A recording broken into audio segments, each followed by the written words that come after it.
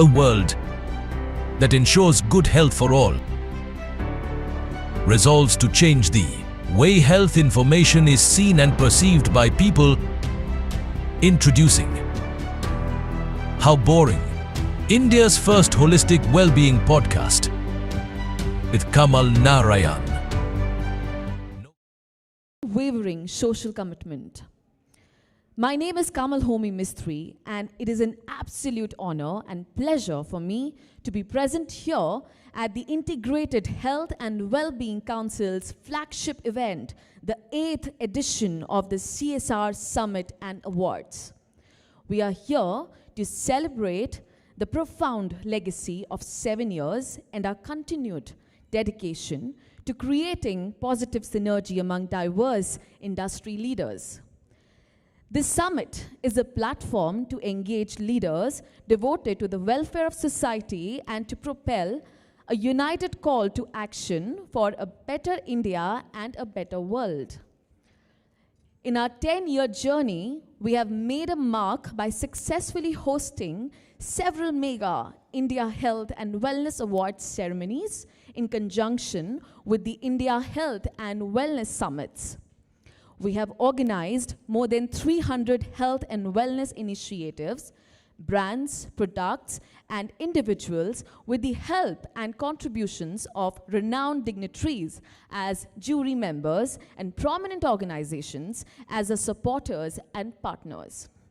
We are truly honored and thank them for their most valuable support for these initiatives and to the IHW Council. It is my extreme pleasure to welcome organizations and individuals engaged in such remarkable, sustainable, scalable, and responsible work for humanity and for uplifting the health of communities and societies on various fronts. I would also like to thank our respected jury members present amongst us. Special thanks to them for their contribution in this event. I would now like to walk you through our agenda today. We have a series of panel discussions that will help us broadly understand the evolution of CSR practices in India. The experts will help us reflect upon the current landscape in the health and sustainability sectors. We will further move on to focus discussions on non-communicable diseases, environmental challenges, nutrition, and the impact of behavioral change. After a day-long series of discussions, we have a special health impact case study on empowering self-care for under 5 children and new moms by Reckitt. We also have a special announcement for our sustainability champions. So, ladies and gentlemen, to set the ball rolling, we would like to introduce 2 very special videos we have of IHW Council and CSR Impact. The videos will walk you through the key highlights and give you a comprehensive overview of what to expect. Please glue your eyes to the screen here, everyone.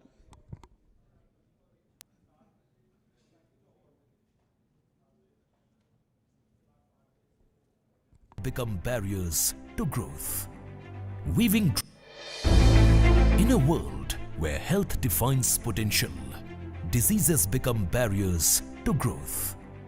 Weaving dreams of a world without sickness and full of well-being, the Integrated Health and Wellbeing Council was born. At its core, the council stands for the high five of health: good air, good food, good water, good living, and good health care for everyone. Aligned with the United Nations Sustainable Development Goals, the Council firmly works towards making sure health reaches every corner of the world. IHW Council has built prestigious forums for holistic health discourse, like India Health and Wellness Summit and Awards, CSR Health Impact Awards, CME Excellence Movement, Ayushman Bharat Conclave, Jal Shakti Conclave, Digital Health Summit, Patient First Summit, the Good Air Movement and Summit, Rapid Global Cancer Alliance, and the She Alliance for Spirituality in Health and the Environment. These initiatives have received wholehearted support from policymakers, industry captains, community leaders, health experts, celebrities, and influencers. Respected brands and advocates have also joined the council, becoming allies in the mission for a healthier world. I think this wellness is an important initiative. I will definitely be interested to know the conclusions of your deliberations, and I'll definitely take these issues and your suggestions forward to the logical conclusion. Health services कैसी होनी चाहिए, ये तो महत्वपूर्ण विषय है ही, पर उसके पहले हमको हॉस्पिटल या डॉक्टर के पास जाने की जरूरत न पड़े, इसके लिए हमारे एयर पोल्यूशन और वाटर पोल्यूशन को हम कैसे सुधारें, इस बात पर जोर देने की आवश्यकता है। कहते हैं क्षिति जल पावक गगन समीरा, पंच तत्व निर्मित यह अदम शरीरा। ये पंच तत्वों से निर्मित यह शरीर पुनः पंच तत्व में ही मिल जाता है। तो हमें उन पंच तत्व का, जिससे इस शरीर की रचना हुई है, आकाश, पृथ्वी, अग्नि, वायु, जल, इन सबका ख्याल ही नहीं रखना, बल्कि इन पंच तत्वों का रक्षा करना हमारा पहला कर्तव्य हो जाता है। In the digital world, the council reaches millions with credible source of knowledge, empowering them to protect their health and prevent diseases. Through its various initiatives harnessing the power of social media, the council impacts over 100 million lives annually. Join IHW Council in creating a world where limitless potential knows no bounds. Together, we can achieve a happier, healthier world for all.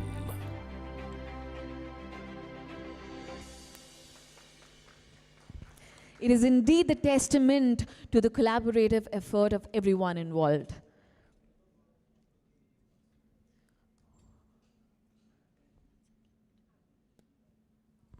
So we have the second video. The world has faced its worst wars.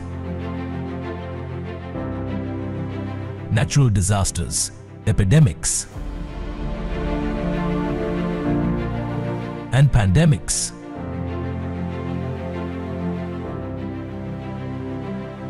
We are constantly fighting malnutrition, hunger,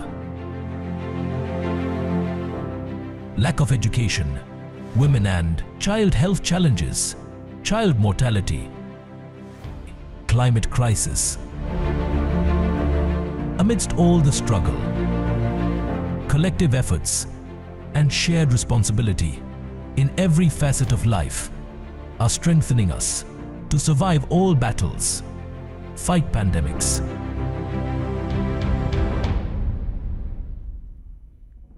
India, the first country to mandate CSR law in the world, bringing about genuine social change with the focus on good health.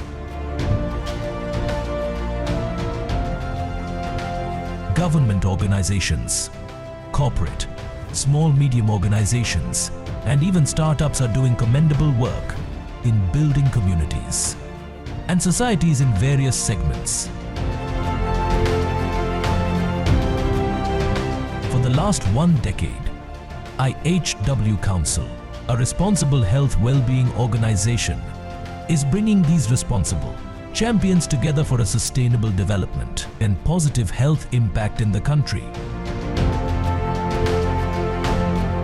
The Corporate Social Responsibility Health Impact Platform, CSR Health Impact of IHW Council, one of the flagship initiatives dedicated for the CSR impact makers, is bringing thousands of people from many organizations together to share their passion, life-changing ideas and initiatives which are transforming societies and building communities.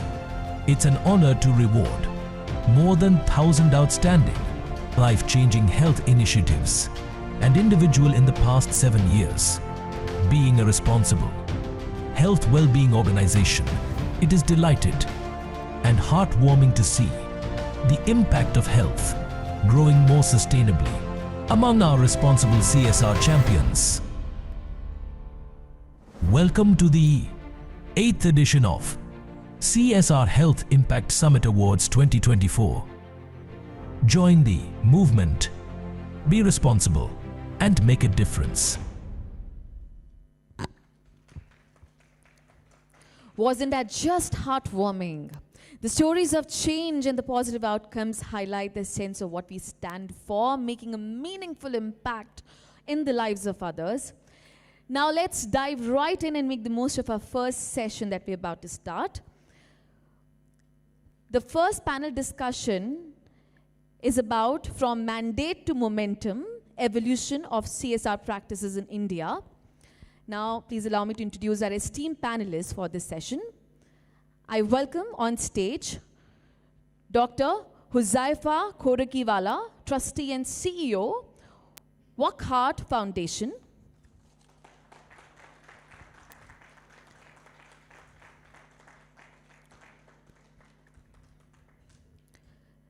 Please welcome Ms. Vaishali Iyer, Country Head Communications, Patient Engagement and CSR, Novartis. Next we have, please welcome on stage Ms. Nidhi Pundir, Senior Vice President, Global CSR, HCL, Tech and Director, HCL Foundation.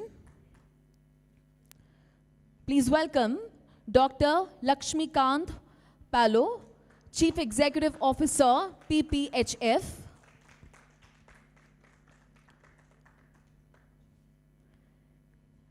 And please welcome Dr. J.S. Arora, General Secretary, National Thalassemia Welfare Society and member of WHO Advisory Board.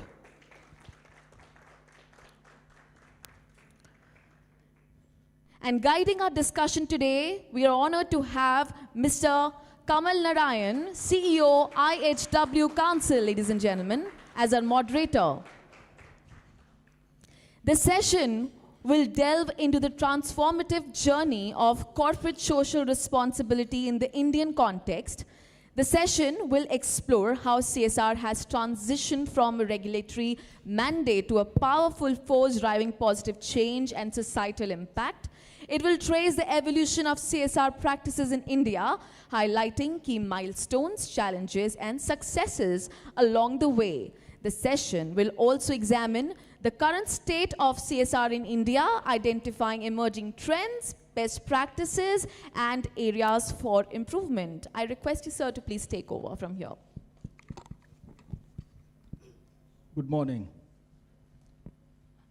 It's such a pleasure to have such a esteemed panel with us today this morning when we are celebrating and initiating our 8th CSR Health Impact Awards and Summit. CSR Health Impact has been an initiative which has been really close to our heart, because this is where we have been building that conversation, those bridges, and also those collaborations, which helped us take the conversation and discussion around health and the responsibility for preserving and nurturing the health of the people and the planet beyond the realm of medical practitioners, hospitals, or doctors. This is where we tried to build a narrative that health is the responsibility of everyone, and all of us need to contribute to it, invest in it.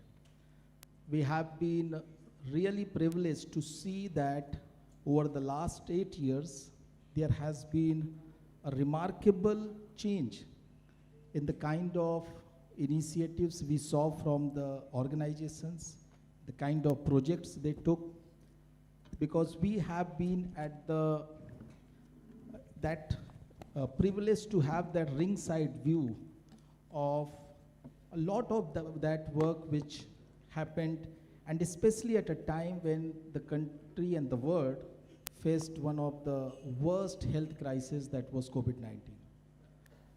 Today's session is going to be an interesting session because we are going to talk about how CSR, which was sometime being more of a charity approach, to become a voluntarily initiative and then a mandatory requirement, and then how CSR is becoming much larger than what we used to see CSR so far in the context of ESG.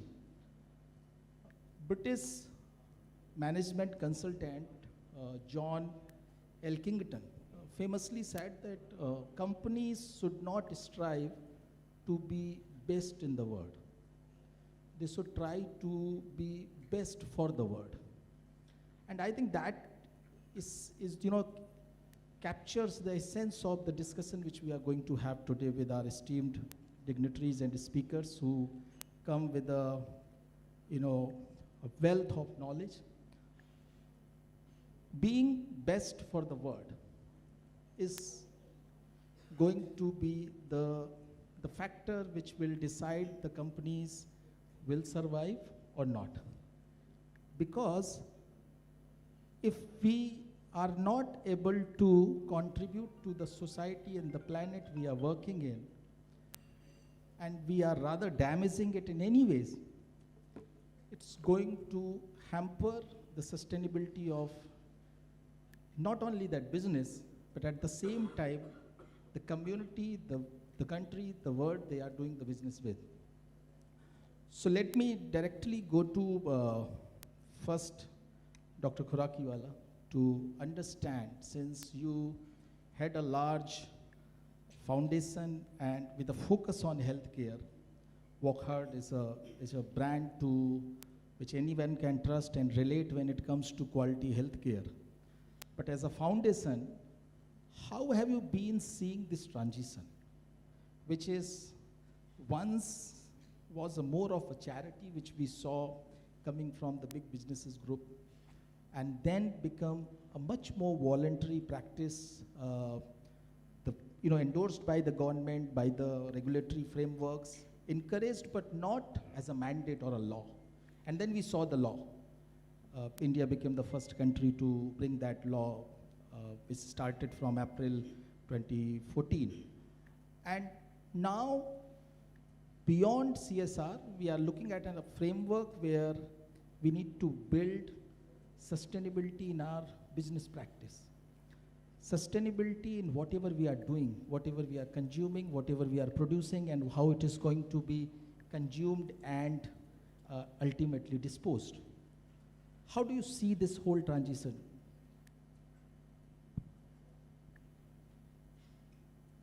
Good morning.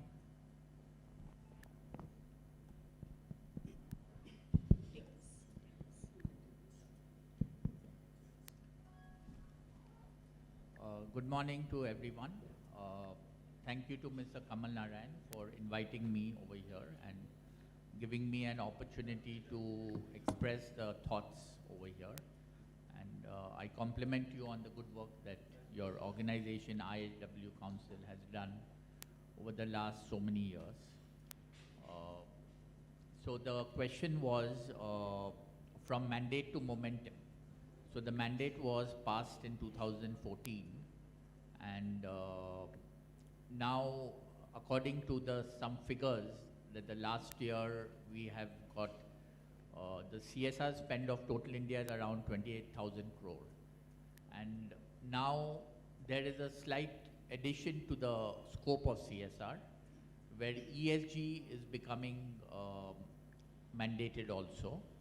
And so the vision has become slightly larger. There's environment, social and governance. And generally when we talk of CSR, it is only part of the social part of it, where we help the underprivileged community, could be around our manufacturing site or so on and so forth. And so we should not feel that the underprivileged taking care of the community is only a government responsibility. It should be embedded in the corporate philosophy. And I think you laid a very good point that it is for the goal of the business is for the community, and the role of community should be embedded as part of the business mission, vision, and the achievement of the objectives. So this is very important. Corporates should be socially responsible, and this mandating of CSR is one of the reasons why corporate responsibility has increased in India to a great extent. And it should not just be that at the end of the year you put a check and you fulfill your responsibility for the social part of it, but it should be part of the board meeting process. It should be part of management time and management commitment towards the social objectives. And these are some of the very important things. And nowadays we find that the promoters themselves are involved in social activities. And for example, in my company, my father is the chairman, and he decided that I will not do business. And he decided that I should only do the social work. So for the last 15 years, I'm only looking at the social part of it. And my one brother runs the business and another sister runs the hospital business. So it is important that the promoters also devote time, because there are so many multitude of employees who are involved in the profit of the business. But somebody should be involved that how we can take care of the community, etc. And so this is a very basic thought. When I come in the next,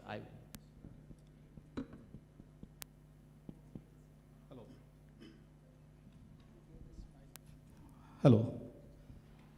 Thank you, Dr. Khurakiwala. Interesting point. And this sounds like a very good practice in terms of, and as you said, that CSR in the momentum phrase, if we can see, is becoming far more wider than the specific focus of social impact. It is becoming a part of the environmental impact or repercussions which a business is making, as well as the internal governance is also important, because they directly impact a lot of those stakeholders whose livelihood is associated or attached to that business. And I must show our gratitude for Dr. Khurakiwala also, to give the mandate to you to focus only on the social work, and that's definitely a wonderful and much appreciated practice for that matter. Vaishali ji, as Dr. Khurakiwala highlighted, that companies should not look at business as their only motive. They should not only focus on how to look at the profit making or wealth creation. They also need to look into that how much they can contribute to the communities, societies, and the sustainability.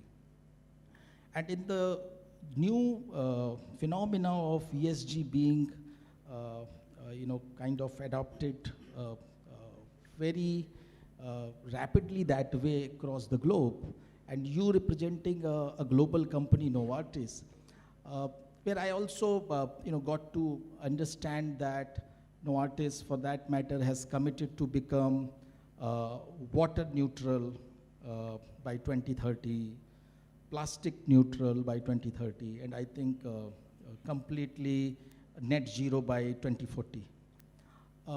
These are the commitments which shows that we are looking at our social commitment and contribution beyond just helping society out of certain charity and benefits. We are trying to build in whole practice into the business so that our business by default become more sustainable. How do you see that practice being adapted globally in your company here in India also? And if you may like to share some of the examples where you have actively tried to incorporate the same in the practices. Sure. So thank you for the question. It was rather long, huh? But I think whatever I've understood from the question, I think what I would really say is for Novartis, if you really look at what our purpose statement is, It is improving and extending people's lives. So that means that the societal element is very much embedded in the purpose of the organization. And this is not today. This is like even when it was a mandate or no mandate. And as Mr. Khorakiwala said, it's very important that when we write our mission, vision, statements, it has to feature in there, because only when it features there is where the organization rallies to. I think what's very important over here is, when I was meeting one of our partners and they said that, CSR is about reluctant compliance, and I said absolutely not, because if it sits in my purpose statement, it is not reluctant, it is a conscious compliance, and I think that's where the organization is. Having said that, I think what I have seen from a change perspective is that the whole CSR mandate is moving from just giving to giving with impact. And I think that is the shift that is happening across how CSR professionals are thinking. Because what we are all saying today is, rather than spreading ourselves thin, can we go deeper? Can we drive impact? And can we be sustained? Because only when you do sustained conversations and drive long-term impact is where you will start seeing, change that happens in the society. So I think that's very, very clear. So at Novartis, when we look at any CSR or giving back to society or whatever we may call it, or ESG, I think one of the key pieces that we've kind of adopted is saying that we're going to be really long-term and we're not going to do anything that is short-term.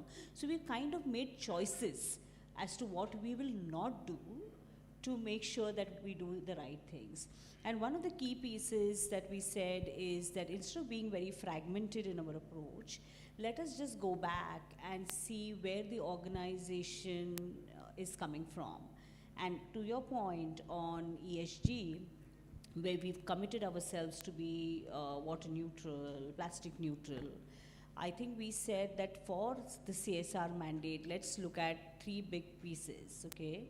One being water neutrality, and how can we contribute as an organization to water scarce places. The second piece that we're talking, we have a lot of global flagship programs, and one of them is leprosy. And I mean, many of you would know over here that 60% of the leprosy load is in the country. So that is something that we're passionate about, and we're working in that space. And the third space that we're working on is non-communicable diseases, which is not just about increasing awareness, but how do we drive behavior change over a period of time.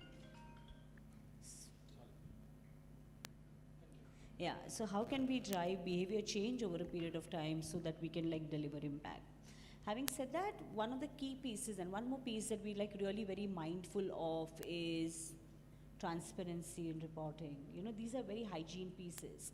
And if we don't get the foundation correct, maybe somewhere down the line, you can go haywire. So there is all about reporting, measuring, making sure that we measure the delta from point A to point B. And that's when you'll be able to really stand up and say that, yes, this is the impact that I've driven in society. Right. Yeah. So contributing to the society with being conscious about the impact we are making. What are the need of the society, especially, for example, you talked about the example of leprosy, where your organization is consistently working on, and also looking into the whole piece of where all we impact society or environment in whatever way, and then try to build in that into our practices that we can minimize our impact. Nidhi ji, we looking at the whole SCLs, I think quite a broad spectrum of CSR work, where we see from sports to education to livelihood to healthcare, almost every aspect which is being taken care of, or your organization is trying to build certain interventions, impact over there.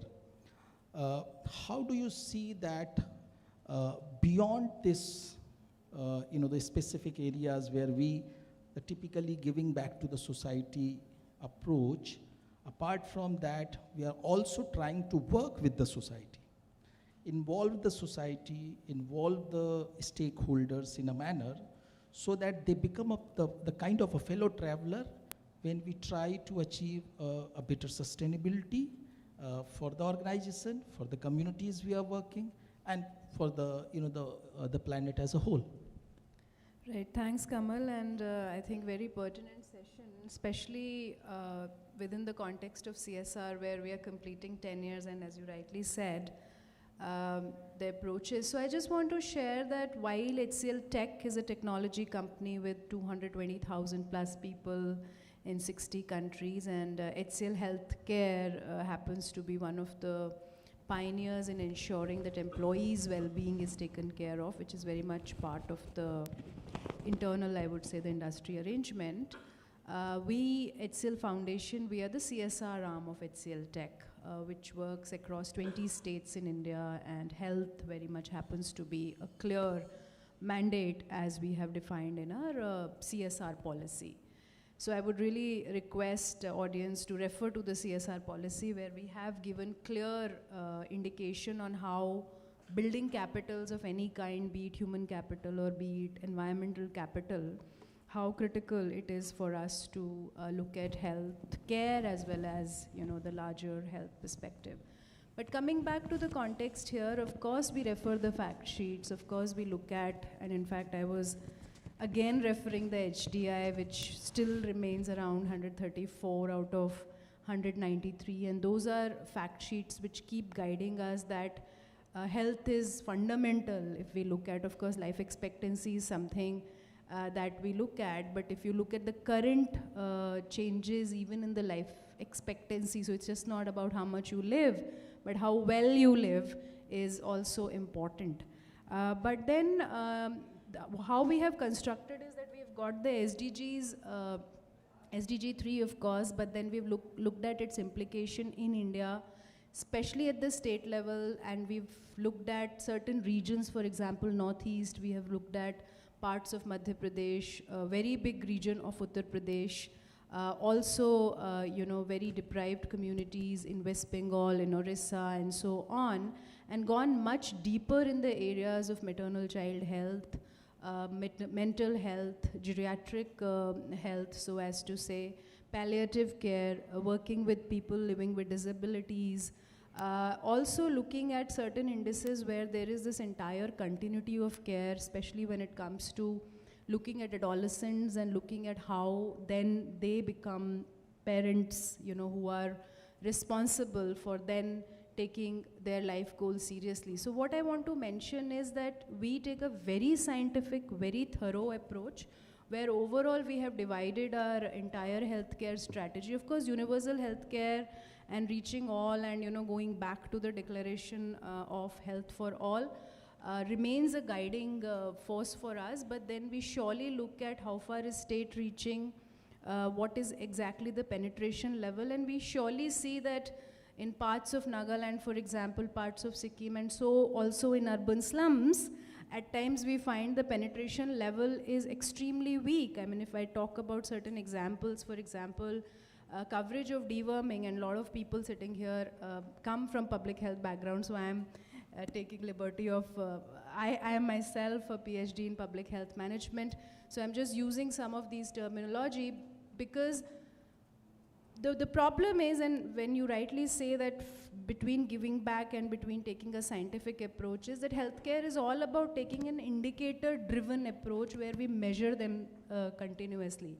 And that's what we've been able to do. We've been clearly able to put on table that from extremely high maternal mortality rate in districts of Nagaland to almost negligible, where the chief medical officer herself comes forward and makes that declaration, and that cannot happen without participation of communities. So there are mothers groups, there are women taking ownership of their own health, and there are women taking care of also boys and girls participation, because it's important that men and boys participate in the larger healthcare regime. So rural appraisal, participatory rural appraisals, which are done at a village and a slum level along with the community, and we co-decide what is that one indicator that we will take and we will work towards in next 2 to 3 years or 5 years.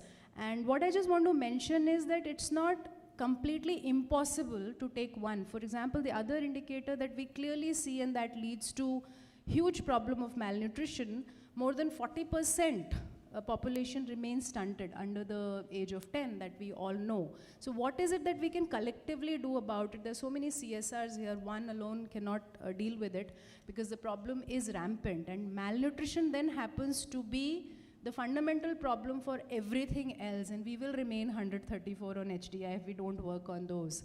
So when you get into the root cause analysis, definitely we come across that deworming coverage in slums was less than 10%. Despite having PHCs, despite having all the kind of facilities within 2 or 3 kilometers of range, why health-seeking behavior is not changing? Why are we not able to reach the parents that and kind of ensure that deworming is done? Unless deworming is done, we cannot, despite having all your nutrition and all. So I don't want to get very technical there, but what I'm trying to say is that we take a very, very scientific public health management approach towards our programs. There is total 21% of our entire resource, we've done close to 1,300 crores, is going on health.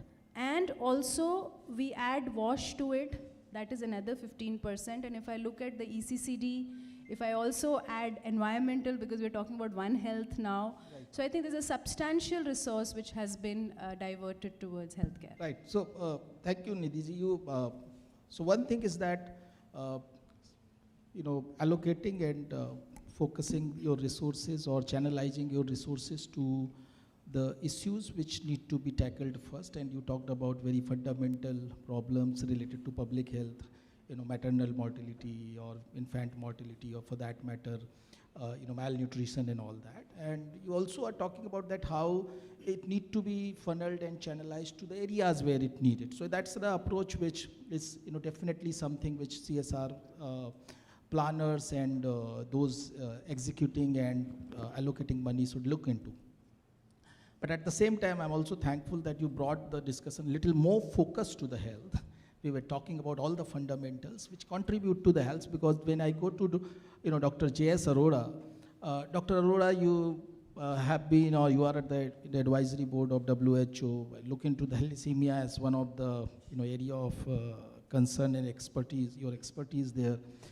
How do you see that while many of the people here who try to build their the CSR interventions, try to look into address the health problems of the country, like Nidhi said, what do you specifically see can be done for the area of something like thalassemia or sickle cell, where the cost of treatment is very high, the number is also substantially high for the country like ours. Is there a way, and do you see that some of the CSR getting into that as well, apart from the government picking up major missions and initiative for rare disease and all that? First of all, I'd like to thank Kamal, you and IHW Council. And I must admit I entered the last moment because earlier the speaker was different, Landry was there. I'll try to justify. See, regarding CSR, though it is the primary responsibility of the government to provide complete healthcare to all citizens, but India is a vast country and there are so many poor people as well there, and rural, urban, so much diversity is there. So it's difficult by the government to reach everywhere. So that was the reason why CSR was added for the healthcare management. Here I like to first, you can see, give some examples which we have already with the thalassemia. And the most important is that is from Coal India.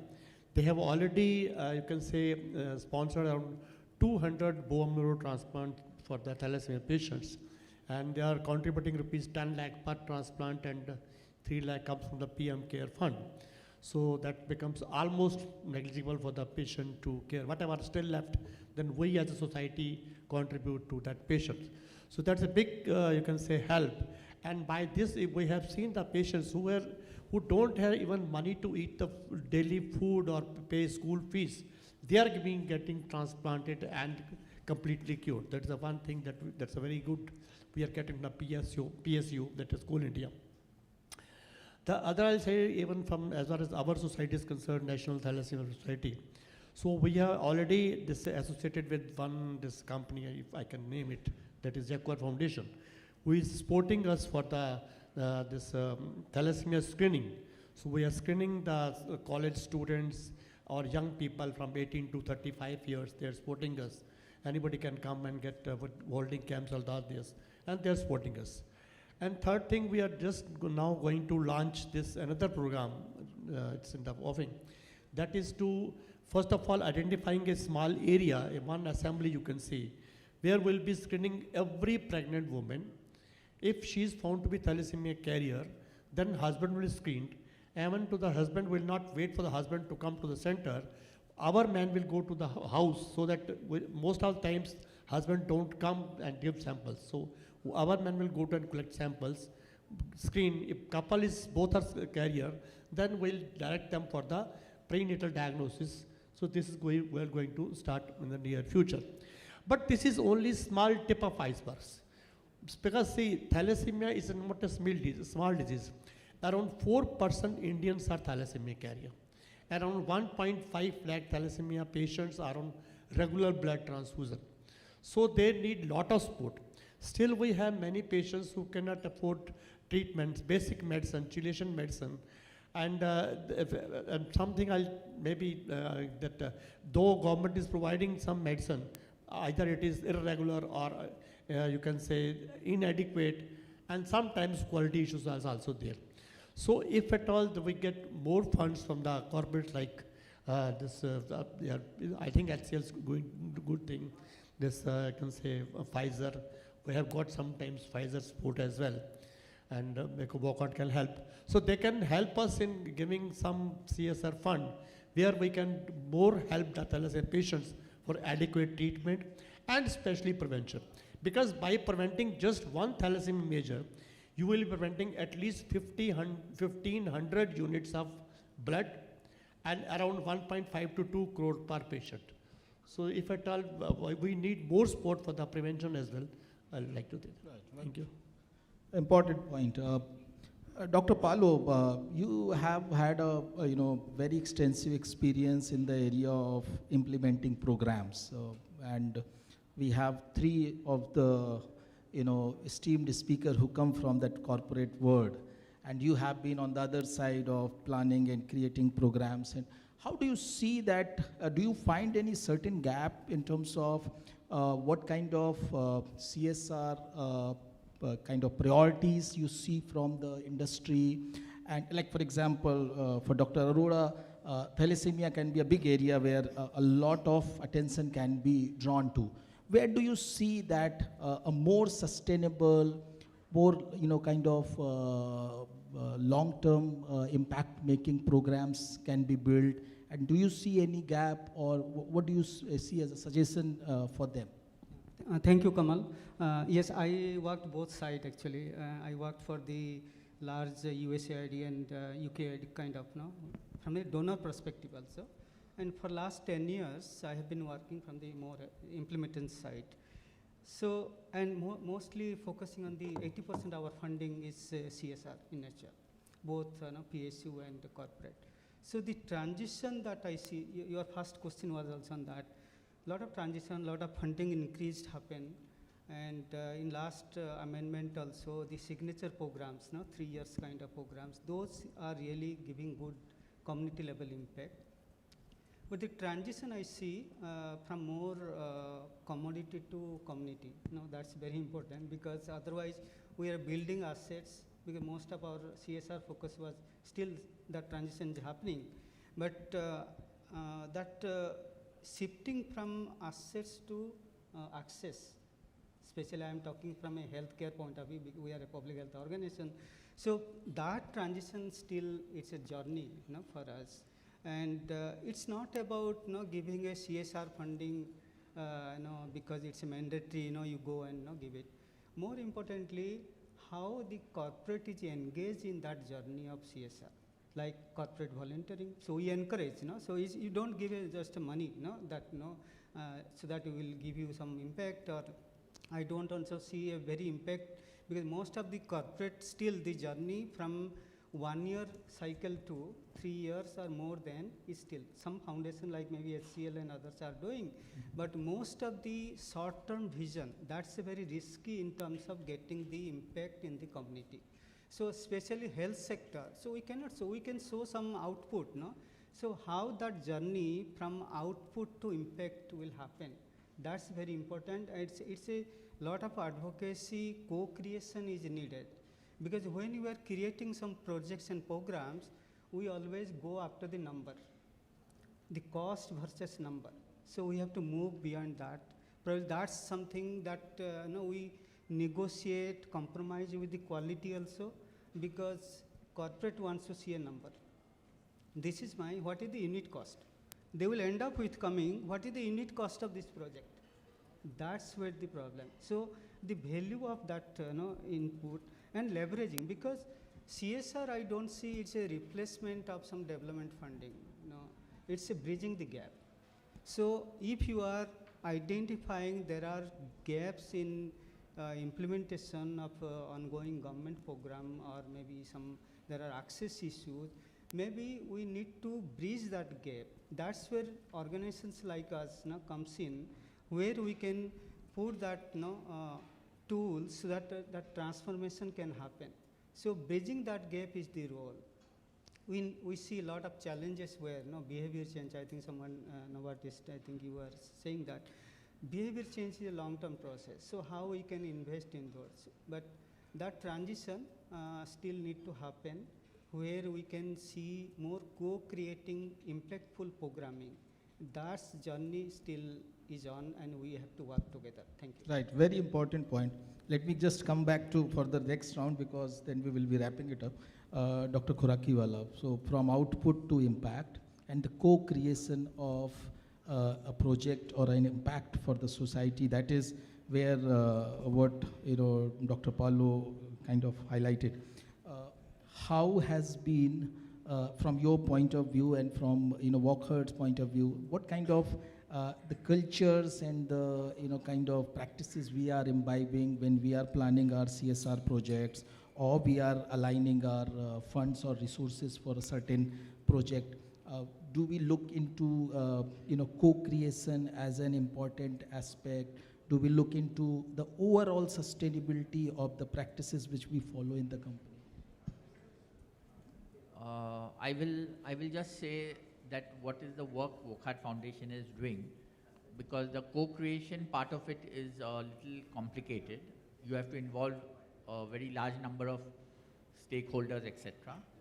So the foundation has, the main program is in healthcare, and we operate the mobile medical clinics, and we are operating 200 mobile clinics in 21 states of India, and they have MBBS doctor and pharmacist and driver, and they give the healthcare to the village community. And the reason for this is that only 1 in 25 village has a primary health center, and 30% village population travel 30 kilometers to get healthcare. And there is a shortage of doctors, where 85% doctors work in the urban areas. So one mobile clinic covers 25 villages.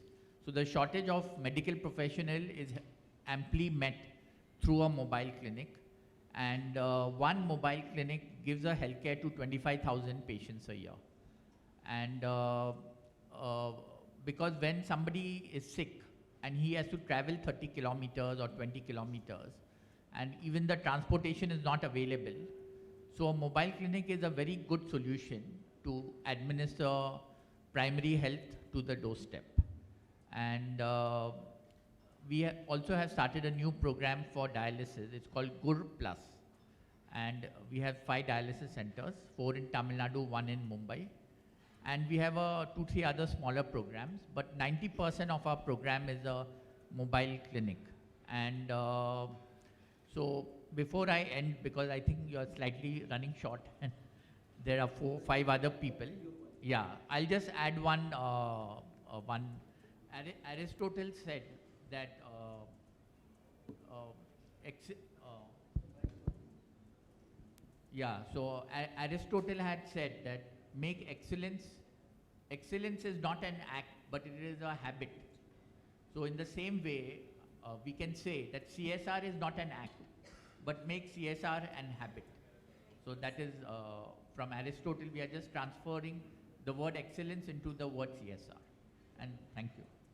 Very well said, Dr. Khurakiwala. We need to make responsibility, sustainability as part of the habit, whether it's corporate, individual, or society.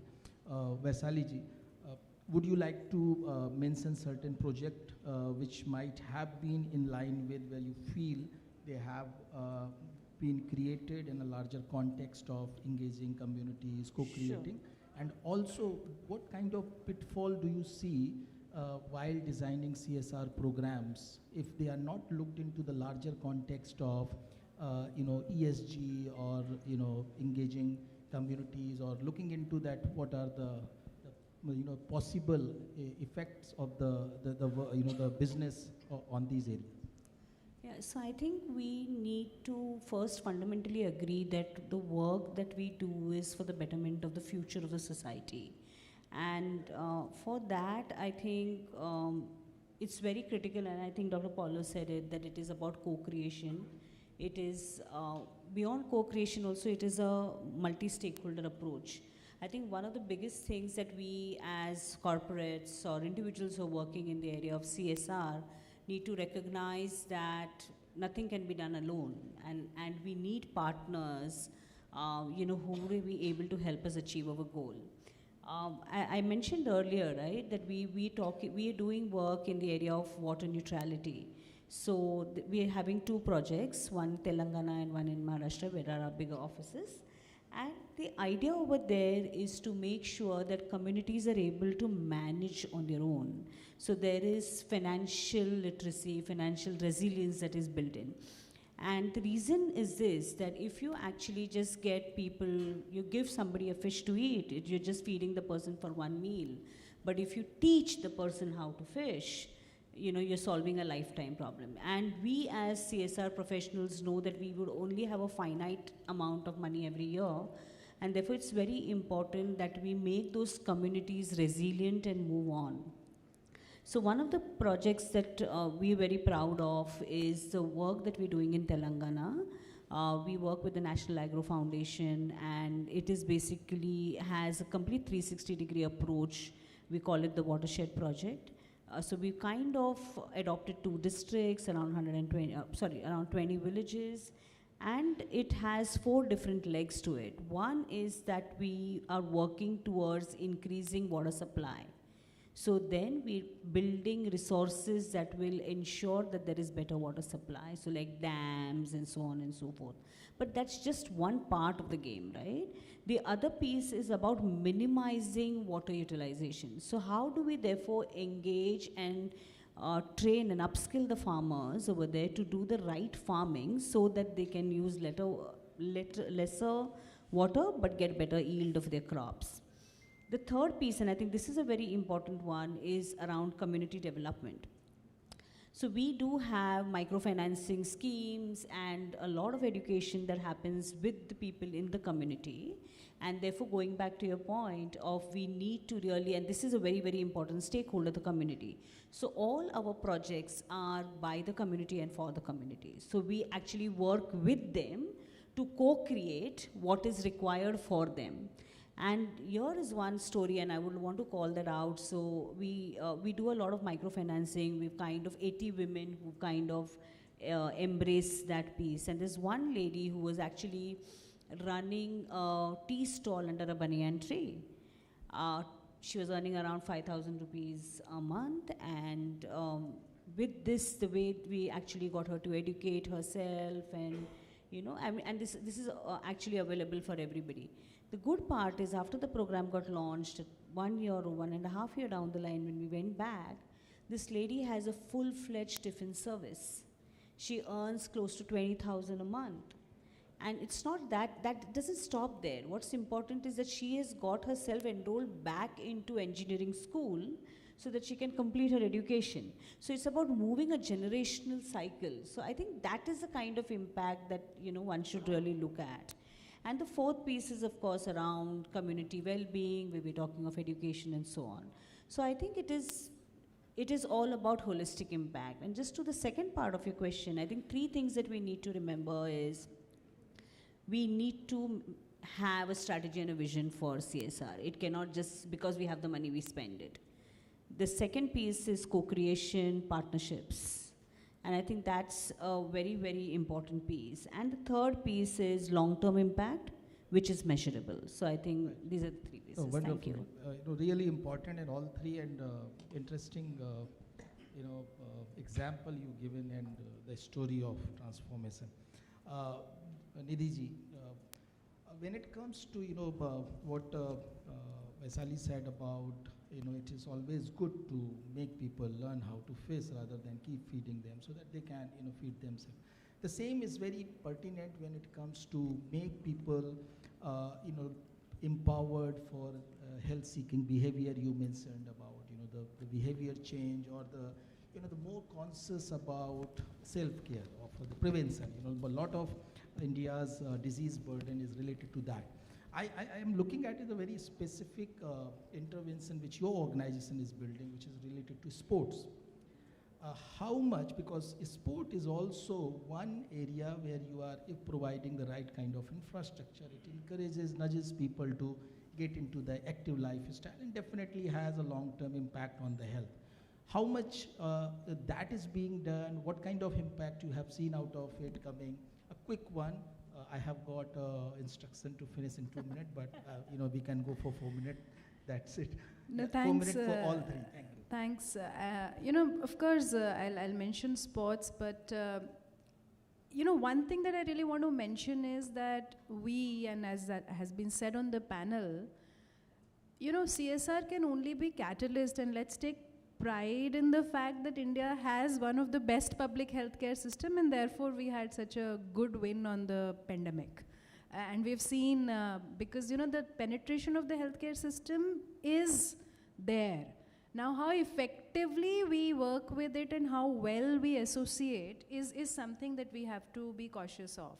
So as a part of our strategy, what we do is we surely work in a healthcare system strengthening approach, and that's fundamental to how HCL Foundation works wherever we are. So I just want to take an example of one of our biggest rural development program in Hardoi, where we've been working for last 10 years, and as a result, all PHCs that we have, by and large, have got the Kaya Kalp Award, have got into the Lakshya, have got into the Quality Care Assurance by Government of India. And that's where we say leveraging what we have and ensuring that the systems on ground which are meant for people, by people, and need to be in the radar of the Panchayati Raj as well as the citizen there, they function. So I just want to mention that in terms of facility strengthening, in terms of nutrition, anemia eradication, so as to say, malnutrition, this approach has really worked, and of course maternal child health care. And the similar approach, I'm just taking 2 examples right now because we have a very big footprint when it comes to healthcare and a very scientific footprint.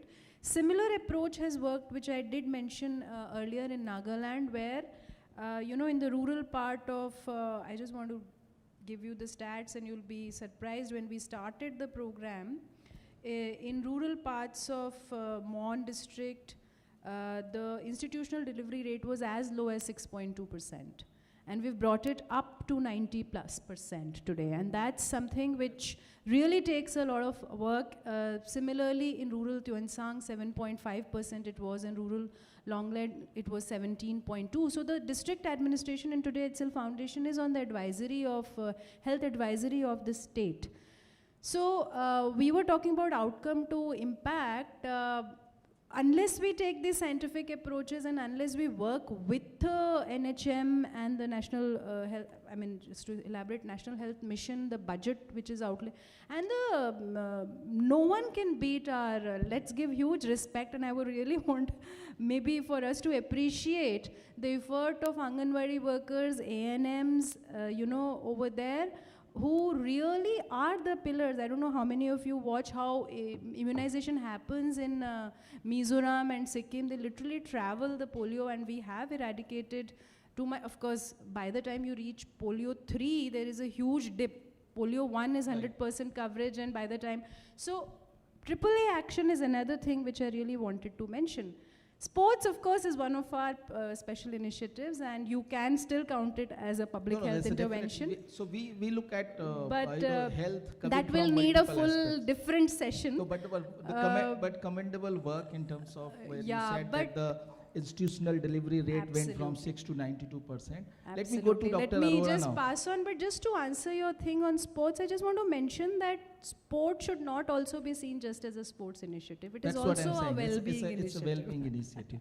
Sorry for the no problem. Dr. Arora, how do you see that, CSR helping really in the area you are working, and also, the addressing this whole long-term and then the long-standing issues. Nidhi talked about a lot of those public health areas. You deal with the public health. Do you would like to, highlight a certain area where the work should addressed further? As far as how it is helping, I've given you some examples over there. But now I'd like to highlight on the gaps, because that we are facing a lot. I think I agree with Dr. Josefa said that CSR is not a just but should be habit. And this is happening. See what is there, and as far as, I can understand HCL, Pfizer, Novartis, and these Okhla or Jaguar, they're doing good work. I have seen many organizations, maybe not bigger companies, they are showing CSR, but somehow diverting that fund to their own family trust. So I like some action on that a CSR fund should be used as a CSR fund, not to be diverted as a private, you can say, or family trust. That is the one thing we are facing. Second thing is, suppose as I told you, we are supporting some patient with the medicines. So what we get from the CSR fund, they give us medicine, they give us money, but to support only medicine. But there are other expenses, overhead expenses, which are not being supported by the CSR fund, most of the companies. And same way, being thalassemia and sickle cell, survival depends on blood transfusion. See, though blood transfusion is, blood collection is done by the blood bank team. But we are the people who, you can say, liaison with the corporates or schools, colleges to organize blood donation camps. Lot of efforts, or can say some incentives, some food, some refreshment that is required. We don't get fund from any of them for these things to support our blood donation camps. That is the one thing. So the more, and secondly, administrative. If at all we ask fund for any administrative work, that is not given. We're just given, okay, medicine, you get this one medicine, you get it. So whatever it is, or say chemical or reagent. It need to be looked into a more holistic manner. Yes, Dr. Palo, so you triggered a conversation about co-creation. You heard that a lot of that is being happening. Would you like to make some, a quick comment? So quickly, if you see, we as a public health organization work as a wide spectrum of public health issues. But what is already the lot of advocacy, if you have to see where you need to invest in terms of public health investment in future, one assessment always, what is going to be a productivity loss and economic loss for the country, then NCD comes in, right? So I think that's where we need to also, there are other public health are equally important, I'm not saying that. We are also doing all the other health intervention.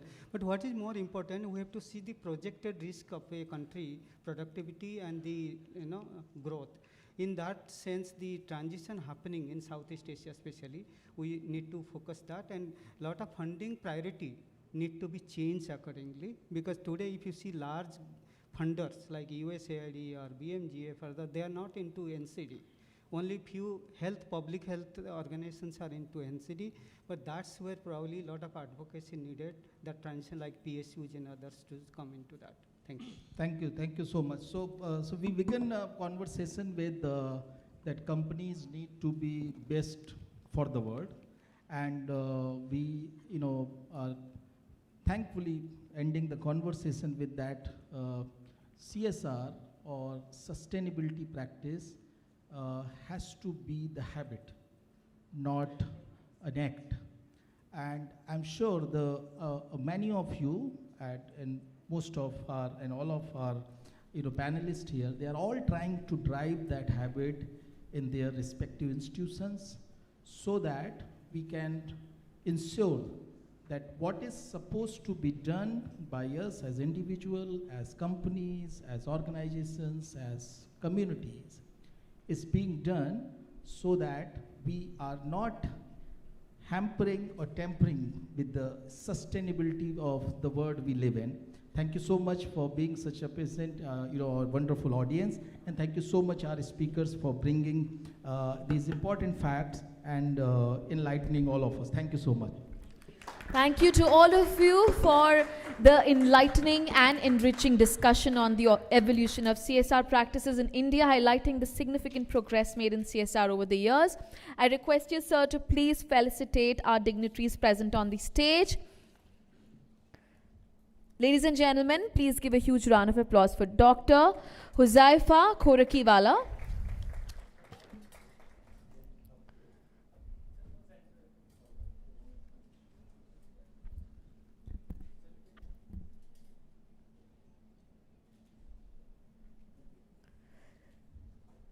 Please give a big hand for Miss Vaishali Iyer.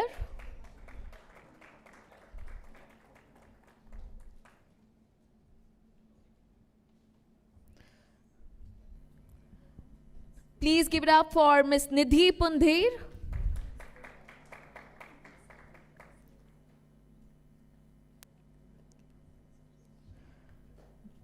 Next we have Dr. Lakshmikant Palu.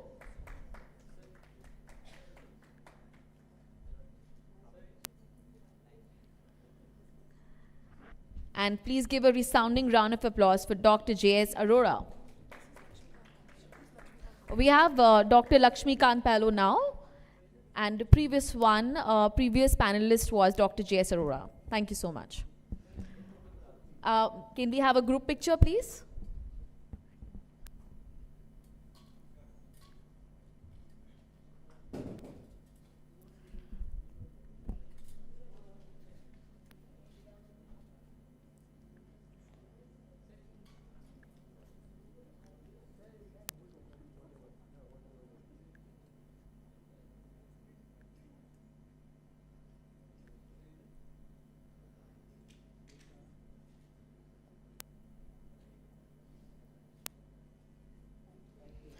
Thank you, everyone. Please take your seats.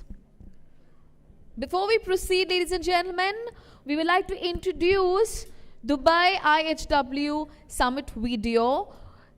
This summit is going to be held on 21st September 2024, so mark your calendars. This summit promises to be an extraordinary gathering of minds from around the world.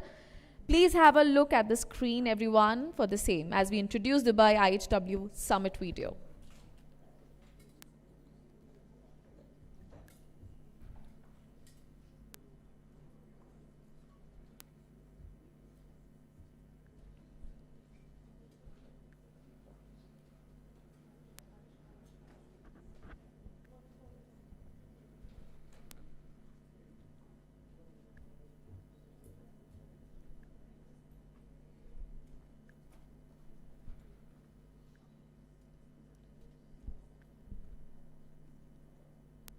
Also, there's a barcode right on your tables. You can access the agenda through that. Please have a look, everyone, at the screen.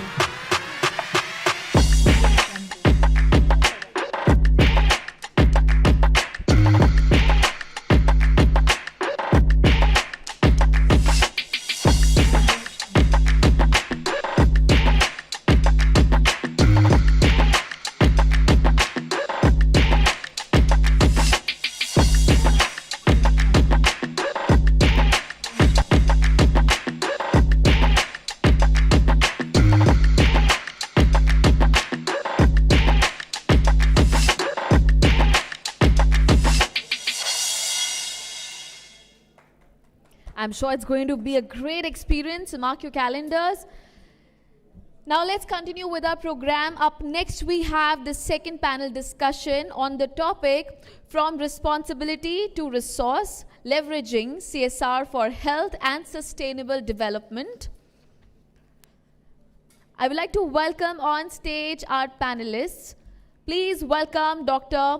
Anupama Narayan Shetty, Mission Director, Bicon Foundation.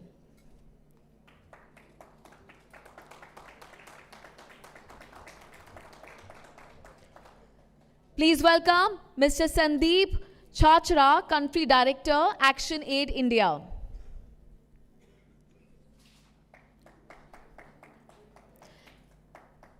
Ladies and gentlemen, I request all of you to please applaud for Dr. Aparajita Gogoi, Executive Director, C3 and National Coordinator, the White Ribbon Alliance for Safe Motherhood, India.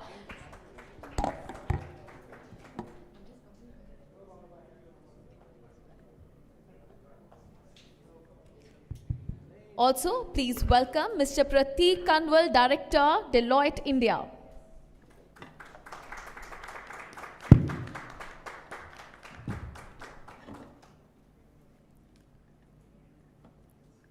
Our next panelist is Dr. Vivek Singh, Officer in Charge, UNICEF.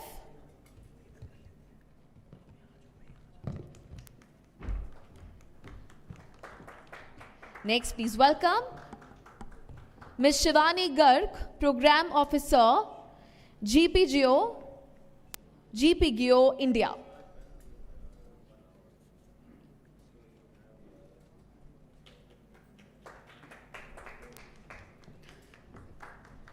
I would like to invite on stage our moderator for this session, Ms. Bhavna Verma, Lead CSR, the Rotary International.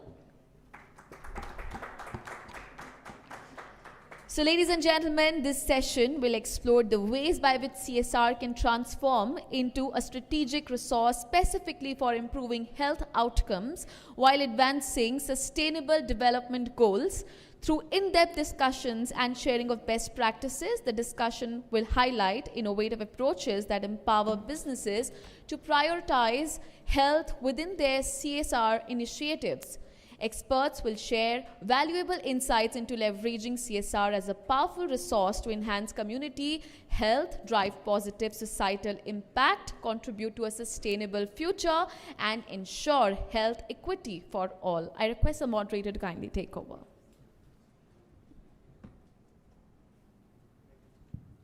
Good afternoon, everyone. So I think it's a wonderful morning, and we have our eminent speakers. Let us start with this session, which is From Responsibility to Resources, Leveraging CSR for Health and Sustainable Development. So without any further delay, I'll ask my first speaker, Mr. Sandeep Chachra, that we all understand that integration of health and sustainable development is always a vital factor when it comes to CSR framework. So what emerging trends do you see in this kind of arrangement? Thank you, and greetings to all. It's an honor and a privilege on behalf of Action Aid Association to be here. And advanced greetings this evening. Some of us, some amongst here, some will arrive, will get the Health Impact Awards. I think it's a fantastic thing that IHW is doing to honor those champions. So my advanced congratulations and greetings to the awardees and those who ran in the race. Quickly, and thank you, Bhavnaji, for, in terms of trends, let me just headline, I know there's limited time, so let me just headline a few. The first, I think, is the question of what is this, and this, put the context as well.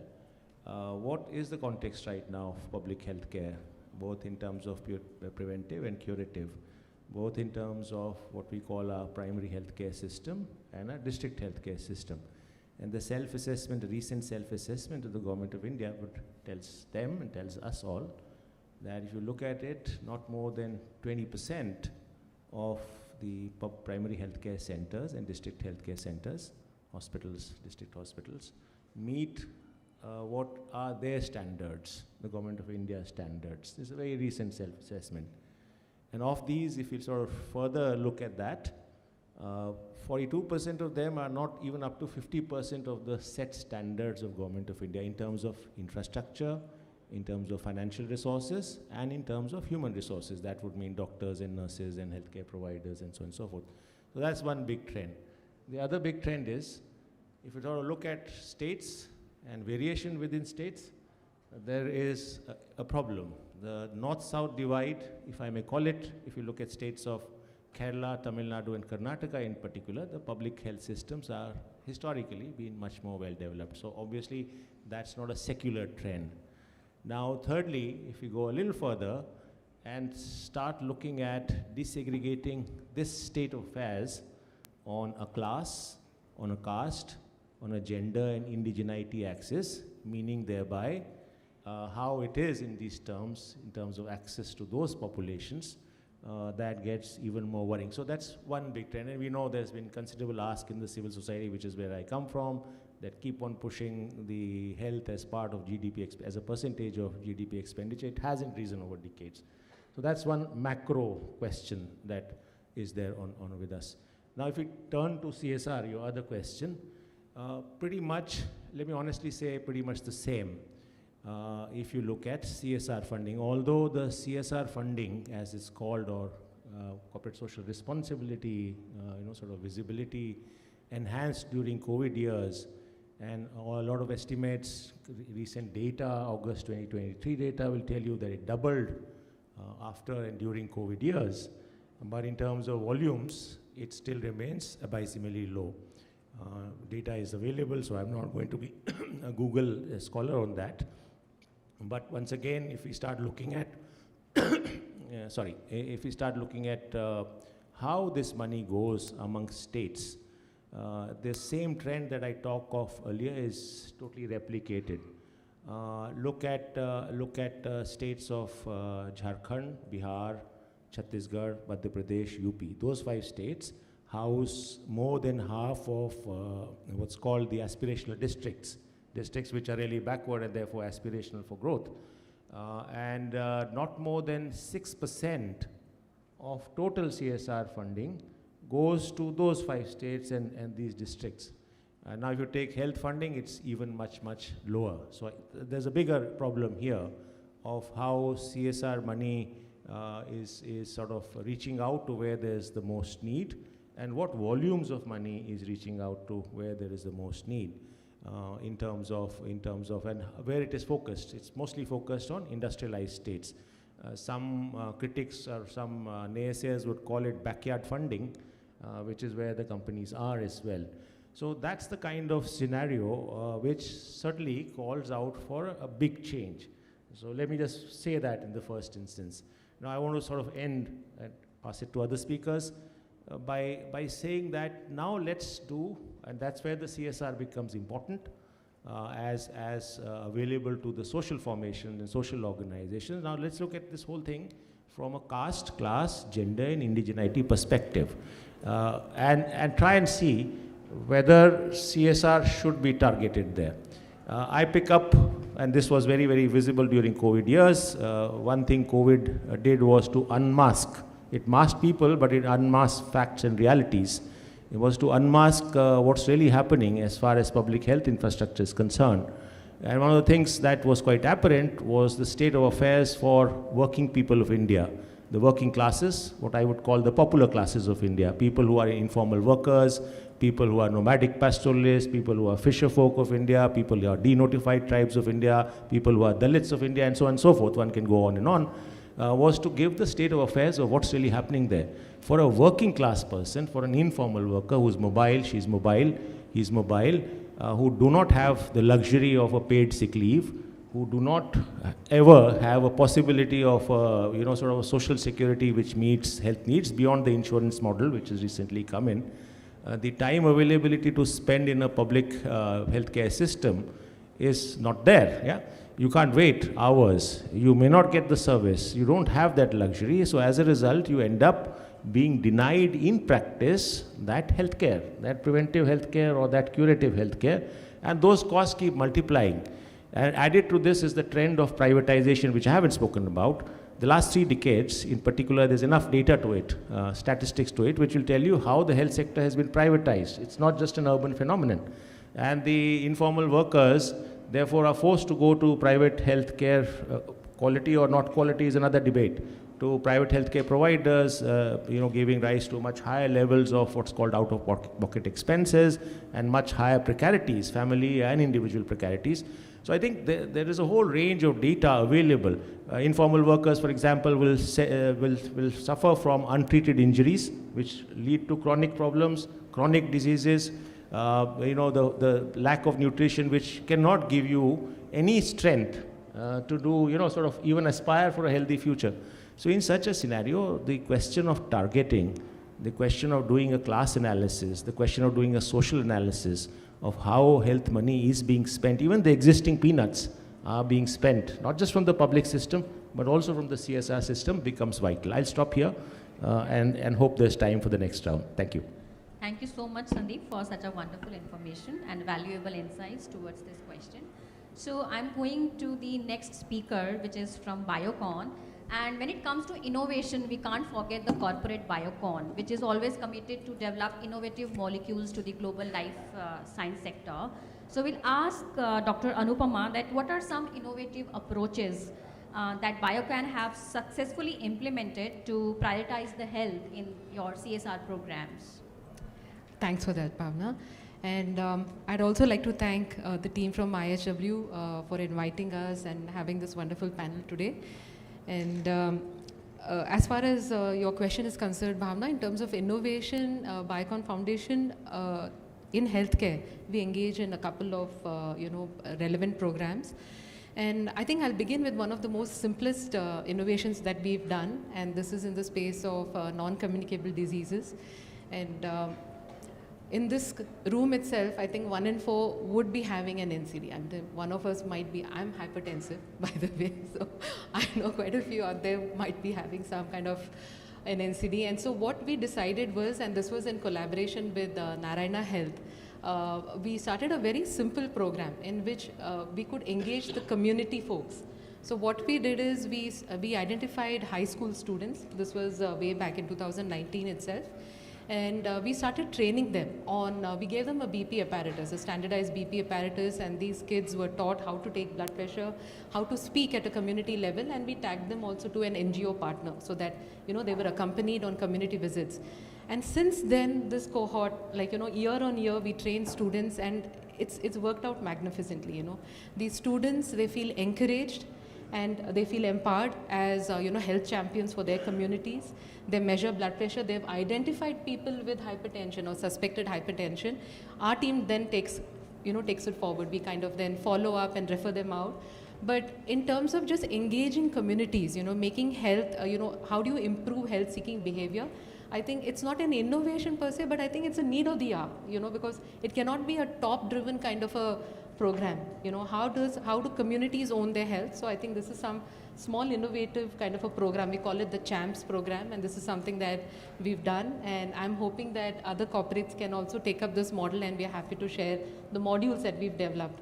We've gone on now to include diabetes as well as antimicrobial resistance also, in these modules, and I feel, students and or young adolescents are the best champions of change, so this is the simplest one which we've done. The other part I would talk about is connected care. So we've definitely leveraged on technology in a big way in our healthcare programs. We focused on primary healthcare, and we also focus, there's another evolved program called the oral cancer program. But in primary healthcare, what we've done is, we did partner with the primary healthcare centers of government of Karnataka. But since then, this model has evolved. Now we've moved on to tribal areas, because we realized that there's a huge need, in terms of absolute numbers. There are 104 million, the tribal population is around 104 million strong. It's around 8.6% of India's population, and we looked at the particularly vulnerable tribal groups. In Karnataka itself, in the BRT Tiger Reserve, you have the Soliga tribes. Then we looked at the Kuniba tribes. This is Uttara Kannada, towards the Goa border. You have the Kuniba, then Gauli. There are a lot of tribes situated there who, for them, they have to go almost 30 kilometers to avail healthcare from the nearest primary healthcare center. Another aspect of, which is unique to their culture is that they believe in traditional healers. Their faith in the formal healthcare system is a little, it's quite less, and therefore they do not visit PHCs unless and until it is really required. So we started setting up primary healthcare clinics in these areas. And we've leveraged on technology also. We've taken local healthcare, we've partnered with local NGOs who are absolutely strong in these areas. Healthcare workers from the NGOs, they go and do a household empanelment, and we use software applications there also. And then the people who have been detected at high risk have then been referred forward to the Ilaj clinic or the primary healthcare clinic.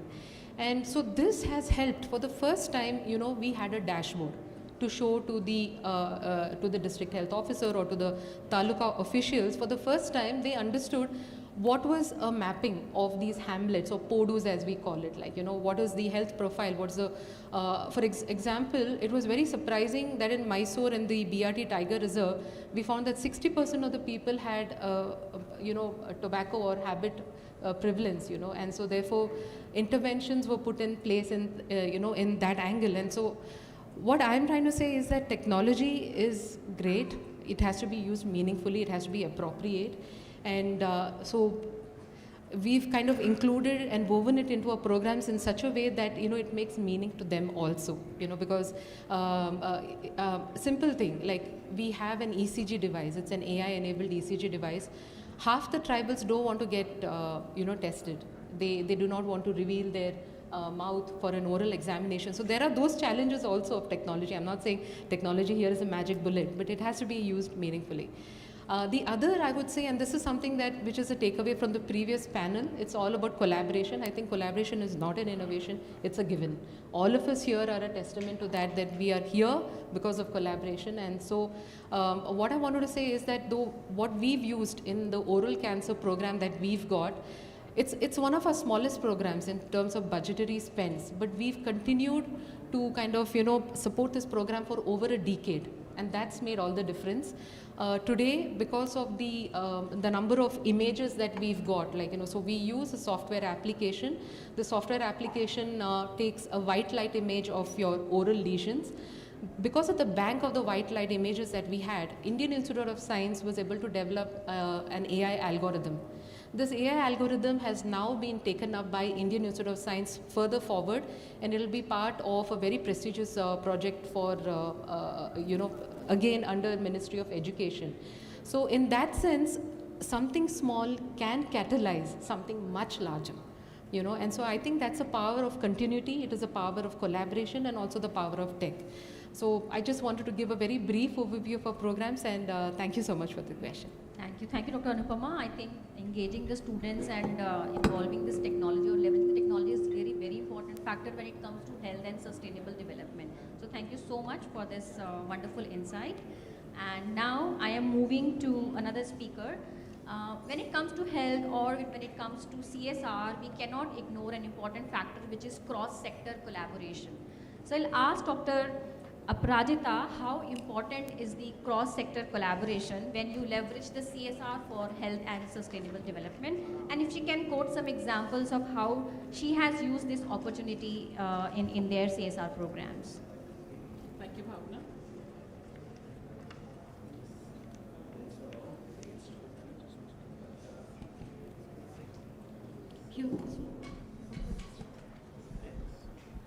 Thank you so much. I agree with most of what you said, Sandeep, about we still need a lot of things to work, but since the question is about successful collaborations, I will try and focus on whatever we are doing within what is working. I think when it comes to cross-sectoral collaboration, I would believe that the first aspect which makes it successful is mission alignment.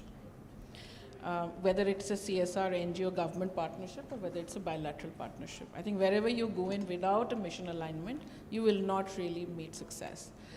So I think when we work with the government has policies which are in the public domain. There are priorities which is, I would like to believe, need-based.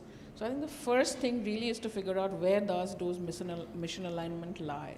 So when we go and present an idea to a government principal secretary or a district education officer, we would start by saying that you have a policy which you're implementing. You want to improve women's health or safe motherhood. This is the evidence we bring in. This will be our role. This will be our CSR partner or donor's role, and this is how we'll roll it out. So I think that mission alignment is first. Second is evidence of what works. I think a lot of collaborations have fallen apart because you have tried to implement something which doesn't have evidence that it works.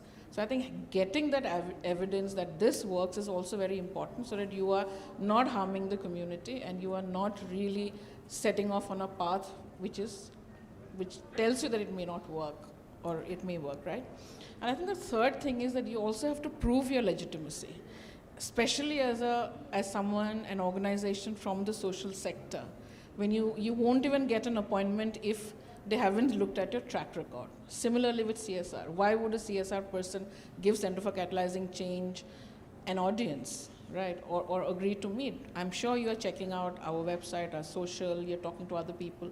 So I think these are some of the three things that is very, very, very essential to bring to a successful collaboration. Clear roles and responsibilities. So that's my first point. My second point is I think I'd also like to speak a bit more about working with the government and why is it so important.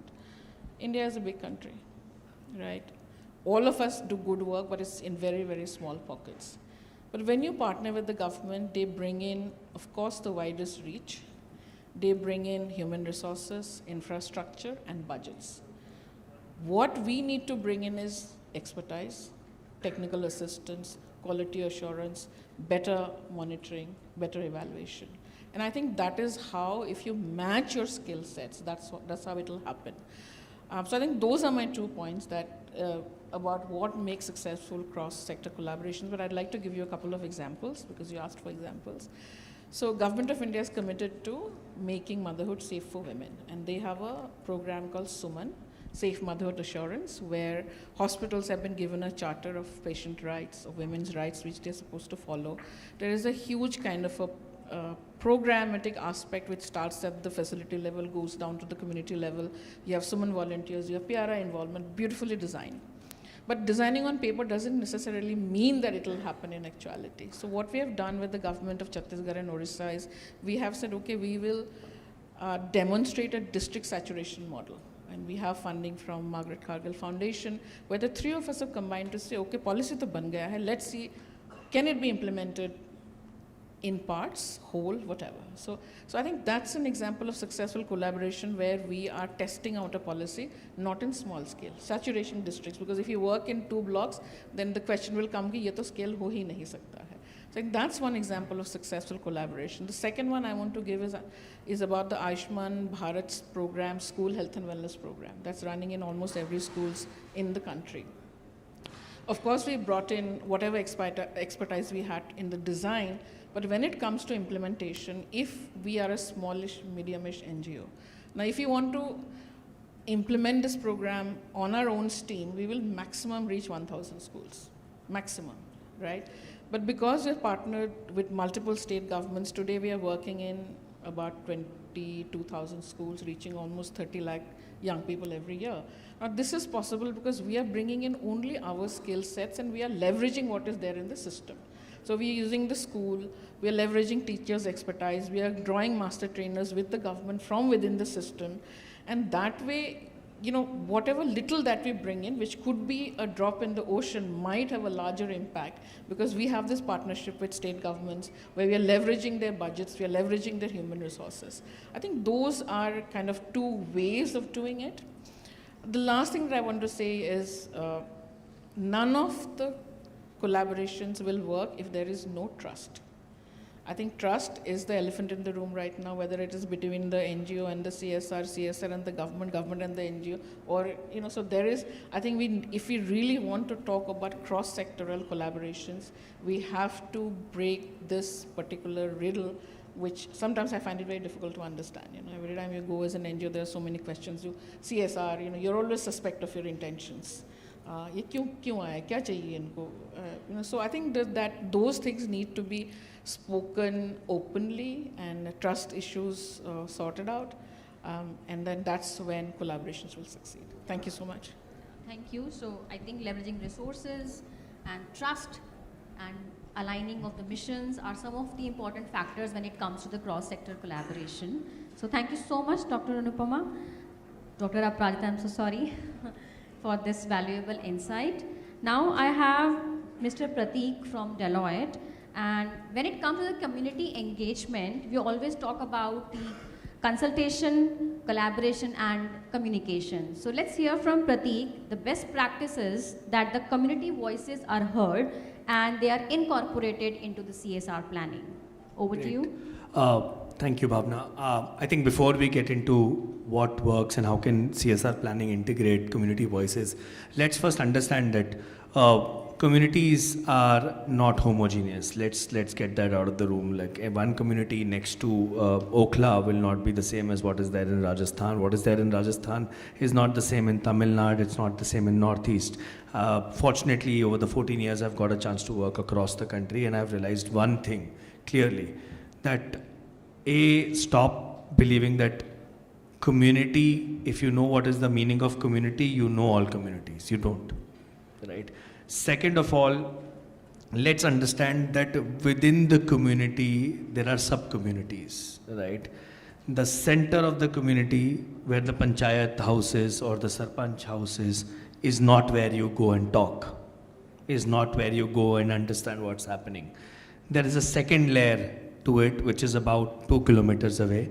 There's a third layer, which is 5 kilometers away. And the most marginalized are probably 7 kilometers away.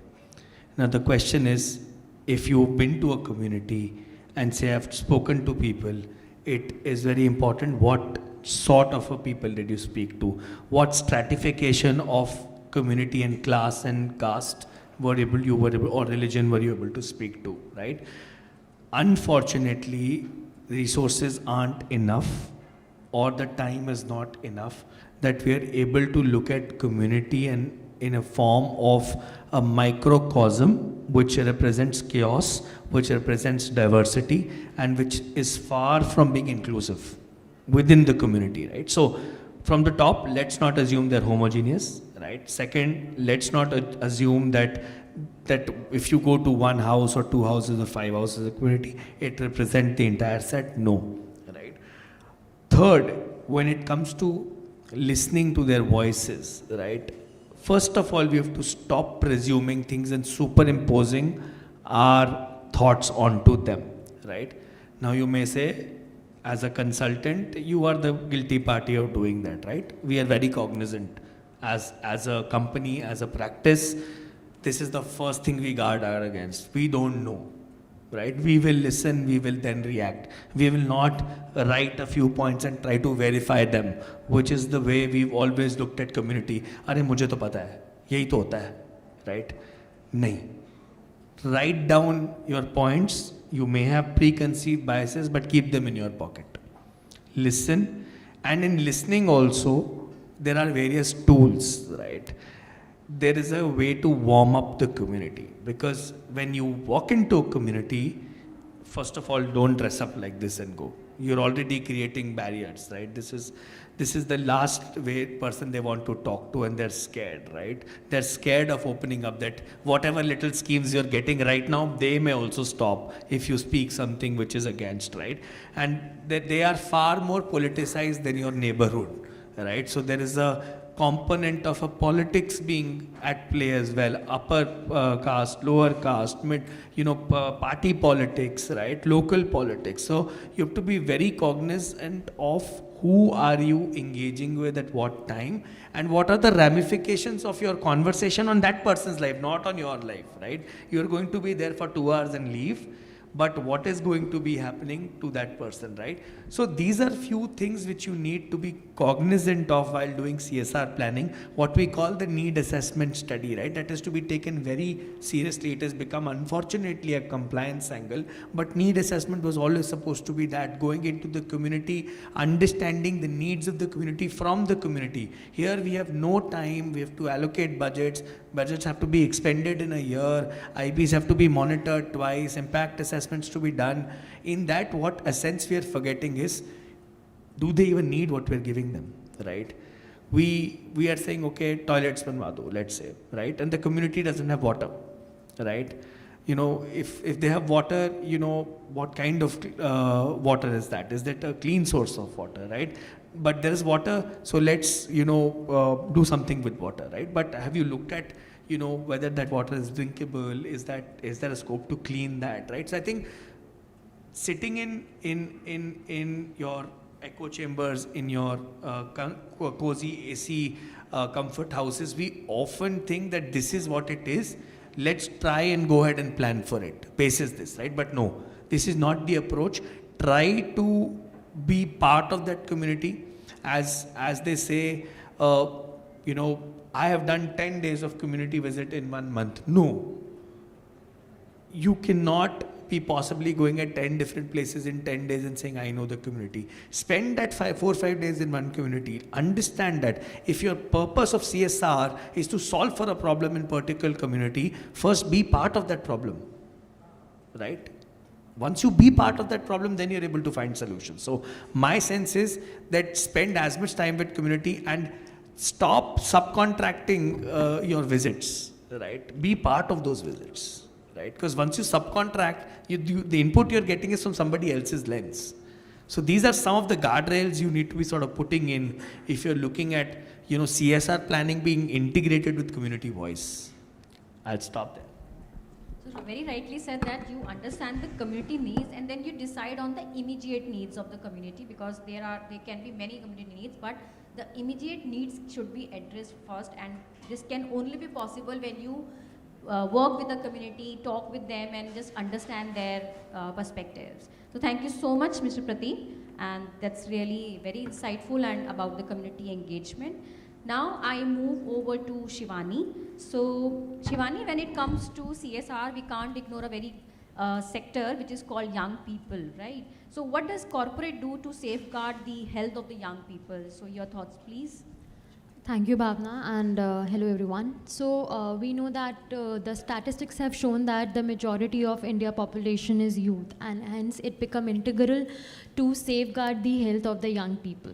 And also to look at the economic growth of any country, it's also very important that there should be an equal participation from both boys and girls in the same.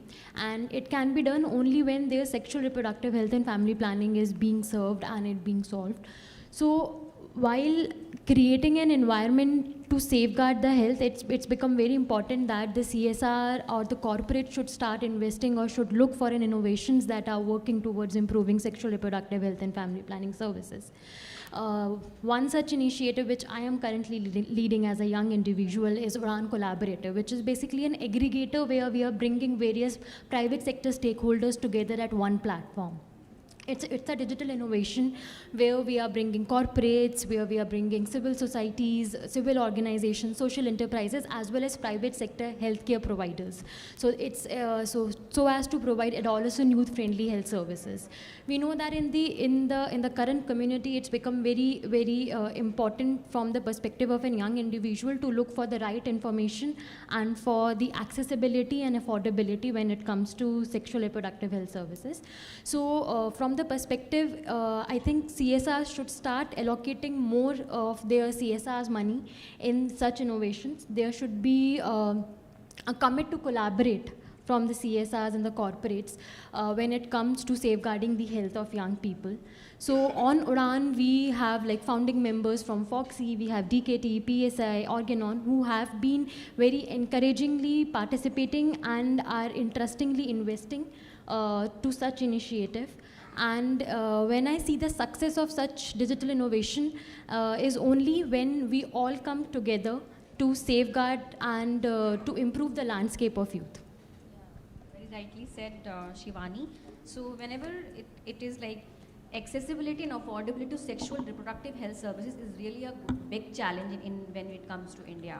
So I think more collaboration is required in the CSR scenario when it comes to the sexual reproductive health services, right? So thank you, Shivani. So my next question to Dr. Vivek, we always look for the untapped resources, right? So what do you think that the possibilities and opportunities that you think within the CSR initiatives that remain untapped when it comes to the CSR and health? Thank you, Bhavna, for the question. But first of all, greetings to everyone. You'll have to apologize me for the voice. I didn't want to miss this. So thanks to IHW for organizing this and for the invite. So I work for UNICEF, and it's not because I work for UNICEF, I'll speak for young adults and children, where Shivani left, and women. I heard Aparajita. But 2 or 3 things to put into perspective what my colleagues have already said when we are thinking about the possibilities and opportunities that are yet untapped. If I can ask, if you don't mind, how many are actually from businesses who are leading CSRs? We say health is wealth, right? I wouldn't start a business where I don't want to make profits. But the businesses should also have purpose. And then that is where I think health is central to the sustainable social development. 2 or 3 things which are possibilities and opportunities is, unless all of this comes together for ensuring inclusivity, equity, and within equity, gender, children, young adults, how are we going to make the most of the demographic dividend we all keep talking about? India, we keep talking about the demographic dividend, the diversity that we have, the democracy that we celebrate. But if women are less employed than men, if people who have disabilities, I was listening to the previous session, people who have, let's say, birth defects, have some disabilities, if they have less employability because we did not invest in them. So unless we ensure that every person, and that is where even UNICEF's one word mission is every child. Unless we invest in every person, we are only talking of demographic dividend, but we're not talking of everyone. So I think this is very important to understand that we should invest to ensure that there is inclusivity in groups of people who may not have been reached with that intensity, who are underprivileged, who need more. That's a very important point in terms of untapped. Second is, I like the fact by saying everybody has a role, like we need to align to the government. Why? Let's reflect on when we were moving from the Millennium Development Goals to Sustainable Development Goals. What is the Sustainable Development Goal number 17? Anybody knows what's this? Partnerships. The last goal itself is partnerships. And if you read through the chapter of the 17th goal, it says, to have a sustainable development for our world, we should look at partnerships from a different perspective. And I'm talking of 2015, when the SDGs started. And it said, the model of PPP is redundant now. Why? Because PPP was only talking about efficiency. There is government collaborating with the private for something. What was missing in there was, what is the effectiveness? What did you do for including everyone? So when SDGs started, they said, the SDG Knowledge Hub said, now each of the 17, leave the 17th, each of the 16 SDGs should be judged on the construct of getting everyone together in partnership to achieve that goal. And they said that ABC should be the new PPP. And I think all ABC was discussed here, and thank you for reminding me that. And by ABC, the SDG Knowledge Hub meant A is administration, which is Sarkar, because they are looking for solutions for population, as was very rightly said, and we need to align to that. B is businesses that bring in this added value through the corporate social responsibility lens.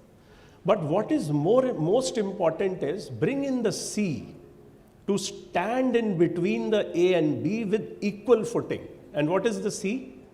Civil society. And what is the role of civil society?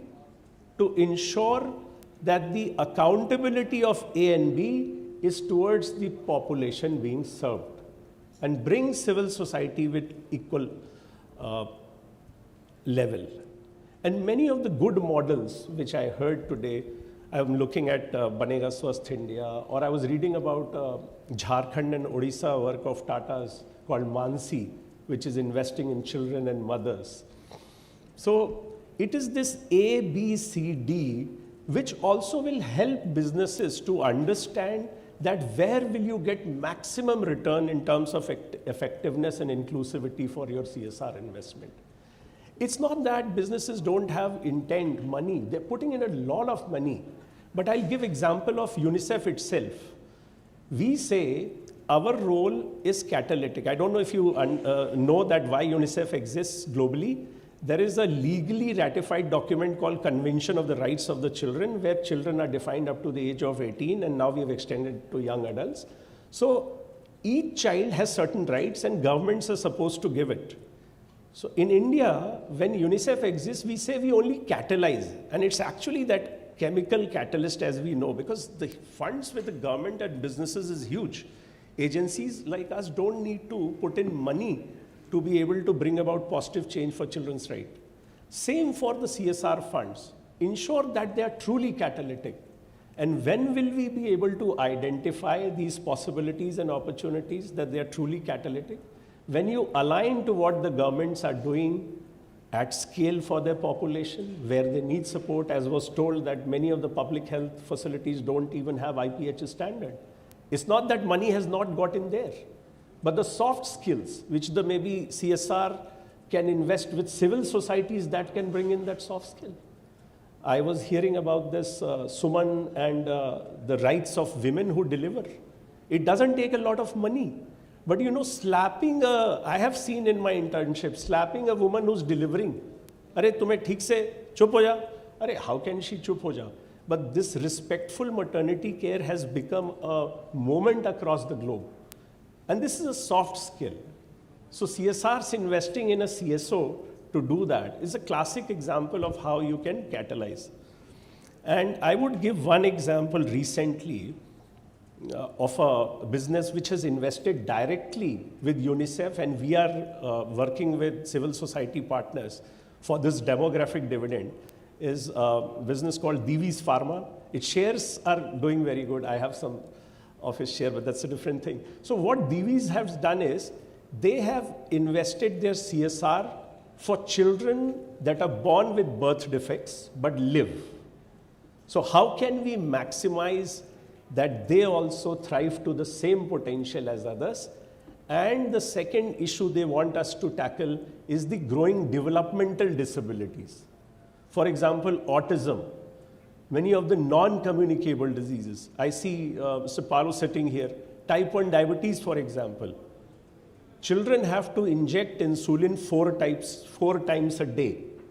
And they have to test themselves for glucose levels 4 times a day. Imagine a daily wage laborer having to buy basal bolus insulin and inject 4 times, leave alone buy. Now, Government of India has enough funds to ensure insulin availability up to primary health care. I can vouch for that. But what is missing is some CSO or other agency going to the districts and telling them, don't buy all the insulin which is only good for adults, because the mixed insulin of the adults is not good for the children.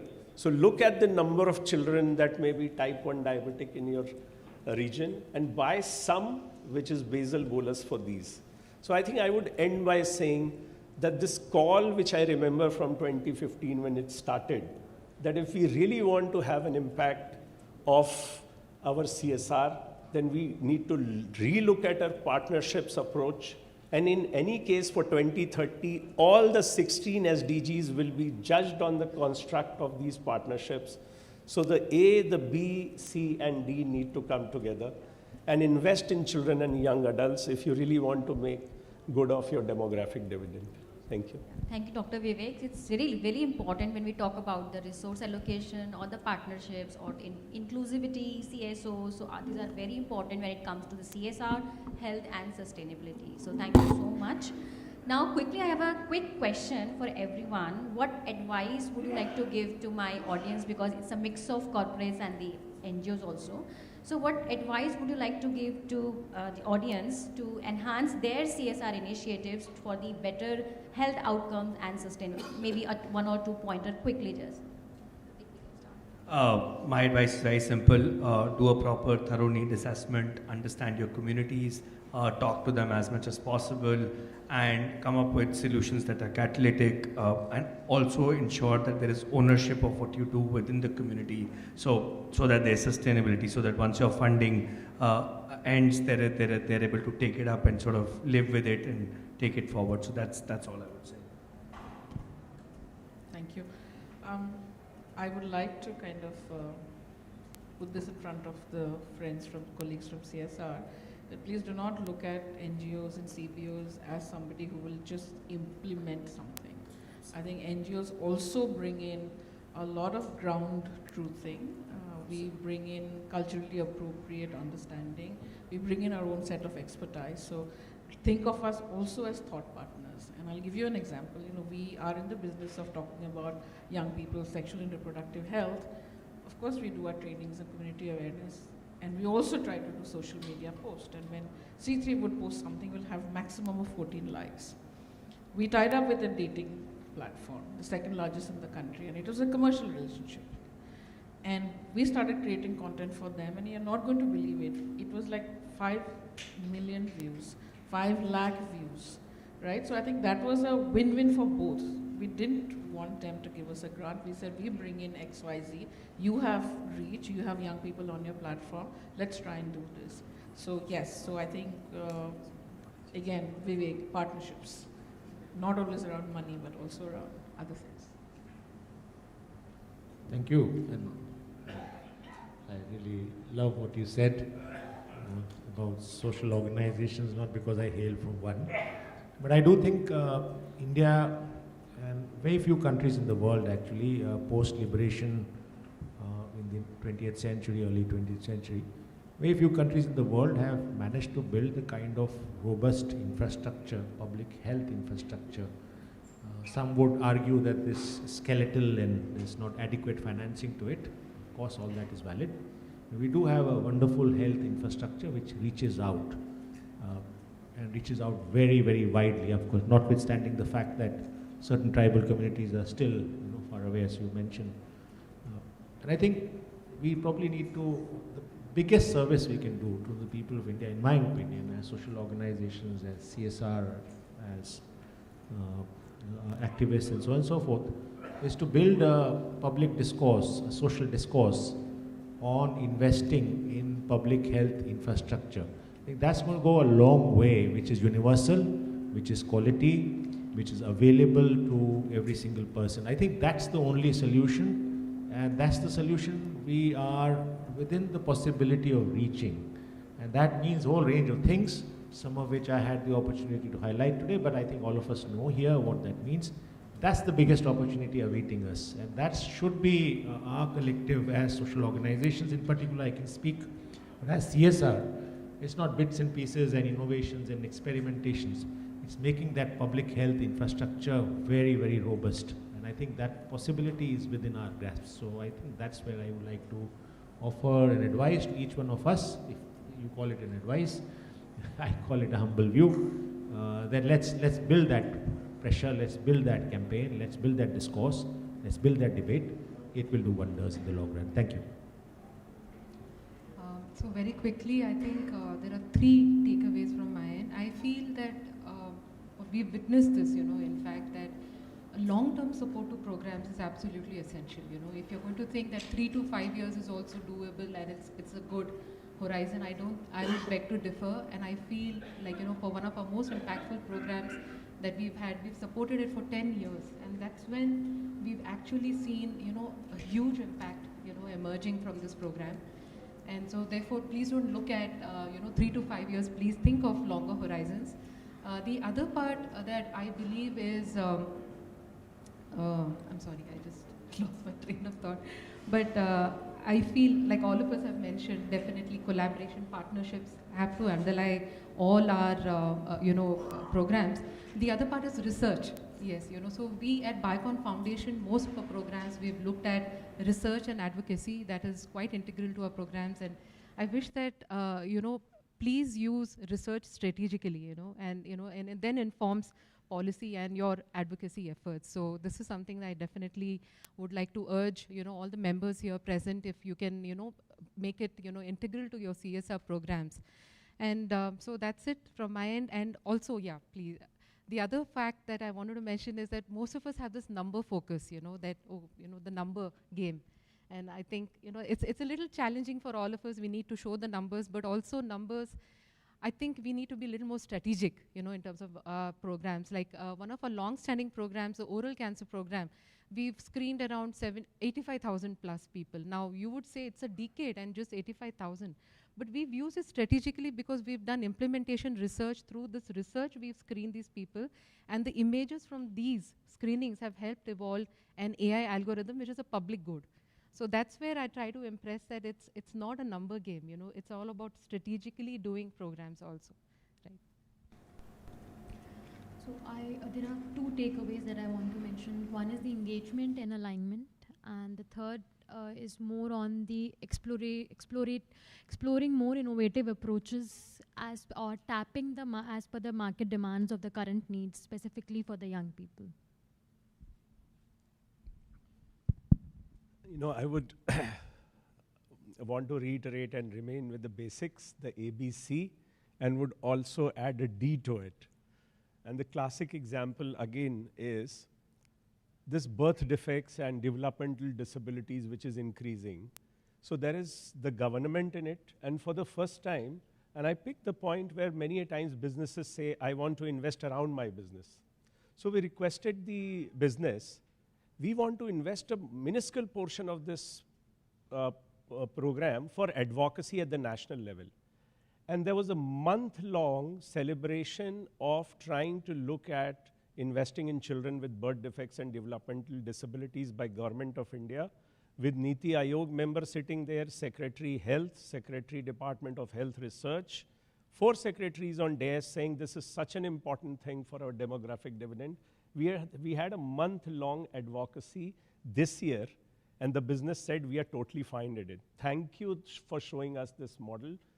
The B, businesses, as I said, C, civil society. There are 8 civil societies who are investing in this project. And I would like to add the D, which is missing in the SDG Knowledge Hub. See, the power of civil society, like Aparajita represents one, ActionAid. The D's development partners, I read WHO and UNICEF in the Detol Banega Swasth India. We are not a real civil society in the sense what civil society like ActionAid or C3 can do. Because by mandate, we exist for working with the current dispensation, the governments. Civil society has more power for raising voices, for accountability of people being served. So sometimes I don't feel as powerful as the civil society. So that is why we need to align with A, B, C, and D. Value of D is when you're writing that you're doing things which are recommended by WHO and UNICEF. So there are certain things which can be easily driven because of the global policies. Thank you. Thank you so much, all my eminent speakers, panelists, and thank you so much. I hope that this was a wonderful session and you have taken the advices from my speakers. Thank you so much. So this ends our session and let's move ahead. Thank you, ma'am, for concluding, and thank you to all the panelists for your expertise and perspectives. I request Kamal sir to kindly come on the stage to felicitate our dignitaries on the stage.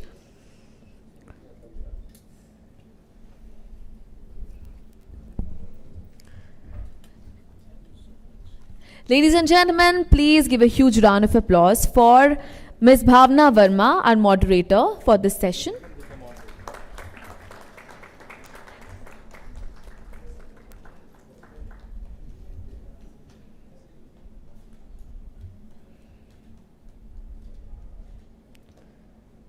Next, we would like to thank Mr. Prateek Kanwal.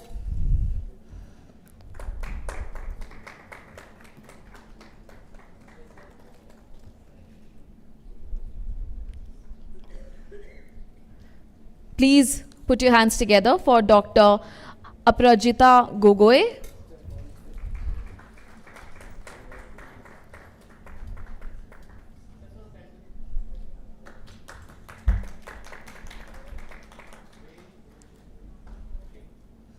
We would like to thank Mr. Sandeep Chachra. Next.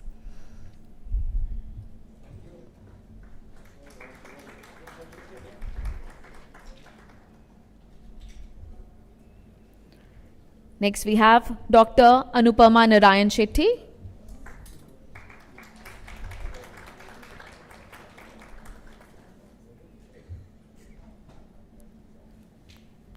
Please give a big hand for Ms. Shivani Garg.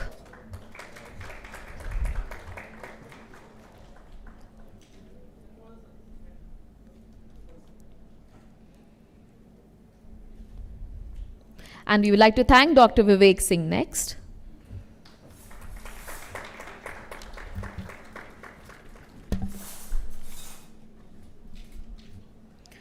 I request all of you to please pose for a group picture, everyone. Please step forward.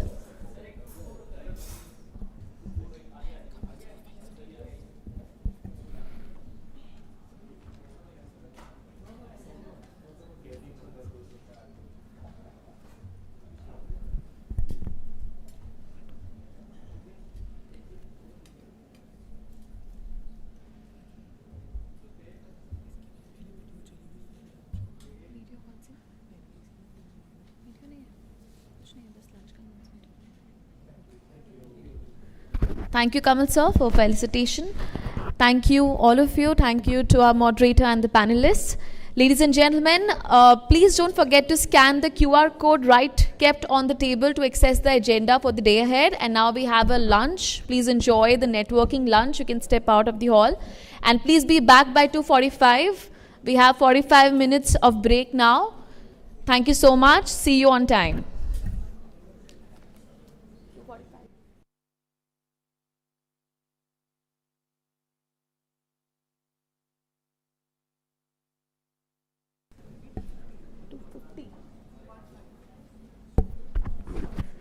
I request all of you to please be here by 2:15.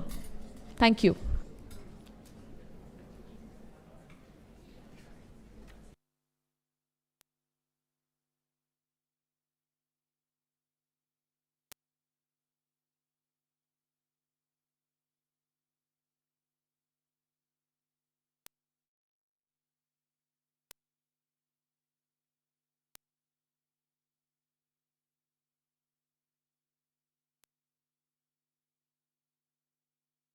Dream of a world that ensures good health for all, resolves to change the way health information is seen and perceived by people, introducing How Boring, India's first holistic well-being podcast with Kamal Narayan. No confusing medical jargons, just real talks. Featuring India's top doctors and health experts in never-before frank, candid conversations for a happier, healthier you. Exclusively on IHW Council's YouTube.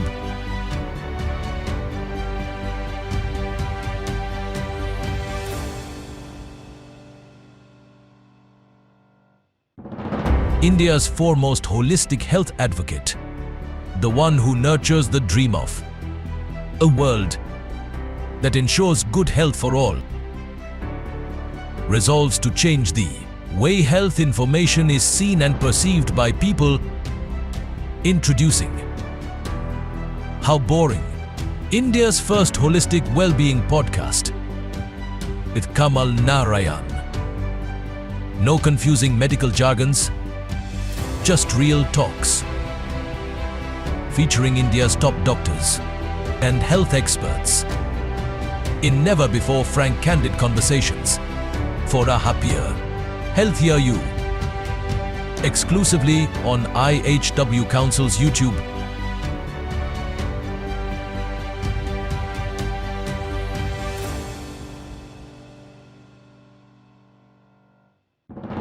India's foremost holistic health advocate, the one who nurtures the dream of a world that ensures good health for all, resolves to change the way health information is seen and perceived by people.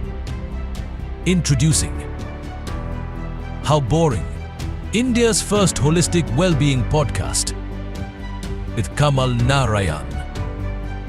No confusing medical jargons, just real talks. Featuring India's top doctors and health experts in never-before frank, candid conversations for a happier, healthier you. Exclusively on IHW Council's YouTube.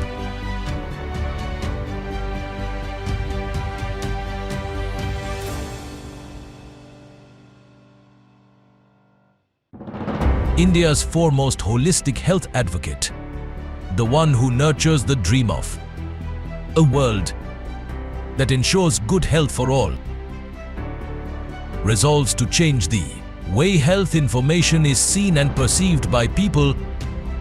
Introducing How Boring, India's first holistic well-being podcast with Kamal Narayan. No confusing medical jargons, just real talks. Featuring India's top doctors and health experts in never-before frank, candid conversations for a happier, healthier you. Exclusively on IHW Council's YouTube.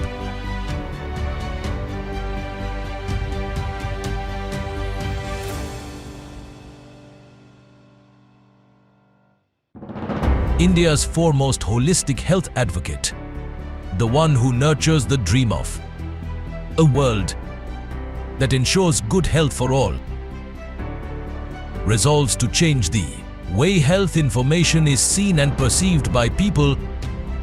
Introducing How Boring, India's first holistic well-being podcast with Kamal Narayan. No confusing medical jargons, just real talks. Featuring India's top doctors and health experts in never-before frank, candid conversations for a happier, healthier you. Exclusively on IHW Council's YouTube.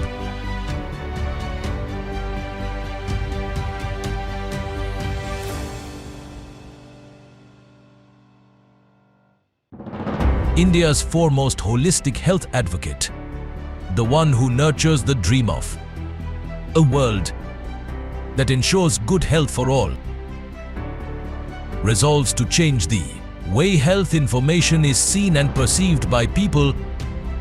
Introducing How Boring, India's first holistic well-being podcast with Kamal Narayan.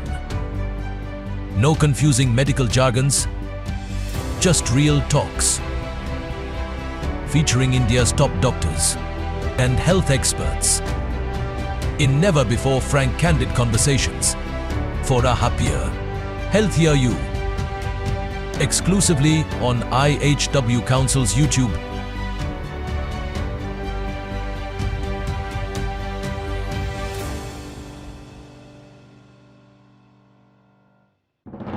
India's foremost holistic health advocate, the one who nurtures the dream of a world that ensures good health for all, resolves to change the way health information is seen and perceived by people. Introducing How Boring, India's first holistic well-being podcast with Kamal Narayan. No confusing medical jargons, just real talks. Featuring India's top doctors and health experts in never-before frank, candid conversations for a happier, healthier you. Exclusively on IHW Council's YouTube.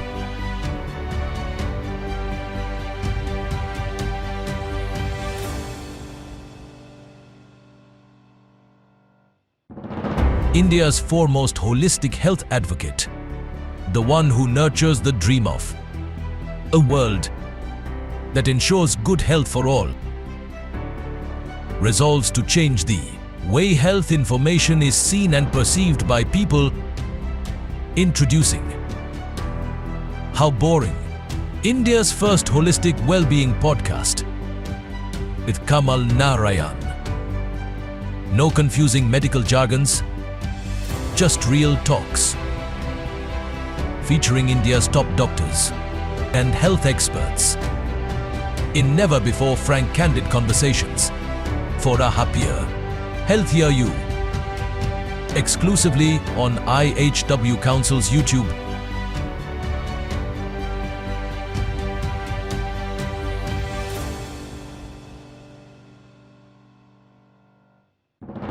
India's foremost holistic health advocate, the one who nurtures the dream of a world that ensures good health for all, resolves to change the way health information is seen and perceived by people.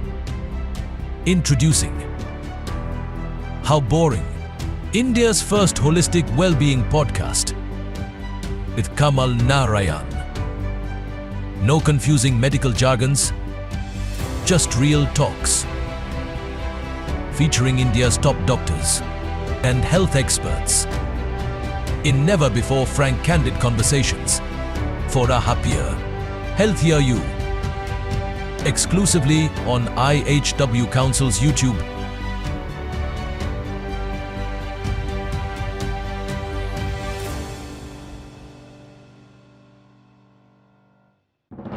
India's foremost holistic health advocate, the one who nurtures the dream of a world that ensures good health for all, resolves to change the way health information is seen and perceived by people.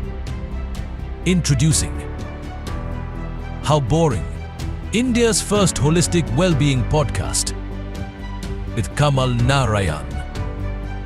No confusing medical jargons, just real talks. Featuring India's top doctors and health experts in never-before frank, candid conversations for a happier, healthier you. Exclusively on IHW Council's YouTube.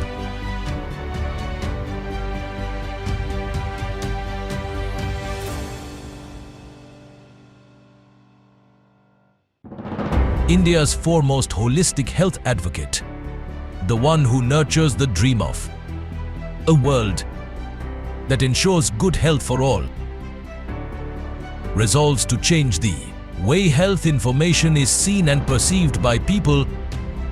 Introducing How Boring, India's first holistic well-being podcast with Kamal Narayan. No confusing medical jargons, just real talks.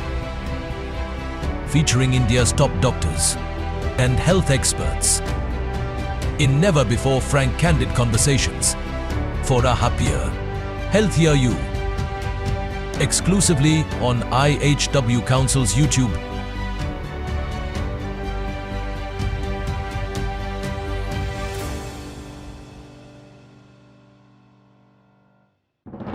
India's foremost holistic health advocate, the one who nurtures the dream of a world that ensures good health for all, resolves to change the way health information is seen and perceived by people. Introducing How Boring, India's first holistic well-being podcast with Kamal Narayan. No confusing medical jargons, just real talks. Featuring India's top doctors and health experts in never-before frank, candid conversations for a happier, healthier you. Exclusively on IHW Council's YouTube.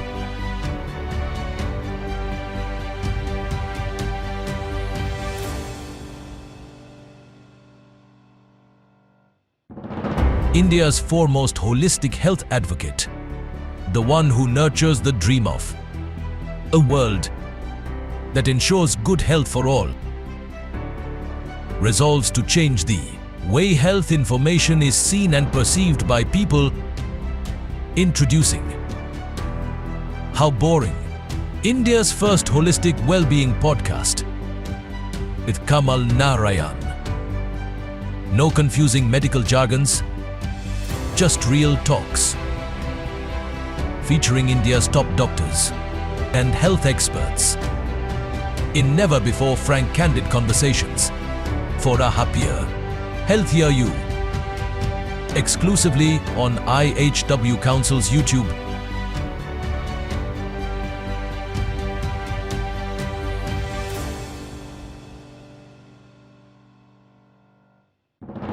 India's foremost holistic health advocate, the one who nurtures the dream of a world that ensures good health for all, resolves to change the way health information is seen and perceived by people, introducing How Boring, India's first holistic well-being podcast with Kamal Narayan.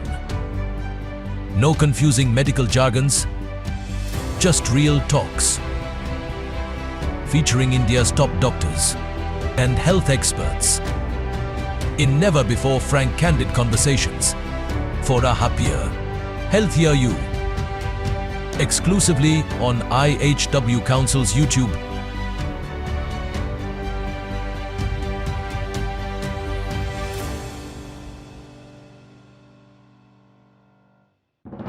India's foremost holistic health advocate, the one who nurtures the dream of a world that ensures good health for all, resolves to change the way health information is seen and perceived by people, introducing How Boring, India's first holistic well-being podcast with Kamal Narayan.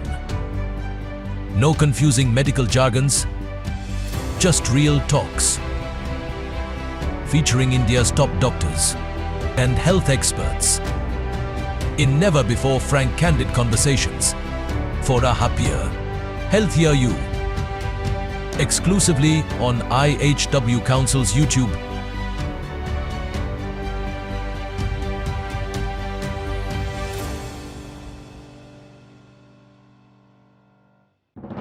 India's foremost holistic health advocate, the one who nurtures the dream of a world that ensures good health for all, resolves to change the way health information is seen and perceived by people, introducing How Boring, India's first holistic well-being podcast with Kamal Narayan. No confusing medical jargons, just real talks. Featuring India's top doctors and health experts in never-before frank candid conversations for a happier, healthier you. Exclusively on IHW Council's YouTube.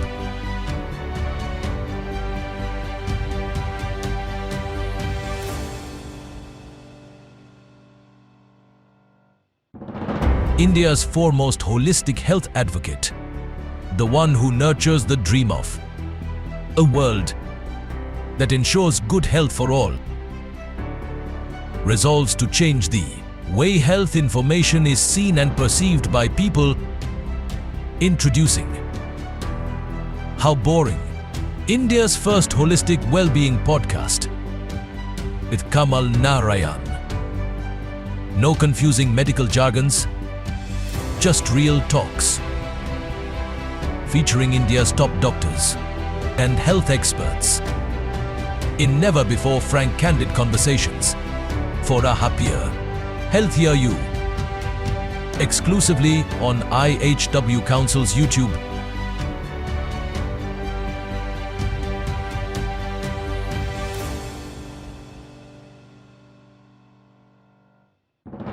India's foremost holistic health advocate, the one who nurtures the dream of a world that ensures good health for all, resolves to change the way health information is seen and perceived by people. Introducing How Boring, India's first holistic well-being podcast with Kamal Narayan. No confusing medical jargons, just real talks. Featuring India's top doctors and health experts in never-before frank, candid conversations for a happier, healthier you. Exclusively on IHW Council's YouTube.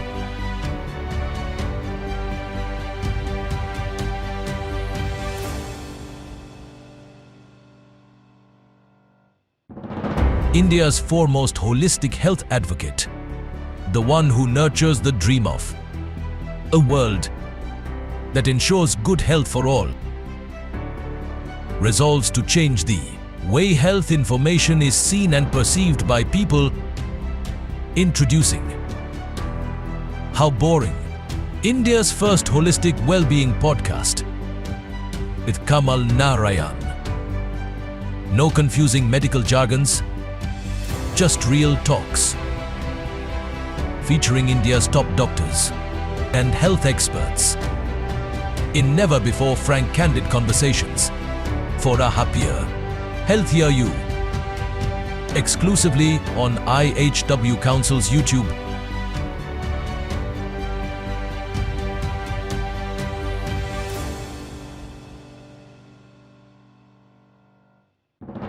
India's foremost holistic health advocate, the one who nurtures the dream of a world that ensures good health for all, resolves to change the way health information is seen and perceived by people.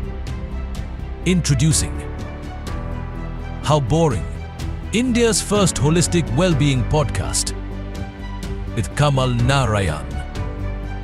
No confusing medical jargons, just real talks. Featuring India's top doctors and health experts in never-before frank, candid conversations for a happier, healthier you. Exclusively on IHW Council's YouTube.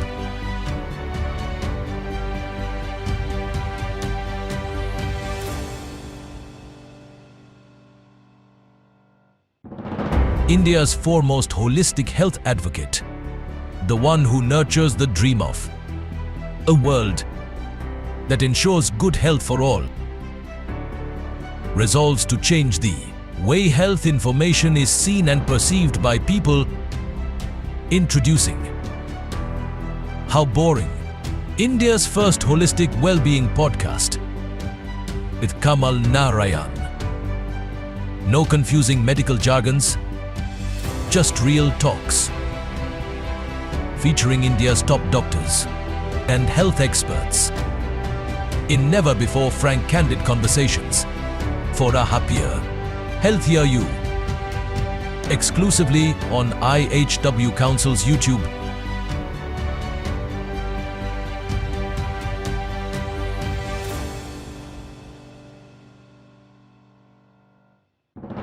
India's foremost holistic health advocate, the one who nurtures the dream of a world that ensures good health for all, resolves to change the way health information is seen and perceived by people. Introducing How Boring, India's first holistic well-being podcast with Kamal Narayan. No confusing medical jargons, just real talks. Featuring India's top doctors and health experts in never-before frank, candid conversations for a happier, healthier you. Exclusively on IHW Council's YouTube.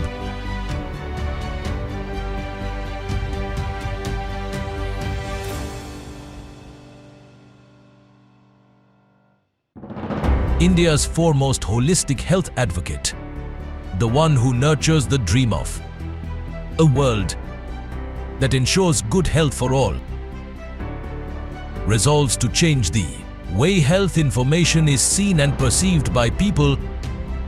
Introducing How boring. India's first holistic well-being podcast with Kamal Narayan. No confusing medical jargons, just real talks. Featuring India's top doctors and health experts in never-before frank candid conversations for a happier, healthier you. Exclusively on IHW Council's YouTube.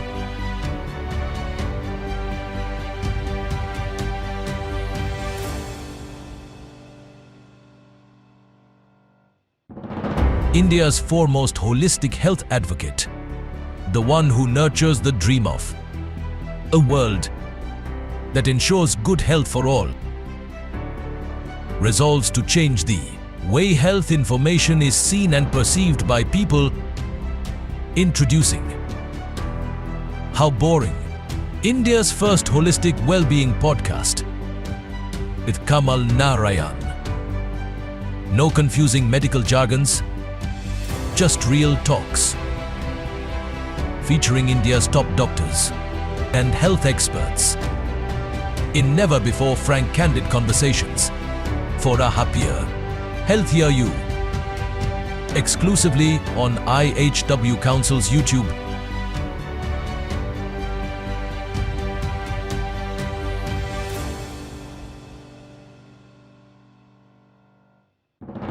India's foremost holistic health advocate, the one who nurtures the dream of a world that ensures good health for all, resolves to change the way health information is seen and perceived by people.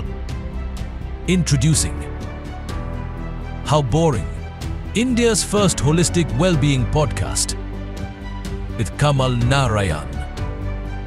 No confusing medical jargons, just real talks. Featuring India's top doctors and health experts in never-before frank candid conversations for a happier, healthier you. Exclusively on IHW Council's YouTube.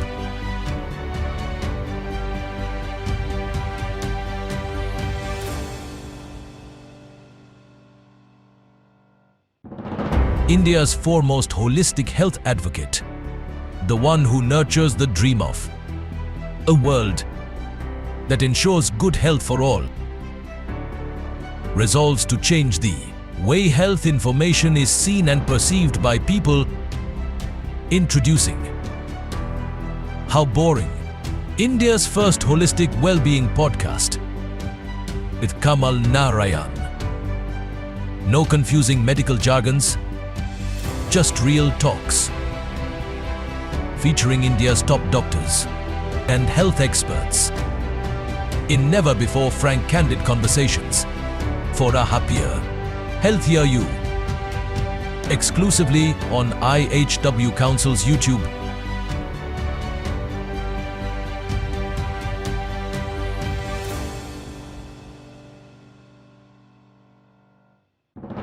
India's foremost holistic health advocate, the one who nurtures the dream of a world that ensures good health for all, resolves to change the way health information is seen and perceived by people.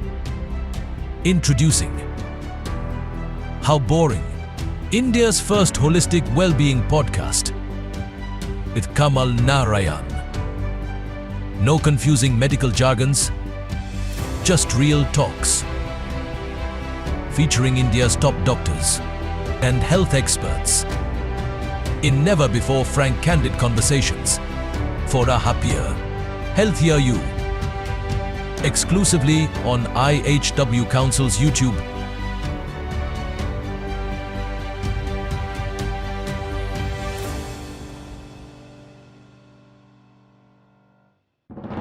India's foremost holistic health advocate, the one who nurtures the dream of a world that ensures good health for all, resolves to change the way health information is seen and perceived by people.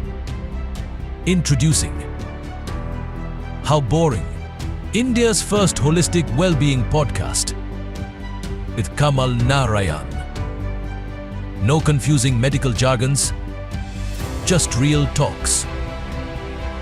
Featuring India's top doctors and health experts in never-before frank, candid conversations for a happier, healthier you.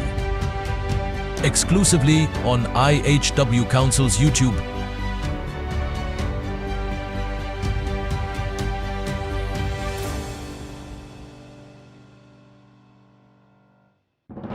India's foremost holistic health advocate, the one who nurtures the dream of a world that ensures good health for all, resolves to change the way health information is seen and perceived by people. Introducing How Boring, India's first holistic well-being podcast with Kamal Narayan.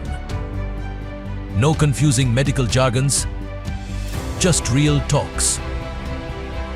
Featuring India's top doctors and health experts in never-before frank, candid conversations for a happier, healthier you. Exclusively on IHW Council's YouTube.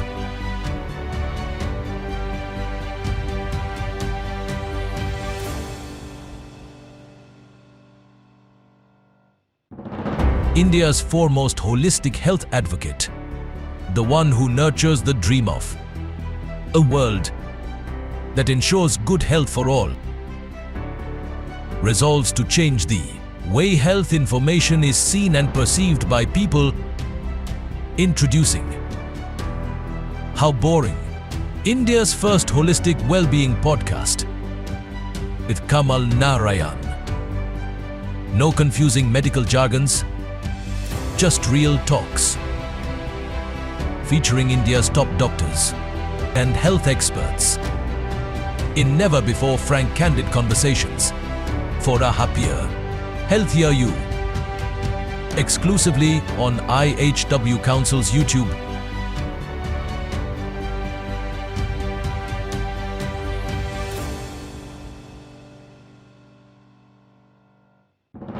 India's foremost holistic health advocate, the one who nurtures the dream of a world that ensures good health for all, resolves to change the way health information is seen and perceived by people.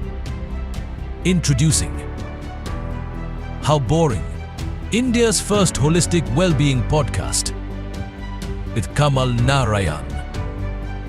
No confusing medical jargons, just real talks.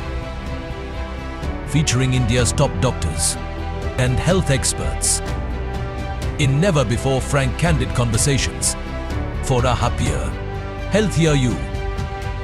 Exclusively on IHW Council's YouTube.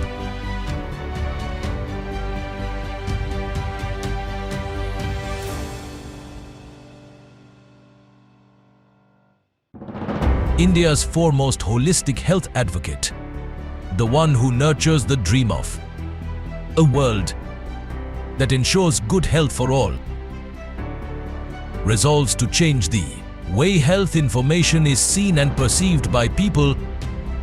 Introducing How Boring, India's first holistic well-being podcast with Kamal Narayan. No confusing medical jargons, just real talks.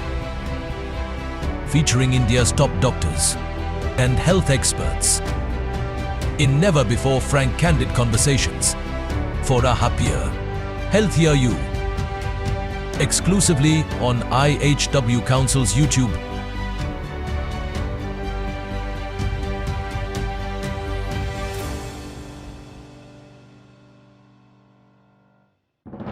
India's foremost holistic health advocate, the one who nurtures the dream of a world that ensures good health for all, resolves to change the way health information is seen and perceived by people. Introducing How Boring, India's first holistic well-being podcast with Kamal Narayan. No confusing medical jargons, just real talks. featuring India's top doctors and health experts in never-before frank, candid conversations for a happier, healthier you. Exclusively on IHW Council's YouTube.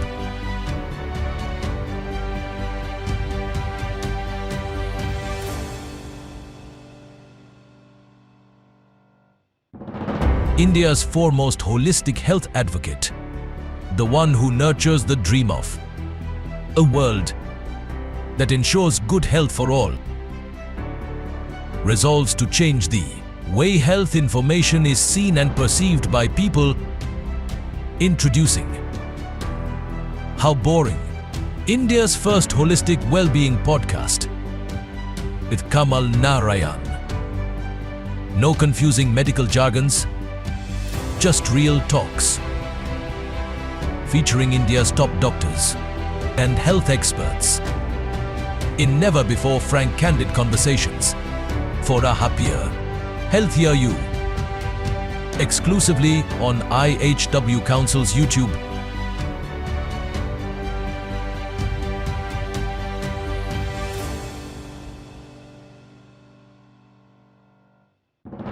India's foremost holistic health advocate, the one who nurtures the dream of a world that ensures good health for all, resolves to change the way health information is seen and perceived by people. Introducing How Boring, India's first holistic well-being podcast with Kamal Narayan. No confusing medical jargons, just real talks. Featuring India's top doctors and health experts in never-before frank, candid conversations for a happier, healthier you. Exclusively on IHW Council's YouTube.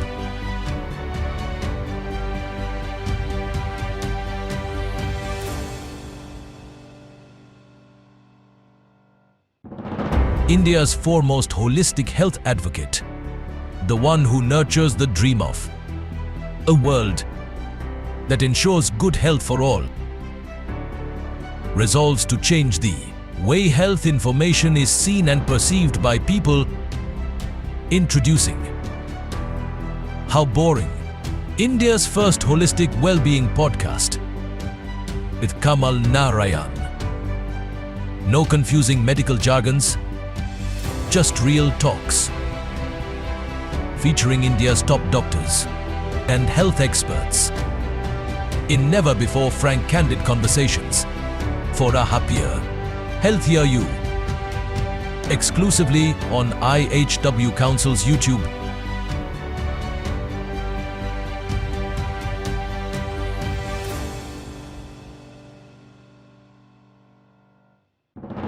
India's foremost holistic health advocate, the one who nurtures the dream of a world that ensures good health for all, resolves to change the way health information is seen and perceived by people. Introducing How Boring, India's first holistic well-being podcast with Kamal Narayan. No confusing medical jargons, just real talks. Featuring India's top doctors and health experts in never-before frank, candid conversations for a happier, healthier you. Exclusively on IHW Council's YouTube.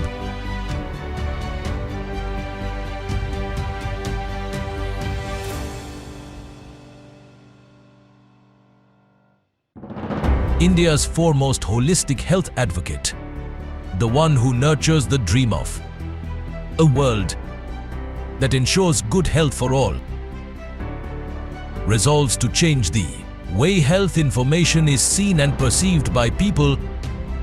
Introducing How Boring, India's first holistic well-being podcast with Kamal Narayan.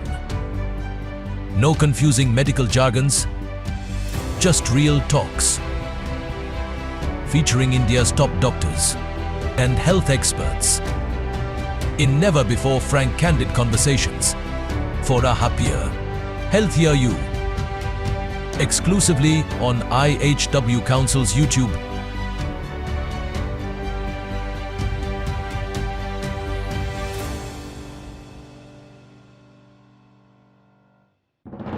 India's foremost holistic health advocate, the one who nurtures the dream of a world that ensures good health for all, resolves to change the way health information is seen and perceived by people.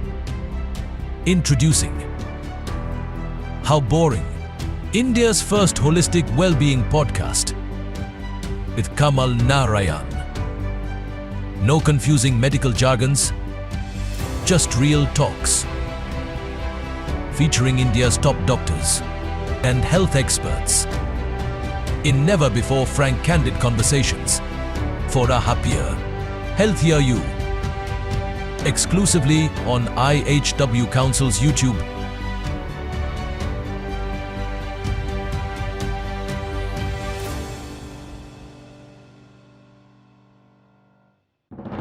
India's foremost holistic health advocate, the one who nurtures the dream of a world that ensures good health for all, resolves to change the way health information is seen and perceived by people.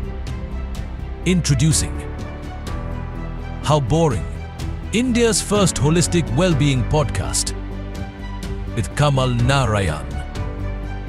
No confusing medical jargons, just real talks. Featuring India's top doctors and health experts in never-before frank, candid conversations for a happier, healthier you. Exclusively on IHW Council's YouTube.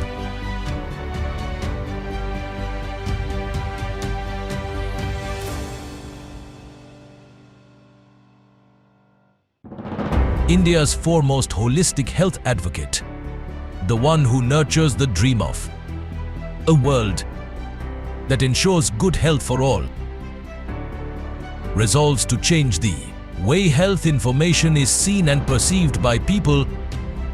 Introducing How Boring, India's first holistic well-being podcast with Kamal Narayan. No confusing medical jargons, just real talks. Featuring India's top doctors and health experts in never-before frank, candid conversations for a happier, healthier you. Exclusively on IHW Council's YouTube.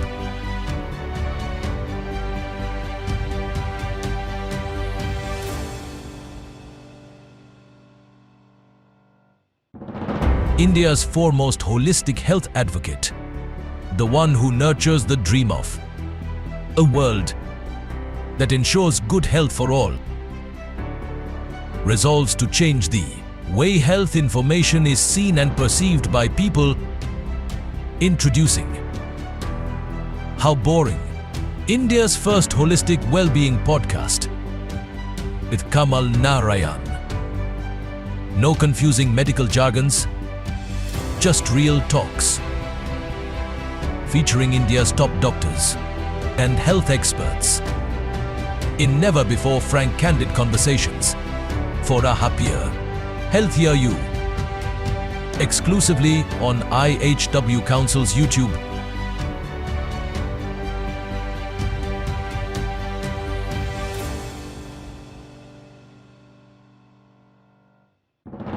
India's foremost holistic health advocate, the one who nurtures the dream of a world that ensures good health for all, resolves to change the way health information is seen and perceived by people. Introducing How Boring, India's first holistic well-being podcast with Kamal Narayan. No confusing medical jargons, just real talks. Featuring India's top doctors and health experts in never-before frank, candid conversations for a happier, healthier you. Exclusively on IHW Council's YouTube.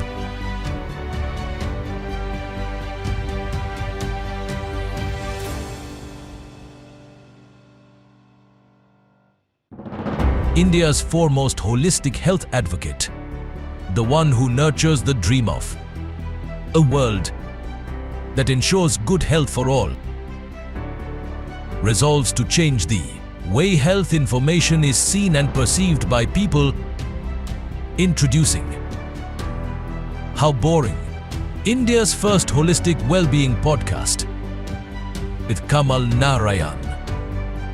No confusing medical jargons, just real talks.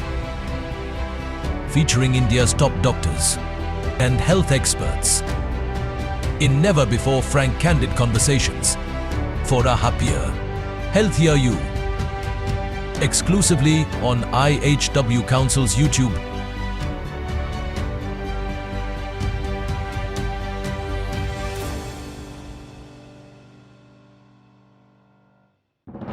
India's foremost holistic health advocate, the one who nurtures the dream of a world that ensures good health for all, resolves to change the way health information is seen and perceived by people, introducing How Boring, India's first holistic well-being podcast with Kamal Narayan.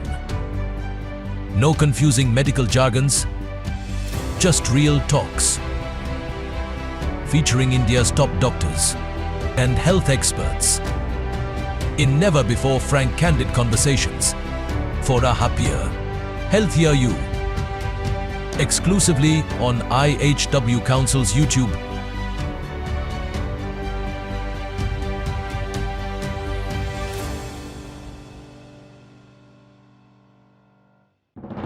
India's foremost holistic health advocate, the one who nurtures the dream of a world that ensures good health for all, resolves to change the way health information is seen and perceived by people, introducing How Boring, India's first holistic well-being podcast with Kamal Narayan.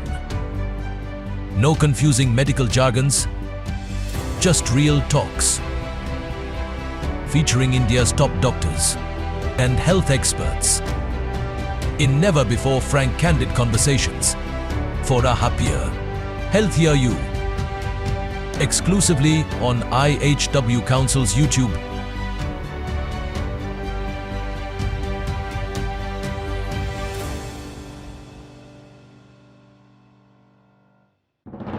India's foremost holistic health advocate, the one who nurtures the dream of a world that ensures good health for all, resolves to change the way health information is seen and perceived by people, introducing How Boring, India's first holistic well-being podcast with Kamal Narayan.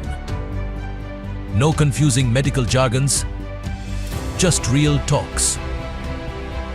Featuring India's top doctors and health experts in never-before frank, candid conversations for a happier, healthier you. Exclusively on IHW Council's YouTube.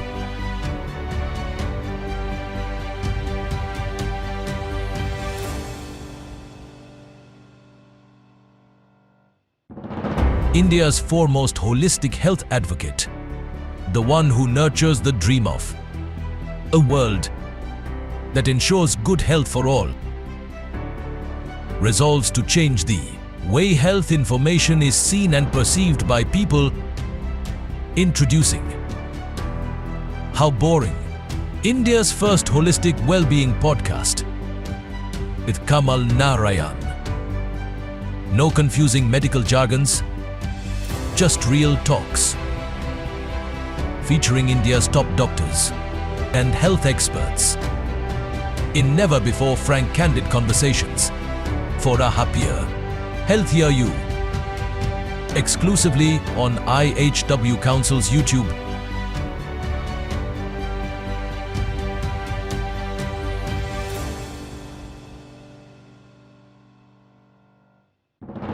India's foremost holistic health advocate, the one who nurtures the dream of a world that ensures good health for all, resolves to change the way health information is seen and perceived by people, introducing How Boring, India's first holistic well-being podcast with Kamal Narayan.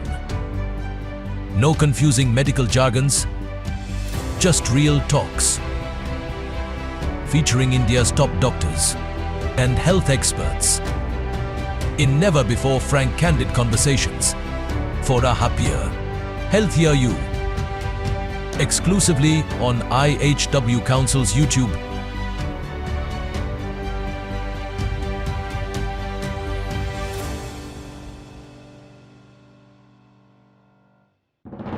India's foremost holistic health advocate, the one who nurtures the dream of a world that ensures good health for all, resolves to change the way health information is seen and perceived by people, introducing How Boring, India's first holistic well-being podcast with Kamal Narayan. No confusing medical jargons, just real talks. Featuring India's top doctors and health experts in never-before frank, candid conversations for a happier, healthier you. Exclusively on IHW Council's YouTube.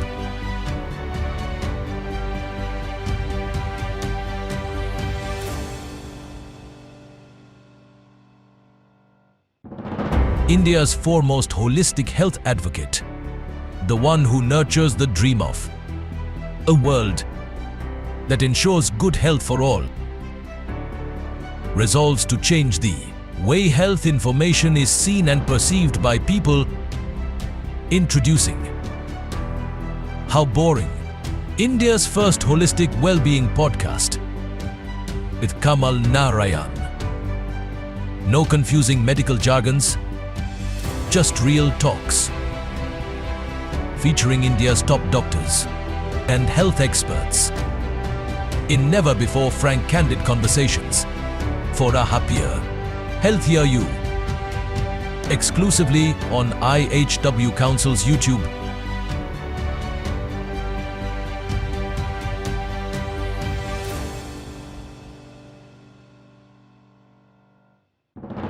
India's foremost holistic health advocate, the one who nurtures the dream of a world that ensures good health for all, resolves to change the way health information is seen and perceived by people, introducing How Boring, India's first holistic well-being podcast with Kamal Narayan. No confusing medical jargons, just real talks. Featuring India's top doctors and health experts in never-before frank, candid conversations for a happier, healthier you. Exclusively on IHW Council's YouTube.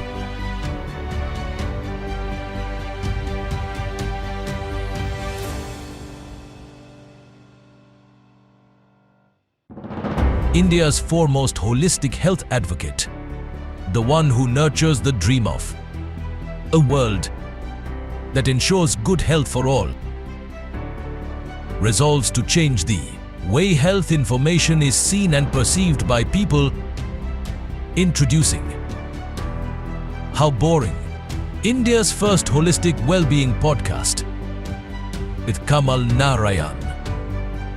No confusing medical jargons, just real talks. Featuring India's top doctors and health experts in never-before frank, candid conversations for a happier, healthier you. Exclusively on IHW Council's YouTube.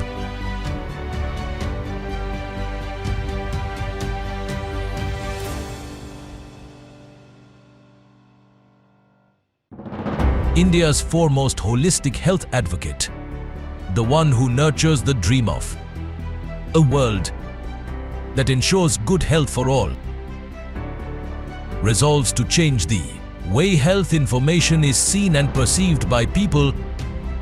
Introducing How Boring, India's first holistic well-being podcast with Kamal Narayan. No confusing medical jargons, just real talks.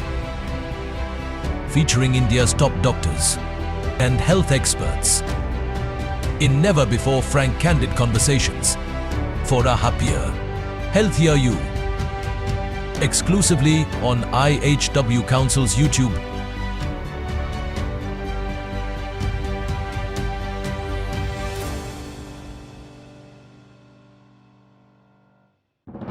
India's foremost holistic health advocate, the one who nurtures the dream of a world that ensures good health for all, resolves to change the way health information is seen and perceived by people. Introducing How Boring, India's first holistic well-being podcast with Kamal Narayan. No confusing medical jargons, just real talks. Featuring India's top doctors and health experts in never-before frank, candid conversations for a happier, healthier you. Exclusively on IHW Council's YouTube.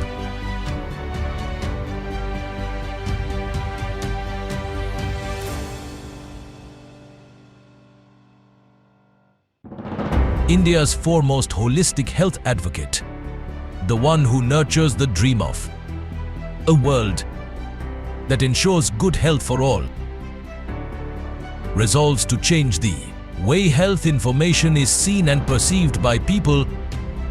Introducing How Boring, India's first holistic well-being podcast with Kamal Narayan. No confusing medical jargons, just real talks. Featuring India's top doctors and health experts in never-before frank, candid conversations for a happier, healthier you. Exclusively on IHW Council's YouTube.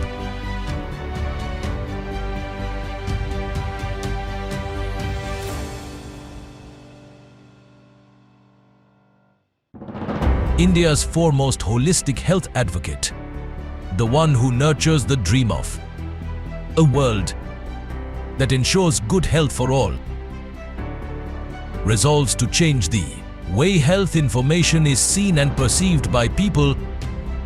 Introducing How Boring, India's first holistic well-being podcast with Kamal Narayan. No confusing medical jargons, just real talks. Featuring India's top doctors and health experts in never-before frank, candid conversations for a happier, healthier you. Exclusively on IHW Council's YouTube.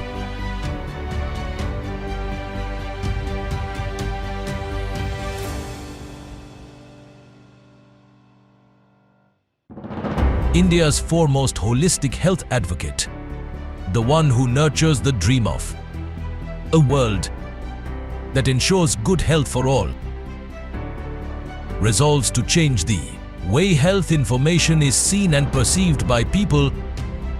Introducing How Boring, India's first holistic well-being podcast with Kamal Narayan. No confusing medical jargons, just real talks. Featuring India's top doctors and health experts in never-before frank, candid conversations for a happier, healthier you. Exclusively on IHW Council's YouTube.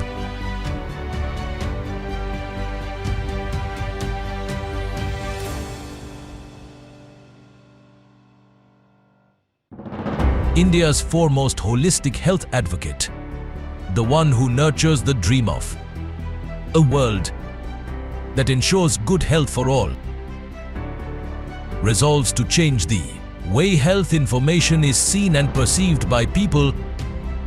Introducing How boring. India's first holistic well-being podcast with Kamal Narayan. No confusing medical jargons, just real talks. Featuring India's top doctors and health experts in never-before frank candid conversations for a happier, healthier you. Exclusively on IHW Council's YouTube.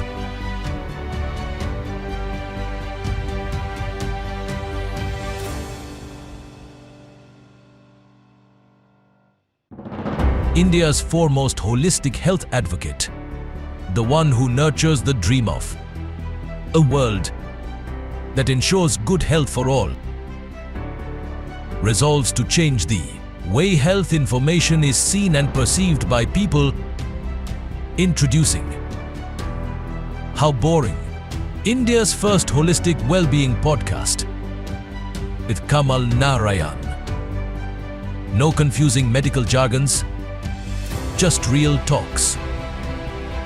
Featuring India's top doctors and health experts in never-before frank candid conversations for a happier, healthier you. Exclusively on IHW Council's YouTube.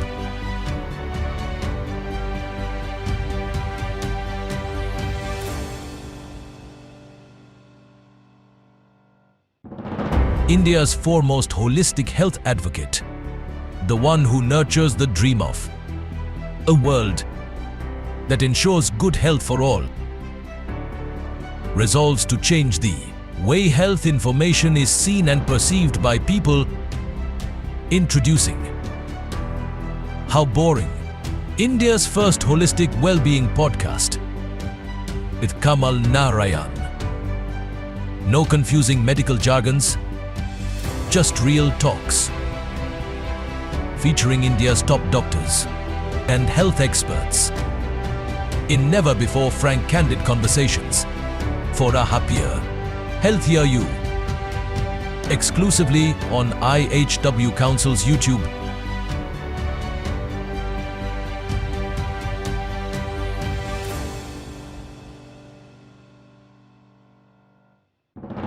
India's foremost holistic health advocate, the one who nurtures the dream of a world that ensures good health for all, resolves to change the way health information is seen and perceived by people. Introducing How Boring, India's first holistic well-being podcast with Kamal Narayan. No confusing medical jargons, just real talks.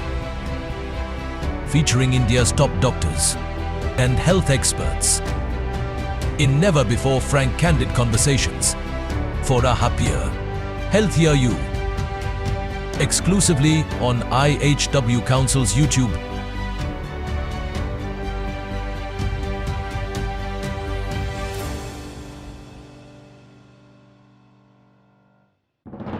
India's foremost holistic health advocate, the one who nurtures the dream of a world that ensures good health for all, resolves to change the way health information is seen and perceived by people.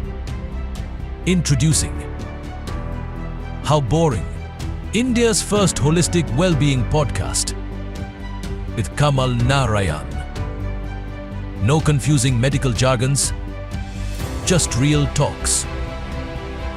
Featuring India's top doctors and health experts in never-before frank candid conversations for a happier, healthier you. Exclusively on IHW Council's YouTube.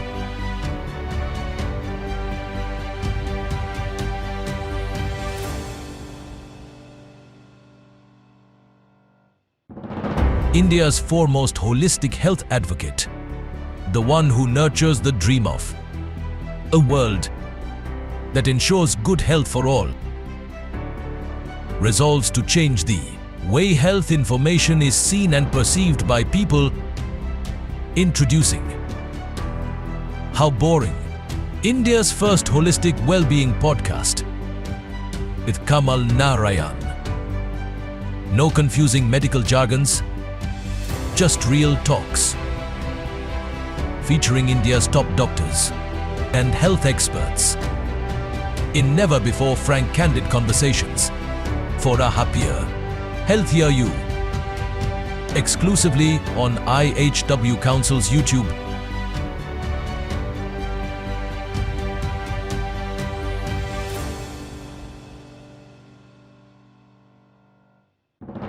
India's foremost holistic health advocate, the one who nurtures the dream of a world that ensures good health for all, resolves to change the way health information is seen and perceived by people. Introducing How Boring, India's first holistic well-being podcast with Kamal Narayan. No confusing medical jargons, just real talks. Featuring India's top doctors and health experts in never-before frank, candid conversations for a happier, healthier you. Exclusively on IHW Council's YouTube.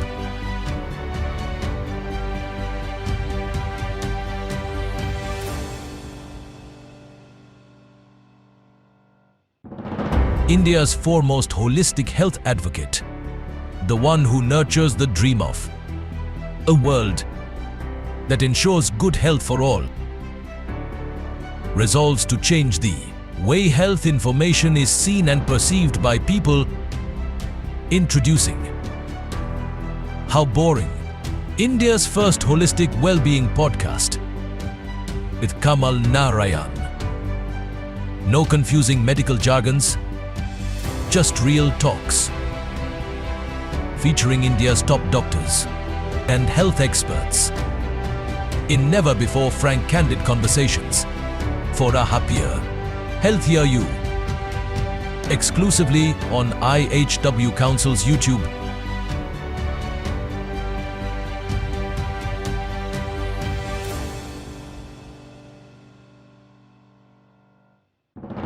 India's foremost holistic health advocate, the one who nurtures the dream of a world that ensures good health for all, resolves to change the way health information is seen and perceived by people. Introducing How Boring, India's first holistic well-being podcast with Kamal Narayan. No confusing medical jargons, just real talks. Featuring India's top doctors and health experts in never-before frank, candid conversations for a happier, healthier you. Exclusively on IHW Council's YouTube.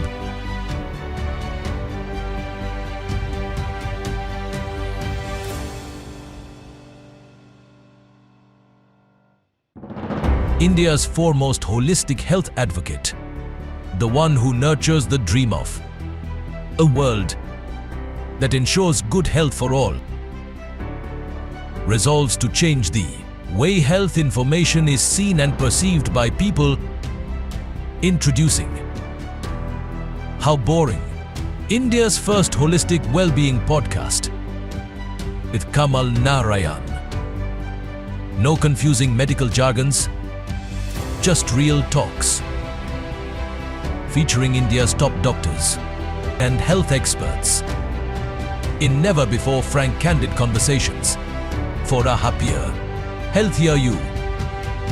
Exclusively on IHW Council's YouTube.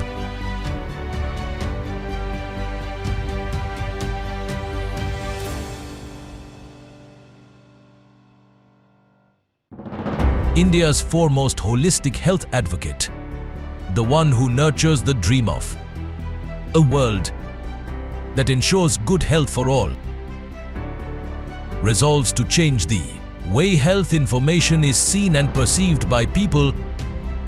Introducing How Boring, India's first holistic well-being podcast with Kamal Narayan.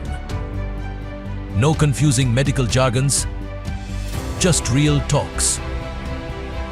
featuring India's top doctors and health experts in never-before frank, candid conversations for a happier, healthier you. Exclusively on IHW Council's YouTube.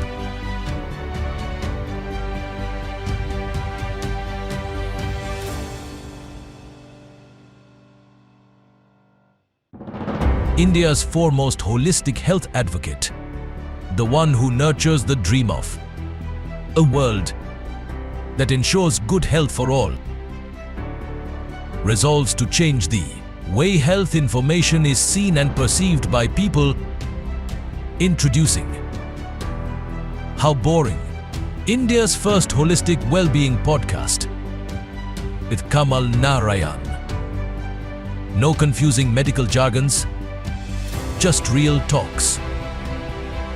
Featuring India's top doctors and health experts in never-before frank, candid conversations for a happier, healthier you. Exclusively on IHW Council's YouTube.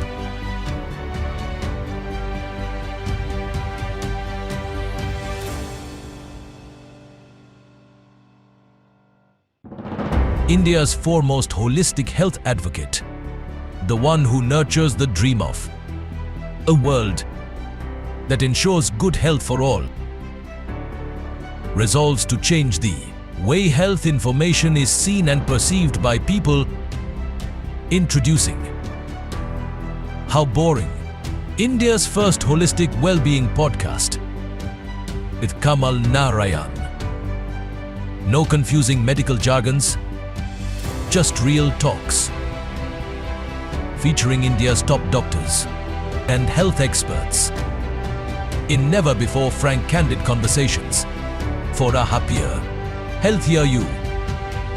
Exclusively on IHW Council's YouTube.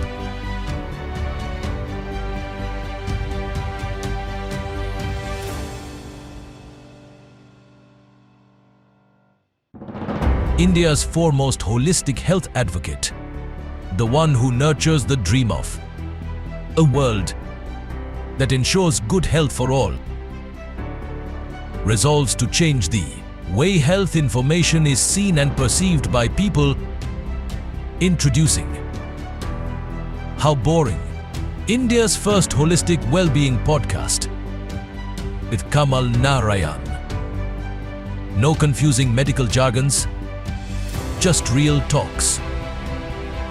Featuring India's top doctors and health experts in never-before frank, candid conversations for a happier, healthier you. Exclusively on IHW Council's YouTube.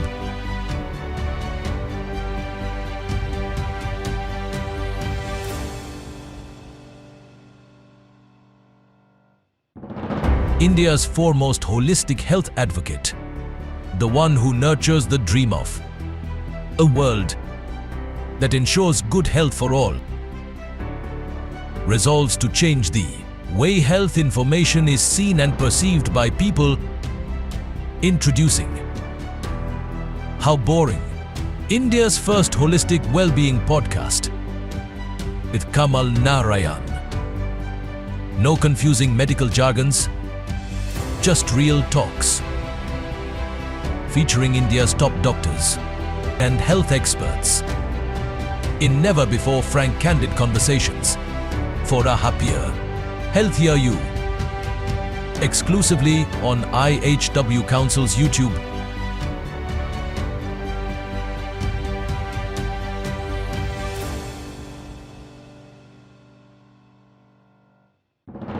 India's foremost holistic health advocate, the one who nurtures the dream of a world that ensures good health for all, resolves to change the way health information is seen and perceived by people. Introducing How Boring, India's first holistic well-being podcast with Kamal Narayan. No confusing medical jargons, just real talks. Featuring India's top doctors and health experts in never-before frank, candid conversations we have the third panel discussion now. Topic of which is From Potential to Purpose, Unlocking CSR for NCD Management with a focus on cancer and rare diseases. I would like to welcome on stage our dignitaries for the same. Please give a thunderous round of applause and welcome Ms. Sudha Jijharia, Head Operations, CSR, Apollo Pharmacy. Next, I would like to welcome on stage Colonel Ajay Tomar, CEO, Indian Cancer Society. Please welcome Dr. Dinesh Pendharkar, Director, Sarvodaya Cancer Institute, Department, Medical Oncology, Cancer Care, Hematology and BMT, Pediatric Oncology. Next, we have Ms. Swarnima Jetli, Head Philanthropic Services, Rajiv Gandhi Cancer Institute and Research.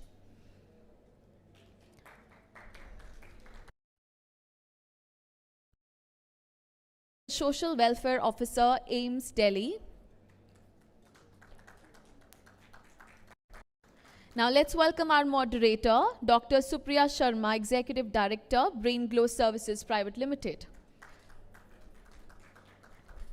This session will highlight how CSR can transcend potential and be purposefully utilized for non-communicable disease, that is NCD management. With a particular emphasis on cancer and rare diseases, this session will delve into unlocking the full potential of CSR initiatives to enhance the affordability and accessibility of healthcare services for individuals affected by NCD, thus making NCD management, including cancer and rare diseases, more affordable and accessible by integrating CSR into the holistic treatment of these diseases. I request you, ma'am, to please take over from here on. Thank you for introducing the topic, and a very good afternoon to everyone.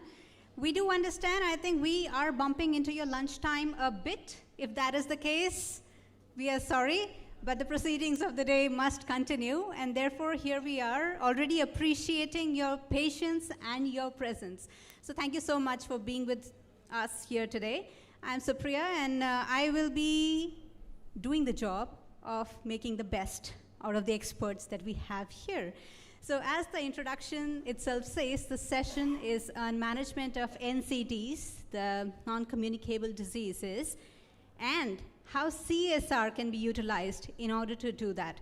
So without any further ado, and without more and more paragraphs about the introduction, I would like to move on to Ms. Sudha, who's sitting right next to me. And you're lucky that you're at the end. So we are starting from here, because Ms. Sudha is sitting just next to me. So I would like to ask her, how far have you been able to integrate CSR into the management of these NCDs?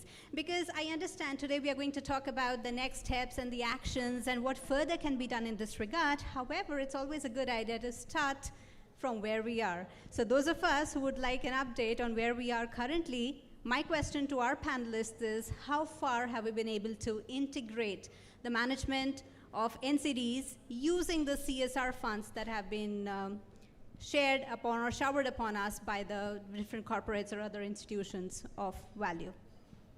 Yeah, thank you, Supriya.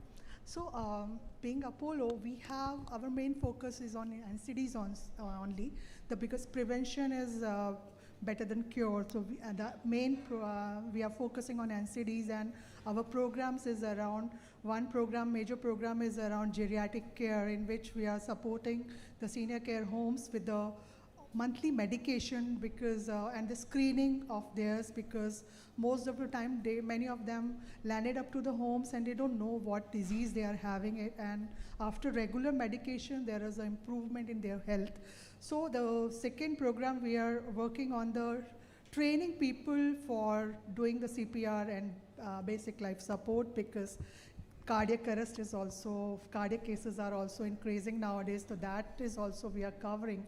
And the community care under our Project Suraksha, we are doing lots of free emergency care centers and the daycare centers for the the society, those who can't afford medical treatments, and the charitable clinics. So they can come and they can do the screenings, and we are recently talk about the cancer care management. So recently, from last 2 months, we have started cancer caregiver program for the people of the cancer patients' family members, because it's early detection and the screening is very important. But and most of the cases we have seen the disease is cancer is detected at the last stage, and people don't know they have some disease or so. So we have started this program in which we will be encouraging to do even the breast cancer, do the self deduction, how to do, what is the right way of checking yourself at home. You have any lumps in your breast, or how to check. Even we are focusing on the prostate cancer for the male members, and we are helping them to do the screenings also. So through this campaign, we are encouraging them and awareing them to do the early screenings. If you have any family history of cancer, so do and get them checked and get them treated before you get to the last stage. Thank you. Thanks for this, Ms. Sudha. And now we move on to Colonel Ajay, who would like to share an update on how exactly we have been successful thus far in what we are talking about today. Yeah, thank you, Supriya. And thanks to IHW Council for having invited me. I am from Indian Cancer Society, and our core activities are cancer awareness, cancer screening, and patient support. Cancer is one of the major NCDs, and the problem is growing, like my previous speaker said, day by day. So we operate since 2014, since the CSR fund has come, and corporates have been very nice in, like Supriya said, showering funds on us. So they look at our status and look at our credibility, and then only allot funds based on our proposal. So first I'll talk about what we do with these funds, and secondly I'll talk about some impediments in not more than 5 minutes or so. So we, what CSR budget is helping us is in spreading cancer awareness, and with cancer awareness comes cancer screening. Now how awareness we do? Thanks to PNB guilds, and thanks to, I won't name many corporates, to Roche, they had given us CSR funds for developing a mobile app. Nowadays, every youth is roaming around with a mobile, so why not tap on it and make it a potent information tool for him? So we developed this app, Rise Against Cancer. It has got all the fundamentals of cancer. So I'll talk about awareness. We do awareness through Jhuggi, Jopadis, physical meetings, going to societies, and wherever we think or wherever we are asked to go, we go there. Old methods, now mobile app, which is also very, it's flourishing. They have been already, we launched it in February this year, and 30,000 downloads have been done. And it's a very good tool for awareness. So once the awareness is there, then only people will come forward for screening. So the CSR funds are utilized for screening. And we screen about 10 to 12,000 people every year. Our Delhi branch itself. We have got a lot of branches pan-India. And next is patient engagement. So the funds given to us, we utilize them for treatment of cancer patients, those who emerge through our screening, or we adopt in various empaneled hospitals which we have. Like we are having a project wherein we give 4 lakh rupees for a child care, for a child cancer patient. Similarly, others, I won't go into various details, we provide for treatment. So cancer awareness, cancer screening, cancer treatment, all through CSR and through donors. But mainly it is through CSR funds. So this is how we utilize the funds. And what I recommend is that, very difficult to utilize for research, because it's a long, now coming to impediments. Now CSR funds can be given for research, which is very important. But research is such a long process that, like in one of the panels earlier I was listening, CSR fund है, इसका audit कराना है, ये होना है, वो होना है, 1 year it should finish, utilization certificate. So we are rushing against time to utilize the funds. So that sustainability gets affected of any project. Once that it's a budget of 1 year, but that is how the government of India functions. You have to get your funds audited. No? So long time projects, very difficult to take under CSR projects, unless you tell the corporates that we want to carry on and on and on. Then impact study is also very important. Again, very difficult to convince the corporates that yes, this is what we have achieved. Yes, how many screenings you have done, so what, then this, that. So these are the things like audit ho gaya, the funding, then resources crunch. We may get the money, but we may not have that much of resources. So this crunch comes, and then being a non-profit, we can't utilize the funds for employing people. So that will become for profit then. So these are small impediments which are there. I am sure over the period of time, this thing will improve, and there will be, for research, for long-term projects, money would be given and utilized properly. But thank you, IHW, for organizing this face-to-face meeting with the corporates and the NGOs. Thank you. Thank you, Colonel Ajay. And now we move on to Dr. Dinesh. Dr. Dinesh, how happy are you with the status quo? And what do you think would be a great strategy to strengthen the impact further? Definitely, CSR is a great thing to infuse into the society. But unfortunately, a lot of funds are, especially under CSR, are being utilized under the space of early detection. There where majority of the money is going. Problem of the country is not early detection. Early detection, as somebody just said, we'll make an app and just somebody can know what are the signs. Everybody is using phone. I don't think we need to invest into this. We should not invest into this. When a person becomes sick, what he needs is a treatment. So CSR activities actually need to be directed towards care of the patient.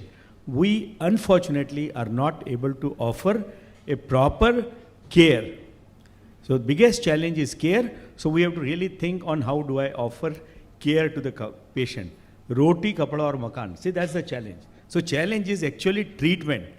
Early detection is not a treatment. Patient may come 6 months late, 3 months late. Believe it doesn't matter. And what is happening with all these activities of early detection? Fortunately, I'm involved pan-India, multiple districts, large number of districts.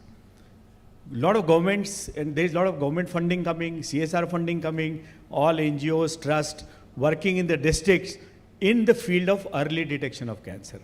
Problem is you are detecting a person, 99% of the time, it is not detection, it is a suspicion.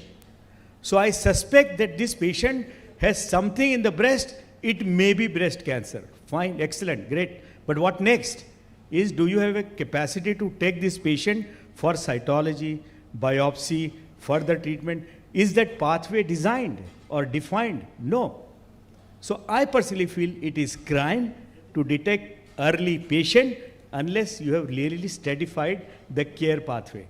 Let us create a care pathway. So my request to the CSR and to all the people donating and people using this fund, that whenever they have a fund and they are doing education activities, early detection activities, they should keep a fund for taking this patient forward to its ultimate treatment. That they take them to some institution where they fund the biopsy, then they fund the treatment. Otherwise, detecting early is not worth it. So we have to channelize our resources, all of us together. Maybe we can divide the resources between ourselves, that you do detection, I will do treatment, somebody else does something else.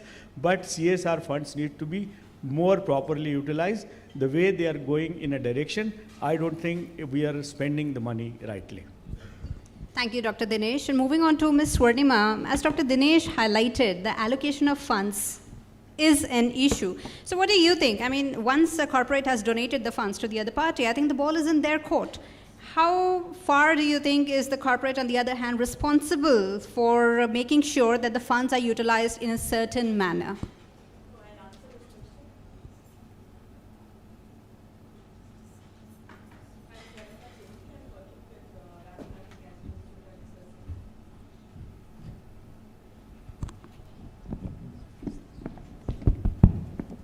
Hi, sorry.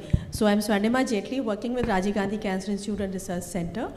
And we are located in Rohini. We are 500-bedded exclusive cancer hospital. So we're treating only cancer, and where the prevention to palliation, all the facilities are available under one roof. So first and foremost, what Dr. Pendakar is saying is very right, and I'm happy to tell him that we have this strategy. We are doing cancer awareness program, and which is followed by first a talk and a screening program, which are being done for oral, breast and cervical. They are the most common cancer of the country, and they're the most preventable cancers. So we are conducting 30 to 40 camps per month, and out of which 80% of them are in underserved population. If a patient is found to be diagnosed with either suspicion or with cancer, that patient is treated free of cost at our hospital. It is not that we are going to diagnose, even suspect, and we leave you in lurch. So we treat at our hospital free of cost. So this is how, and other than that, we are also getting CSR funds for the treatment of the patient from organizations like Coal India and EIL. Very many corporates are giving for the treatment, and even we have signed agreements with a lot of foundations. One of them is Indian Cancer Society. What sir was saying, 4 lakhs, our pediatric patients are getting funds of 4 lakhs for the treatment, and every month that bills are going on. So there's a lot of transparency that at our hospital policies are in place. So we are getting funds for the treatment, and for the awareness and everything we are spending from our own resources. So we are able to amalgamate what CSR is giving through for the treatment of the patient, and as a hospital we are doing it for the awareness and this thing. So everything is done, means we are treating the patient also, which is very important. Thank you, Ms. Swarnima. Moving on to Mr. Amit. What do you think of what we have been discussing so far? And another question to you on that. With largest of the largest corporates existing in India, and more than most of them doing more than 2% for their CSR funds, I understand the allocation could be different, could be in medicine, could be in education, other different ways of allocation of these funds.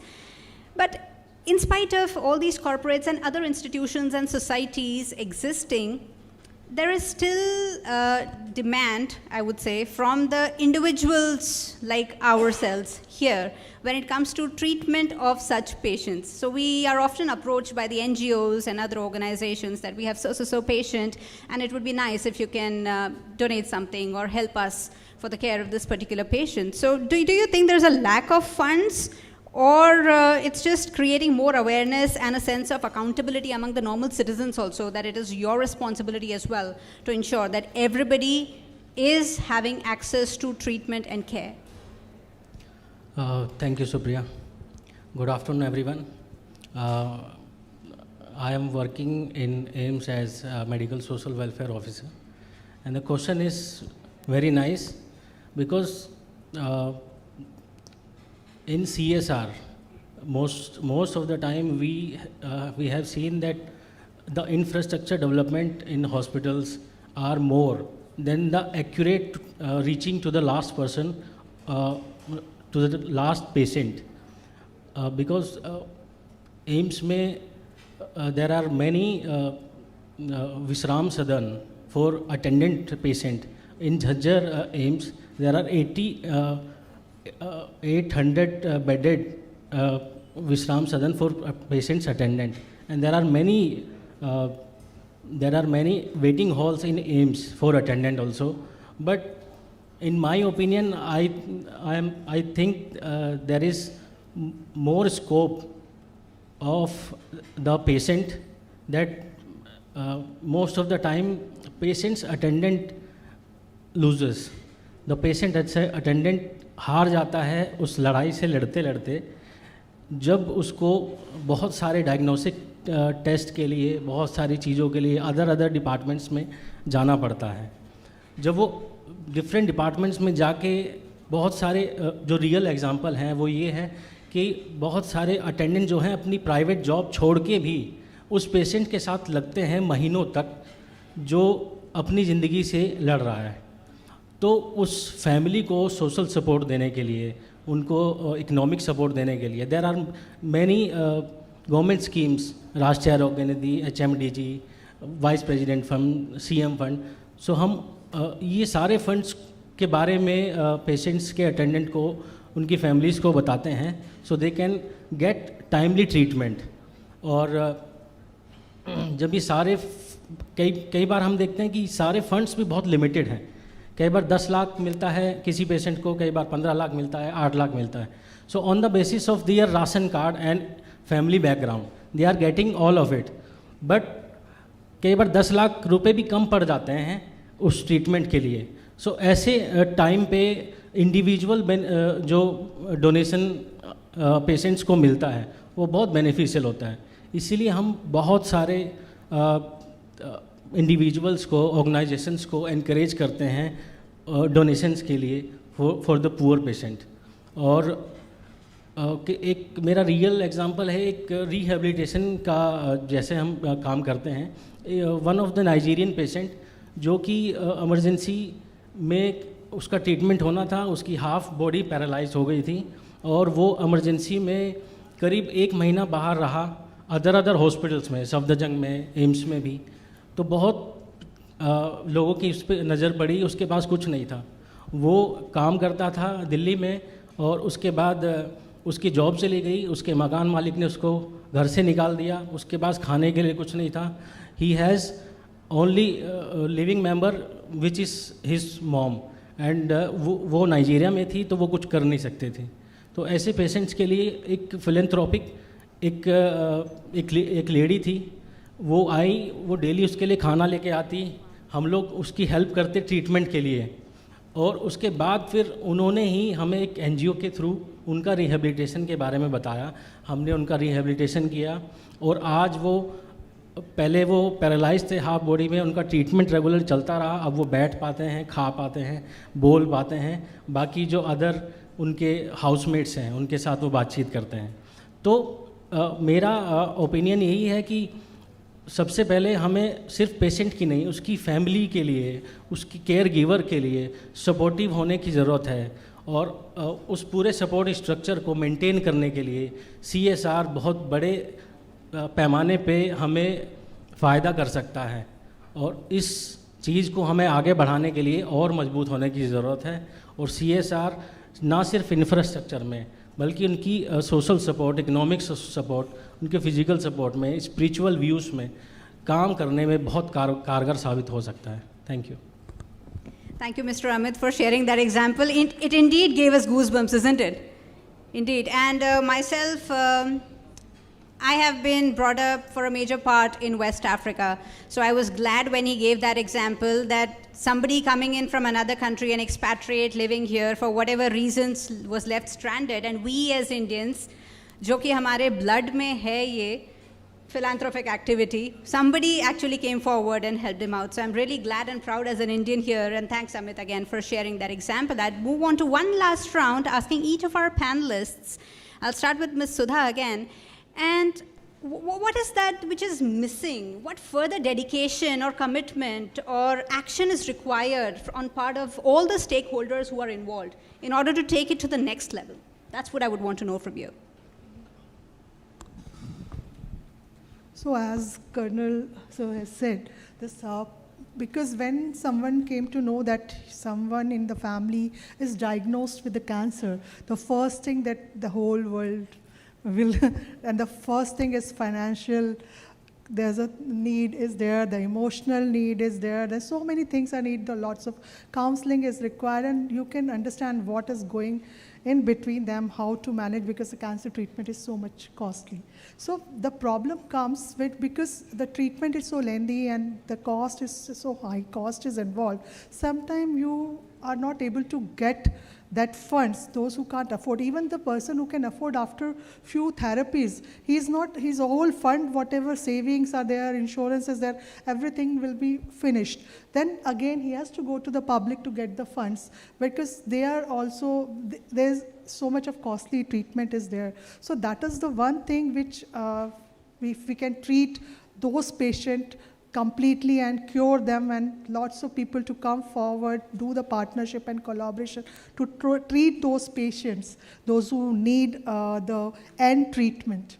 That is more required, and that is where sometimes we also feel very helpless how to support them, because at certain a limit, we can do some supports, or some people will give you, just he said 10 lakh, then that is also over, then you need further more therapy. The chemo is so costly, medicines are so costly. So there is a need, still the need of the lots of people to come forward and help those people. That is what I feel. Great. I hope all of us understand the value of each life. Colonel Ajay, to you. Yeah, I think your question was between the stakeholders and the NGOs, what should improve? Yeah, I think what should improve is have more faith, have more patience and confidence in each other's work, because such works don't finish very fast. Like as it is time consuming, cancer, NCDs, rare diseases, not easily to handle. And one Swarnima ji told Dr. Pandarkar about the cancer care pathway. We also follow the same, sir. We have diagnostics, and only after we give money for the diagnostics, and only once they emerge as patient, we send them for treatment. And so we have to get our accounts audited also. So all these things are taken care of. So I think faith, mutual understanding and trust, this is what is required between both the stakeholders and the NGOs and the government also. It's very important for the government also to come into play and support the activities which the CSO are doing. Thank you. Great, you actually elevated us on the spiritual level. Over to you, Dr. Dinesh. So one thing we have to understand, that whatever money you have in CSR, it's a limited money.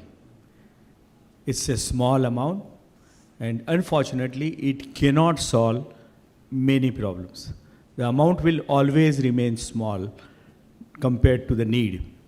So we have to sit together and really design sustainable, scalable, replicable programs with no duplication, and the program has to reach masses. There has to be numbers. Treating one patient, helping one patient to survive has no value. But if you can design a program for the same money, because you have a limited money, and you can design a program by which you can reach multiple patients or multiple people or multiple population. So scale is important, number is important, sustainability important. Otherwise, these activities of helping or doing bhandaras has no value. Brilliant, sir. Thanks for sharing the concept of scalability even in this particular segment. Yeah, I totally agree with Pandakar, sir, that it has to reach the masses. And plus what Colonel Tomar has said, one should believe in long-term objectives. You know, if you are given a fund, you ask that it has to be utilized in 1 year. No, cancer is a long treatment. So even that trust has to be there. You know, many a times when you go to these CSR organizations, they always say, how will you use it? Plus, rehabilitation of the patient and their caregivers is very, very important. Very, very important. You know, a cancer is a disease, it comes like a, life threat.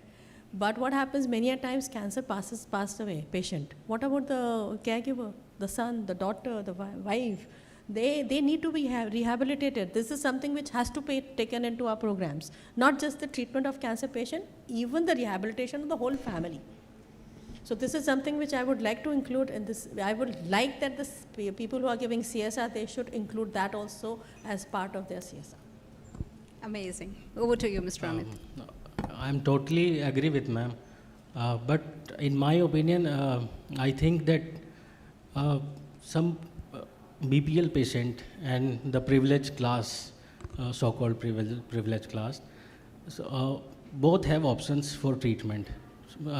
For BPL patient, we have many schemes running by the government, and but my concern is the average middle class people who just earning 10,000, 15,000 per month, and they do not fall in BPL category and do not comes in privileged class. For these patients, for these persons, the only 1 or 2 earning member is there to support the family, but in my opinion there is need to focus on those class because जब हम treatment करते हैं patient का तो उसके जो care giver होते हैं वो एक जॉब छोड़ के उसमें लगा होता है या फिर अगर उसमें सपोर्ट भी कर रहा होता है तो वो इतना अफोर्डेबल नहीं है कि वो उसका ट्रीटमेंट के लिए वो फेस कर सके.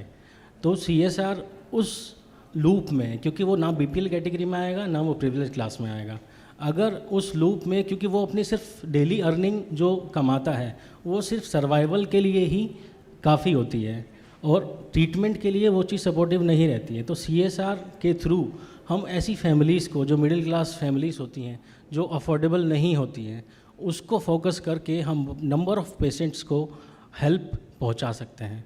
So it is my concern. Thank you. Great, thank you. And the organizers have been further supportive by giving us some more time for questions. So I would open the floor to the audience now for any questions that you might have. Most welcome. Okay, there's one raise of hand there. Could we have the mic to the gentleman, please?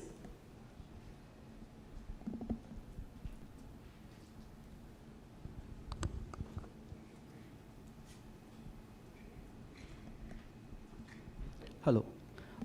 Sir, good afternoon. Myself Saurabh, and I mean the insights were very good, but there are 2-3 things which I would like to understand. Dr. Dinesh said that it has to be sustainable. Yes, sir, it has to be very sustainable, and it has to go to the masses. That's very important. According to my knowledge, I know almost maybe the 20 relatives of mine, and who were actually facing the cancer, and out of them 18 are they're not alive as of now. So first thing I would like to understand that what is the percentage of the survivors, right? And the second thing is we're talking about the family. I mean, ma'am raised a very good point that it is not only about the patient, it also about the family, like who have been suffering through that trauma, but nobody cares for them. Even the organizations where they are working, if they are not going to the office, they'll be out of the organizations, and we don't have any rules, regulations, or maybe some law which might be helping the family also, like if we can provide the right proof or the evidence that like my mother is not well and she's suffering through cancer, so can I take care of her?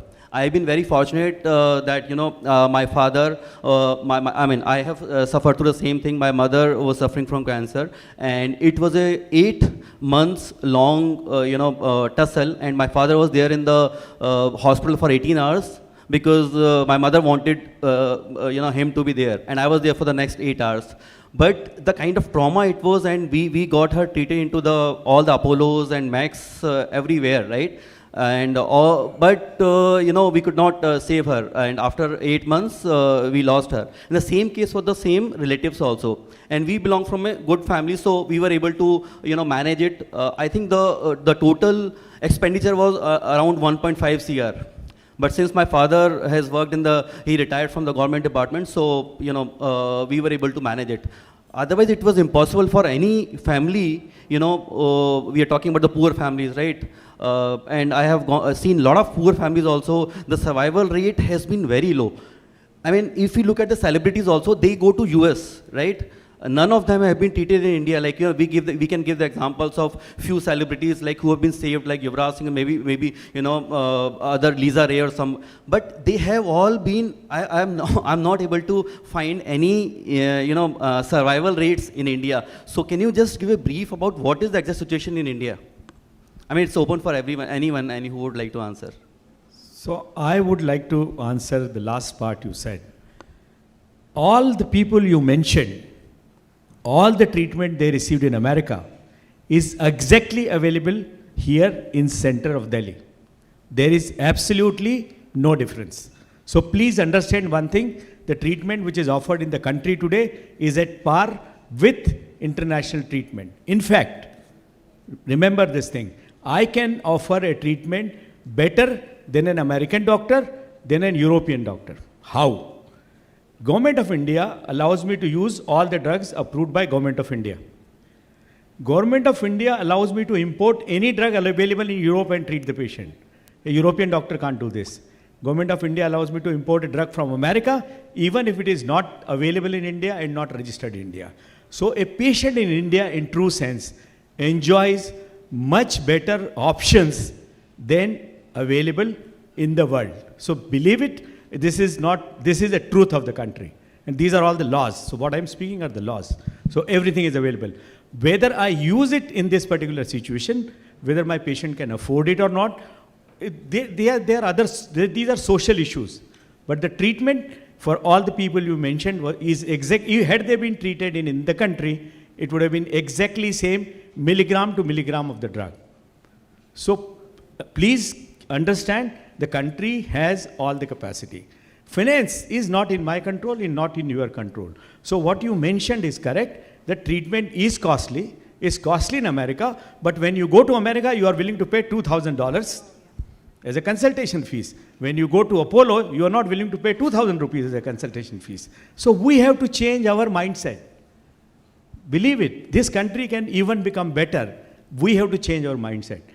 The money is required. The drug, if I import, it will come at an American cost. It will not come at an Indian cost or at an Ayush cost or at an Ayushman cost. So please understand these issues. Country is well equipped to treat cancer very well.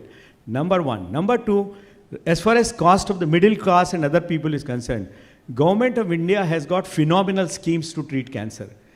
I work with 6 states of India. And you can take a prescription from Max Hospital, go to these states and a government-run district hospital. Based on this prescription, you will get treatment free of cost. They will literally not ask your name, your address, your Aadhaar card, Ayush card, nothing. No insurance is required. Not 100% drugs are available. Naturally, government cannot afford. It's a limited capacity funding for the whole world. Every state, every country has got limited funding for the health and for everything. You cannot get everything free. If you want to offer to the masses, you can make only some things free. Believe it, in Odisha, 120 drugs are free. In Rajasthan, 70 drugs are free. In Madhya Pradesh, 50 drugs are free. In Gujarat, all the drugs which are available in the best Gujarat Cancer Center like GCRI are available free of cost in every district hospital. So things are there, but yes, none of you know this. Unfortunately, it's not my responsibility to reach everybody. Somebody else should take this responsibility. The CSR organization should take this responsibility. And if we really start together with the work with the government, believe it, things are doable in the country. Cancer is a biological disease, and to your question of survival, unfortunately, it depends on, there are nearly 200 types of cancer. Every cancer has a different survival. Every cancer, depending on when it was diagnosed, has a different survival. Every cancer, depending on what drugs I could use, has a different survival. So there are multiple factors which really define survival in cancer. Believe it, there are more cancer patients alive today, you spoke just now, so many people alive, than people who are dead. So story of cancer is evolving daily, and fortunately, towards really a good side. I remember my first patient being seen, I saw in 1981. I had nothing to offer, 3 injections, 5 injections. Today, I have innumerable injections. So things are changing. Let us be positive. And Dr. Tomar really raised very important point. All CSR is available. Where are you funding CSR? Early diagnosis, cancer camps, doing mammography, doing PSA, doing routine blood reports. There where we are spending our CSR money. Let us not spend there. These things are available free of cost in government institution. Let us save this money, put this money into research. America is bringing best of drugs. Why? Because all the money, including CSR, goes into basic core research. They are developing new drugs. Every drug comes from America. Because the CSR money also going funding into the research. We are not able to do it.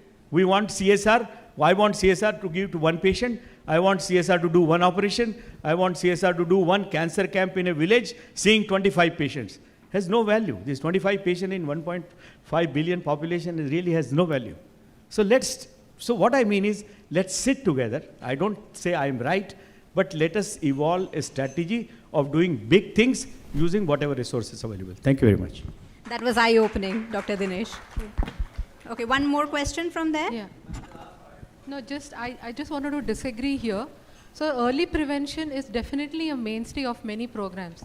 Many of us here do participate in programs wherein early prevention through many modalities, whether it is through health-seeking behavior, whether it is through IEC campaigns, and also use of technology, use of basic medical screening is being done to downstage diseases.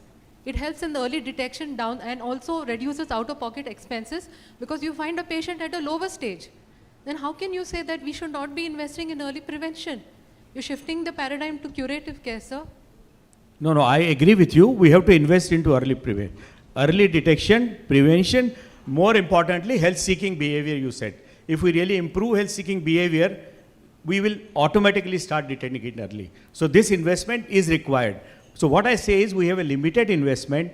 What my plea is, we have a very limited investment. We have to sit together and decide how much my portion goes to early detection, how much portion goes to treatment, how much goes to a research part. So we have to balance everything together. Thank you, babe. One more minute, if there is any question left. One question.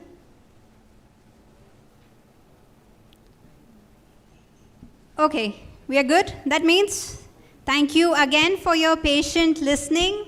We are very, very grateful for having you here. Thank you so much. And thank you, panelists, for sharing the expertise. Thank you, ma'am, for conducting the session smoothly, and thanks to all the panelists for your valuable insights. I request Kamal sir to kindly come on the stage to felicitate our dignitaries on stage.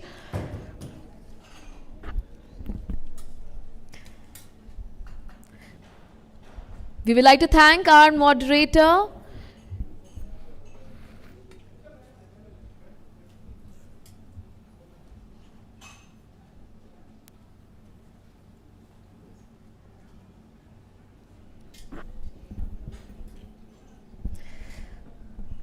ladies and gentlemen, please give a huge round of applause for Dr. Supriya Sharma, our moderator.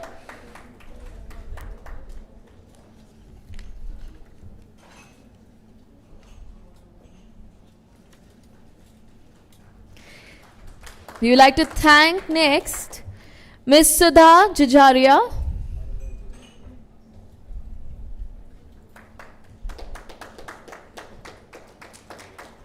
Ladies and gentlemen, please be generous in applauding.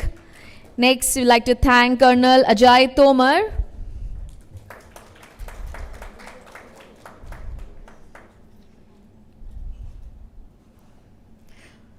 We would like to now thank Dr. Dinesh.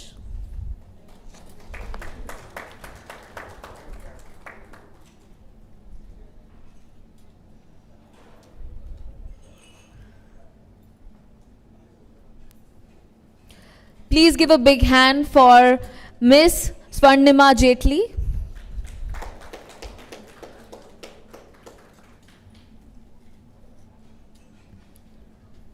And we would also like to thank Mr. Amit Kumar.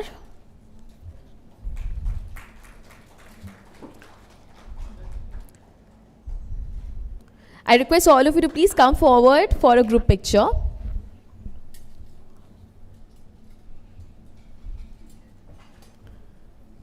Thank you so much to everyone for providing us with the comprehensive understanding of the impactful role CSR can play in this critical area.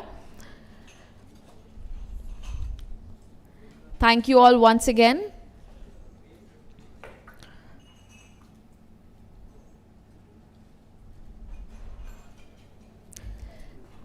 Thank you. Please take your seats, everyone. Let's move on to our fourth panel discussion. On the topic, from solutions to sustainability, navigating environmental challenges through CSR. I would now like to invite our dignitaries joining this session on stage. Please welcome Mr. Mangesh Vange, CEO, Swadesh Foundation. Please welcome him on the stage, everyone, with a huge round of applause.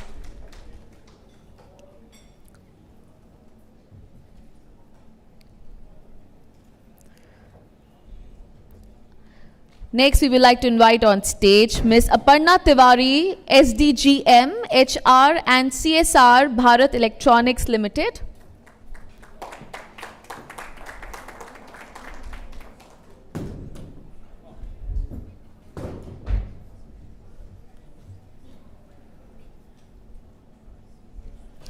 Please welcome Dr. Dheeraj Verma, Global HSE and Sustainability, Hitachi Energy Technology Services Private Limited.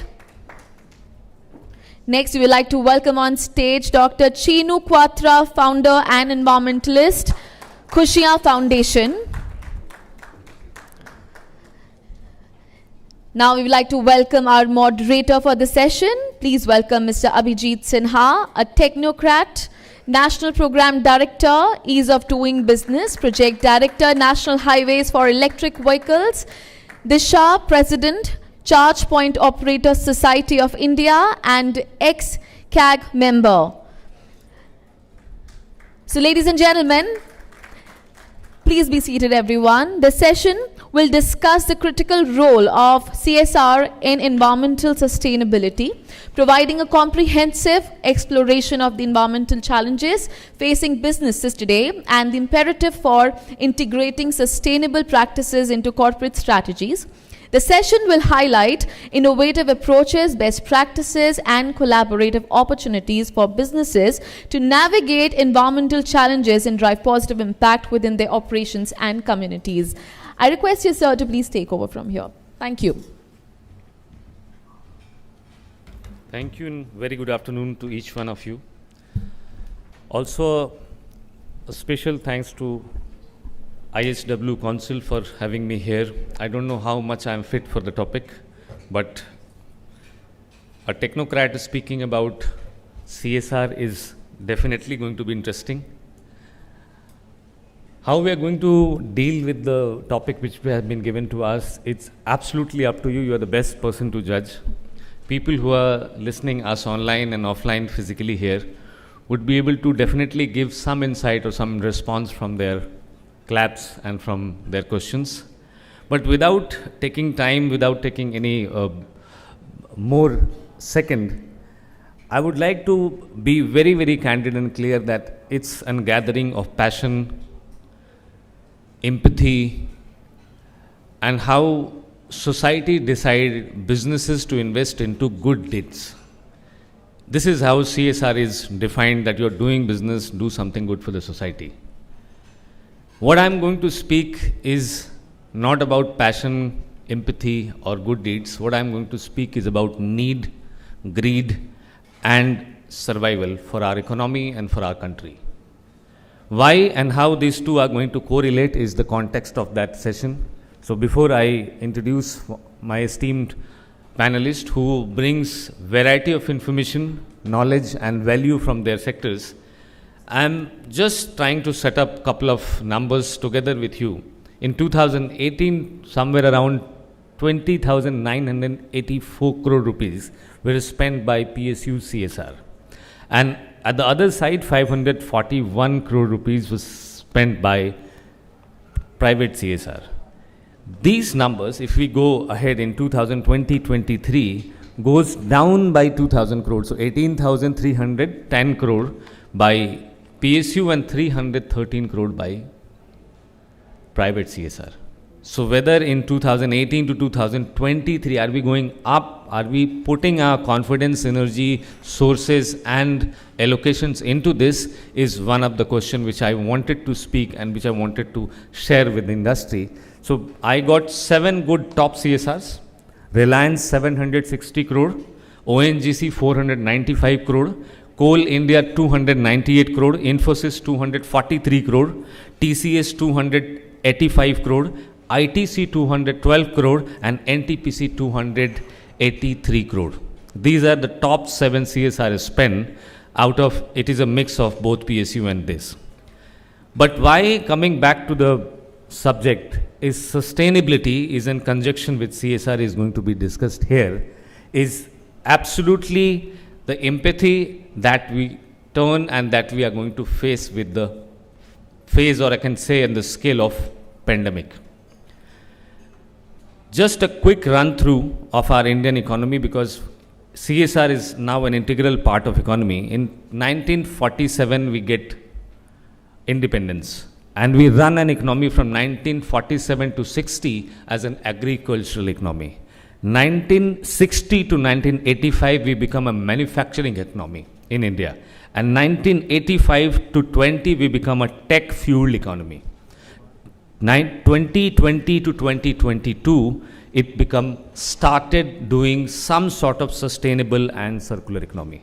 There we started reducing our fuel and we started thinking more about environment and climate.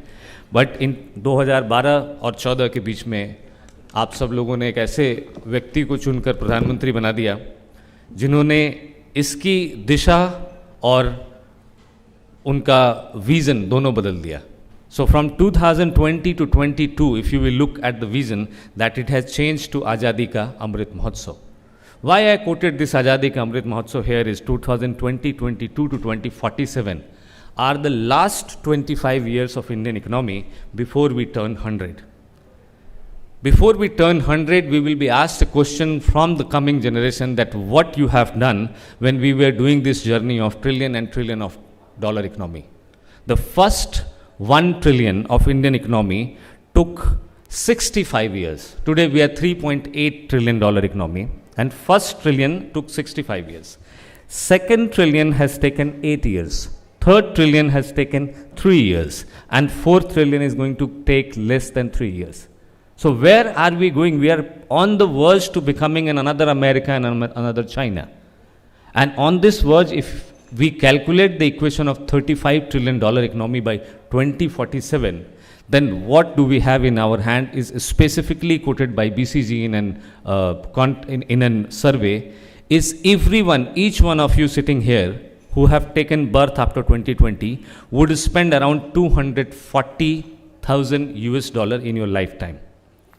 This is the spend capability. If you multiply with your population at 31st December 2047, it would be 168 crore, the population, and your economy will be 38 crore. This is the scale of economy where you are not only creating good things, you are not only creating in 2012, 2014 to 2024 upsurge where you have become ahead of Russia, Italy, Brazil, France and UK. From 10th number to 5th in economy, and you are just behind US, China, Japan and Germany. Where are we going and what are we going to bring with this value is not only a positive side of it. I will say the positive side first is India is second largest road network. It is also the second largest smartphone network user. It's also second largest bus and third largest in trucks. It is also second largest agrochemical in sugar and also in third largest in pharma, 11th largest in value. At the same time, if I turn the page out, I have biggest death in road accidents in India. I am on an endemic pandemic level. I am also a country who is going to be the diabetic capital of the world, and also a company which is bringing and growing hypertension a lot. So I leave this conversation up to you, to my esteemed panelists, that sustainability today, where majority of death is happening into calamities, natural disasters, into these medical conditions, which are out of those unproportionate development which we are heading to. And I'm glad that we have a leadership and we have a passion, we have just to go for that $35 trillion economy, but at the same time we have to remain sensible in some contexts.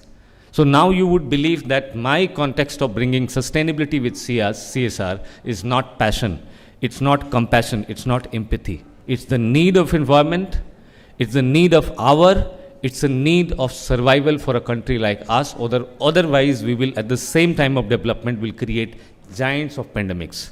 So with this, I will introduce you to the esteemed panelists of my panel, and each one of them have a very great and rich round of experience from their work and from their background. I have with me Mr. Mangesh from Swadesh Foundation. He's the CEO of Swadesh Foundation. He is a postgraduate from IIM Ahmedabad and also a professional certified coach. He has managed startups in the field of retail and consumer goods, microfinance, agriculture. With P&L responsibility, he drives the growth of success in every sector he works in. Welcome, It's great to have you here, sir. With us, we have a very important lady heading HR and CSR at Bharat Electronics Limited, Ms. Aparna Tiwari. She is a Senior Deputy General Manager of Bharat Electronics and also an engineer.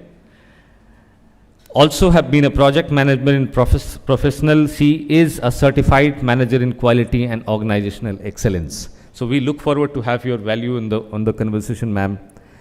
Third is Mr. Dheeraj Verma. Mr. Dheeraj Verma is EHS sustainability and leader from experience of a good 33 years, diverse experience in proficient designing, implementing EHS systems, policies, procedures, sustainability measures, and ensuring legal compliances. We also have a young gentleman with us, Dr. Chinu Quatra, since he is an environmentalist and from Khushia Foundation. Chinu is a Thane-based social activist, founder of Khushia organizations, turned childhood hardship into a mission to serve society. His project includes Beach Warrior. It's known for its cleaning visibility, and also Roti Ghar, MARD, shelter homes for senior citizen children and schools for underprivileged. With a great panel, I think I have not asked or wished for more. What I have set as a context, I would first give few minutes to each one of you, starting from you, to speak about yourself and introduce what you do and what brings you here, and then I will have first round of question. So quickly, we'll spend 1-2 minutes with the introduction, and then we'll start with the panel discussion. Yeah, hi, very good afternoon, everyone. And I am almost nervous here to sitting with such passionate and experienced people. I'm actually nothing in front of them. With the experience they come. I started as a social activist, not as a social activist, but something for the society, because I wanted to be in army, I couldn't be there, so that's how my journey became as a social activist after completing my dual MBA. So I was also into corporate sector, working as a marketing guy who used to bring business to the company. But then I left that job and started my something which I wanted to give back to the society. It all started with a trauma, medical trauma, which I would say, which I would like to touch the chord here, that mental health, which we usually forget to talk about. So it all started because of that, and today we are here. I'm glad, I'm thankful to IHW for allowing me to speak about first environment and then CSR, because I remember my days when I tell people, especially the corporate people, that I am into environment. So उनका सबसे पहला answer ये होता है, ठीक है, उसके लिए पैसे क्यों चाहिए होते हैं? So now when I am here to talk about it, so I can, hopefully I can open my heart and say that what work we are doing right now, and yes, it requires money, and it only not requires money, but also all the passion which a corporate comes from in terms of sustainability. Right. So it goes hand in hand. Yeah. Welcome to the conversation. Namaskar sabhi ko, Mangesh Wange, Swadesh Foundation. So we are a family foundation. Ronnie Screwala, Zarina Screwala are the founders. And we are working in Maharashtra, Raigad and Nashik district. It's a very deep model, holistic, हम 360-degree काम करते हैं, starting with drinking water, sanitation, health, education, and livelihoods. Because health is very integral model, part of our model. So I am here, and thank you IHW. And today, I'm very auspicious day today. We got listed on Social Stock Exchange, and this issue is open for next 10 days. And we are going with 3 causes, of which one is very important on WASH. I must tell, हमारा एक जो strategy है, we work with 4E strategy. First is engage with community. Second is empower them. There is nothing free. It is not a charity. Community plays very important role. Empowerment is. Third is execute, where we bring resources both in terms of money and experts. So for example, we do health programs. So we have best of health partners for our programs. And finally exit, which is the theme of the day, which is exit. So engage, empower, execute, and exit. So sustainability is core of our model, and community is at the center. So we'll be very happy to share more as we go along. Thank you. Thank you, and welcome, sir. A very good afternoon to all, one and all. I am honored and privileged to share my thoughts on this platform today. I'm electronics engineer by profession. I have contributed in defense project in Bharat Electronics, but it was start of Corona period. My boss gave me the responsibility of executing CSR projects. So the CSR in PSU is different. Like we are given a theme of the year. For 70% of the fund of PSU is expenditure is done for the theme of the year, and 30% we do in our chosen segments. So since Corona time, since last 3 years, the theme is health and nutrition. So under this, we did good projects like establishing oxygen plants. That was the time of the hour, that time in district hospitals, and reconstructing the nearby schools. We adopted one ITI in Noida. We established electronics lab, fitters lab for Atmanirbhar Bharat, like giving them skill development. Our engineers also went to the adopted ITI and imparted training. So that's how we did some 20 odd projects in health and nutrition. Today's I will talk more about RE100. What is the requirement? What are the challenges? How we can address these challenges of RE100 for environment sustainability. Very interesting. I look forward to hear about it, ma'am. Yeah. Hi, good afternoon, everybody. My name is Dr. Dheeraj Verma, and I am coming from the manufacturing sector. So all my career, I have worked with manufacturing organizations. There, I have led the Department of Environment, Health, Safety and Sustainability, and the various actions, the challenges. And today we are talking about the CSR and what are the challenges in terms of the environmental solutions that can be put into. And if you look at my career, so owing to this long period which I have spent, I have seen how the changes in the environment have happened, how the new legislations have got introduced. The time when earlier it was just on the voluntary basis. Even the CSR started as a voluntary basis in the year 2009 when it was introduced as a national voluntary guideline for the corporate social responsibility. It was in the year 2014 from the 1st of April that the CSR became mandatory at the corporate. And as Abhijit ji has said, it is now the need of the hour and it is not the option or the choice. So very much important. And what as a manufacturing sector, when we do the CSR activities, what are the challenges, what are the solutions? That is what we will try to explore today. So Thank you for the wonderful introduction. I think once again a good round of clap for the value that we have on the stage.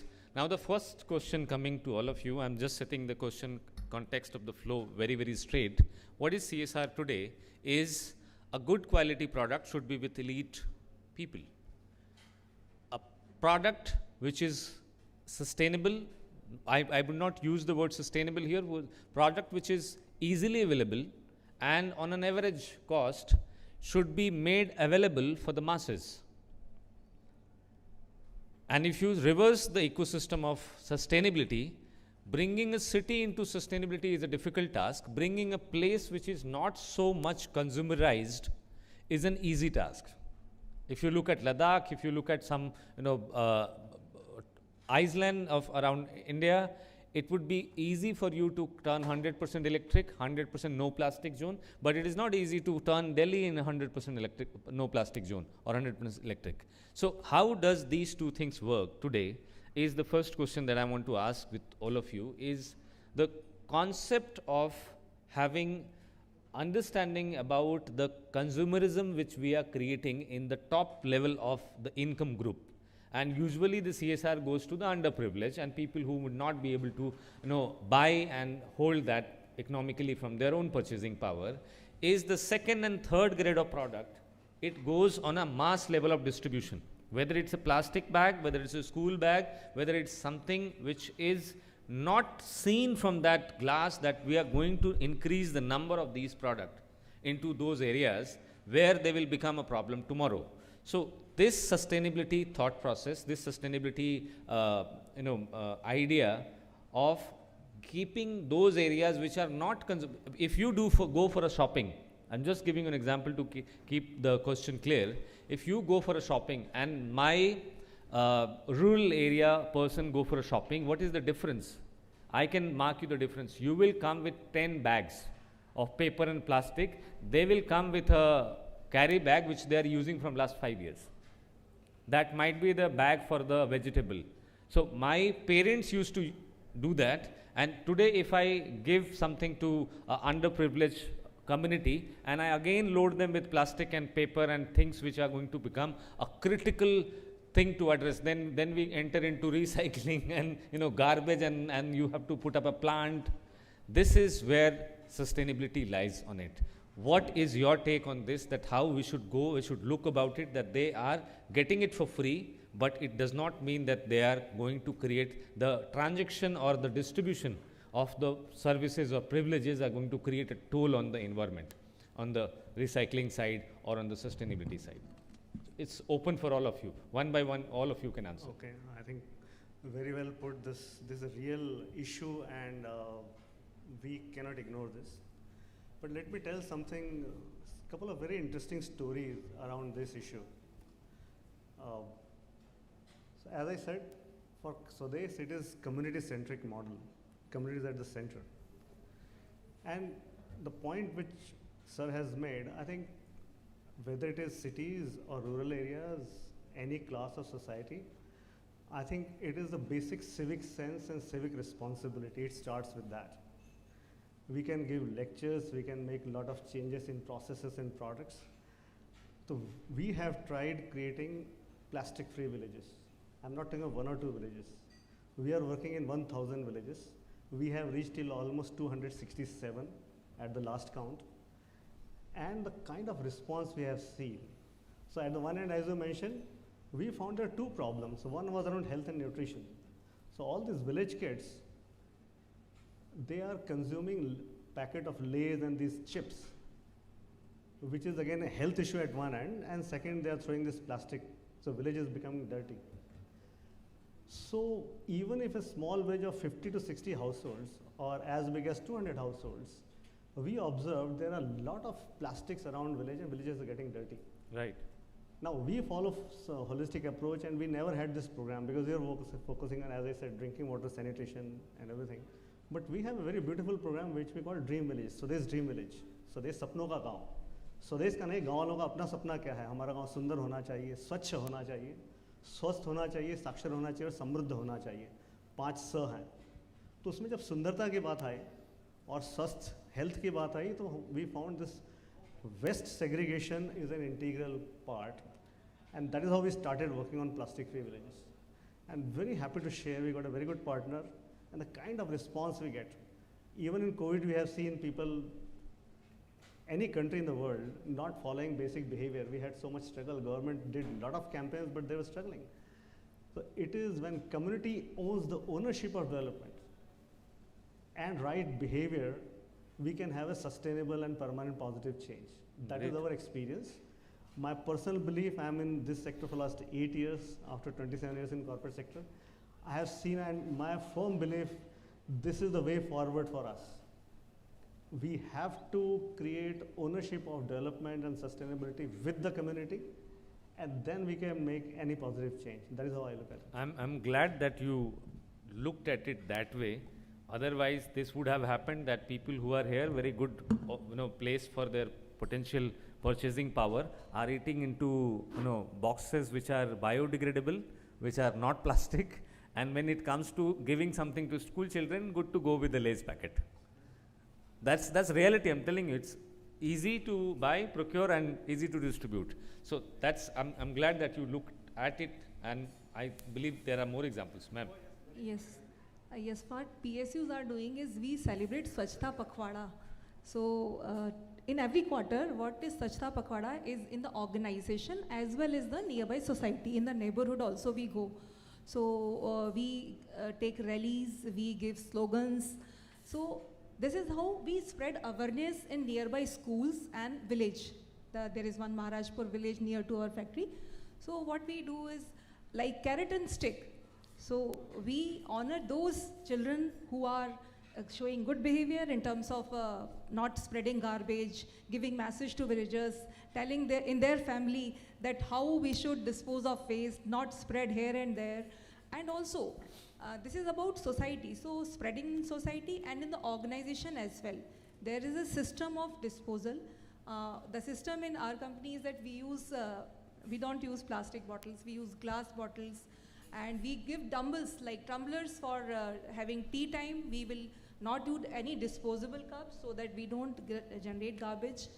And this is how organization and this is how society. So reduction in garbage is the key mantra. As you were saying that our parents used to take vegetable bag. I am still taking vegetable bag with me. Clap. There is a vegetable cotton bag in my car. Everyone should I think, do this. And I don't, I even tell vegetable vendors that don't give me polythene. It will be difficult to dispose of, and use your cotton bag. Use your jute bag. This is sustainable approach. True. So, Dr. Saab, I'll add one question to you. Looking at your position, I'm adding the plastic is spoken by two of our panelists.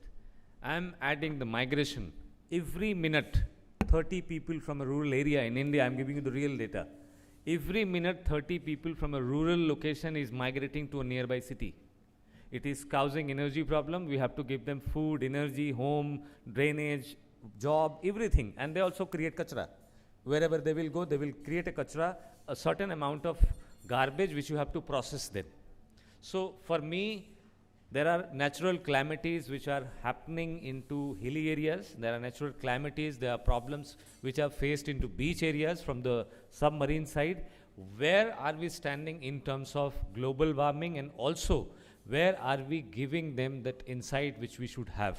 If we are not giving it, where are we heading? It is not a recipe for disaster that I think Wayanad is facing. Day before yesterday, we were discussing why it has happened and why did not overlooked is we have seen a huge calamity into Uttarakhand that happened in the Kedarnath. It's all because of the human migration. So human migration, energy, these all are connected, interconnected. You are coming from that sector, so we have this added question to you.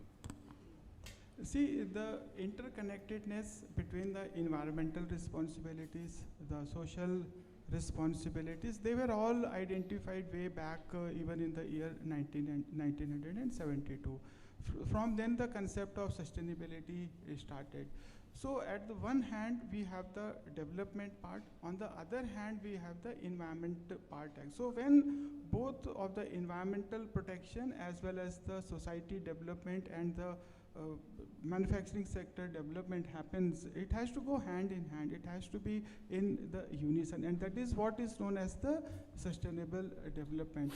And if what you mentioned very aptly, if we look at the present window that we are going into, that is the 2015 to 2030, the United Nations, they have come up with the 17 sustainable development goals. If we understand them clearly, each of them, they have got about 169 targets which are there. And if we look into all the problems that we are talking today, whether it is of the sustainable development, even of the climate change, if you look at the responsible consumption, it is something very, very much important, because we have to leave the resources for the future generation as well. In the organizations, as you mentioned about the plastic waste and all, what has happened is earlier we were following mostly the organizations were following the concept of the linear economy, that is, get the material, process the material, make the requirement and dispose it off. But now the concept has changed from the linear to the circular economy. This is something very, very much important, very much a critical change which is coming up for the organizations and the other sectors which are being adopted. And if we look at how all these are being put into the responsible consumption is something which is very much important. When we talk about the responsible consumption, the resources that we are using, at the same time the waste that we are generating, it has to be reduced, it has to be recycled, it has to go into the circularity of it. So we are conserving the resources, reducing the waste, making optimal utilization of the resources as well. Then if we align our actions, whether it is for the climate action, the climate change which we are talking about, the clean energy and the affordable energy, and we are also talking about the sanitation part of it, the clean water part of it, then the quality education and the good health and the well-being, all the 17 sustainable development goals, if we look into that will exactly, if we have a good, clear understanding, we will be able to align our actions towards the environmental protection as well as the society and the manufacturing sector development. So this is my thought onto this. Thank you, sir. Coming to Mr. Dr. Chinu Katra. You are on the implementation side of more of the time. You have a wish list with businesses, how they should behave and how they should react to the problems which we are discussing here and to the problems which we have not even seen are going to hit us on our face. Where do you think that we should stand today? And we are getting little bit more into, things which might be seen, and I want to add a conviction to you that the problems which CSR sector has been facing from last 75 years are no more going to remain your problems. It's a hard statement to do, but I'm giving it because economically we are going to be a sound country, and we are also going to take care of a lot of the underprivileged things which are not been able to take, and CSR was involved into it. But the problems which we are speaking here, if a community starts living on a location, what they create around it. It might be an information of the awareness that they do not have. You are cleaning beaches, you are cleaning mountains, you are cleaning glaciers, you are cleaning drainages, you are cleaning drains. And each one of them, they are not total or occupied by some animal, cow or dogs. They are done by us. So where do you think in this, the awareness component should be changed so that people like you should not suffer a lot, should not be going around and saying, okay, I need some more help to clean because these people came and they, completely cordoned off this hall after the conference. Where do you think this component is more required, or whether it's an, unwanted material to discuss now? Sir, according to my experience, there are a couple of points which I need to discuss and point out here is first of all is basic education. We had EVS subject in our schools, but that subject was never paid attention because it was a great subject. I don't remember that we are studying super aggressively for that subject and going to the exams the similar way we did it for science and mathematics. We had no tuitions for EVS. I don't understand why at the younger age also the subject EVS was not a matter, and today also it is not a matter. There is no compulsion of grading marks in this subject for this percentages you should get, then only you will excel or you will pass in that particular class. With my personal experience, I do also awareness activity near my beach, because beach सिर्फ गंदा बाजू वाले लोगों ने नहीं किया है. It comes through a drainage system, it comes to a sewage system, which we people only open litter and then that garbage goes into that drainage and it opens up on the beaches. Unfortunately, the drainage system of our country is that it opens up on the beaches, and the drainage system have more than garbage than a normal landfill garbage. Right. So when the monsoon comes, it hits you back, and that's how the things get messy. There's a Worli Kolivada near my beach. We usually do an awareness campaigns. We go door to door, ask people what happened. The one thing I understood that they don't know what is the real wet waste and real dry waste. For them, the wet waste was ये कपड़ा गीला है तो ये गीला कचरा है, ये सूखा है तो ये सूखा कचरा. So when we came with a promise that of doing segregating the waste at the source itself, but educating those people about those segregation was also important. Then the other part, it happened that people started segregating, but later on they understood that the जो गाड़ी कचरा लेके जा रही है वो उधर जाके अपने आप मिक्स कर रही है. So the effort at home of segregation goes waste. Right. Thirdly, the NGOs like us have to struggle because one, when I am talking about segregating at the source, I am also planning to start my own recycling unit to do something of the garbage which we collect from the beach and from the societies. So that kind of efforts are less in the market. So NGOs. I'm just having an add-on question. Yeah. How much garbage can be cured by the behavioral awareness? So all the garbage, 99% of the garbage is because of the behavioral pattern only. आप सोचिए ना sir, आप चलते फिरते अगर ये कचरा फेंक रहे तो वो behavioral pattern है. So or if I look from the business's point of view, to invest into two different options. One, I first create a garbage and then I start treating it. Then we have this treatment plant, then we have cars to carry from one place to another place. And second, I invest into awareness. So that 99% people who are creating garbage, they know how to deal with it and how to pack it up to a recycling unit. We need both hand in hand, the awareness as well as the recycling unit. We can actually, you can find out the data on Google itself, how many recycling units are there in India. There are very handful, and those are the recycling units are started by the companies who are the mega plastic producer. So there is this, there's this company who handles all the branding, all the packaging material for all the FMCG products, like Lays, वगैरह ये सब चीज़ों का. And वही company has started a recycling unit. So the against that EPR situation. So this happens that company who are the into FMCG and they produce more of garbage, they know that this will be a garbage once upon a time. So they are only starting a recycling unit. But we need more impactful, small. We know that material recovery facility is a very common name. But if we go to that facility, how they are working and why the garbage is not coming to them, it is because of the lack of money.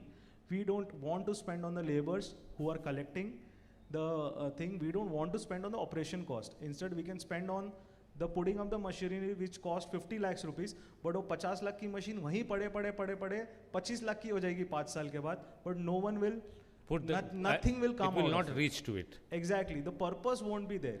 Right. So this is my experience, I would say. Sir, wish to add something to it. Yeah, I think we are still, if we're talking of awareness, education at customer level, that is a problem. It has to start from policy level. And even say, for example, now health, since health people are sitting here, anybody from pharma companies, chemical companies here, from manufacturing pharma companies in this room? I don't see anyone. So I say all pharma companies on health will hear a lot of things on policy, formulation, cost. How many are actually investing on biomedical waste treatments? For example, now, very less. Whether it is hospital or pharma manufacturing companies, should they be worried about it or municipal corporation? And in general, what is general citizenship going to hospitals? Will they pay extra? Why they should pay extra? Whose responsibility? So I think it starts with policy, and before that, national commitment. Very true. One beach cleaning, and as you said, if corporation is going to mix dry and wet garbage, whole effort is wasted. So awareness of whom? It is awareness of all the stakeholders in the chain. So if I just recap, that India has taken 4 or 5 missions on its plate. Economic globalization is one of them. 100% digitization of health is also important, because today we do not know what health problem is because of what reason and why it is particularly in this particular region only. Third is 100% net zero decarbonization. Also going ahead, 100% geo-specialization. Defense export and global lead is something which we are doing very good. Fastest urbanization, almost at the percent of 11% of the global population lives here in India. And this is every minute going to an urban location. Last but not least, related to defecation, related to cleanliness, related to how to sanitize the economy from a waste economy, a consumer driven, or what we call it is throw economy. You use and throw economy, and then going towards an economy which is accountable. And this economy has a bigger role to play for businesses from my. So I'll put up my thoughts at the end. But before that, I want to take 2 minutes at least from each one of you as a closing remark. It may be your wish list. It may be something which you have done and you felt that it could have been scaled on a different level if this could have happened or possible for you. So each one of you have 2 minutes. If we can start with the lady. Yes, from the defense segment, our approach is always reduce, reuse and recycle. we believe in circular economy, or our products are like long-term products, like one product will be of 10 years, 15 years. Apart from giving a product, we do overhauling of the product to increase the longevity. The product is not waste. The radars which Bharat Electronics has sent in the fields are working 20 years, 25 years down the line. And the components are so rugged that after giving due preventive maintenance and other maintenance required time to time, these products are in field without becoming waste. So that is one approach. Another approach is for reducing the waste is we use ROHS component, which is not hazardous component. We are using safe ingredients. While making our products, we look into the bill of material, whether the bill of material is rugged in nature. It will not like die out soon. So this is another approach is ruggedization. One approach is to increase the longevity of the product. So it will serve for a longer period, the same component by proper care, maintenance. Another is we look what are the challenges. We train our customer for disposal part of it. Like it should not be disposed of in such a condition, like it should not create कि battery dispose of करके उसमें explosion हो रहा है. So handling those products and disposing of the electronic waste in a proper fashion. We have devised a methodology of proper disposal of e-waste. Each and every material which is being produced. So that e-waste disposal is also nowadays it's a task.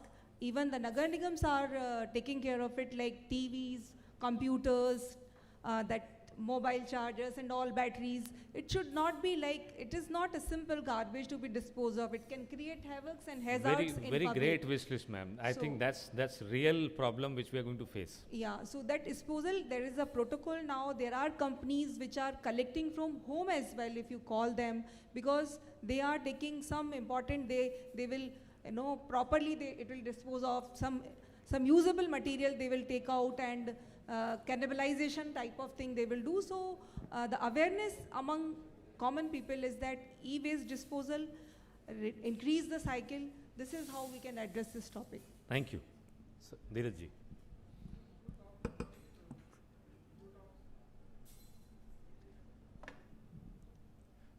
You talked about the carbon neutrality.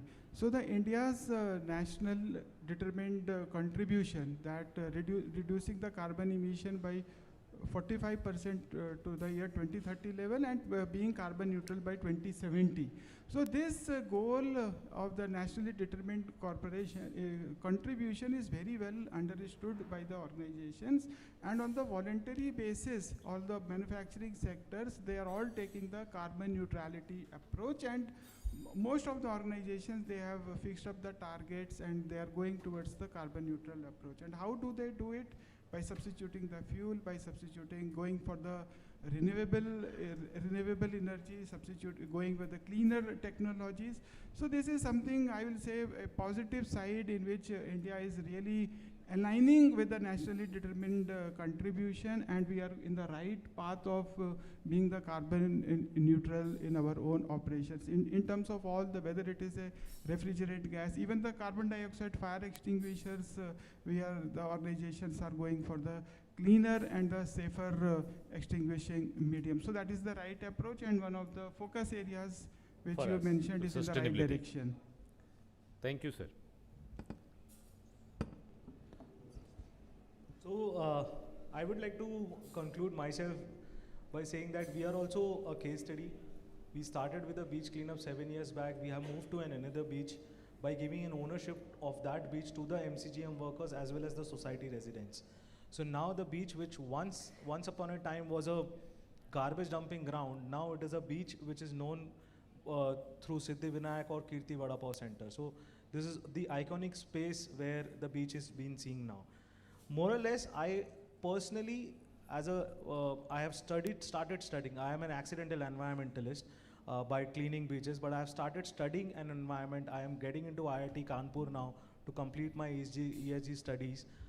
Reason is because I want to take environment very seriously. And I feel that our country, our citizens and our youth especially we need an education policy related to environment. We need more such conferences talking about environment more, because of environment, all the health factors becomes up and down. So very valuable input. There should be a circular economy, classes, and also there should be proper courses on definitely. And I would be very happy if there is something related to education, related to environment comes up in the younger age itself, because that's the generation will change us. Right. That's the generation will definitely change us. Great. So that's what from my side. Thank and काम तो करते रहेंगे sir, और करते रहेंगे, देखते हैं अभी और कितना जा सकते हैं.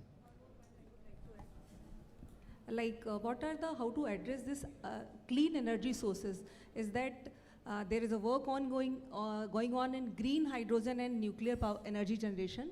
Like it will replace our traditional coal-based, fossil fuel-based thermal power plants, and less tree cutting, more and more tree plantation, because these trees take carbon dioxide and give oxygen back to us. So awareness for that. Country is very serious about it, I think. Yeah, so plantation they have a $10 trillion economic target to reach by 2 trillion each decade. And more solar power plants. Our government is giving budget for establishing solar power plants. We also in our houses, we can use the solar-based cookers, solar energy systems. Like we can, even in homes, 3 to 5 kilowatts of solar power plants will cost some 1.5 lakhs, but it will reduce our bills on the daily basis. So the return on investment will be in 2 to 3 years. That is another option for like green and clean energy, for saving our environment. Sir, your last closing remark. Hello. Yeah. So 2 things. One is, it is an action which each of us has to start at our own level, and it has to be local solutions wherever we are in our surroundings. It is a long-term thing. It has to start. And on Sudesh's behalf, I invite all of you, if you are in Nashik or Mumbai, just take out a day and visit any of our 1,000 villages and see the change which is happening. And it is absolutely possible, or what Chino is doing. So we are from implementation side. Now the programs, as Madam said, we plant about 1.5–2 lakh trees every year for last 8 years. Survival rate initially was 40%, now we're 80% survival rates. Fruit trees on personal, private farmers' land who are very small marginal farmers. That helps in 2 ways. One is green cover, of course, but second is migration problem, you said. Migration kaise rukega? Gaon sundar aur swasth banna padega, right? Now we have beautiful programs. We are creating solar lighting villages, plastic-free villages, green villages. Now we need money for that, right? How many corporates are willing to invest for that sustainable solution for long term? Now, and another beautiful program, we are starting natural resource management. When you are talking of all calamities at local level, these solutions have to be implemented on ground. Knowledge is there. Knowledge is not, policies are clear from government. We need action, and people are there, community is ready to own up. I think the commitment required from people sitting in corporate world to invest and believe in efforts on ground. Absolutely. I think we have done a good conversation to at least establish the need of the communication, that the businesses need to rethink on the definition of CSR, though this is not a forum to change and give a new definition to CSR, but the impact which is coming on the health and the impact which is coming totally on the circularity and the economic values is also going to create a lot of small pandemics for you. It might be health related, it might be circularity related, it might be your hygiene related. And in this ecosystem, if you look at different sectors of your economy, each one of them creating a huge number of toll on your health, your life, and your economy. These all sectors need to be audited in a very intense manner, and they might be transportation, there might be energy as a sector, but here if we look at the impact of CSR, then leave transportation, economy, decarbonization, solar away from the CSR. I understand they do not fall under the category. If a company does a solar panel, it will not come under CSR. But what can come under CSR is the great takeaway from this panel, which I am sharing with you, is to look into the circularity of each and every company which is producing and the selection of material which is doing, whether it's a plastic, whether it's something which is insolvent for the nature, and then the amount of CSR it is spending to companies and the implementation agencies, NGOs, initiatives who are actually dealing with that kachara that they are creating. It might be a headphone, it might be a battery, it might be anything across sectors. I would like to give an example that I have a headphone brought from a foreign company who does not have a service station in India. It broke a part of it, and then I was told to throw it. Each of these details, each of these products which we are selling on online and offline should be accountable to bring into an consistent circularity. If they are not doing it their own, they will have to pay to an established and profound NGO to deal with that motion. So with that, thank you very much, each one of you. We are not left with any time for questions. So thank you for being a wonderful patient listener. Thank you, sir. That was most informative. Thank you to all of you for being a part of such important conversation. May I request Kamal sir to kindly come on the stage to felicitate all our panelists and our moderator.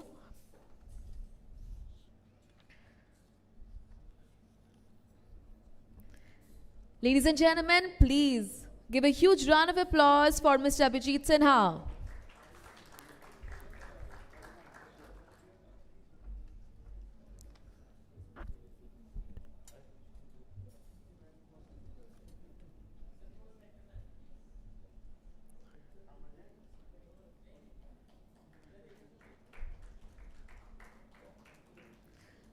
We would like to thank Dr. Dheeraj Verma.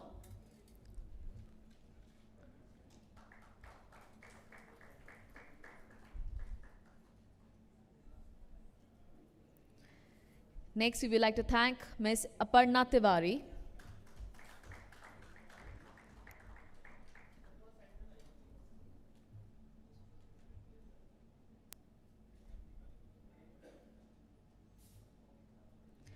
Please give a big hand for Mr. Mangesh Wange. Next.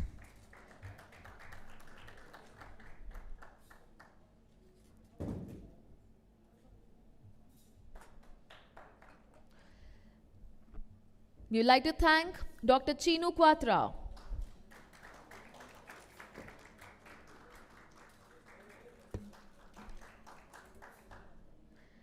Thank you, all of you. I request all of you to please step forward for a group picture.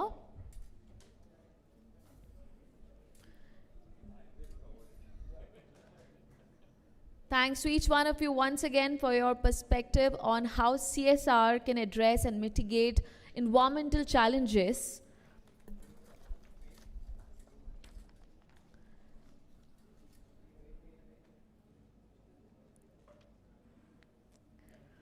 Thank you, everyone. Please take your seats. Let's move on quickly to the panel discussion. Fifth on the topic, food for thought. CSR as a catalyst to address nutrition challenge and foster healthier societies. I would like to welcome the dignitaries. I request them to please take the dais. Please welcome Mr. Shishir Chandra, DGM, Marcom, Insecticides India Limited.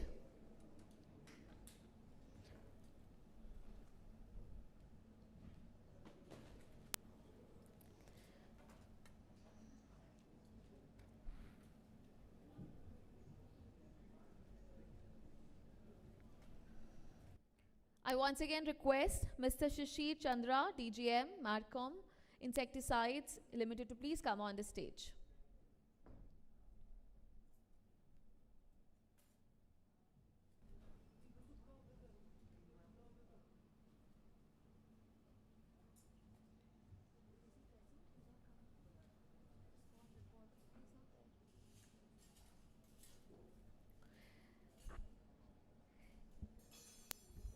So we're going to call him personally. I think he's not here right now in the moment. Next, I would like to invite on stage Mr. Rajendra Shende, Founder Director, Green Terry Foundation and former Director, UNEP.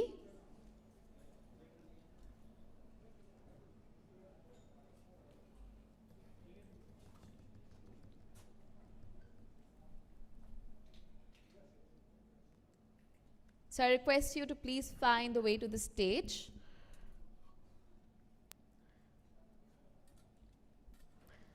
Ladies and gentlemen, they are right here. Can we please give a big hand and welcome them on the stage?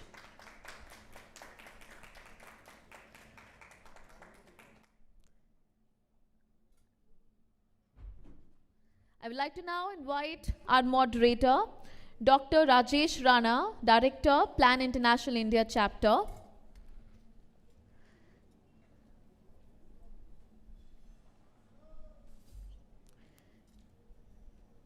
Welcome all of you. The session will highlight the critical intersection of corporate social responsibility and nutrition, aiming to explore innovative approaches and best practices for addressing global nutrition challenges and promoting healthier societies.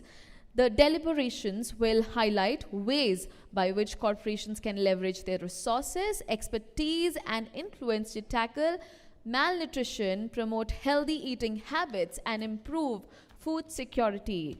May I request the moderator to please take over from here? Thank you. Thank you, ma'am. And first of all, thanks a lot for giving this opportunity to Plan India to moderate this session.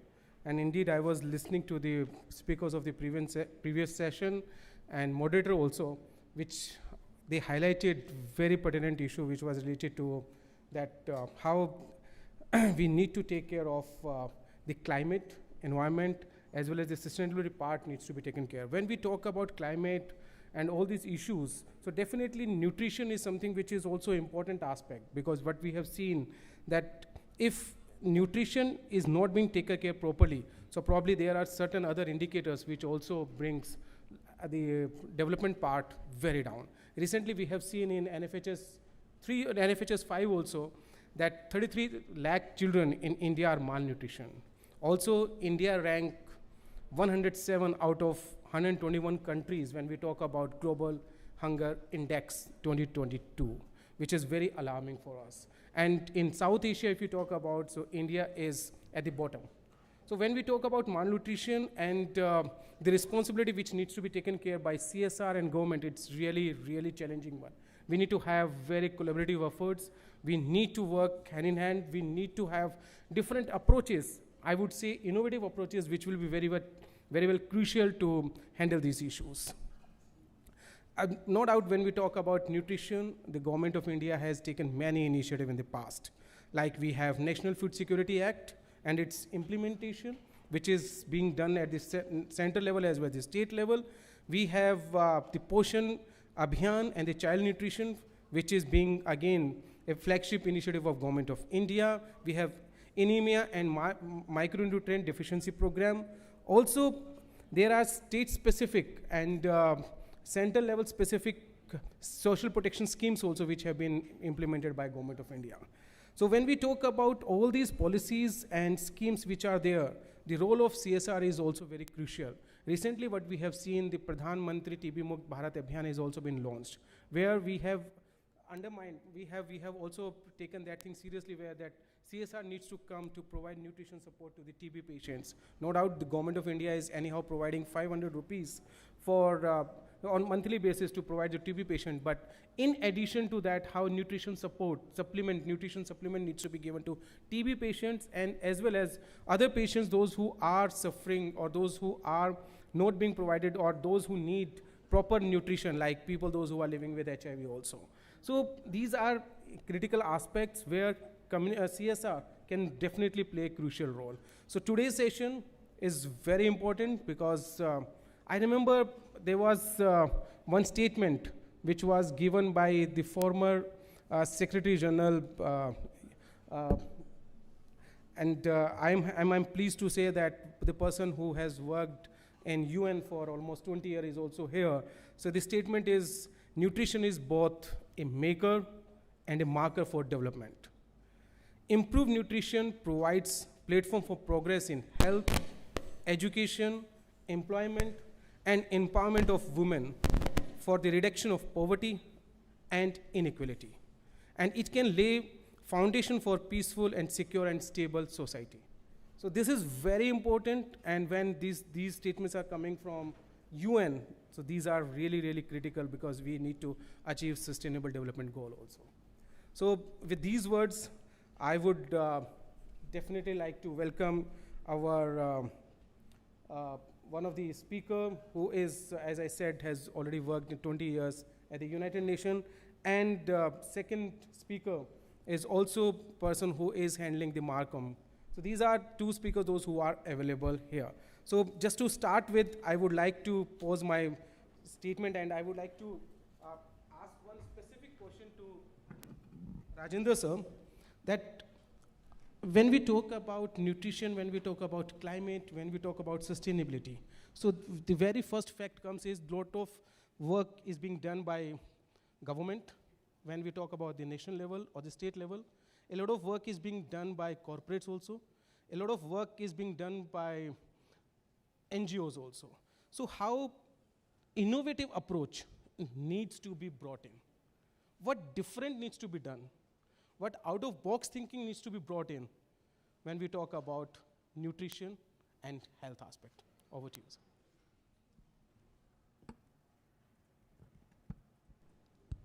Thank you, moderator. It's been pleasure. For number one is we are only two here, along with the moderator. So, and I come from United Nations background, so I can talk for the whole session myself. I'm not going to talk anyway. Second thing is, another bad news for you is that I'm not a nutrition expert, neither health expert, but still, I can claim,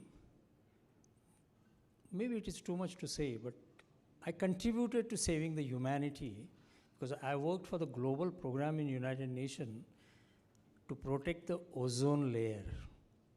I don't know how much you know that ozone was a huge problem and the whole society and humanity was threatened, that we will be dying with the skin cancer and cataract and lack of immunity because of that, and that problem is solved under the Montreal Protocol by eliminating the human errors of manufacturing chemicals which reach up to the stratosphere.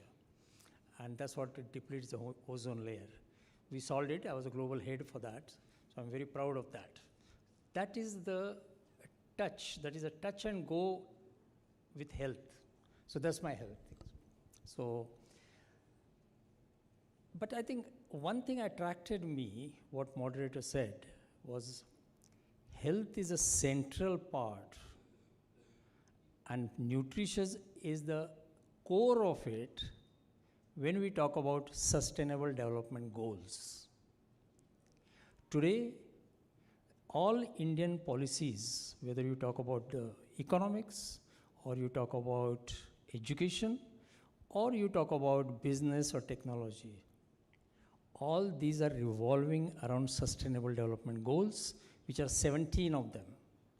And Niti Aayog of India has been given a charge for achieving that SDGs in India. All the countries in the world are supposed to do that by 2030. So we have 6 years left. And the health and well-being, SDG number 3, introduces our today's session on nutrition. We can do awareness, we can do implementation, and we can do emergency tackling of the issues. But we have in a CSR, as earlier panel I have heard saying, we have very limited resources. We're talking about 15 to 20,000 crores, 2023 CSR budget for all the corporates, public and private sector. I hope some of you know what is a budget value, what is a budget expenditure of 24-25 presented by our finance minister. It is about somewhere around 35,000 lakh crore. And if you take a 2.5%, which she did not reach, the health budget, just about 90,000 crores. So you're talking about 32 lakh crore coming to the health budget assignment of 90,000 crores, and the total CSR last year was somewhere between 15 and 20,000 crores. Now we have to play with that. And the question is, what innovation can do? And the adversity leads to innovation.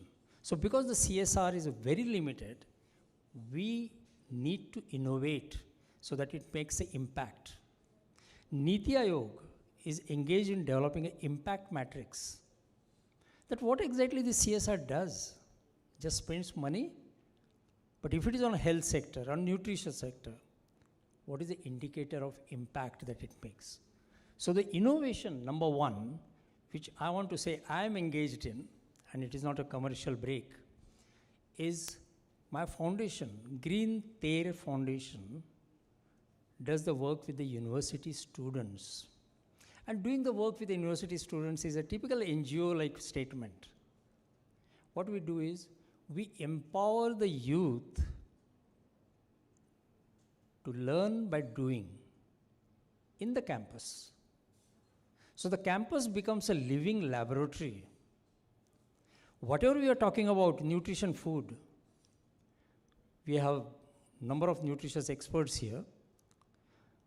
But if at all those guidelines of nutrition, the principles of a strategy, approach of nutrition has to follow, do it in a university campus. Why university campus? Because they are the potential. You are Shakti. That's what we hear from Prime Minister, right?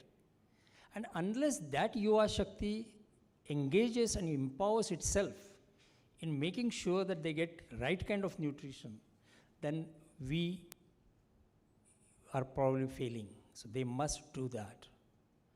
Now, that particular project, Green Ter Foundation, what it does is impose power on all SDGs. It doesn't teach about SDGs, no awareness. Time is limited, money is limited. I think university students already know what is need to be done. You don't have to put a blackboard on that. They need keyboards. They need springboards to jump and start swimming. And this is the innovation that we have done, that instead of working, we have to work with the poor, we have to work with the communities which are economically not empowered, the emergencies who are in a problem, like cancer, like impairment. But at the same time, for a long-term sustainability, let us work with university students. And when you say work with university students, ask them to learn by doing it in the campus. So we are skill building them. So skill building the university campus and focus on that because of the limited time and limited resources. That is the innovation I'm proposing. Thank you. Thank you, Rajendraji. Indeed, we need to invest in youth power. We need to invest in Yuva Shakti of India because they are the torchbearer. They will have to make our future bright and India's future bright, definitely. So, Shishir, my next question would be to you because you are handling a good corporate sector also. So how long-term impact and what Rajendraji mentioned that Niti Aayog is also working on developing impact matrix. So it is really important that how CSR long-term impact on public health and nutrition initiative can be designed. What do you feel that it should be shaped in a way so that real impact can be showcased? Okay, thank you. I would like to add from what Rajendraji said. We were talking about the importance of innovation being the budgets of CSR very, very small, minuscule in terms of if we compare to the total budget's allotment on the government level. But very important point that I would like to add here is that innovation has got that power to make a huge impact. We come from an industry of agriculture where the biggest problem is always is the weather. The problem of crop deficit, problem of improper crops, problem of crop damages is basically a major pain which ultimately leads to some maybe not getting the proper pulses or not getting a proper crop which was intended for that particular time. But if we talk of innovation, innovation has got that power, innovation has got that thing that can change the entire scenario. Today, most of the agriculture universities are working on some of the varieties which are shorter in duration. So I would just like to mention that if we talk of crops like paddy, so we generally use a lot of water. The crop is standing in the water for about 120 days.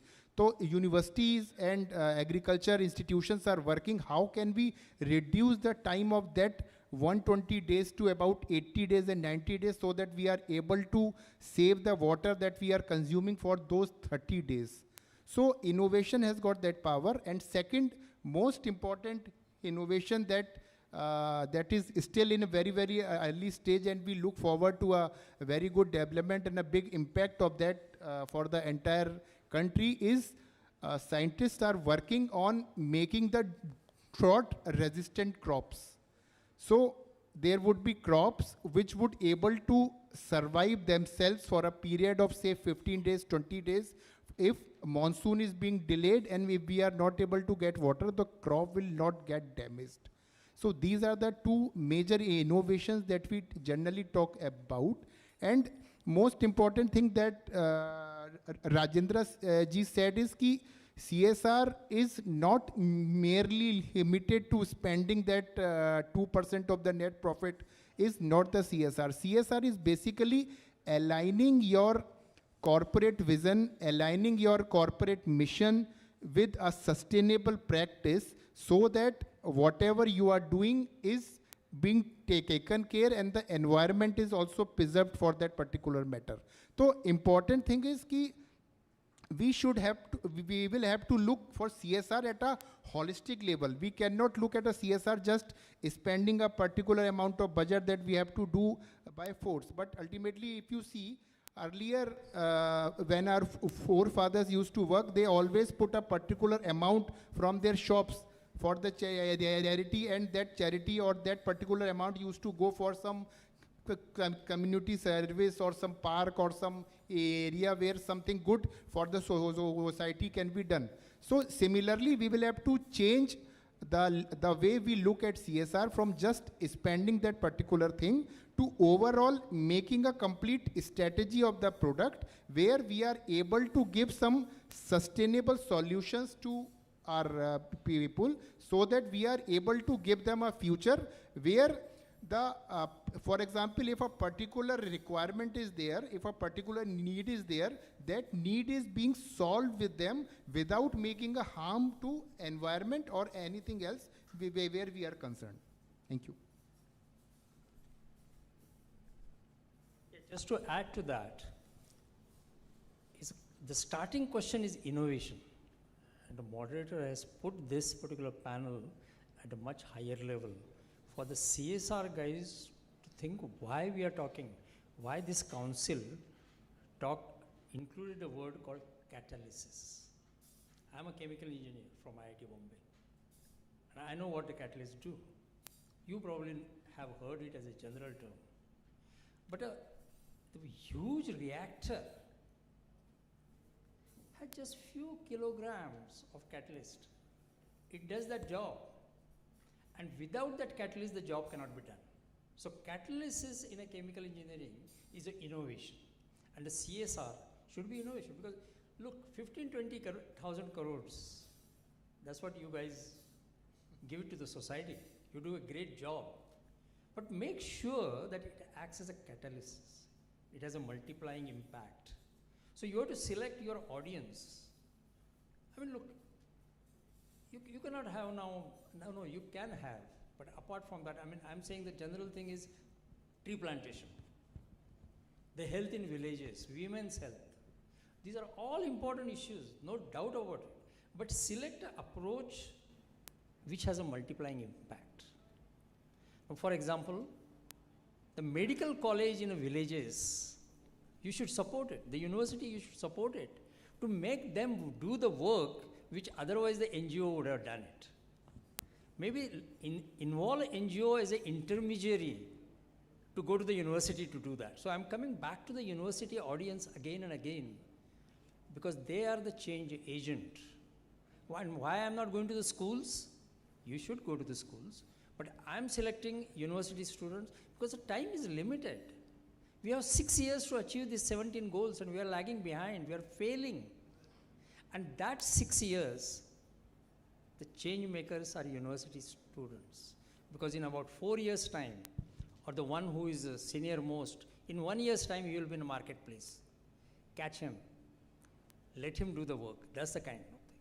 Thanks. Thank you, Rajendra ji. And it's really nice when we talk about innovation. So you have brought another word called catalyst. And luckily, I'm a science graduate also. So I do understand the importance of catalyst. Sometimes it increases the rate of reaction. There are certain catalysts which decrease the rate of reaction also. So another aspect which we need to remember is piloting. So I think we need to also give importance to the projects which are small scale, which can definitely be scaled up if really showcased in a way. Like one of the examples when we specifically talk about nutrition or self-help groups which we have created from Plan India side, which is called your kitchen garden. So where what we have done is the space which is available in house at the back side.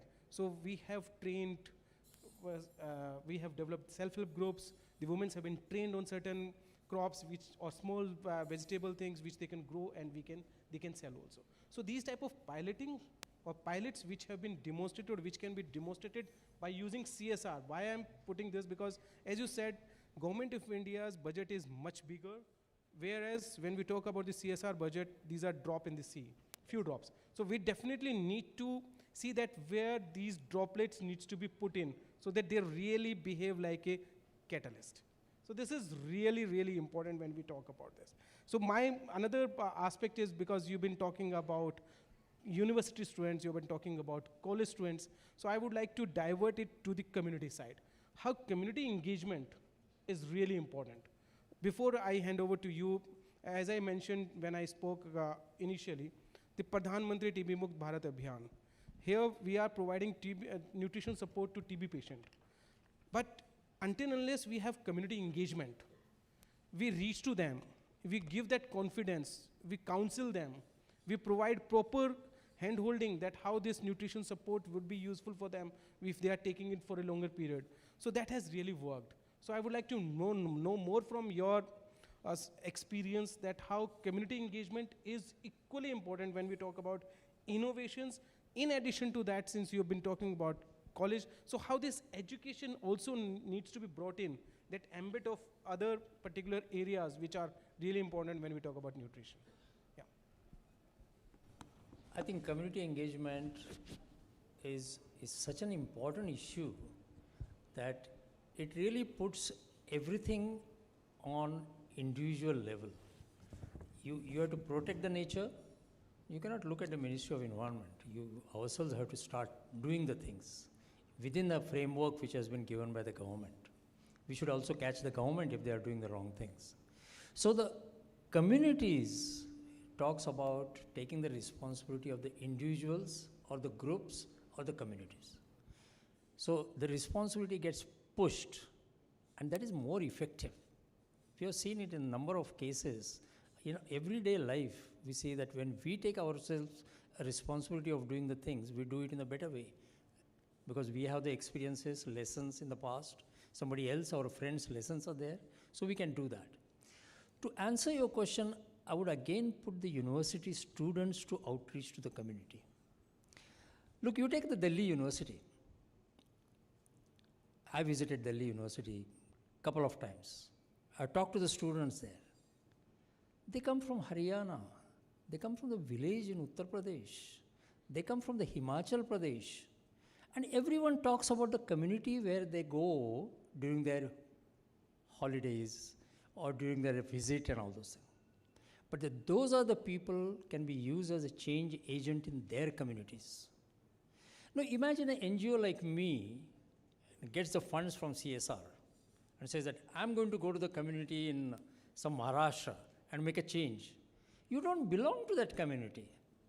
That community probably will listen to you because they get some benefit, money, and saying that, okay, I'm going to do this. The community will believe in those people who were with them. They will listen to the guy who has gone to Delhi University, but but he has gone from us. So again we come to that community level. The catalyst is a university student, and he will do that job better than any other expert, the seniors or even a faculty who belongs to somewhere else. And this is I have been seeing all my life, that the community is getting benefit from the experts which don't belong to the community. And I think that is not the right way to do it. He can go to the community and give the lecture, maybe do some work with them, but that may not be effective. The farmers will not believe in an expert coming from Bayer or expert coming from fertilizer plant. The farmer will believe in other farmer. Coming from village, I know this. The farmers can listen. They are very good in showing off that they are getting absorbed in what you talk. But they will follow that. That's what I want to say. Definitely, Rajendraji, I do agree with you, because in other health programs also, other than HIV and TB, we have a concept of peer educator. So when you talk about farmers, the farmer would understand the ethos, the language, and the experience which other farmer is going to give.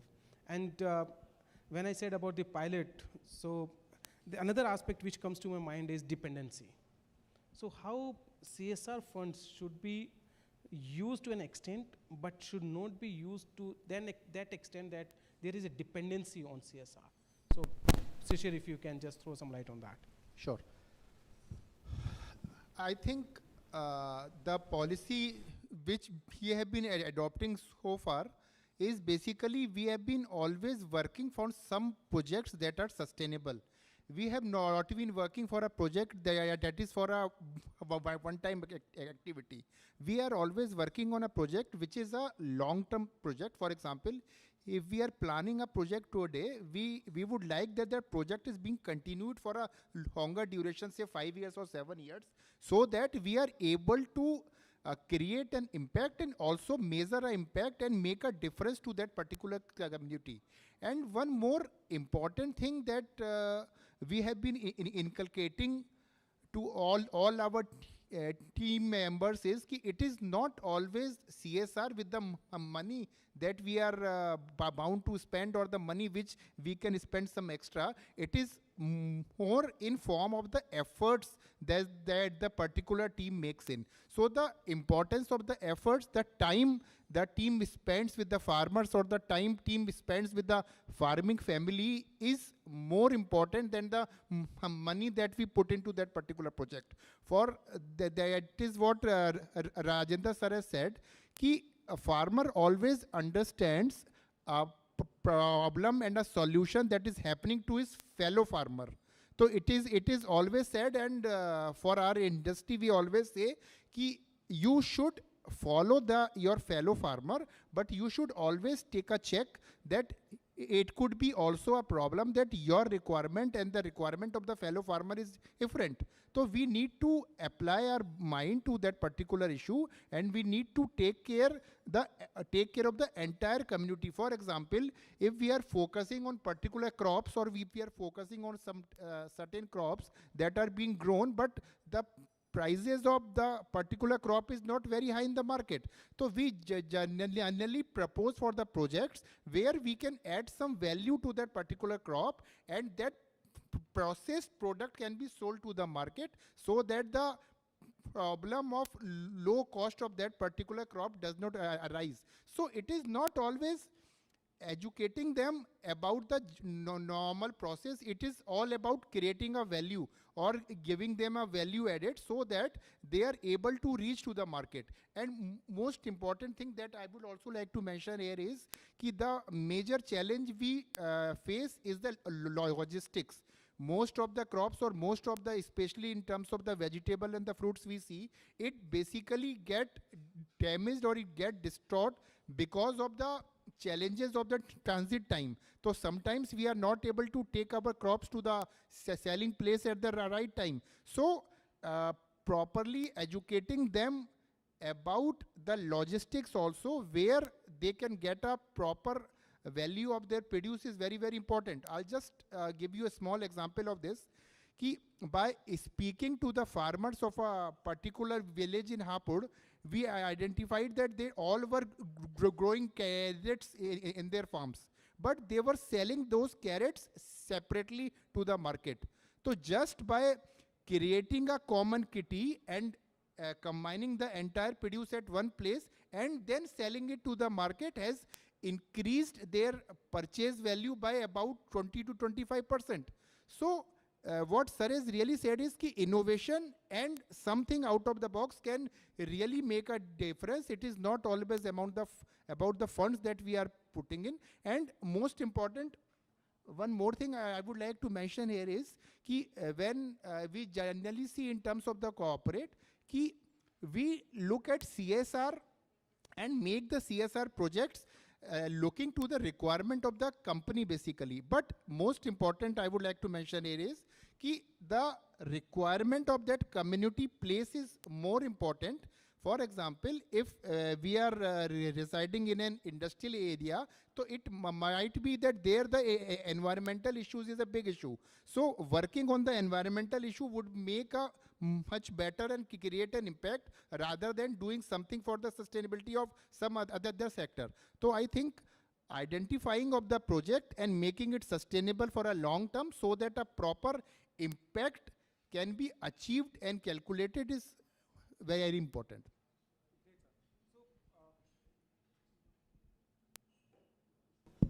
Yeah, you have talked about logistic. I do agree with you. So logistic is a big challenge, whether you talk about health, whether you talk about environment, or whether you talk about food industry. And that's why Government of India is coming up with a policy which is focusing on logistic aspects. So taking this clue, what do you see the future trends and opportunities would be there in time to come, that how CSR would be useful to really talk about, I'm specifically asking about nutrition and health. Yeah. So what trend do you see? Right. So thanks for bringing this, because this session is about the food for thought and it's about nutrition. So I think we are talking about all global issues. So let's be focused on nutrition. I think I would like to tell first IHW Council that whatever the work the CSR develops, implements with the communities or with their clients or whatever you call it, and my fellow speaker just now talked about measuring the impact. Now, suppose you start taking the nutrition as an issue and start asking, okay, we put CSR funds there, we put the expertise there, we put a lot of knowledge there. How do we measure that impact? Do we measure the impact by taking the whole village community's weight, or we see their lipid profile, or their hemoglobin? What we do? And that has not been done. So my advice to IHW Council is, they should, I'm sure they have done it. They have done about the awards, which we will be seeing it. And I think we would like to see what kind of impact these awardees have made and whether those impacts have been measured and assessed. That is the thing. That's what we are talking about. Yesterday I was with Niti Aayog, Dr. Vinod Paul. I mean, he's a health expert. And we were discussing exactly about nutrition. My organization, with the help of nutrition expert, is producing a guideline for nutrition in university campus. And he told me a number of stories that how the McDonald's and how the Starbucks are entering into the campuses now. And we have not thought about the students. They will be the change agents for Vikasit Bharat. How they will be. Because what kind of nutrition these kind of outlets will be giving in a university campus.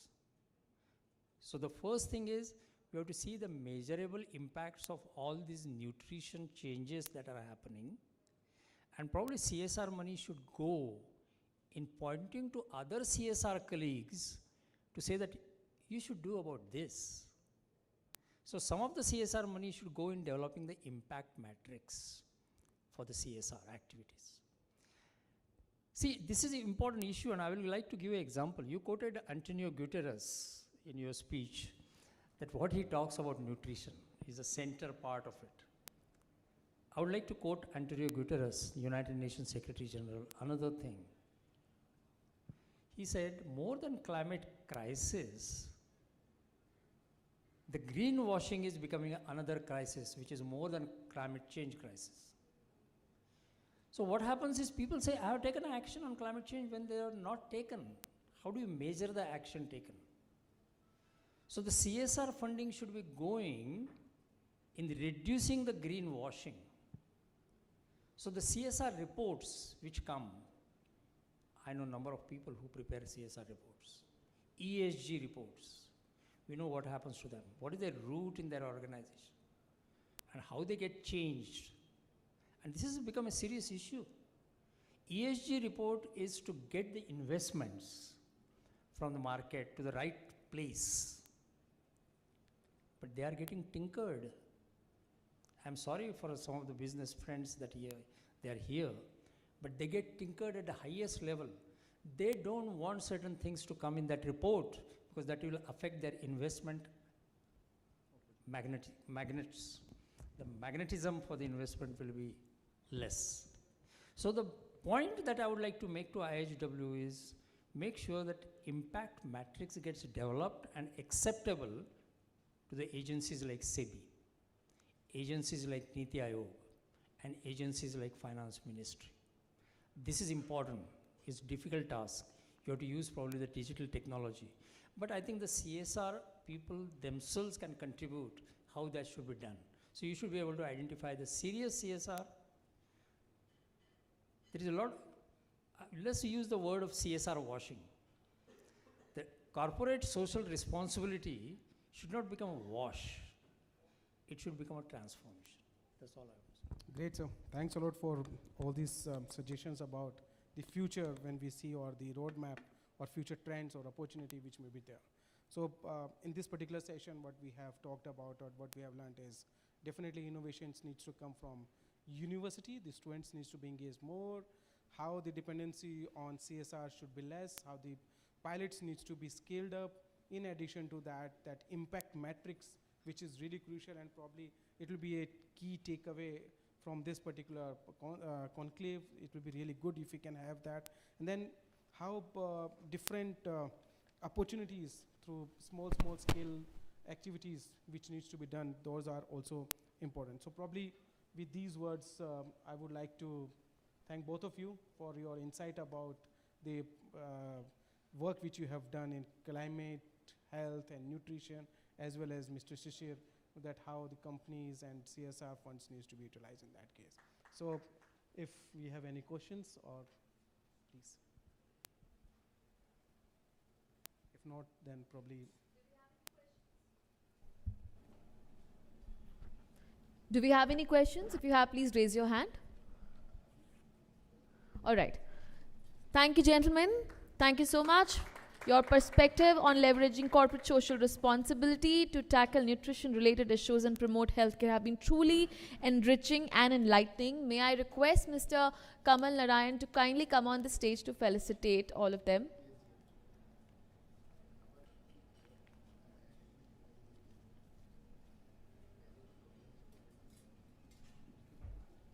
Ladies and gentlemen, please give a big hand for our moderator, Dr. Rajesh Rana.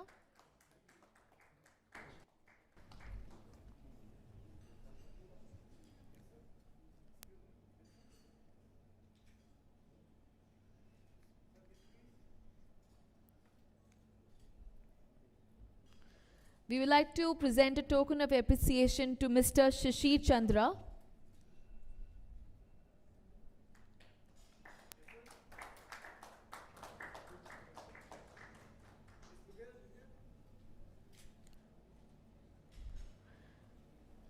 Please give a big hand for Mr. Rajendra Shinde.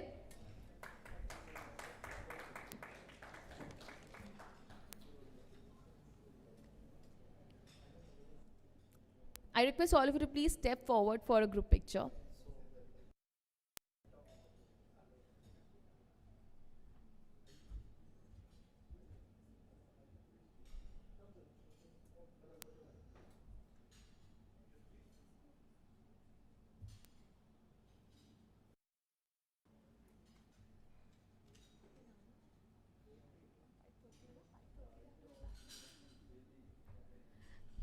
Thank you so much, all of you. And now, ladies and gentlemen, we have a tea break, high tea break. Please be back by 5:30 here, and you can get your tea and coffee inside itself. Let's do some networking. Let's mingle around. Let's know each other. We have 30 minutes break, and we meet once again to start our 6th panel discussion sharp at 5:30. Thank you.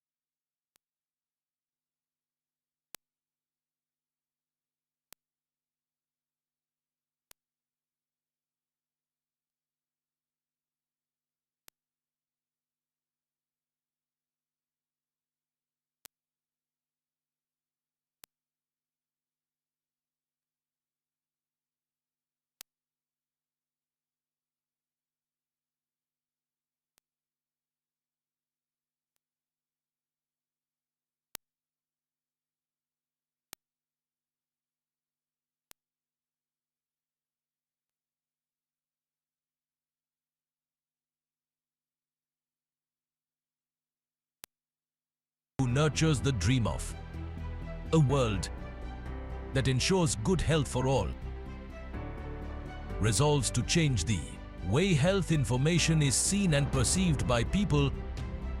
Introducing How Boring, India's first holistic well-being podcast with Kamal Narayan.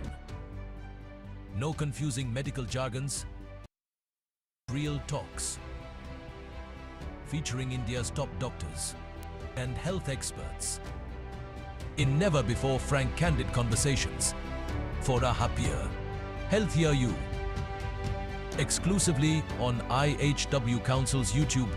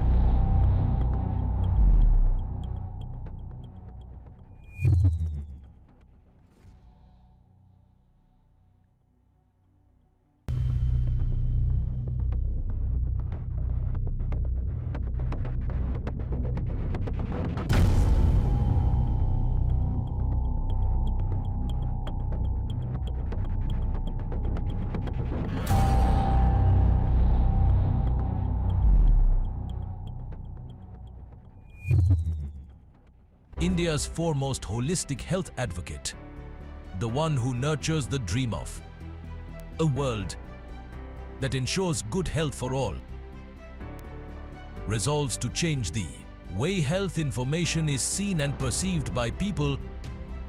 Introducing How Boring, India's first holistic well-being podcast with Kamal Narayan. No confusing medical jargons, just real talks. Featuring India's top doctors and health experts in never-before frank, candid conversations for a happier, healthier you. Exclusively on IHW Council's YouTube.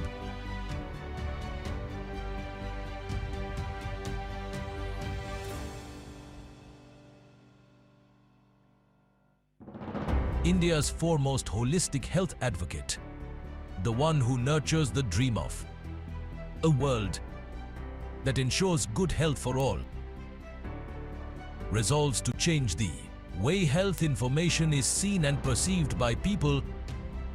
Introducing How Boring, India's first holistic well-being podcast with Kamal Narayan. No confusing medical jargons, just real talks. Featuring India's top doctors and health experts in never-before frank, candid conversations for a happier, healthier you. Exclusively on IHW Council's YouTube.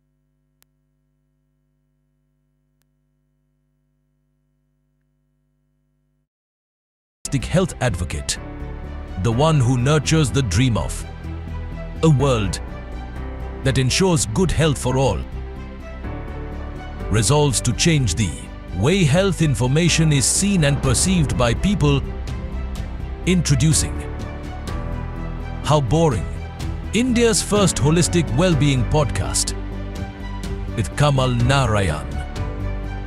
No confusing medical jargons, just real talks. Featuring India's top doctors and health experts in never-before frank, candid conversations for a happier, healthier you.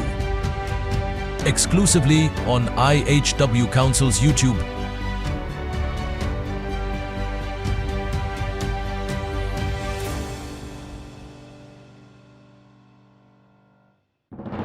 India's foremost holistic health advocate, the one who nurtures the dream of a world that ensures good health for all, resolves to change the way health information is seen and perceived by people, introducing How Boring, India's first holistic well-being podcast with Kamal Narayan.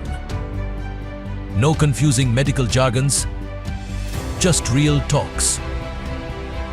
Featuring India's top doctors and health experts in never-before frank, candid conversations for a happier, healthier you. Exclusively on IHW Council's YouTube.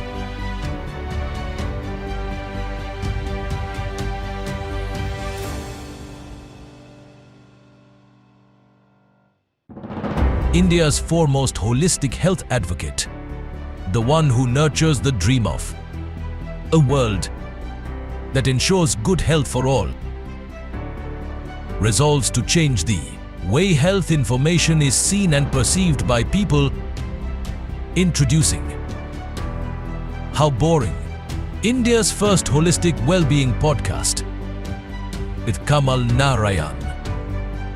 No confusing medical jargons, just real talks. Featuring India's top doctors and health experts in never-before frank, candid conversations for a happier, healthier you. Exclusively on IHW Council's YouTube.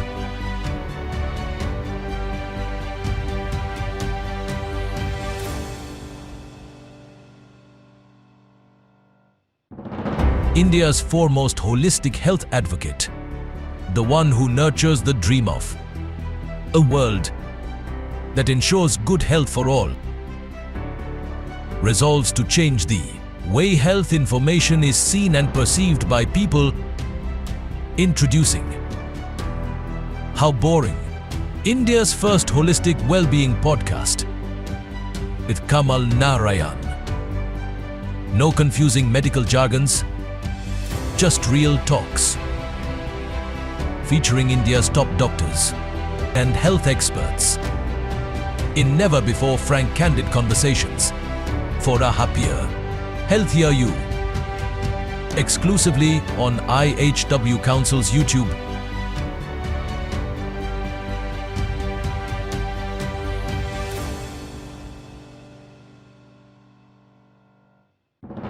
India's foremost holistic health advocate, the one who nurtures the dream of a world that ensures good health for all, resolves to change the way health information is seen and perceived by people, introducing How Boring, India's first holistic well-being podcast with Kamal Narayan. No confusing medical jargons, just real talks.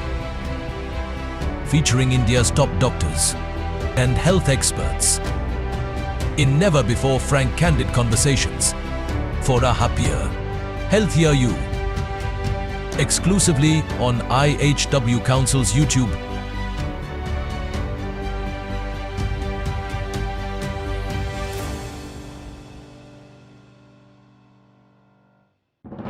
India's foremost holistic health advocate, the one who nurtures the dream of a world that ensures good health for all, resolves to change the way health information is seen and perceived by people, introducing How Boring, India's first holistic well-being podcast with Kamal Narayan.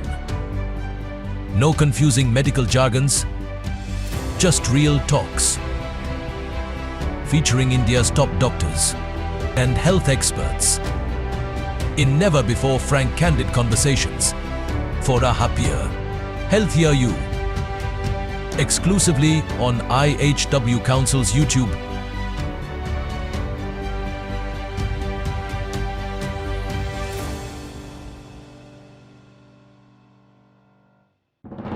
India's foremost holistic health advocate, the one who nurtures the dream of a world that ensures good health for all, resolves to change the way health information is seen and perceived by people, introducing How Boring, India's first holistic well-being podcast with Kamal Narayan.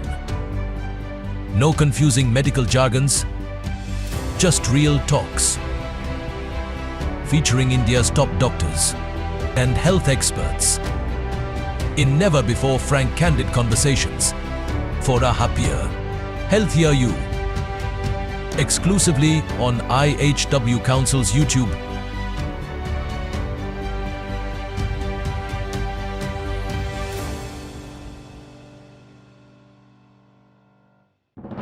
India's foremost holistic health advocate, the one who nurtures the dream of a world that ensures good health for all, resolves to change the way health information is seen and perceived by people, introducing How Boring, India's first holistic well-being podcast with Kamal Narayan.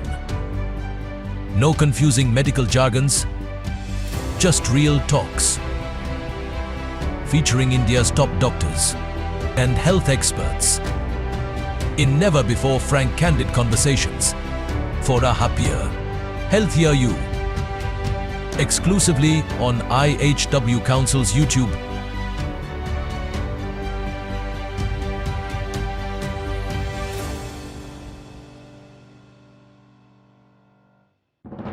India's foremost holistic health advocate, the one who nurtures the dream of a world that ensures good health for all, resolves to change the way health information is seen and perceived by people, introducing How Boring, India's first holistic well-being podcast with Kamal Narayan. No confusing medical jargons, just real talks. Featuring India's top doctors and health experts in never-before frank, candid conversations for a happier, healthier you. Exclusively on IHW Council's YouTube.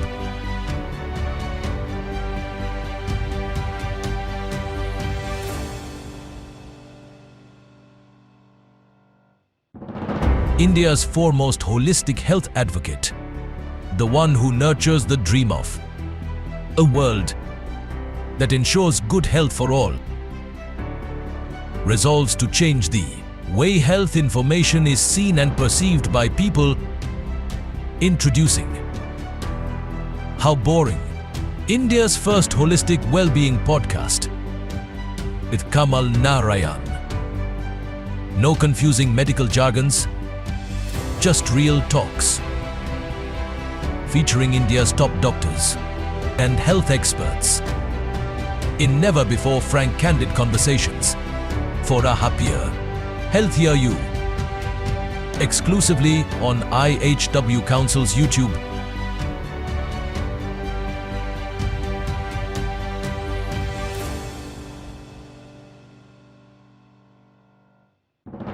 India's foremost holistic health advocate, the one who nurtures the dream of a world that ensures good health for all, resolves to change the way health information is seen and perceived by people. Introducing How Boring, India's first holistic well-being podcast with Kamal Narayan. No confusing medical jargons, just real talks. Featuring India's top doctors and health experts in never-before frank, candid conversations for a happier, healthier you. Exclusively on IHW Council's YouTube.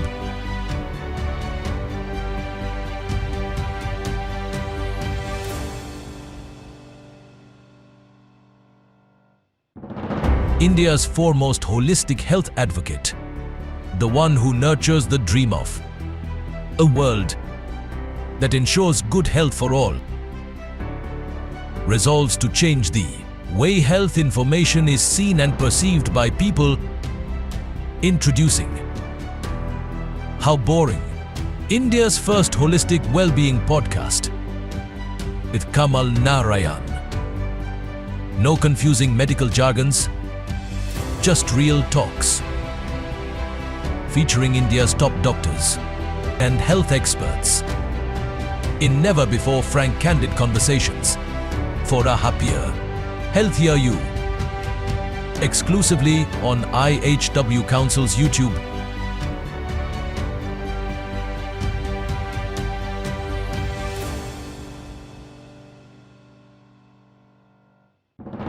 India's foremost holistic health advocate, the one who nurtures the dream of a world that ensures good health for all, resolves to change the way health information is seen and perceived by people. Introducing How Boring, India's first holistic well-being podcast with Kamal Narayan. No confusing medical jargons, just real talks. Featuring India's top doctors and health experts in never-before frank, candid conversations for a happier, healthier you. Exclusively on IHW Council's YouTube.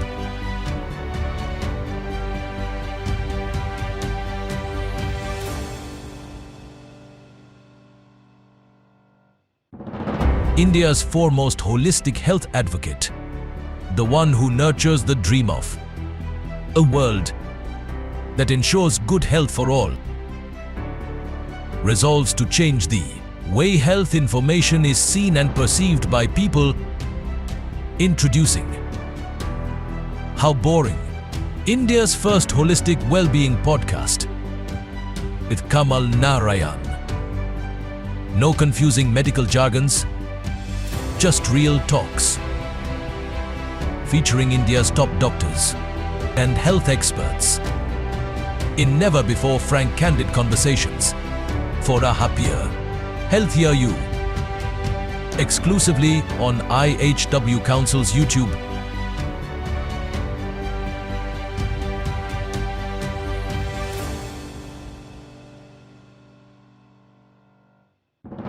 India's foremost holistic health advocate, the one who nurtures the dream of a world that ensures good health for all, resolves to change the way health information is seen and perceived by people.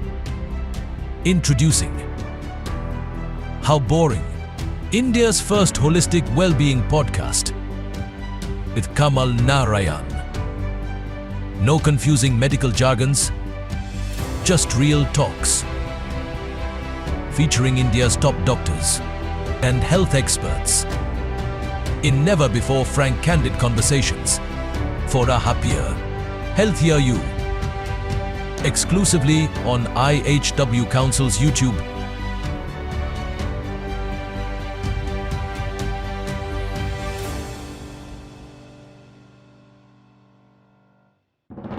India's foremost holistic health advocate, the one who nurtures the dream of a world that ensures good health for all, resolves to change the way health information is seen and perceived by people. Introducing How Boring, India's first holistic well-being podcast with Kamal Narayan. No confusing medical jargons, just real talks.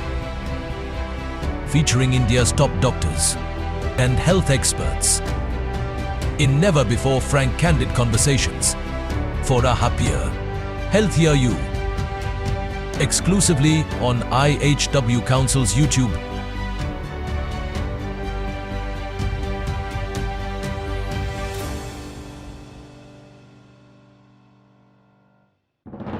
India's foremost holistic health advocate, the one who nurtures the dream of a world that ensures good health for all, resolves to change the way health information is seen and perceived by people.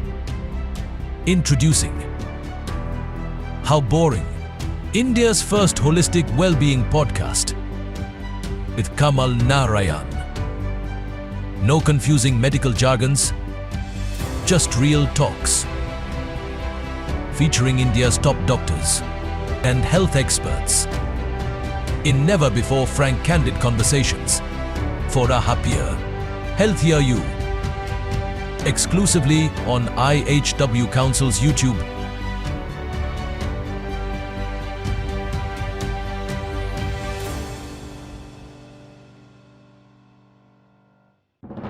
India's foremost holistic health advocate, the one who nurtures the dream of a world that ensures good health for all, resolves to change the way health information is seen and perceived by people. Introducing How Boring, India's first holistic well-being podcast with Kamal Narayan. No confusing medical jargons, just real talks.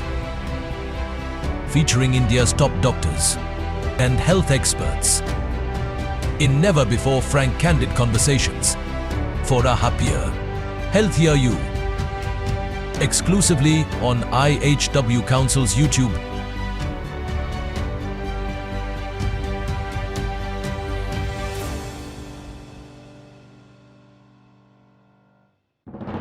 India's foremost holistic health advocate, the one who nurtures the dream of a world that ensures good health for all, resolves to change the way health information is seen and perceived by people. Introducing How Boring, India's first holistic well-being podcast with Kamal Narayan. No confusing medical jargons, just real talks. Featuring India's top doctors and health experts in never-before frank, candid conversations for a happier, healthier you. Exclusively on IHW Council's YouTube.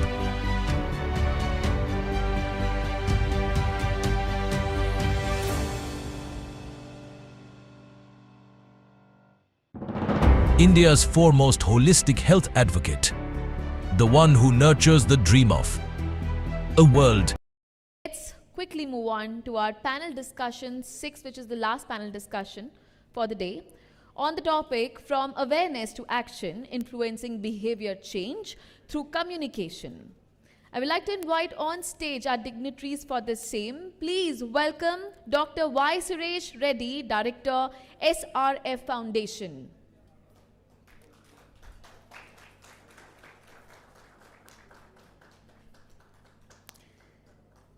Our next panelist is Ms. Gitanjali Das, Senior Director, Magic Bus India Foundation.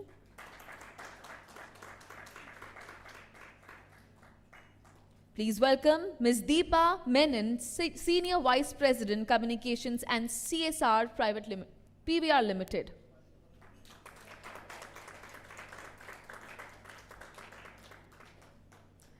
Please also welcome Mr. Ritesh Sinha, Group CSR Head, Krishna Maruti Group.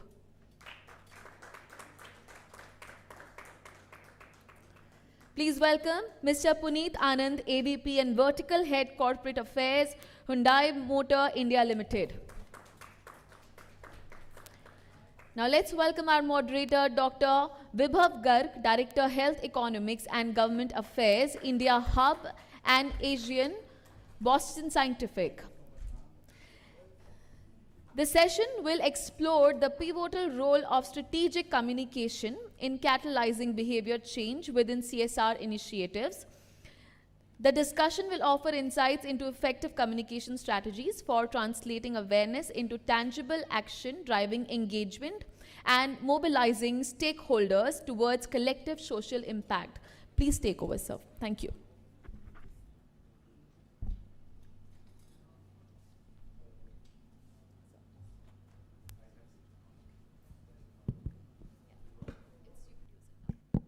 Thank you.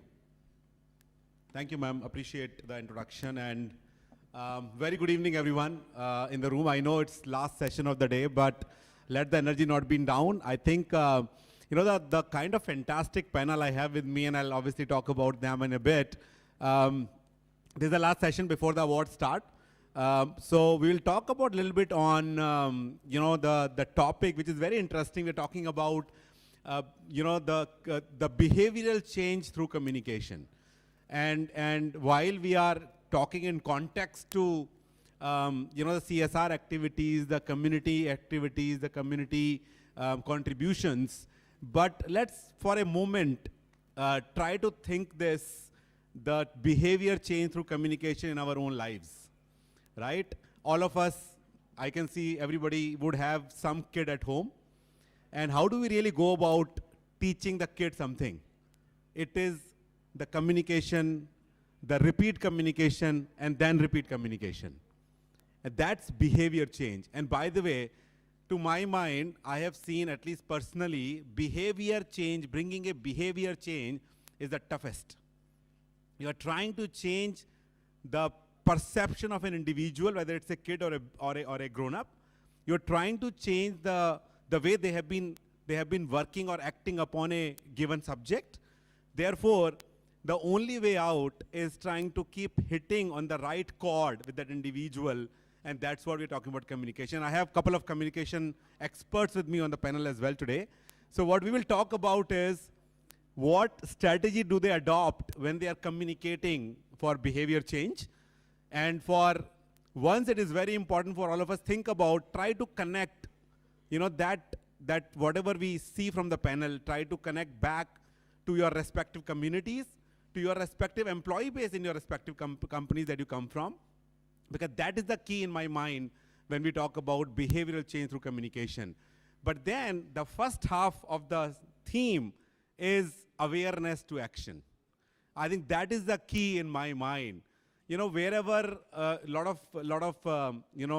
non-government organizations are sitting in the room, a lot of corporate are sitting in the room, but what is happening is we try and create a lot of awareness directly as an individual, through as corporates, and also through our partners, right? The civil society partners, the NGO partners, and so on and so forth.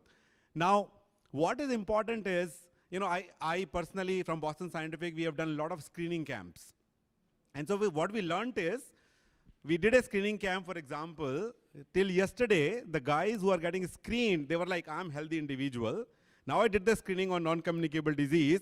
I've told him, you have a BP, you have a sugar, you have, comorbidities. He said, great, I know this, but what do I do now? So we're leaving them high and dry. That's where I think the momentum creation from awareness to action. Do I create a referral system for these people to go to the right places? I think, so these are the two halves of the theme that we have today that we'll try to talk through our able panelists here. And introduction has been given. So I will directly, sort of land into the questions to these very, very remarkable panelists with me. I'll start with you, Deepa. And Deepa, again, to jog your memory, come from Inox, PVR Limited, PVR Inox, my bad. And she is an expert, again, in communication and CSR. And so starting with you, Deepa, directly into, you have a mic with you. So let us try to understand the role of communication, and you are driving corporate communication for your organization as well as with the CSR. So how do you think that effective communication strategies can really bridge the gap between raising awareness and driving actionable behavior in the CSR initiatives. So if you can just throw some lights on that. Thank you. Thank you, Dr. Vibhav. I mean, the context is set for all of us, and the pressure is on all of us. But just to basically share with you that we took the PVR Inox as a brand I'm representing, and I've been given, just to give you an information about what kind of awareness to action initiatives we have gone ahead and believed on, is that we took on our CSR initiatives and subject on safety and protection. That's actually our IP. And just to get the context right, we run cinemas that is supposed to entertain 15 million consumers every month. In a quarter, 30 million communities accessing entertainment and leisure. That would mean a very, very big role of safety, protection of communities, which is our key responsibility. So we just had to basically, in our CSR initiative, took a similar strategy and embraced actually designing solutions which are going to be actionating good health for communities through sanitation, which is actually one of the toughest and the most challenging program is keeping our cities sanitized. And we certainly really wanted to partner with the largest institution so that we could be in the right location, create the right pilot, create the right community access, and make sure that these government-powered infrastructure is handed over to us so that we know that how we develop the safety and protection IP out there. So by just expanding design, we actually designed everything. The way community used to basically see the toilet or experience the toilet has actually been redesigned by us. We invited gender experts, town planners to see these dilapidated toilets because the lens in which they were made by many of us, but not clearly keeping in mind that this one gender who's actually very particular and she has many requirements to basically use that particular center. So our strategy revolved creating a communication to establish the very urgent need that is health and safety of these women who are at the high risk zones. Hence we created the most intelligent, improved, and the inclusive health and sanitation centers. They're called the pink centers. In fact, Plan India is also seen in the branding. They are actually one of our partners. Pink centers and Garima Greh, they are actually in the highest urban risk centers in Delhi and NCR. Actually, Coolie camps, Jawahar camp, Ekta Vihar, Hanuman Mandir, Gafar Market, you say it, so we have them all. And what we're trying to basically, like Dr. Vibhav mentioned, it's very important to address the vulnerabilities and give them actionable support at ground. And that's very important because they were dealing with UTI, they were dealing with cervical cancer, they were actually having the threat to their well-being, and they also did not have access to menstrual needs. Forget about children, elderly, trans women, and of course, no privacy for breastfeeding mothers in the city. So hence, that's where, I like to stop here. I just want to basically share with you that these centers are actually clearly safety and protection IPs for us, and that's how we thought that if you bring a complete change in the design, the pilot works, the communities accept, they start working very closely with our programs. I halt here. Thank you. Okay, yeah, got it. Thank you. So thank you so much, Deepa, for bringing those, the way communication can be effective tool to bring that behavior change. Also, just for all my panelists, there's been an innovation here. 45 minutes have been reduced to 30 minutes for us. So the planned 9 minutes for each one of you is reduced to 5 minutes directly. So please try and finish on time because I think a lot of award winners sitting in the room will wait for their awards. So we have to innovate and adapt as we go along. I come to you, Dr. Reddy, and I think you are an accomplished CSR professional. You have been a veteran in the space. My question to you is, so Deepa talked about a lot of these communication strategies and how they are really working, but you would have done, I'm sure, a lot of these communication campaigns in your respective organizations and in your respective projects. What are some of those KPIs that you really see that this communication strategy is effective enough? So if you can just throw some lights on how do we measure as a funding agency, for example, or as an implementing agency, whether these communication strategies are really performing the way it should perform. Over to you, sir. Thank you. Our time has been changed. Yes. Okay, so thanks to organizers. Yeah, good evening, friends. Thank you, Dr. Vaibhav. Regarding the communication point of view, for us at SRF Foundation, as a being an implementing organization of the CSR programs of our own company as SRF Limited and also other companies as well. So it's a way of life for us. So we call it as the TDC, thinking, doing and communicating, TDC. So we give the equal weightage to all these three. So if without thinking you are doing, you are wasting of your resource energies kind of thing. Thinking too much but not doing leads to paralysis. Thinking and doing but not communicating, nobody knows what you are doing. So from that point of view, so we give the equal weightage to all these three aspects, whoever is working in the foundation. Either it is people working in head office or the field office or in between somewhere else, they have to follow with respect to their program is concerned, give the equal weightage. If they are working 8 hours in an office or 30 days in a month, 1/3 of their effort should go toward communication. When you say this communication, how it happens? It happens at the 3 levels. One is SRF Foundation as an institution, how it communicates what it has been doing with the external world, with the partners, with the funders or donors kind of thing, with the government. So how it has to communicate with those people, that is one level we talk about it. The second level is about the people who are managing the programs. So those who are the thinkers in the office, head office, those who are the doers on the ground. So both these people, how they can communicate what they have been doing with each other, different locations. So the foundation works in 13 states and works with the 470 government schools and ITIs and polytechnics, Anganwadi centers. Each state, each geography is different from other. And each location is different innovations kind of thing. To learn among themselves what is happening within the organization, they have to communicate with each other on day-to-day basis. So that is the level 2, the communication we're talking about. The level 3 at the ground level with whom you work, the schools, the teachers, headmasters and the children and the local community in case of education. In case of Anganwadi centers, the ICDS officials, Anganwadi workers, supervisors. In case of the skilling program, these are the ITs and polytechnic officials, the principal staff and the people are there. So how to communicate with them the program where we are engaging them in their own development process. So where we on day-to-day basis among themselves, what is happening, what are the issues, problems, best practices and kind of thing, communicate. So these are the 3 levels, institution level, at the team level, and with the people with whom we are working at the partners level, ground level. So we communicate the way of life for us, giving the 1/3 of weightage for the communication along with the thinking and doing. So it should happen on day-to-day basis. It's not the monthly or weekly or something like that. It's every day is a kind of thing. When you talk KPA kind of thing, everyone in the organization who is working that, they have to follow this TDC mantra. Fantastic. Thank you. Fantastic. Thank you. I think TDC is a fantastic takeaway for me, at least for first takeaway from the session, I would say.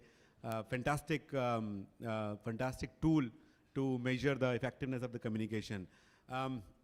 Gitanjali, I come to you next. And when my son is growing up, he's in class 12th now, but when he was growing up, when I had to tell him the optimal utilization of resources, I told him a story of that thirsty crow who had some, the is half filled and then there's some stones and then he put it and the water comes up. And so he understood, right?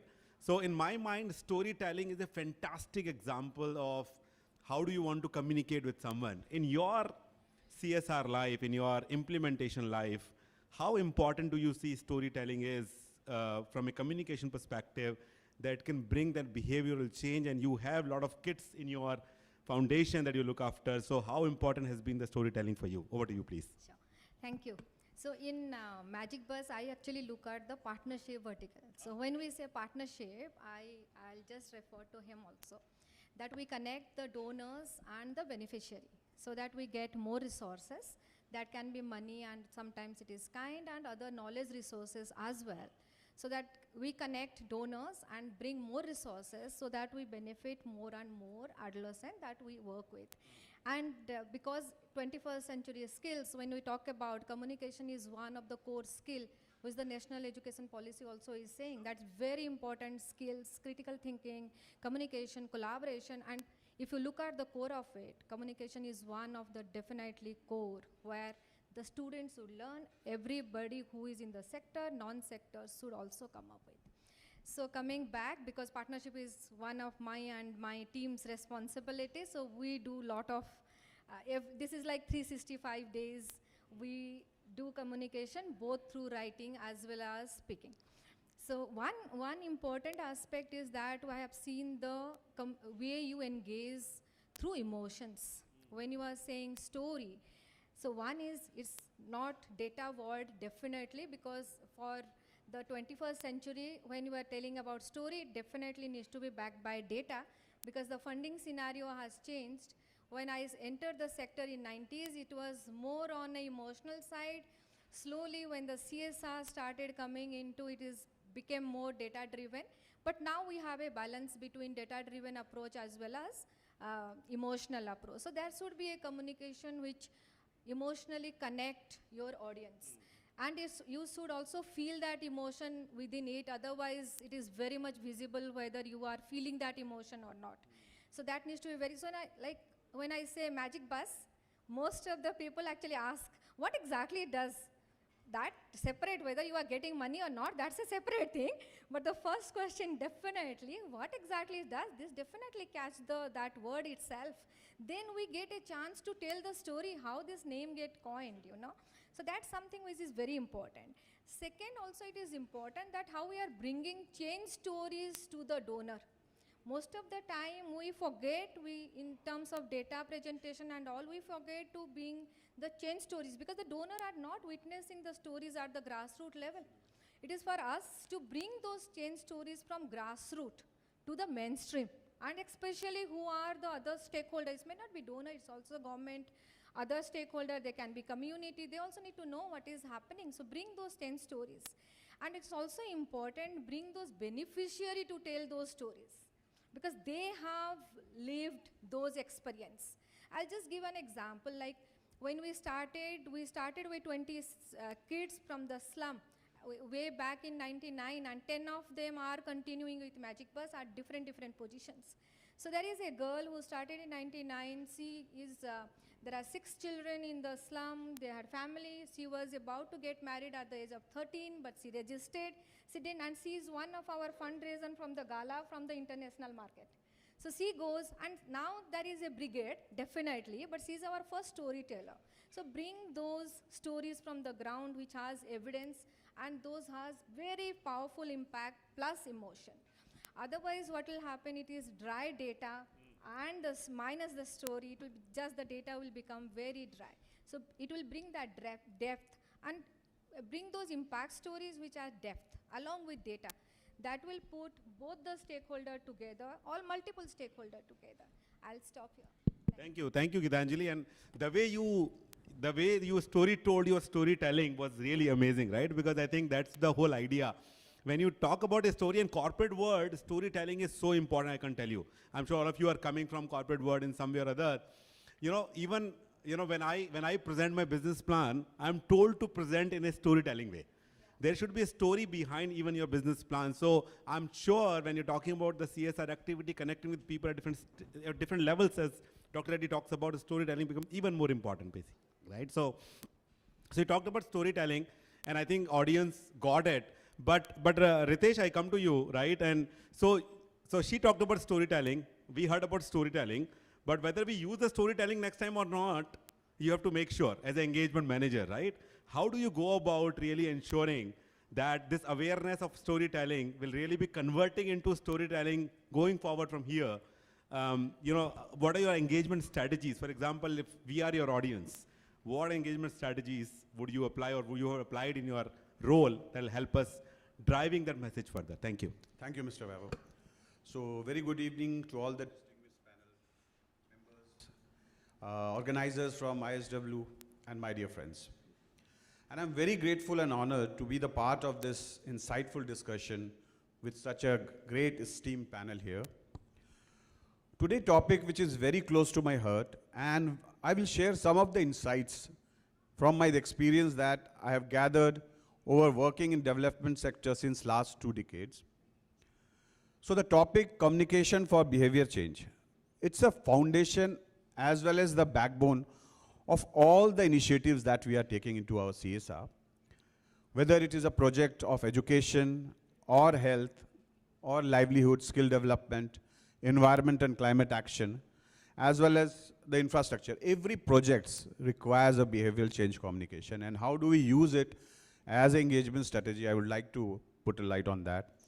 So the awareness from action, that is more important thing, because mere awareness is not the only solution, as it is just a starting point where we start with the awareness. It's only a one-way communication which we use through various kinds of channel. But converting and translating from awareness to action through our communication strategy is the most important structure. And here we have to play a role, as well as a role of the development professional comes here. Through we understand our stakeholders here. We conduct various kind of stakeholder engagement exercises here through different kinds of tools that we use. We use different kinds of tools in the field. And then we do the stakeholder analysis. That is the analysis of our audience, which is our audience. Because India is a country of diversities. There is a lot of socio-economic diversity that is here in India. So we need to segmentize our audience according to our plan of action. And then we use our communication strategy into that faction. Now coming to the strategy that we use from converting or translating, even bridging the gap from awareness to action, we first initiate the action where we do the survey of the area and try to find out our stakeholders, whether they are knowing whether the problem exists in their behavior or not, whether they are aware of the situation or not that there is a problem. So we try to make them acknowledge that problem, that there is a problem into their behavior that required a change. And once they try to understand that this is but still they are not ready to change. So the change process, it's not an overnight process. It's required a lot of communications, a lot of communication at different level, and it requires a multi-sectoral approach here. So what I want to say is that acknowledging the problem is the first step, where they acknowledge the problem. Then comes the role of the development professionals, where they prepare the message, where they make them prepare for the change here. And once they are ready for the change, then we go for various kinds. They undergo a lot of awareness, education, as well as the capacity building, so that they are now basically into the line with our purpose. They're in the line with our purpose. But still, there is a lapse. They can just move out to the old behavior also. So we have here to maintain the changed behavior with the series of information, engagement, as well as public dialogue. So we conduct all kind of dialogue into that with the stakeholders there, so that they are not returning back to the same behavior. I would like to give one example. So we are running of our health initiatives that we are taking under our CSR. We are running a program on TV Free Haryana campaign, which is launched by Prime Minister Mr. Modi. And it was a very good program. So we have provided all the supports to the people in terms of good X-ray van, where we conduct the screening of the people. And then when the van launches, we were having the purpose of making 2 districts of Haryana TV free. So this was the programs that we have launched there. And when we have gone to the field for the survey and for the screening of the people, there were hardly few people coming. We have spent around 1.5 crores on the bus, as well as the other infrastructure that we have required for that. But the thing was, there people were not able to come out there. So we tried to realize what are the issues that is there. And we come to know that there are the social and the notional constraint that the people, and the cultural constraint that people are not. And there are the various taboo attached with the TB, that the people were not coming out of that. So what we have done the survey, door-to-door survey we have conducted along with the team of Medanta group, where we have the technician and entire thing. And Then, and the health workers were there, which has gone to them. And then we try to make them understand what is the impact of the TV into their health if they will not be under the medication and the reference. And then we make them understand this will be the very sensitive things we will not be able to disclose to everybody.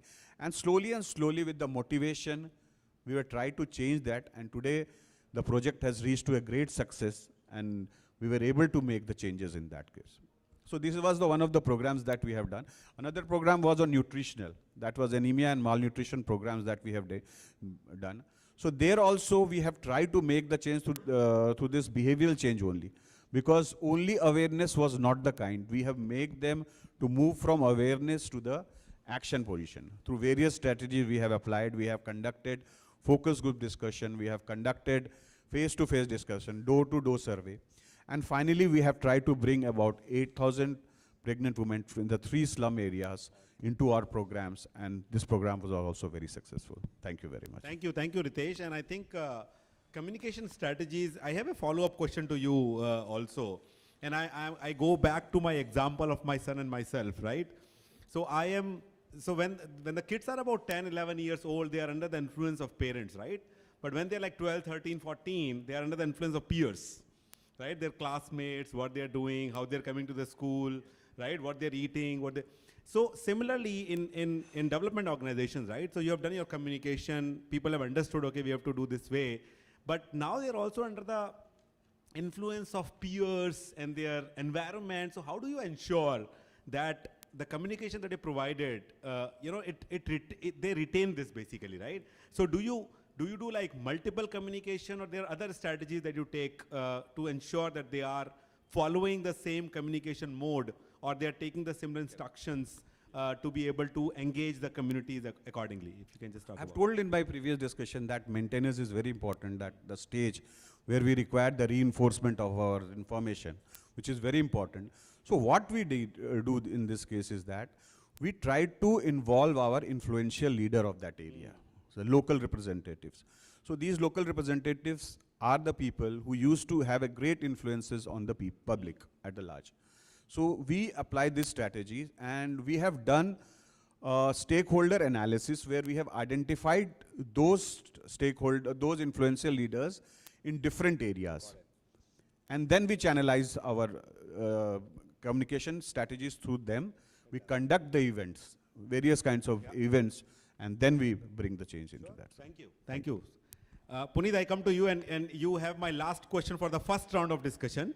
So, we heard about the communication strategy, then we heard about the KPIs, then we heard about the storytelling, then we heard about the strategy of communication. But as again, I'm coming from corporate, they say as the proof of pudding is eating, right? Are there case studies in your mind where it has really worked, right? So people through communication really went from awareness to action, and things have really moved ahead. Any case studies that come to your mind from your organization or from any other organization? Over to you, please. So first of all, a very good evening, and I think Dr. Weber, you've said the context very right. I think you started off with the word behavior change, and I think that is one of the basic ingredients which actually involves a lot of strategic communication. I represent the auto industry, and we feel that we are not the manufacturer of cars. We are in the business of providing mobility solutions. And these mobility solutions have to be equally innovative, but at the same time, they have to be responsible mobility solutions. By responsible, I mean we are looking at the new India, we are looking at young India, but also we are looking at an India which is contributing almost 11% of the road accidents to the entire world population. On an average in India, every year around 450,000 accidents happen, out of which 160,000 people lose their life. And these people, mind it, 60% of these people are in the age bracket of 18 to 45. Now this is a very big damage to our country in terms of the GDP, because these are the productive people. They could have added so much value to our nation's wealth, and also to the loyalty and also to the royalty of this country, making it such a strong, decision maker in the world. So I go back to 8 years back, 2016, I remember, Honorable Minister of Road Transport, Mr. Nitin Gadkari, is very passionate about road safety. And we also feel that as a responsible mobility solution provider, road safety is one of our key agendas of the creating shared values, which is CSV. We don't call ourselves CSR, we call it CSV. So we analyzed that what is the reason that every year so many deaths are happening. And we found that this is the behavior of the people who are driving the car, the ones who are on the steering wheel. And some of the behaviors, and I'll be little harsh in my words, because today we all are drivers sitting in this room, you know, driving under the influence of alcohol, or driving without seat belt, or crossing the red light, driving in the long lane, or maybe opposite driving while mobile phone, talking on the mobile phone. These were the 70 to 80% reasons for the cause of a road accident. And what is the underlying principle is the behavior of a person. Because today, honestly speaking, when I also started driving, you know, my wife sitting next to me, and if I cross a red light, she will say, why are you crossing the red light? I will say, fir kya hota hai? Raat ke 11 baje na, no one will see you. Similarly, you are going to the market and you don't wear your seat belts. ठीक है यार, यहाँ तक तो जाना है, आधा kilometre, क्या जरूरत है seat belt डालने की? So what it all showed was the behavior of a person that I don't care. How do you change the behavior? Lot of trainings have been done. Ministry of Road Transport did lot of programs, published lot of literature, gave the percentage data, but eventually the results were not coming. So we had a stakeholder consultation. We went together with our creative agency, with the Ministry of Road Transport, and then we came upon a very novel idea. And then a campaign was born in 2017, which I strongly urge all of you, and I'm sure some of you must have seen it. This campaign was called Be the Better Guy. Now, what do you mean by be the better guy? You could be a good human being, but are you a better human being from your core of the heart? And we created series of videos wherein the trigger was not provided by anyone else, but you mentioned a child, somebody who's 6-year-old, somebody who's 7-year-old, because today a father may not understand or believe in what the wife is saying, but if a child says him something, he will immediately realize that yes, what I am doing is wrong. It's a very dangerous dialogue, but still we'll continue with that. So we created videos wherein we put children as the trigger points, and we entered with Shah Rukh Khan as the protagonist, who's the inner voice. That say, hey, in your car, we have given you everything for your safety, whether it is airbags, ABS, so on and so forth, because we care for you. But do you care for yourself? So that campaign was born, and it was such a roaring success that the minister, Mr. Gadkari, lent his voice in those videos to promulgate the idea of road safety in a better behavior way. So basically what I want to say is that communication is such a strong tool that it is made in the right spirit, and also it has the right TG in mind, and the reasons of that communication are well explained, it can have wonderful impact. And today, for the last 8 years, this Be the Better Guy campaign is running very successfully. In fact, we have involved many stakeholders like the state police departments of Delhi, Haryana, Maharashtra, Punjab, so on and so forth. The senior IPS officers have lent their voice, and they have said that if you are able to control these 6-7 behaviors of the people, I think India will be a country which will be an example or a trendsetter in front of the world in terms of road safety. So I'm very happy and very proud of this initiative, and I urge all of you to go and see these videos once again, and you will realize that what strong messages can bring a change in the heart of the people. Absolutely. Thank you, Puneet. Very, very effective, I think, communication.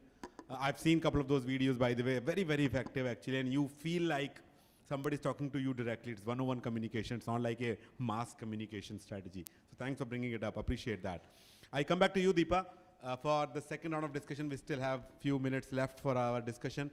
You know, I recall my school days, a class of 40, 50 students, the teacher comes, you have toppers in the class, you have mediocres in the class, you have backbenchers in the class, and teacher will find out strategy, how do I communicate, right, to the topper so that he's not running very fast, but I have to bring the backbencher also to the same speed. So basically trying to customize the communication to the need of audience. Do you really see the similar thing exist in the CSR communication or the developmental communication, where you are sort of modulating the communications as per the need of the audience in the masses that you are addressing. So some thoughts on that. Absolutely. Thank you so much. And I just want to touch upon to what just now Puneet spoke is we used Sure. to run a campaign called Cinema and Art, Cineart. And I still remember we were called a CSR Foundation on road safety because we landed up actually working with a lot of auto industry and cinema being a mass brand. We were very keen to bring children's voices in cinema and get their films in screens. And it was a beautiful experience. We ran them for 10 years. We actually got almost all the dignitaries connected with children, but it was a fabulous program, extremely informative for not only stakeholders like us who do not belong to the industry, but we also learned a lot along with lakhs and lakhs of children using mass entertainment and so. So I think it's a fabulous work which Hyundai is working, and I think we were partners at one time on this program, Cineart. But just to basically share the context of, yes, we do get interventions, clear interventions, specifically to the CSR programs which PVR Nest run in the Pink Centers in Garima Greh, because we work with a very large base of women. We have close to around 10 lakh, 1 million women users who are using these toilets as our centers. So we really are expecting that there is going to be a lot of not only storytelling, but a lot of awareness and a lot of understanding which we need to know from how these centers are being used. So just to basically share with all of you, we don't have to really go around here, but high footfall areas, especially which are frequented by office goers and bureaucrats like the Parliament Street. We don't have to go anywhere, outer circle of Connaught Place. There was a plea which was filed by a 9-month-old Avyan and his mother Neha Rastogi and an advocate, I'm sure it's father, Animesh Rastogi, seeking court's intervention in providing adequate facilities for lactating mothers, working mothers, and infants in the country. So just want to share with you the power of communication, the power of law, the women's right to privacy is something which I think most of us are missing out, that breastfeeding is actually something, we don't want to see it. And it's extremely awkward for us. We are being mocked in public spaces. And NDMC went ahead with that plea and actually asked 2 pink toilets to be made. And I think, and that's what has happened right now in Parliament Street and the circle of CP. So we have a tailor-made program for breastfeeding areas. We have a reporting of 50,000 women who use our pink centers who are either pregnant or breastfeeding, who use our centers, and especially Garima Greh, which are the largest public infrastructure, where we have unique features of welcome signages, making it very clear that please enter, supportive staff who are informed about this, getting them in, display of information posters, very important for them to basically come in, see it, latch doors for their privacy, extremely important for the baby and the mother, clean and sanitized spaces, which is extremely important for everyone, and of course spacious. Again, there's also, I'm just sharing with you the data of 1 million users, of toilet users in pink toilets in Garima Greh, also face crisis of MHM products not available for them. So most of these centers, they are offered free, deserving cases, of course, completely free, low cost, of course, for some of them. So we do tailor-make, our initiative, which is also leading to educational spaces, giving them an opportunity to understand their body and the responsibility which they need to basically take up. Yeah. Also, just want to touch upon about tailor-making is that we have these toilets and we have these large, full-length mirrors and comfortable chairs. And you'll be surprised that they have turned into changing rooms and grooming centers and many other things. So there's a lot which probably, if dealt well, even in terms of ergonomic, elderly, children, persons with disability, the utilization of a space has grown. Actually, that center was hardly used, dilapidated. Women would actually be pulling their sari up to even get in and doesn't want to even come out. Doesn't want to be inside for that moment and coming out. So we're talking about a space which has just become extremely dignified and has become an opportunity for all of us. And that's where I think I'd just like to say, yes, we did get those interventions of being tailor-made, yeah. Thanks, Deepa. Brilliant examples of how do you customize your communication, and not just communication, but customizing even action after communication, right? I think, thanks for sharing that. Brilliant example. Dr. Reddy, I come to you again. I think so, all of us have talked about awareness, all of us talked about action, but I'm sure, as they say, there is a lot of slip between the cup and the lip, right? So there's, how do you, when you are converting or when you are trying to work around the communication strategies, converting awareness into action, I'm sure there are a lot of challenges. Would you like to share some of those challenges with the audience and us, and how do you really overcome them? Over to you, sir. The communication, we talk about this thing, and it is not the job of the one or two people as part of the organization. They take care of the communication. The moment you think that it is their job, they are meant for that, your communication, the purpose is defeated. So whoever is the organization from head to the last mile professional kind of thing, each one of them, they should think that they are communicators, as I said. So everyone has a story to tell, what he or she is doing, for the good of society and kind of thing. So unless until across the organization, all the people who are associated with the cause, if they don't believe themselves they are good communicators, the purpose of communication is defeated. So that is the first and foremost. The second thing is that, and they should know how to generate the content. The content, what they have been doing for different formats. Whether you want to create a content for the WhatsApp, content for the social media, again social media, it is a Twitter or a Facebook or LinkedIn or YouTube, they're different platforms. It is not the same way it goes there. And as a newsletter, or it may be as a stories of change, So you have to see how to generate the content. So where you should require some kind of a skill and competency and kind of thing. And third thing is about the content what you created, how to publish, how to share, how to disseminate on various platforms by way of adding some kind of designing elements, by adding some kind of the way of your communicate kind of thing. Unless until these three things, one is about I am a communicator. If you don't believe that, it doesn't work. If you believe I am a communicator, you should know how to create content yourself, what you are doing, is not somebody doing kind of thing. The third thing is how you are publish or share that thing there. These three things, if you don't focus it, is the biggest challenge any organization who are working in the development sector, social sector. That is one part. Second part, the communication has the purpose. The purpose at different levels, as I said, if an organization is sharing communication, the purpose is that what good work they are doing, they are sharing to inspire others. Others can learn from you what you are sharing, that the best practices, whatever the innovative program what you are doing, that they learn from you. That's the purpose of the communication as an organization.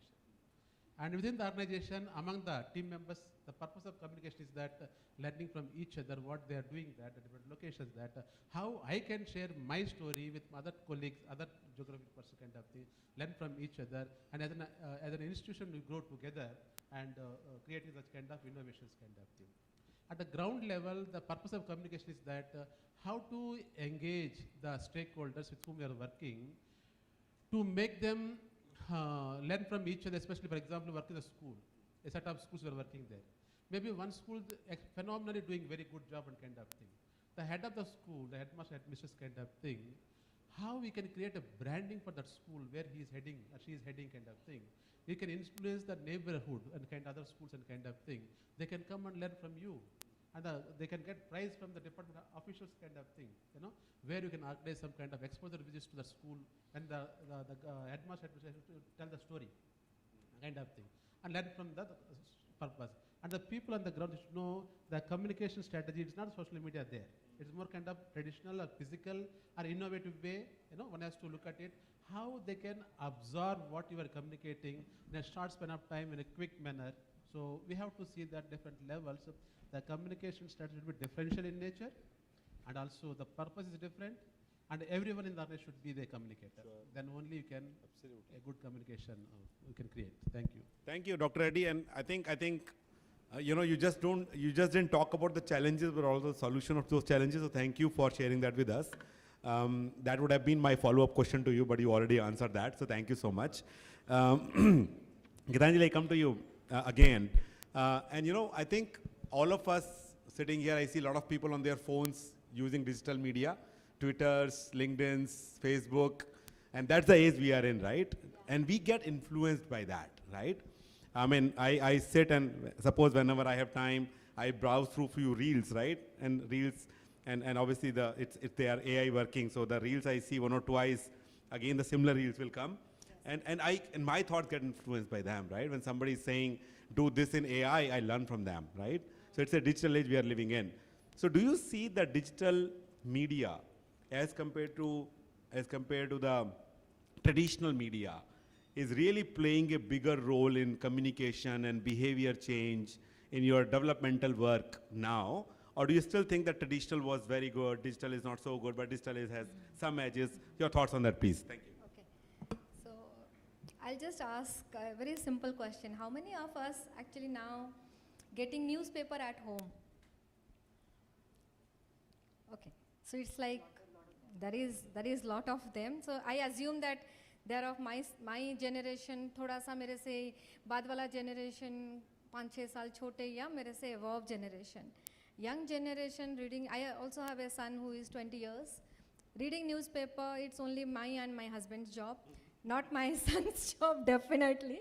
So that's something I assume that we are at the cusp of the previous and the new, which we need to definitely adopt. When I was in school, the TV was the new medium when it came, and I remember the entire neighborhood to be at one place watching everything. So slowly the newness become old and traditional, and there is another version which definitely fill that void.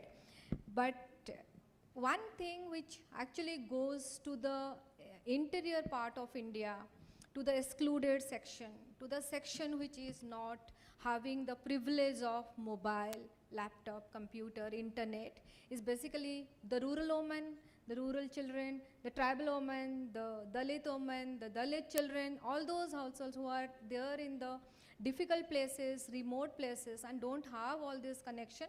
Even if there is a mobile phone, the access of the mobile phone, the availability of the mobile phone is restricted to the other part of the household, which is primarily the male or the man and the boy. That also we see actually in the COVID. We did a survey and we did see that how exactly the control over mobile being with the man and the boy rather than with the woman and the girl. So that's how the divide is. So definitely we are shifting towards digital, which is now no more copyright, and we have to follow footnote where we have copied this long pages, go to the library, nothing, everything is available, click of a button, everything is there, but it is also quite influential.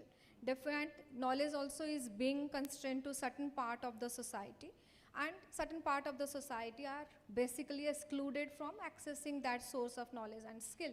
So one, as development organization also at the space, because we are working both in the urban, rural, interior, with women, with men, with boys, girls, adolescent, youth, as we all mentioned that we are working all these spaces and we all are from those spaces we are working with.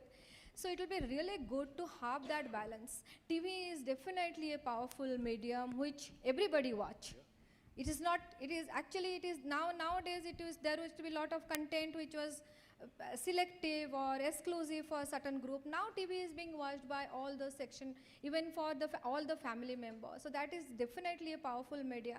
Apart from, I'm not focusing about much on the mobile phone, internet and all, we all are using it, as Dr. Garg mentioned. Yes, one reel, another reel, very few span of attention, very few span of also memory. We tend to forget, but TV, newspaper are definitely the powerful source to reinforce those thoughts, to stay with you, because it is physical, you are engaging with it. So that definitely requires a balance. And coming our next generation, which will be more shifted from this traditional method, so somehow we definitely need a balance between both the medium. At least the next generation might be the cusp of both. We don't know how the new age will look like, because actually everything is changing in 3 years, 2 years. Yeah. So things might change as we is more older. So yeah, so it is definitely our responsibility, this generation responsibility, to bring that balance. Thanks, Gitanjali. And Deepa, I have a follow-up question to that, connecting to this. You know, I think not sometime back, even today, a lot of cinemas show those oral cancer, kind of advertisement before the film, and maybe family planning earlier days. if you have done, your group has done any kind of effectiveness exercise of those communication, if you can share in 1 or 2 minutes. Yes, we've been, so these films which you watch in cinemas are actually directed by the INB ministry. And the reason why they don't want to change, in fact, we've really tried to even get celebrities. So you see still an Akshay Kumar in those videos, or a Rahul Dravid. Sports and, Bollywood do bring, like these very specific communicational, but funded by the INB. So if a Multiplex Association of India would like to basically, so we've been constantly talking to the government to say that but this is something which government is extremely particular. They say, itne gande hone chahiye, in that passive, space where you're all like in the seat and you are watching a movie, you must get the message right in here. So it's very tough, I know, to almost everyone. Even at home now, I think you're watching in OTT, you do basically skip. At home, you can move out from that. You know that you can come back in a minute. But cinemas, you can't escape. So it's a very effective strategy by the government. And the INB ministry is extremely careful about it. So they're really picking and choosing very specific films, which is actually part of the government strategy. But we have tried to collaborate, to be more creative, to be more bright. But I think we lose the essence out there, maybe. That could be the reason that they don't want to give away that. Thank you, Deepa, for sharing that. I come to you, Ritesh, and there's a new concept nowadays called behavioral economics, right? And it's a very interesting area of psychology and economics put together. But do you think there are application of behavioral economics on enhancing the effectiveness of communications? Because when you're talking about psychology, it's very important area, and of course, when you are dealing with individuals, that's where the psychology play important role. So thoughts there, please. Thank you. Thank you very much. So if you are talking about the behavioral economics, we must understand the behavior of the people. That is very important. What are the factors that is influencing their behaviors, and what are the barriers to the behavior change? That is very important. So I will just stress on few points that is very important. So we must understand our audience. We must understand how they act, react, or interact into the situations or the conditions, and then which will be basically influenced by the internal factors, that is action as well as emotions and thought, or by the influenced by the external factors like social and environmental factors which is affecting that. And third is their attitude and need. So maybe our behavioral channel is very good. We have a very good communication strategy. But that communication strategy, which is a very wonderful thing, must act according to their need, according to their desires. That should also be taken. And motivation plays a very important role here in order to change that. Now coming to the barrier of the communication, if we are able to outweigh the old behavior with the new behavior change, then only we will be moving out and bringing out the behavioral change. So there are a lot of barriers to the behavior change, which I will like to explain. That there are aspects when people are not moving out of their comfort zone. That is one point. So this is also the things that we are not able to come out of the situation. Then we are viewing only the short-term benefit. Individuals are viewing the short-term benefits of our communication. Then there are certain habits which never dies. So these are the factors which are the barriers. Social influence by the peer group, culture and normative constraint, infrastructure constraint, as well as the financial constraint. So all these are the barriers.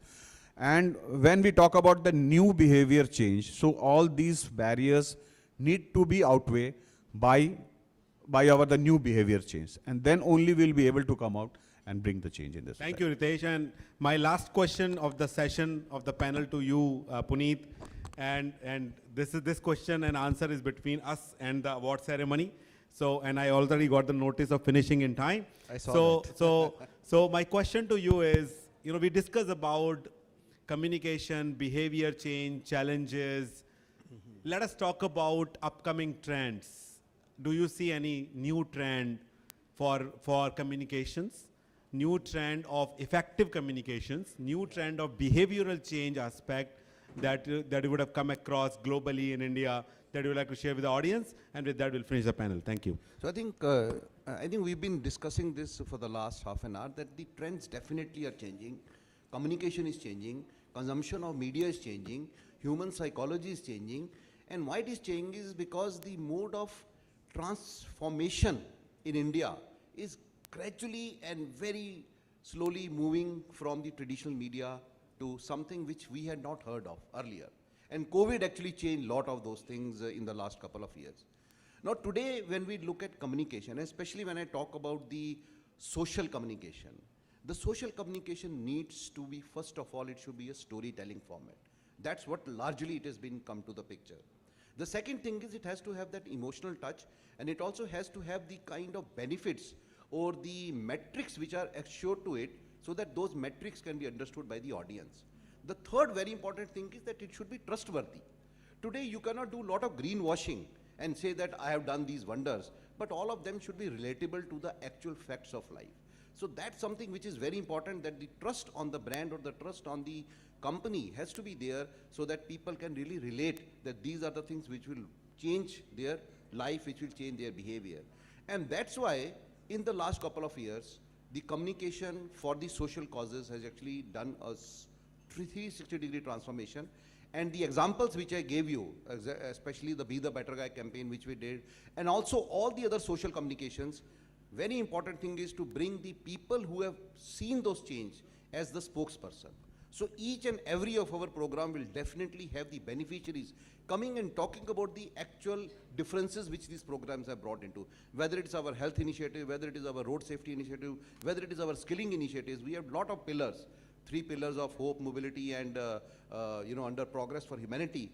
All these beneficiaries, once they come on the big screen and they talk about the benefits which they have been able to accrue, I think the message to the audience is done. So, we, these 3 V's are the future mantras, and by 3 V's I mean voice, vernacular, and video. If you follow these 3 mantras, all over the country you can reach, because today India is a large country. I cannot do an English film in Tamil Nadu. I need to go and do the regional vernacular languages. I need to go in the voice format. I need to go in the video format, small reels which we're talking about. All these makes a lot of impact on the human mind and psychology. And I think that's what I would like to leave it to the audience, that these are the major shifts which are happening in the communication industry. Thank you so much, Puneet. I appreciate this. And I will not at all attempt to summarize this session. There's so much of information and insights into the behavioral change in communication. But thank you, my panelists, for being fantastic speakers on the panel. Can I have a big round of applause for the panelists, guys? Thank you so much for being a patient audience. Appreciate this. Thank you, IHW, for having me here. Truly appreciate the opportunity. Thank you, everyone. Thank you, panelists. Thank you, everyone. That was truly thought-provoking discussion. Thank you so much for being a part of it. I request Kamal sir to kindly come on the stage to felicitate all the speakers.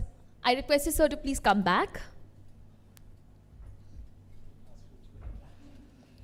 Ladies and gentlemen, please give a huge round of applause for Dr. Vibhav Garg, our moderator for this session.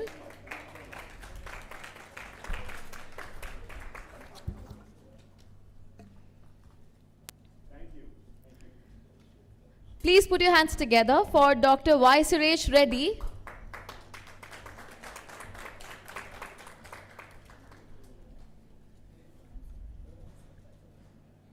We would like to next felicitate Ms. Gitanjali Das.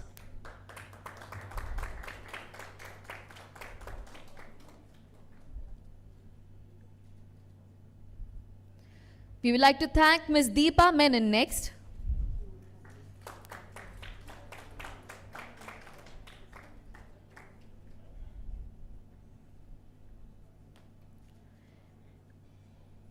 Next, we would like to extend our gratitude to Mr. Ritesh Sinha.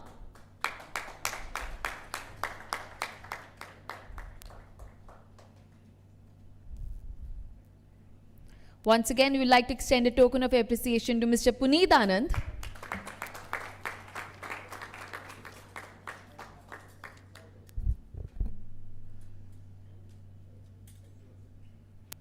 I request all of you to please step forward for a group picture. Ladies and gentlemen, next it is an honor to welcome all of you to the special session that we're going to host in a while.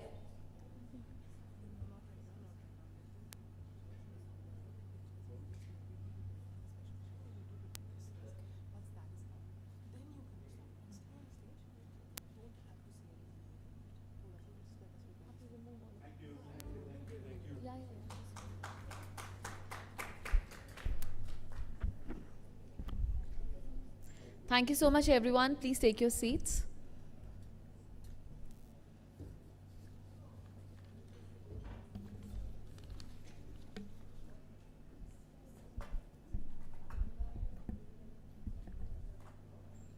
We're gearing up for the next special session.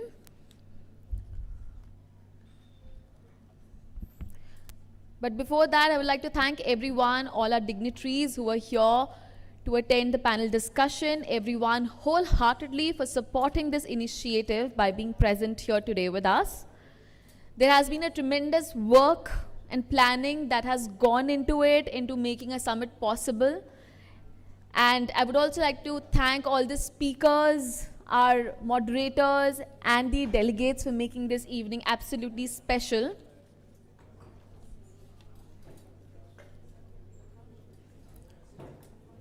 So we are done with the panel discussions. Next we have this special session I'm going to tell you about. So to elaborate, ladies and gentlemen, we have someone absolutely special who's going to tell you and elaborate and apprise you of all the details. But right now, just to tell you, we have this special session on the topic empowering self-care for under 5 children and new moms, advancing holistic health and SDG goals.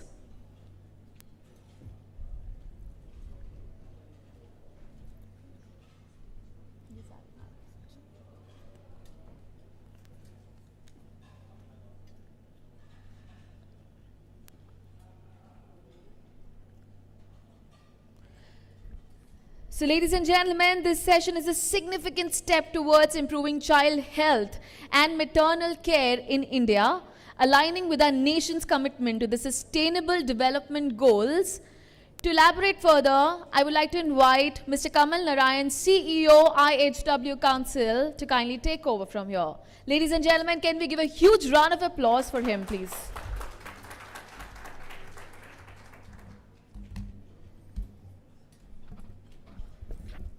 Good evening, everyone. So we had a wonderful day full of learnings and lot of resounding words. The session which we had before this session, we heard about how this small yet very impactful component of CSR can play a role of catalyst and create that kind of ripple effect, that kind of chain reaction for that matter in the society that can really create a long-lasting impact, and at the same time can also help the nation move towards its desired and committed goals of ensuring health for all. This session which I am going to present in front of you, and it's going to be a really exciting, encouraging, and a seminal step towards improvising the health of women and child in our country. We have been seeing that despite a tremendous improvement which we have seen in our maternal mortality rate or under 5 mortality rate, infant mortality rate, we still grapple with this problem day in, day out. And this problem will definitely going to give a challenge to all of us to deal with this before the committed deadline of our country, which we have committed towards achievement of sustainable development goals. We have improvised a lot when it comes to the under 5 mortality rate. pre-independence, many of you, since many of you also are the public health experts, we had almost every single child dying before attaining the age of 5. Today, we have reached to a really remarkable number in terms of reduction that we are hardly having 32 out of 1,000 live birth as the mortality rate. But to reach to a negligible number, we need to work something more innovatively, something that can empower the people, the participants, and the beneficiary more to contribute and to become an active player in this whole process. The session which we are going to get in, and also the work which we are going to see, is an important step on that side, on that direction. WHO has identified and very strongly recommended that why we need to make people as an active participant when it comes to ensuring access to health and many other health interventions. Self-care is the word which has been coined for that and has been promoted as one of the major intervention to deal with the health challenges of the world. And we know that almost 3.6 billion people still do not have the access to proper healthcare in the globe, in the world. And that's where WHO recommend that why we need to empower societies for self-care. This global dialogue, this global catalyst, this global demand, this global endorsement of self-care, how it is getting adopted to our nation's context. Here we are going to have an initiative which is brought by one of the brand which we have seen putting a lot of commitment, passion, energy, and resources to ensure that people have better access to health, they are better aware for health, they are better empowered for health-seeking behavior. So for this session, let me invite Mr. Ravi Bhatnagar, who is a visionary leader and a passionate health advocate who has been driving force behind many transformative campaigns which all of you would have heard, seen, or experienced in some manner. Detol Banega, Swasth India, Harpik, Mission Pani, Durex, Birds and Bees, Talks, and many more.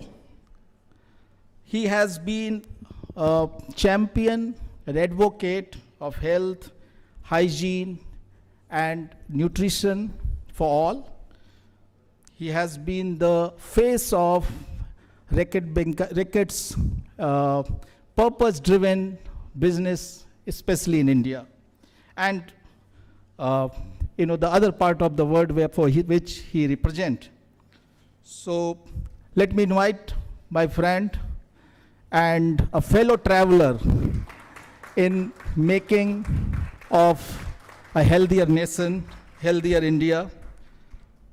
We are also going to be joined by Ms. Urvasi Prasad, who is the director for Niti Aayog and part of the chairman's office.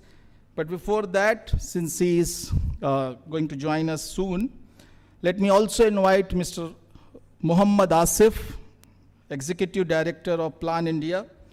He has ensured hundreds of successful developmental projects across India and in partnership with hundreds of NGOs.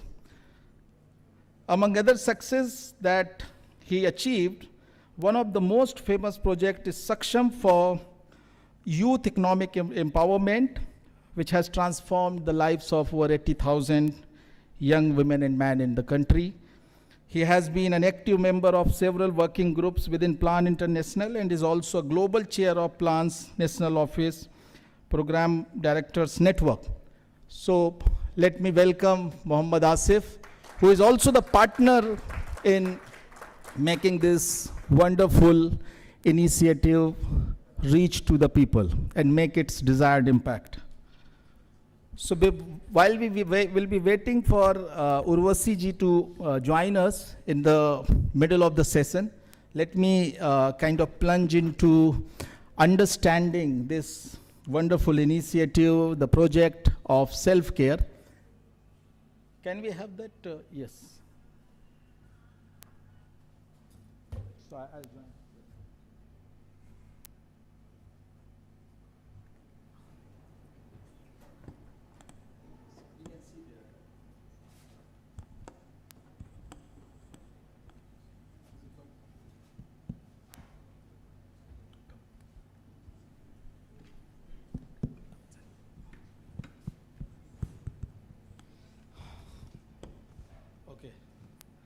So as I said, self-care, we have been talking about those important catalysts. We had a wonderful speaker, Mr. Rajender, who talked about that CSR being a minuscule, just 30,000 crore rupees being spent in all aspects of CSR, how much impact it can make for a nation like ours. While we have so many problems which have, or challenges which have become compounded challenges over the period. So Mr. Ravi, let me, take your input, and I'll be helping, going ahead with this slide. I'll request you, to kind of switch on the mic if it's already working. And let us, understand that how this, the magic pill or the panacea for many of India's major problems, because self-care is definitely going to be something which is going to be the whole, the foundation for health-seeking behavior, for people to take informed and empowered decisions for certain choices about their life, about their health, about their push to go for seeking and accessing the health when they need it, how it is going to change that scenario, and how, with maybe a small steps, but how it is going to reach to millions over the period and then make an impact on billion plus people. Thank you, Kamal. Thank you, IHW Council. This is my 8th season with you here. Although I was missing in action for many of the seasons, but definitely a lot of partners who do work with us have been supporting IHW in a way or another. It's a very pertinent question what you have asked me about this whole pillar of self-care. Last year, WHO came out with a very interesting report about how self-care is important. I do remember I'm almost going to complete a decade in Reckitt, and the first report a decade back I worked on was on the self-care when I joined. And what typically happened was we were thinking there are a lot of programs in India, there are a lot of programs across the globe in the region. There is a program which has there is something called common minimum programs. Do we have something in place which can actually solve this whole issues related to the first 1,000 days? We did a very deep research into that, and we found there are various donors. Someone is focusing on diarrhea management, someone is focusing on pneumonia management, someone on ARI, someone on breastfeeding, someone on social return on investment, someone actually is working on vaccination. So we thought there is not a single program.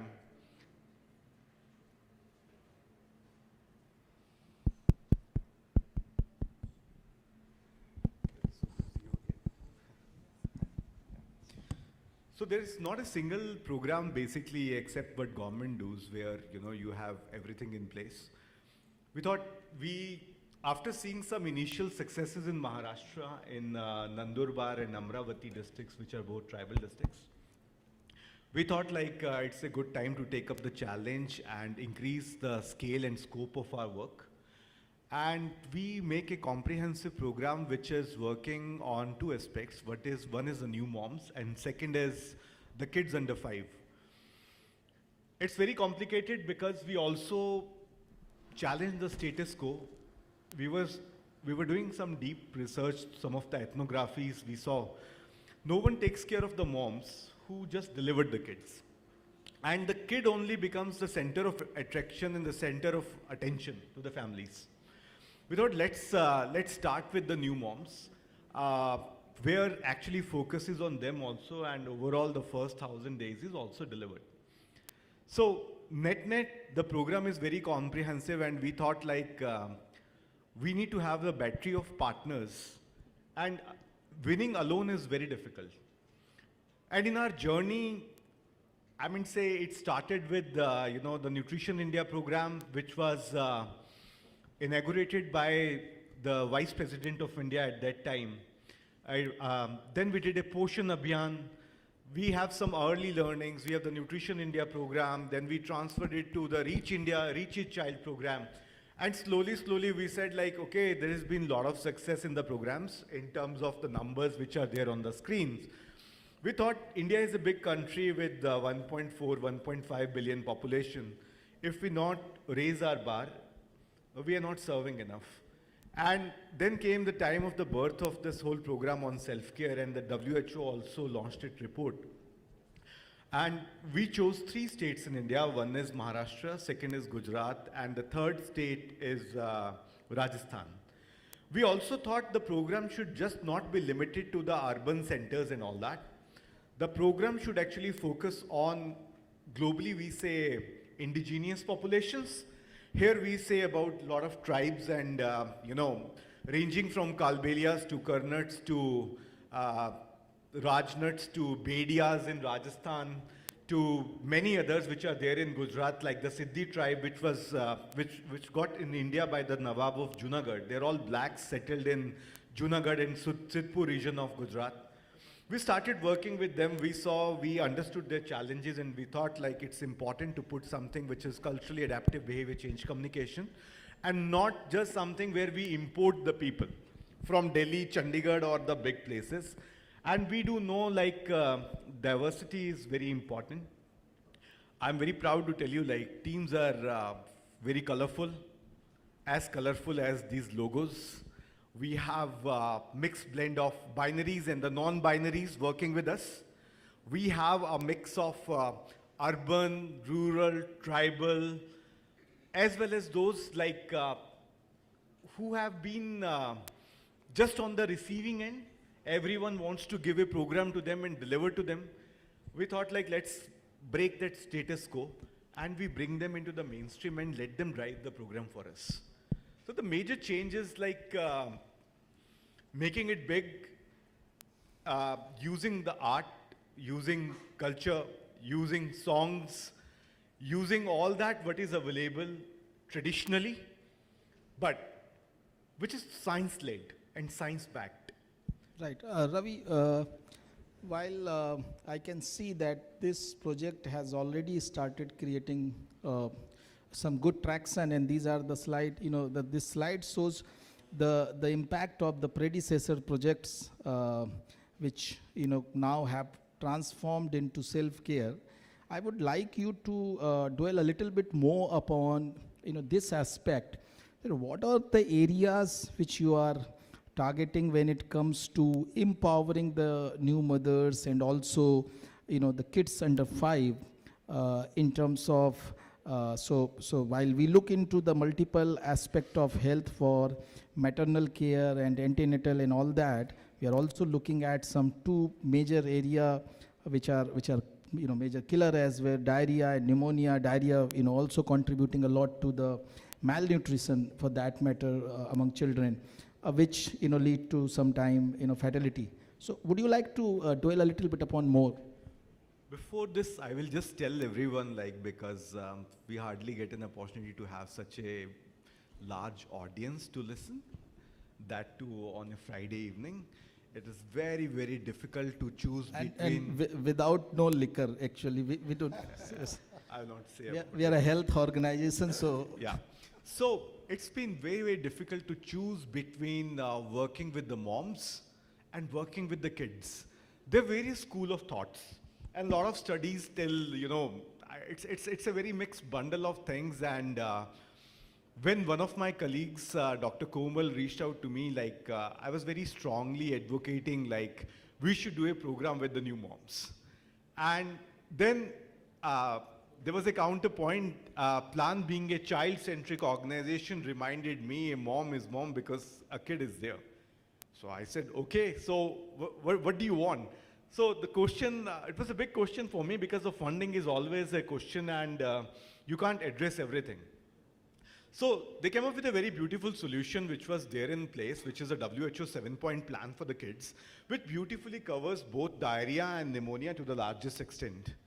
Along with that, when I said if a kid is happy, a kid is healthy, a mom is confident.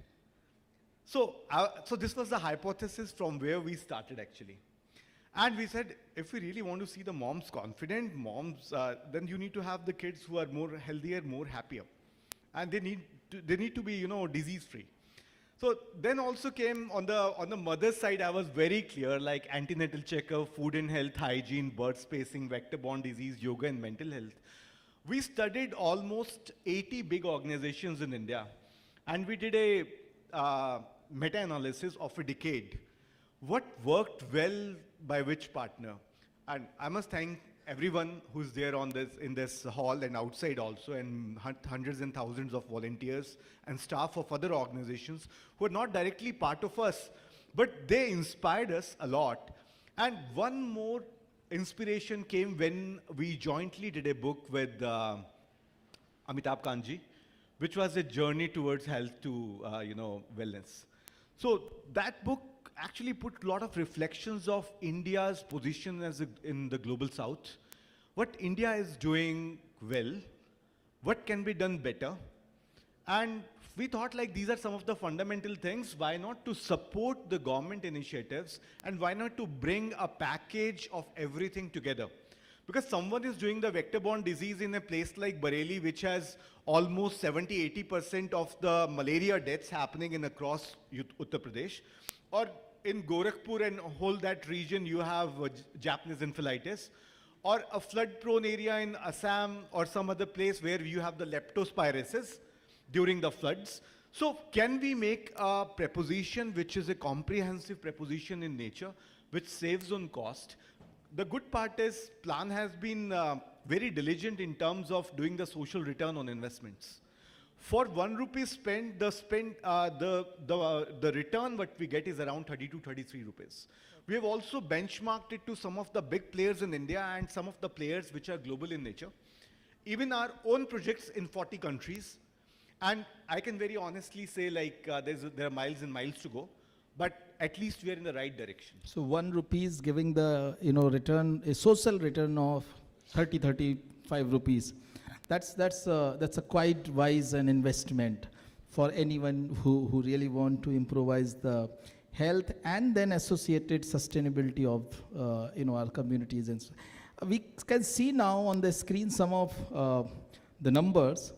Some of them are quite impressive, and I'm sure this is just a beginning, because as you said that Racket has initiated this in 3 of the states, and we can see some of the targeted areas also like Washim, Dhule in Maharashtra, Bhavnagar, and Gir Somnath in Gujarat, and Rajsamand in Kumbhalgarh in Rajasthan. So apparently most of them are broadly tribal areas. So what kind of numbers and what kind of encouraging response you have seen? You mentioned about in terms of return on investment, but also in terms of your target to reach to a level which it can trigger really kind of a catalyst. It can become a catalyst of health-seeking behavior and empowerment. How do you see this early success? We saw the first early success of anything like this during the COVID when our Honorable Prime Minister gave the maiden call along with the WHO, along with many other experts. It was about the self-care at that time. How you actually protect yourself from the COVID spreading and, hand washing, hygiene, masking, maintaining the social distance. At that time, we did a campaign. At that time, TikTok was active in India. And if you put the numbers of 5 or 6 big global players, the numbers from India were 5 times more than the global numbers, which was around 1.5 billion people saw the hand washing campaign of Dettol, which is a global case study too. We thought like it's very important to trigger the numbers, make it big, and we do a lot of work on the social media too. So to me, 10 million new moms is a number, as a target number for us to reach. And then we have the numbers for the under 5 kids. So 1 million under 5 kids, we would love to save the lives. It's a big study which we are going to do on the DALYs, which is the disability adjusted life years, how many DALYs we are going to save. I don't want to give a theoretical class where I am explaining the DALY coefficients and everything. But definitely the metrics which are available in 3 ways, we are going to see all this. One is the DALY numbers. Second is our social media numbers and how many conversations we are going to trigger through this. And the third and the most important thing is the social return on investment, what this whole things give. By doing the triangulation of all 3, we will be able to say it is successful, not successful, and all that. It's too early to comment. It's good beginning for that matter. And yeah. The day full of almost the entire day of discussion had also underlined multiple time that it's a digital generation, it's a digital society. Today also I was reading a very interesting statement has been given by United Nations General Assembly's chairman, saying that India has helped or elevated 800 million poor just by mobile phone. This is a statement made by the UNGA president today. So we know that it's a digital time, and you mentioned about that the kind of number we achieved in terms of social media, access of those campaigns, and they definitely, and the previous session also were talking about a lot about, the storytelling, that impactful communication, and I'm sure that storytelling is also part of this whole campaign. Let me go to the next one. Okay, so I think you have already, explained that what all is happening in this. So we skip this for a minute, but I also see that along with that antenatal checkup and food and health, there's a nutrition side, hygiene, birth spacing, and most importantly, the yoga and the mental health. It is standing out in this whole program because a lot of, I'm not a public health expert for that matter, but when I see that, the many causes of, maternal mortality or postpartum deaths, mental health has also been identified as one of the major reasons for that. So I think this is going to be helpful in addressing some of those problems. Diarrhea and pneumonia, you have identified that how your organization is reaching out to the families so that we can provide the right kind of support, and more importantly that education to take care of themselves. As far as the storytelling is concerned, there seems to be a lot of activities which are part of your this campaign and the project. Would you like to talk a little bit about that? There is a lot actually, from the tracking, seeing the, there is a reduction in the llama cases, which is a loss to, the Lama cases, loss to follow-up cases, what's happening? Are we able to reduce the number of sick days in any way? Net, what's happening is like, it's like a whole movement. There are a lot of projects, they stay as projects. The projects become movement when, you know, everyone is involved, from the government to the civil society to the volunteers on ground to the policymakers and all. We are seeing very big traction on this. Last year, Niti Aayog came up with 10 good practices or best practices from India. Out of 10, there were 2 which were from our programs. I'm very proud to say, like, we are continuing that. And we are continuing to build on the successes and the feedback what we are getting from the experts. And last but not the least, this is, I will just say, like, Kamal, this is a beginning for us. And let's see how it goes. Right. Before I go to Urvashi ji and try to understand that how C looks at this whole project and how kind of ambitious and how confident C is about this project making that important impact. Let me just go to first to Muhammad Asif, whose plan India is executing it on ground. And I'm sure that is coming with a lot of learnings, as Ravi mentioned, that a lot of analysis of data, what works, what doesn't work, and also your insistence that kids should be the part of the whole scheme. Muhammad Asif, you would like to talk a little bit about how this campaign is making that dent and promising to be one of major catalysts to empower societies for better health.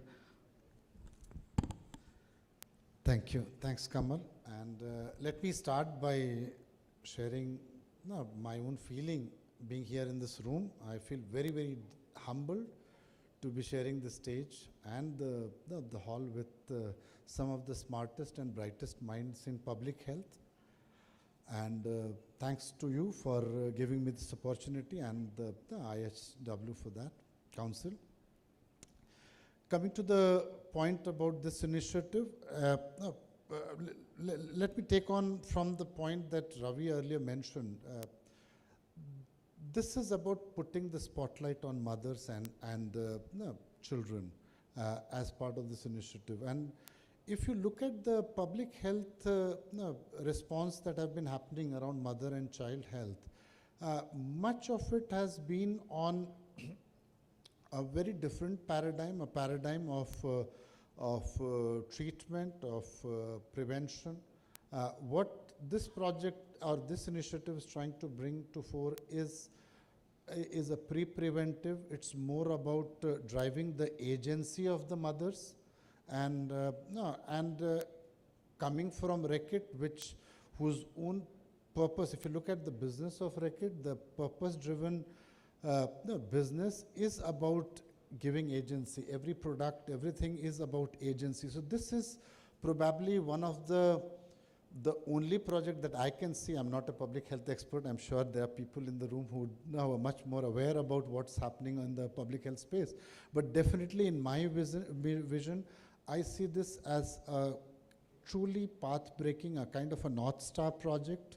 And therefore, many of the questions that you pose still remain questions for us and for the Reckitt leadership to be able to understand and find our way through.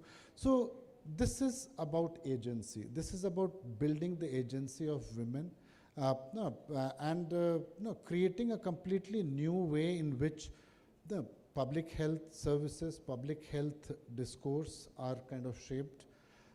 Also, I would like to draw attention to the fact that for the country, especially when we are living in an age of massive disruptions, we did see during COVID time how the health system got disrupted in a significant way, and there's no guarantee that there's something like this is not going to happen ever again in our world.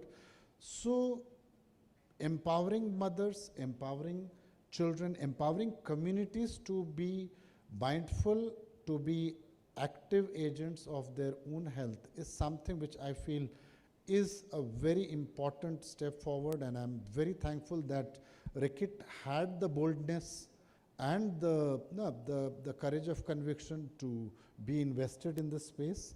And I'm very confident with the way things are that we will be able to create significant progress in that space.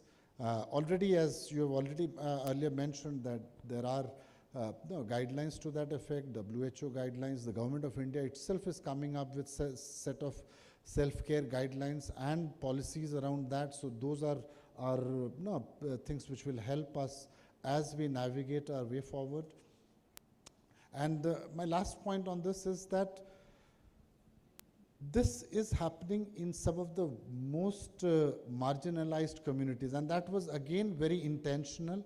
It was intentional on the leadership of Rekit and also on our part to try something like this in those communities which are truly resource poor, and to see that if we are able to make a difference in those communities, we would be able to achieve success in many others. And on your last point about what is the ambition, while Ravi was a little more circumspect in answering that, let me as a CEO of Plan India be much more bolder. For us, this is something which we will pursue as an organization, not just in India, but also through the Plan International Federation worldwide.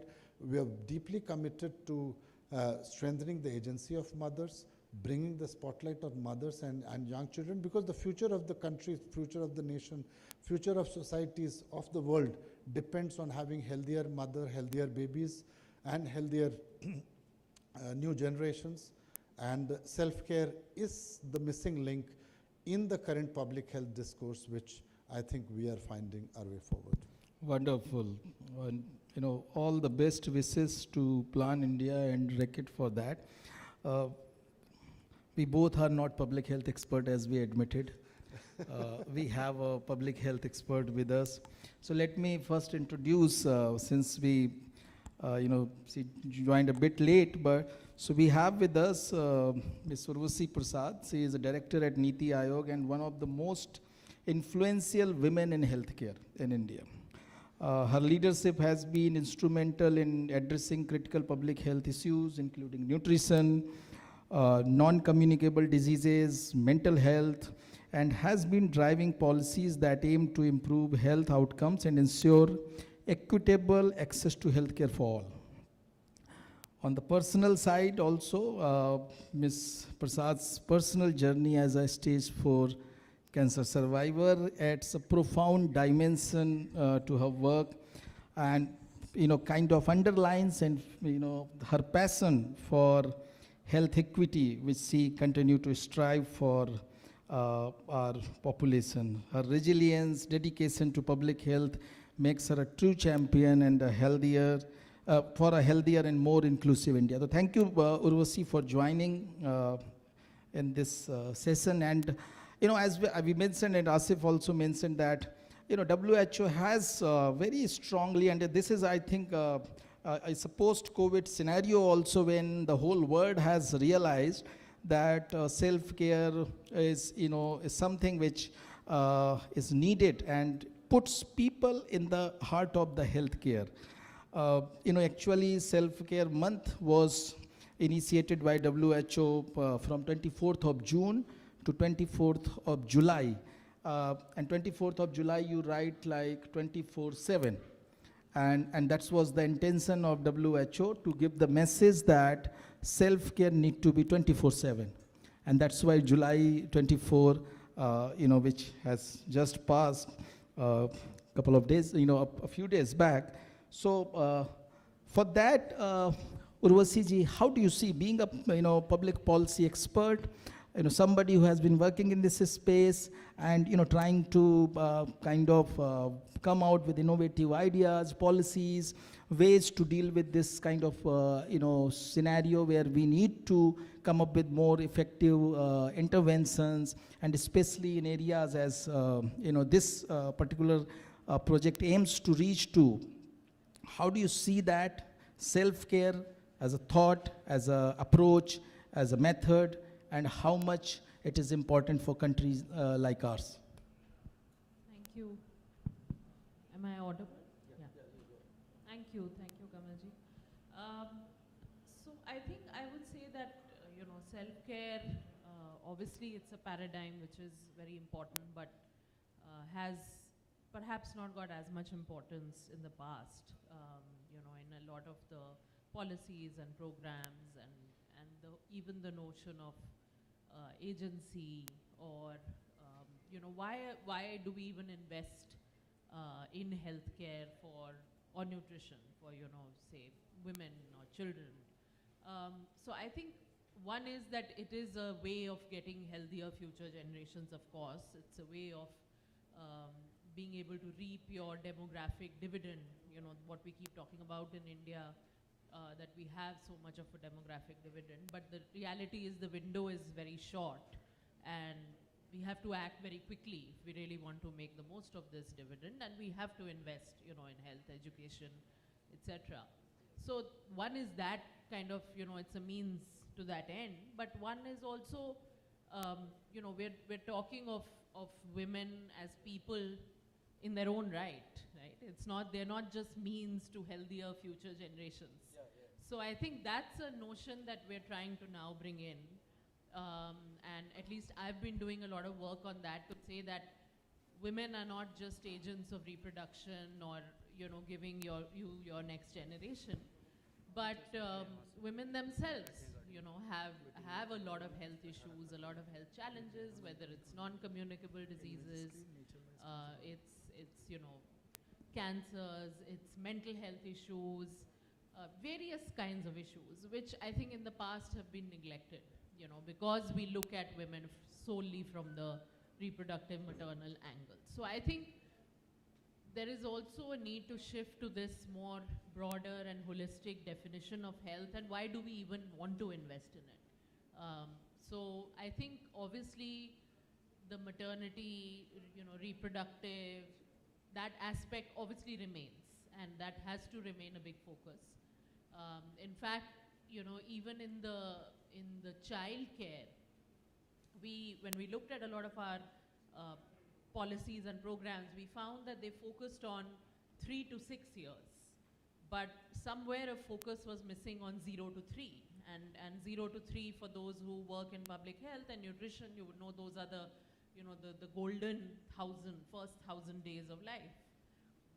Lot of the child's brain development, cognition, immunity, it's all, really the foundation is laid in that period. So we're now trying to say, okay, not just 3 to 6, but actually 0 to 6 should be, when you talk of early childhood, you should start right there. And of course, we always have had this continuum of care approach as a notion, but we really need to bring it into, practice. And I think that's something that increasingly we're trying to move towards.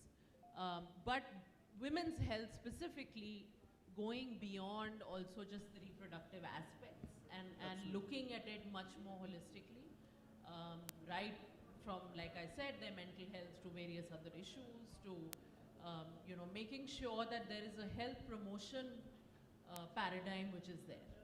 It's not just about disease prevention or, early detection or cure or treatment, whatever. It's also that you have to try and promote good health. And I think there's lots of reasons for doing that. And I think now we have the evidence that there's economic reasons, there's social reasons, there's all kinds of reasons. So I think that's overall, I would say, the direction we're going in. Of course, there's a lot of specific initiatives that we're doing. Very quickly, just to mention some that of the health and wellness centers, but we're really trying to make sure that they are properly operationalized, because there is a big challenge with rolling out the full package of services that are committed under those. So I think that is one big priority, in the present.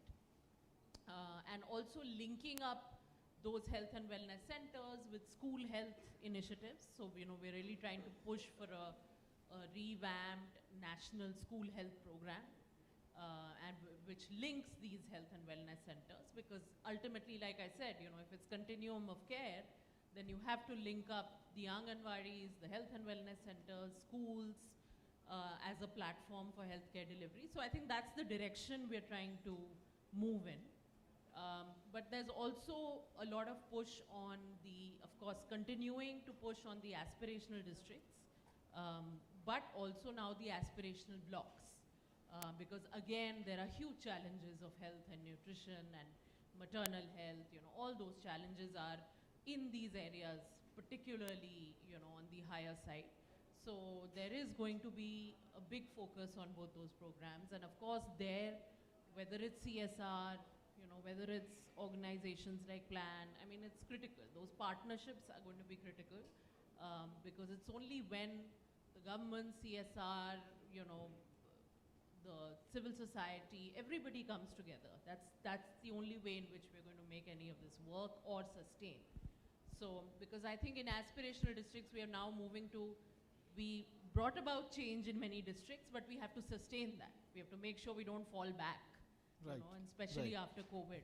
But in aspirational blocks, we're kind of starting afresh. So, there's huge amount of work to be done.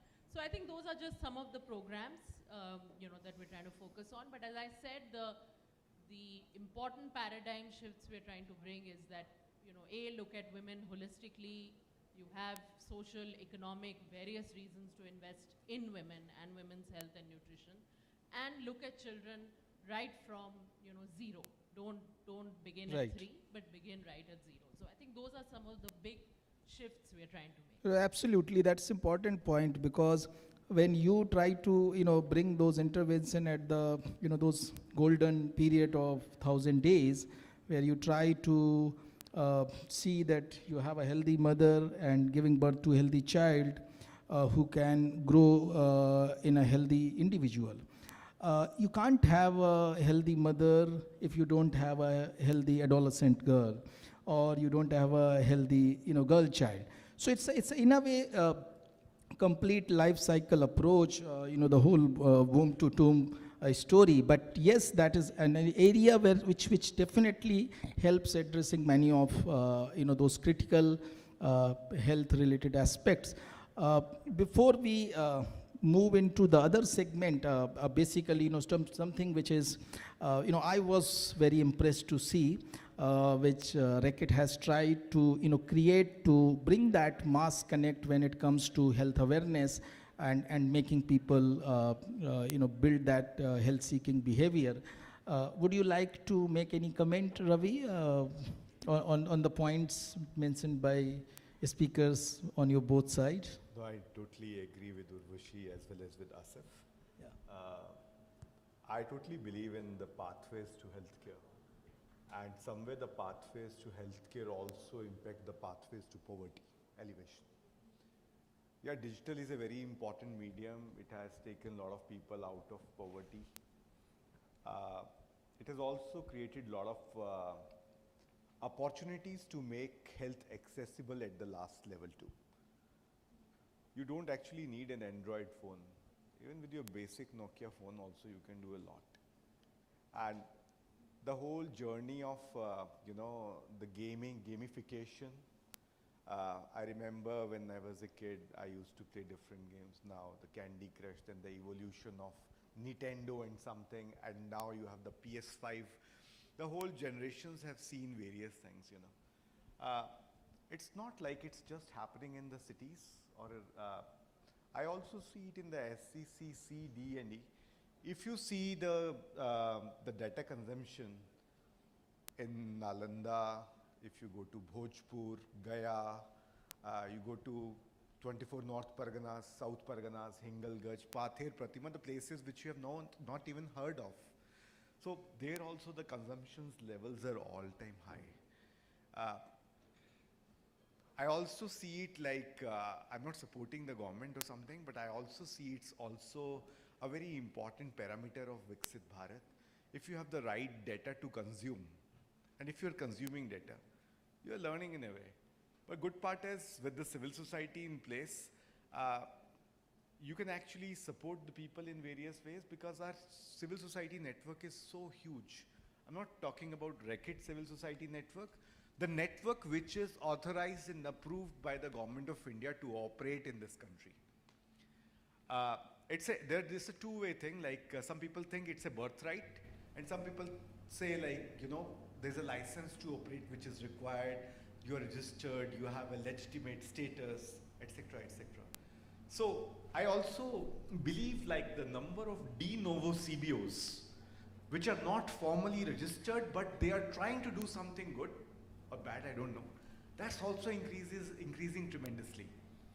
It's our responsibility also to support by proper due diligence to support the de novo CBOs too, and we should not just stop at the NGOs or INGOs. We should go down. We should have larger network, deeper network. This is where I stop. Thank you. Thank you, Ravi. The guests and the people, delegates in this hall, they had quite a tedious day today, but CSR, social impact, social work is a tedious job. So before they actually, kind of enjoy the moments of celebration of their wonderful work which they have done in, health impact, we have a few more minutes before that. In between, I would request my team to play the video which, encapsulates some of the critical aspects of this self-care.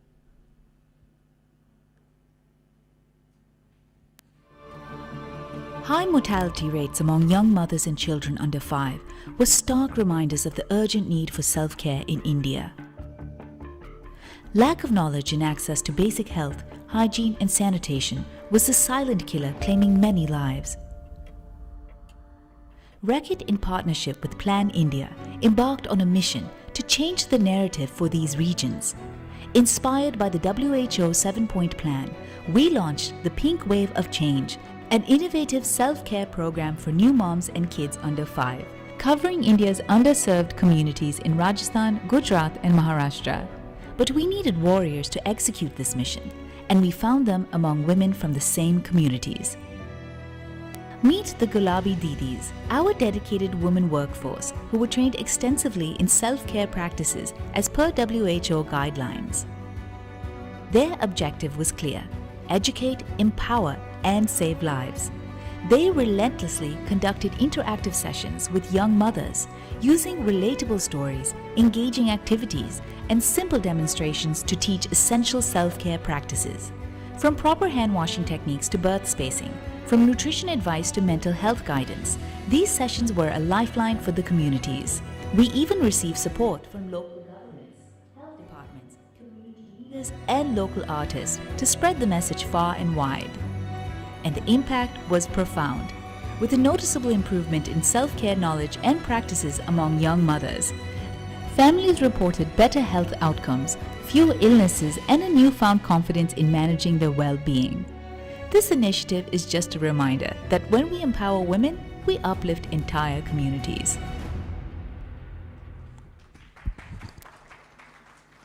Wonderful. I like the Gulabi Didis concept.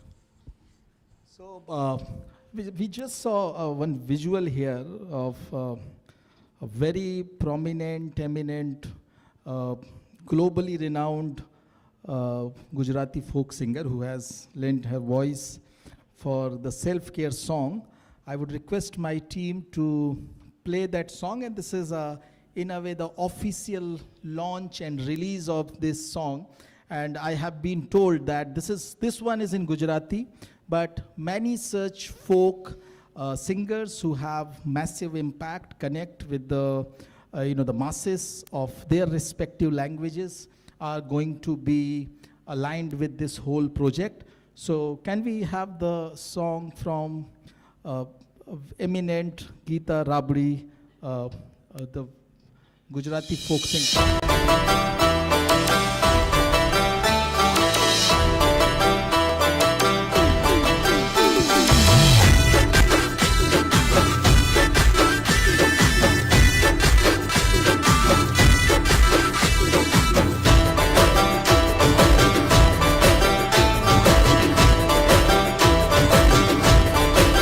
Hey,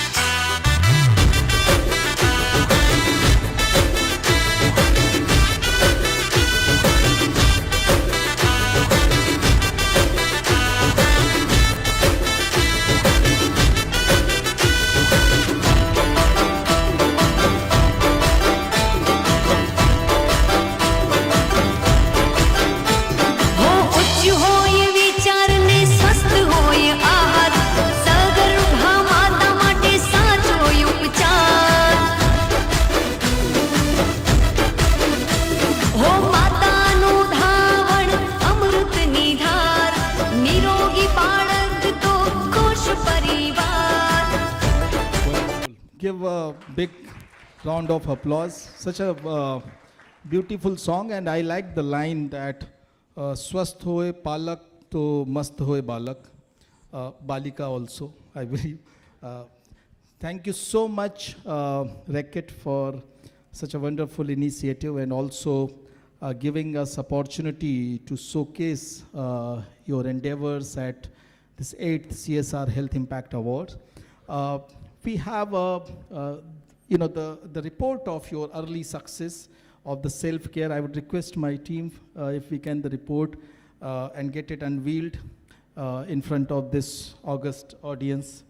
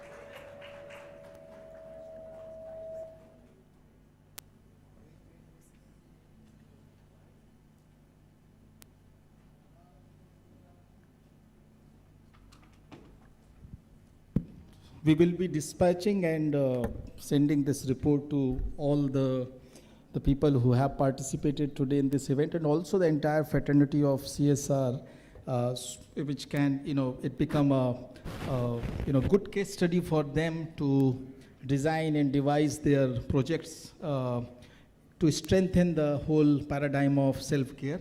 I would also request my team to, if we can get that, the logo of self-care, which, for a photo op. Thank you.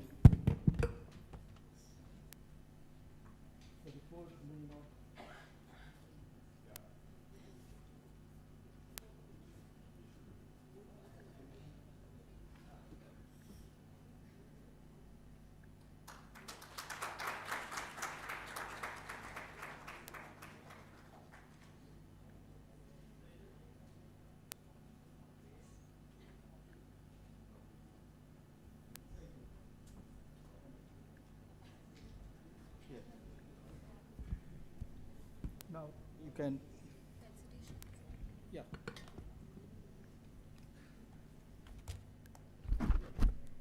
Thank you, sir. Thank you so much. Thank you for making this session absolutely engrossing and interesting. I request you, sir, to please felicitate our dignitaries on the stage. We have Dr. Urvashi Prasad. Ladies and gentlemen, can we give a big hand, please, everyone?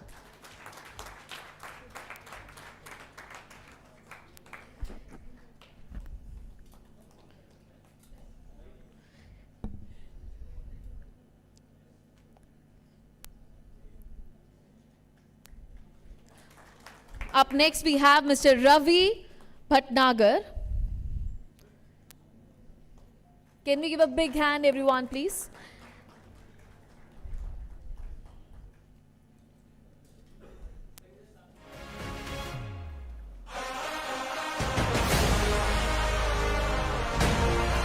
We would like to next thank Mr. Muhammad Asif.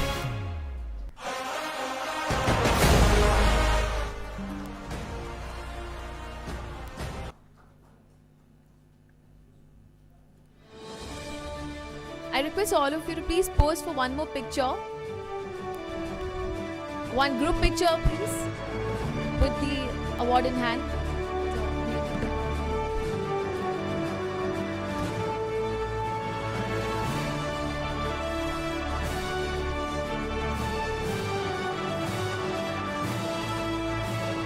Thank you so much, everyone. Please take your seats.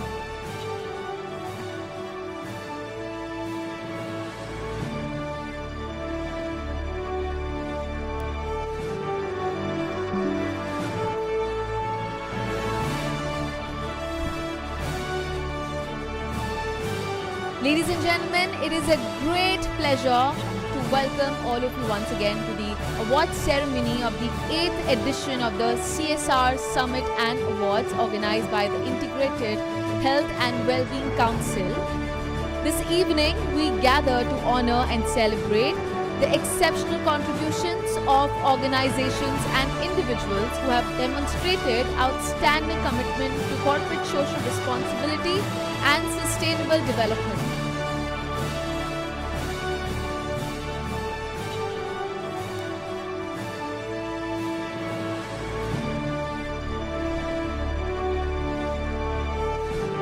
Ladies and gentlemen, let us walk through the key highlights through a video which we would like to showcase to you once again. We have IHW video, CSR video, and our flagship event which is going to happen in Dubai soon. Please have a look at the screen, everyone.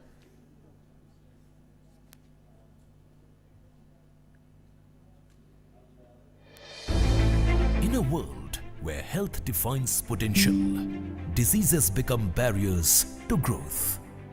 Weaving dreams of a world without sickness and full of well-being, the Integrated Health and Wellbeing Council was born.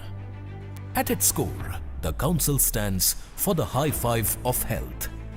Good air, good food, good water, good living, and good health care for everyone. Aligned with the United Nations Sustainable Development Goals, the Council firmly works towards making sure health reaches every corner of the world. IHW Council has built prestigious forums for holistic health discourse, like India Health and Wellness Summit and Awards, CSR Health Impact Awards, CME Excellence Movement, Ayushman Bharat Conclave, Jal Shakti Conclave, Digital Health Summit, Patient First Summit, the Good Air Movement and Summit, Rapid Global Cancer Alliance, and the She Alliance for Spirituality in Health and the Environment. These initiatives have received wholehearted support from policymakers, industry captains, community leaders, health experts, celebrities, and influencers. Respected brands and advocates have also joined the Council, becoming allies in the mission for a healthier world. I think this wellness is an important initiative. I will definitely be interested to know the conclusions of your deliberations, and I'll definitely take these issues and your suggestions forward to the logical conclusion.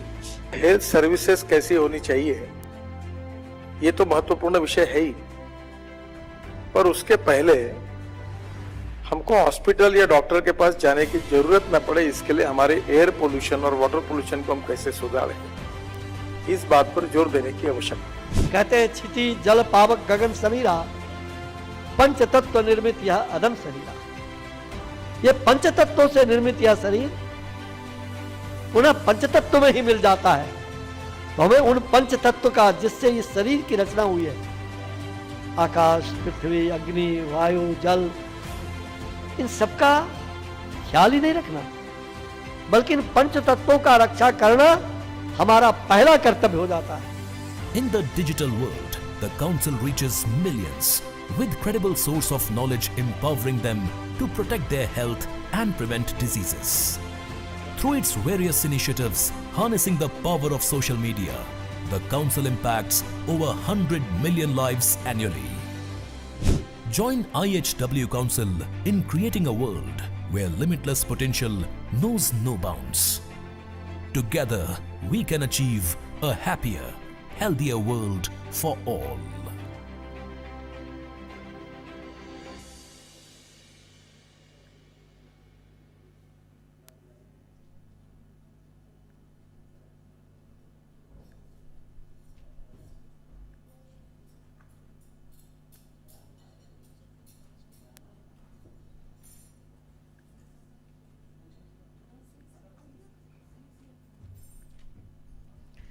We have CSR video as well. Could you please play?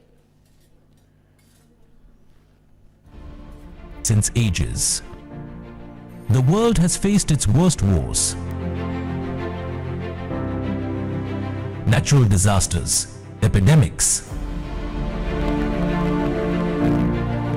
and pandemics.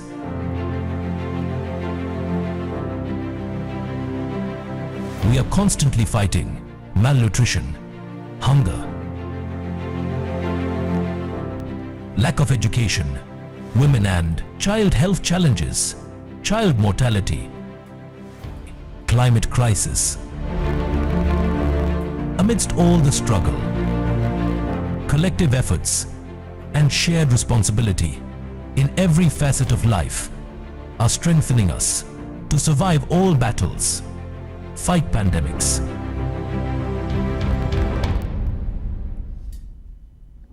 India, the first country to mandate CSR law in the world, bringing about genuine social change with the focus on good health. Government organizations, corporate, small-medium organizations, and even startups are doing commendable work in building communities and societies in various segments. For the last 1 decade, IHW Council, a responsible health well-being organization, is bringing these responsible champions together for a sustainable development and positive health impact in the country.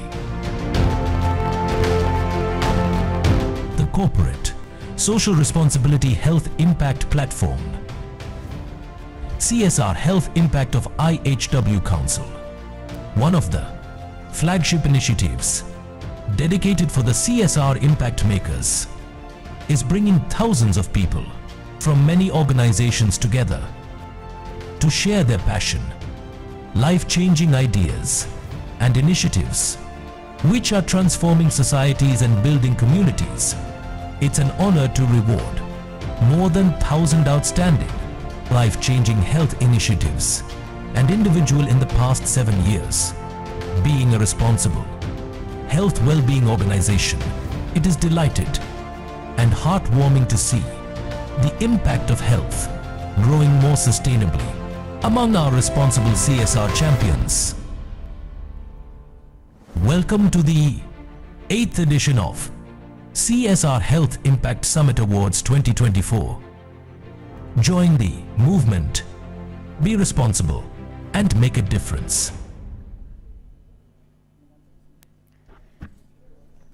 So next we have 10th edition of IHW Summit video, which is happening in Dubai, to be held on 21st September 2024. So mark your calendars, everyone. This summit promises to be an extraordinary gathering of minds from around the world. I request you to please play the video.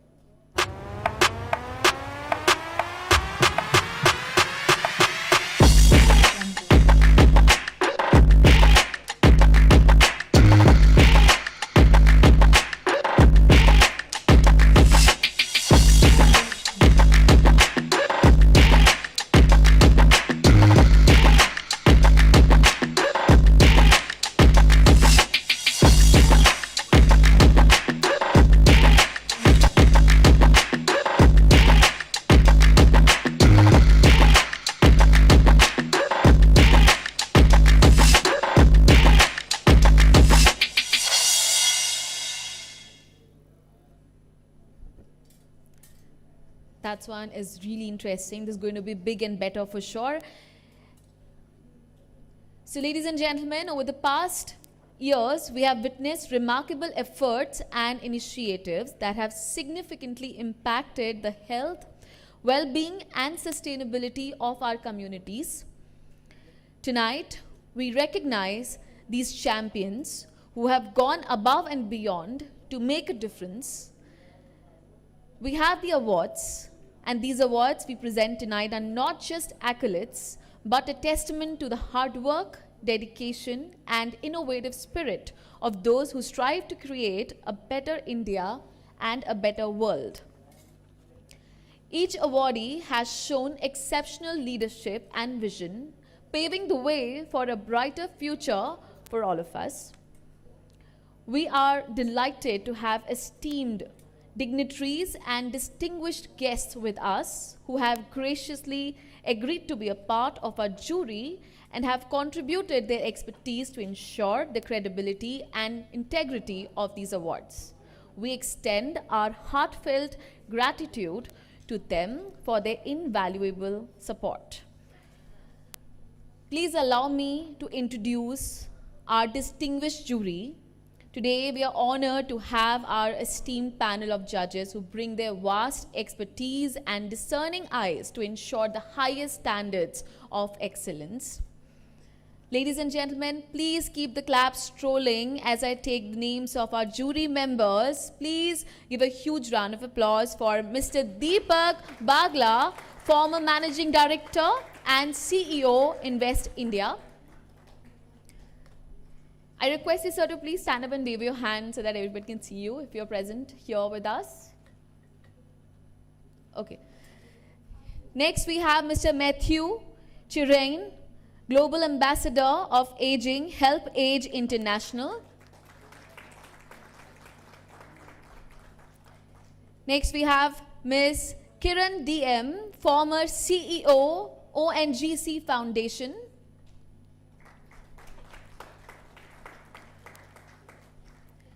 Mr. Saurabh Singh, Advisor, ICICI Foundation for Inclusive Growth. Our next jury member is Ms. Vaishali Iyer, Country Head Communications, Patient Engagement and CSR, Novartis.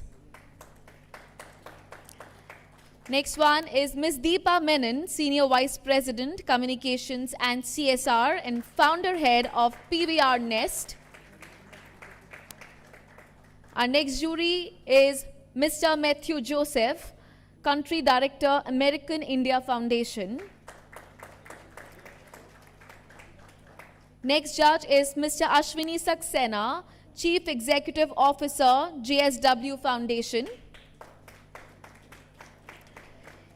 Our next jury member is Ms. Mohini Daljit Singh, Advisor, CSR Max Financial Services, Trustee, Max India Foundation. I have to say the task is not easy and we really appreciate their dedication and fairness to the excellence.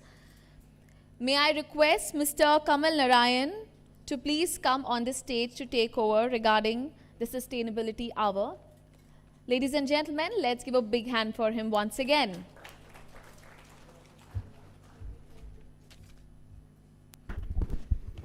Thank you. So I should not get into any long speech now. So a very quick one. You have already seen that we are hosting our landmark 10th IHW Summit, which, the journey began with that in 2014. And the 10th one is going to be bigger, better as, we have already seen in that video. But I'm at the same time thrilled to announce the launch of another unique and groundbreaking initiative by IHW Council, which resonates the whole mantra of sustainability, which we have been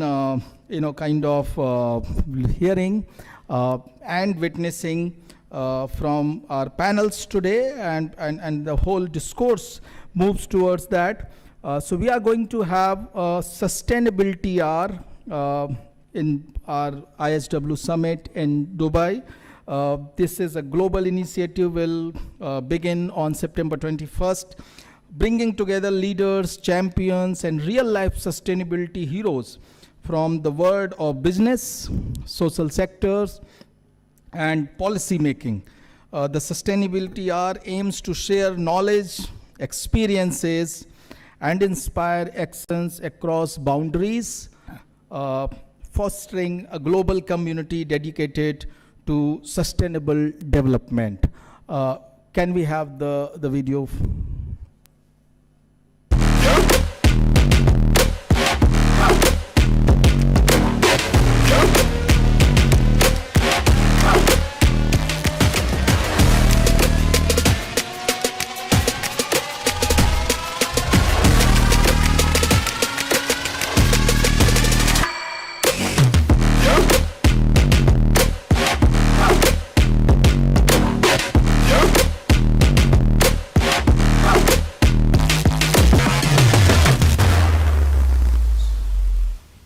So, ladies and gentlemen, this is our ambitious step towards building and strengthening the discourse around sustainability. There is a tent card in all your tables. You can scan a QR code and also register and be the part of this transformational movement where we try to bring the best of sustainability champions on this stage. Thank you so much. With this, we now move forward with the awards, and I request our MC to take that forward. Thank you, sir. I request Ms. Deepa Menon, Senior Vice President, Communications and CSR and Founder Head of PVR Nest, to kindly come on the stage to felicitate our awardees. We are starting with the awards, ladies and gentlemen. As we proceed the ceremony, let us celebrate the achievements of our awardees and be inspired by their stories of perseverance and impact. Welcome, ma'am, on the stage, ladies and gentlemen. Can we give a huge round of applause for her? Their contributions remind us that collective efforts can lead to profound change, in that each one of us has a role to play in advancing the cause of health and well-being in our society. So they are here to felicitate. Let's begin without further ado. Our first category is CSR Nutrition Project for Children. In the bronze category, we have Amway India Enterprises Private Limited. Ladies and gentlemen, let's give a big hand. Honoring Amway's Power of 5 program, which aligns with the Government of India's National Nutrition Mission to combat childhood malnutrition and contribute to a healthier nation. This initiative focuses on preventive early identification and improved healthcare access for underprivileged mothers and children. Congratulations.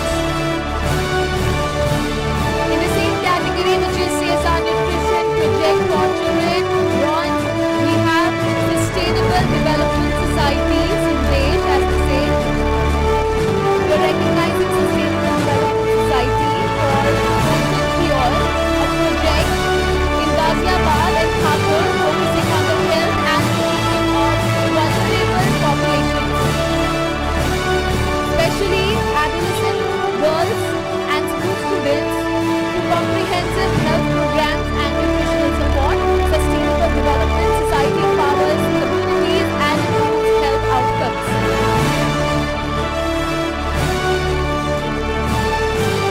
In the same category, CSR Nutrition Project for Children, Violence Please keep the volume down.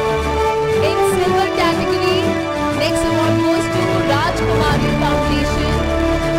Honoring the Rajkumari Foundation, I request you to come on the stage. Honoring them for their Swasthya Samriddhi Vahan, a mobile one model delivering nutritional and telemedicine services to tribal areas in Ramgarh district, Jharkhand, under the guidance of the district administration.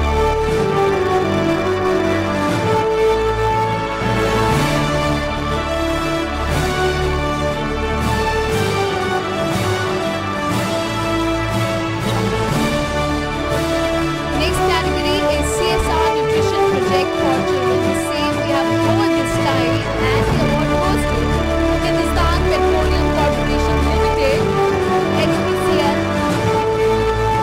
We are recognizing HPCL for Project Nourish, a holistic initiative supporting nutrition, healthcare, and community engagement for children, pregnant women, and lactating mothers, ensuring their optimal development and well-being.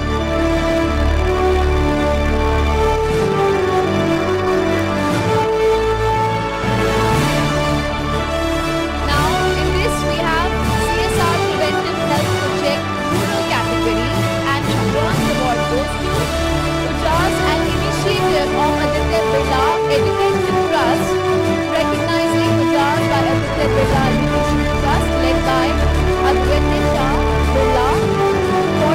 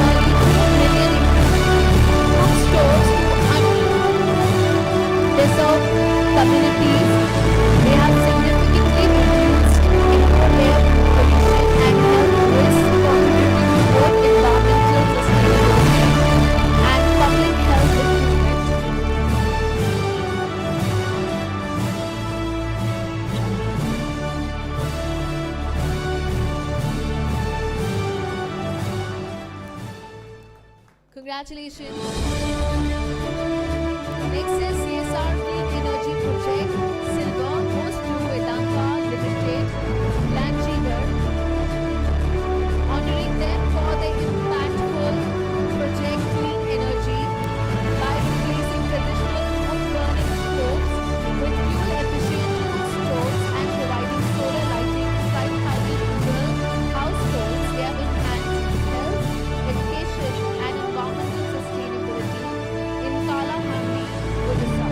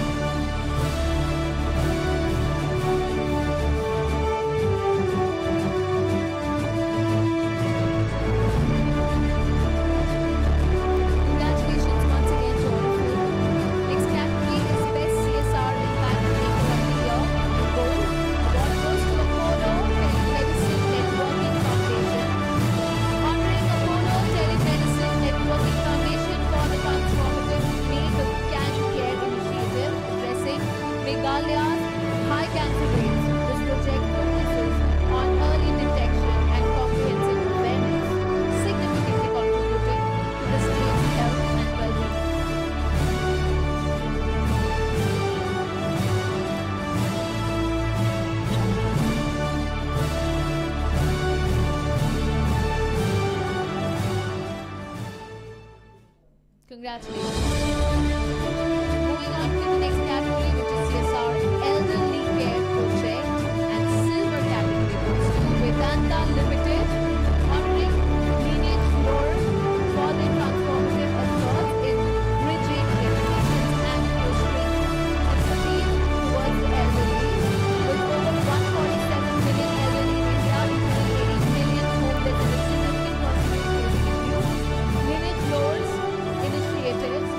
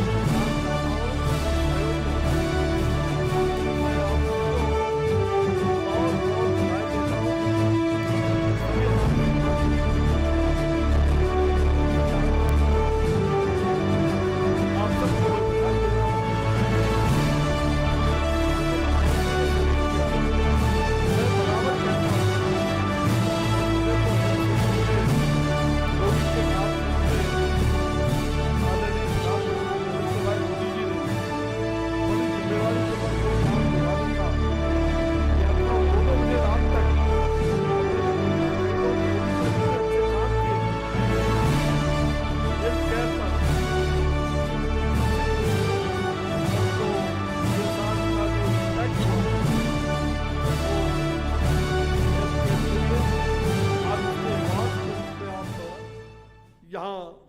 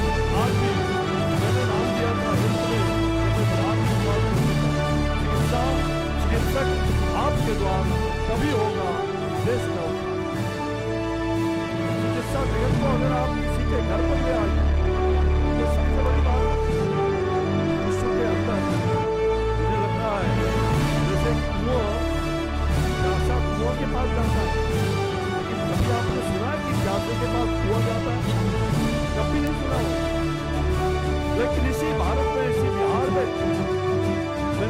में भी जब मैं स्वास्थ्य करके था, हजारों स्वास्थ्य कुंभ मेला लगाते और दुनिया में पहला उदाहरण पेश किया 11,000 स्वास्थ्य कुंभ पूरे भारत में 1,74,00,000 रोगियों को देखा गया था। आप सोच सकते हैं उसके बिहार की आबादी 10 करोड़।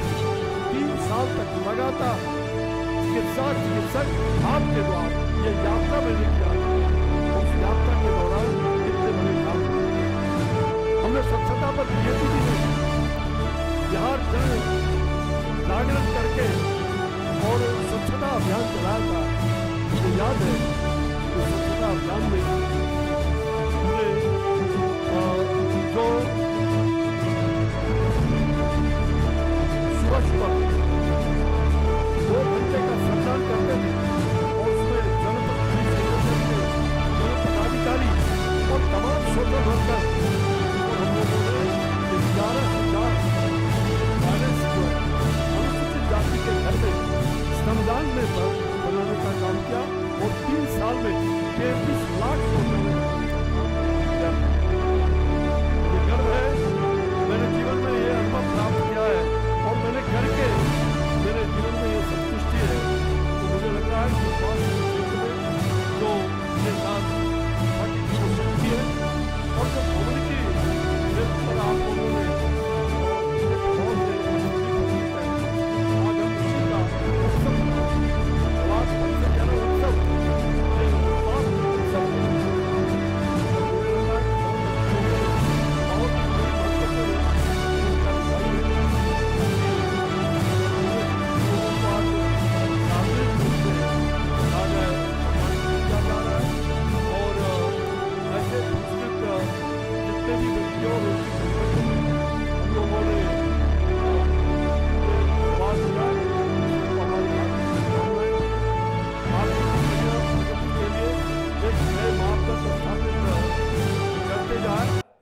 और उनका जो प्रॉफिट है वो भी बढ़ता जाए, तभी तो आप CSR फंड दे पाएंगे। और निश्चित रूप से ये हम सब की आकांक्षा है, जिस अनुरूप आपका प्रॉफिट बढ़ेगा उसी के अनुपात में CSR फंड भी उसमें भी वृद्धि होगी।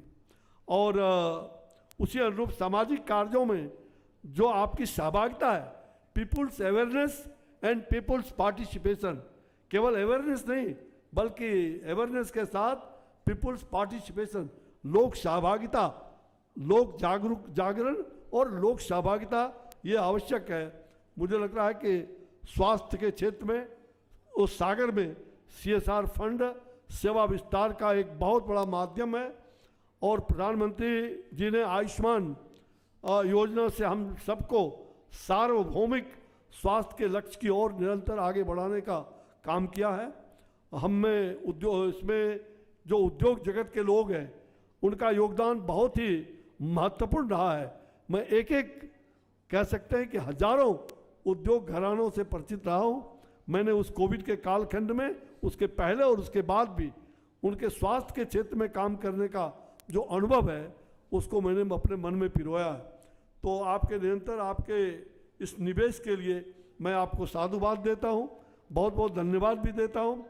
और आइए हम सब मिलकर एक स्वस्थ भारत बनाने के लिए, स्वच्छ भारत, स्वस्थ भारत के निर्माण के लिए, एक खुशहाल, समृद्ध और सशक्त भारत के लिए, एक भारत श्रेष्ठ भारत के लिए आगे बढ़ने का काम कर रहे हैं।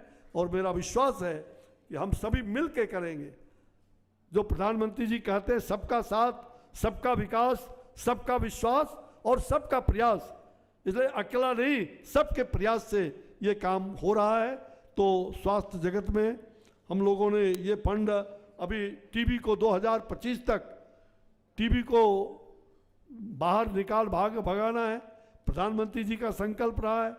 तो टीबी के क्षेत्र में हो, खसरा, मलेरिया, जितने भी संक्रामक का रोगों को नियंत्रित करने में और उसकी सरकारी एजेंसियों के साथ साथ गैर सरकारी संगठनों और NGOs के प्रयासों को मैं बहुत सराहना करता हूं। कमल जी कर रहे हैं, बहुत बहुत कमल जी और इनकी नारायण और श्रीमती नारायण, ये दोनों को मैं बहुत बधाई देता हूं। और NGO क्षेत्र में काम करने वाले जितनी भी संस्थाएं जो अच्छे काम कर रहे हैं, अभी स्वच्छ हवा के बारे में कह रही थी, हाँ, clean air and green air, ये आपने काम किया है। और उसमें निश्चित रूप से जो पर्यावरण के दृष्टिकोण से प्रकृति रक्षिती रक्षिता, प्रकृति की रक्षा करेंगे तो प्रकृति आपकी रक्षा करेगी। और मैं बराबर कहता हूं कि जो प्रकृति का सौंदर्य है, मैंने प्रकृति के उस रूप को देखा है। आप में से शायद बहुत लोगों ने अनुभव किया होगा, मैंने तो प्रकृति को बहुत निकट से, उसके कुरंदन को, उसकी ज्वाला को टूटते हुए देखा। 2013 में जब मैं बिहार का स्वास्थ्य मंत्री था, कोविड के पहले 2013 में उत्तराखंड में जब श्री केदारनाथ का वो विस्फोट हुआ था, मैं वहाँ 100 परिवार था, आधे परिवार मेरे चले गए, आधे लोगों को 3 पीढ़ियों को बचा के हम ले आ पाए। मैंने देखा है प्रकृति के कुर्दन को, इसलिए प्रकृति के साथ खिलवाड़ नहीं करना। प्रकृति हमारी संस्कृति है, नेचर एंड कल्चर, ये दोनों को साथ लेके चलना चाहिए। जो विरासत में मिला है उस विरासत को कभी मत खोए। जो पूर्वज है, जो हमारे अग्रज है, उनका बहुत सम्मान करिए, तो निश्चित रूप से आने वाली पीढ़ियों को भी एक अच्छा मिसाल मिलेगा, एक अच्छा संस्कार बनेगा।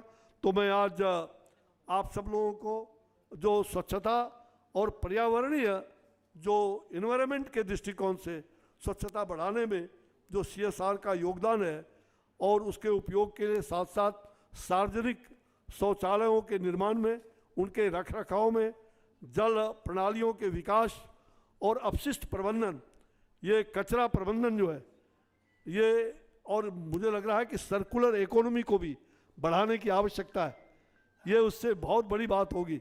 और आज मुझे लग रहा है कि इसके संयुक्त राष्ट्र संघ द्वारा जो इस प्रकार के काम किए जा रहे हैं, निश्चित रूप से उसमें जो निर्धारित सस्टेनेबल डेवलपमेंट गोल जो है उसके लक्ष्यों को प्राप्त करने में हमें सहायता मिल सकती है।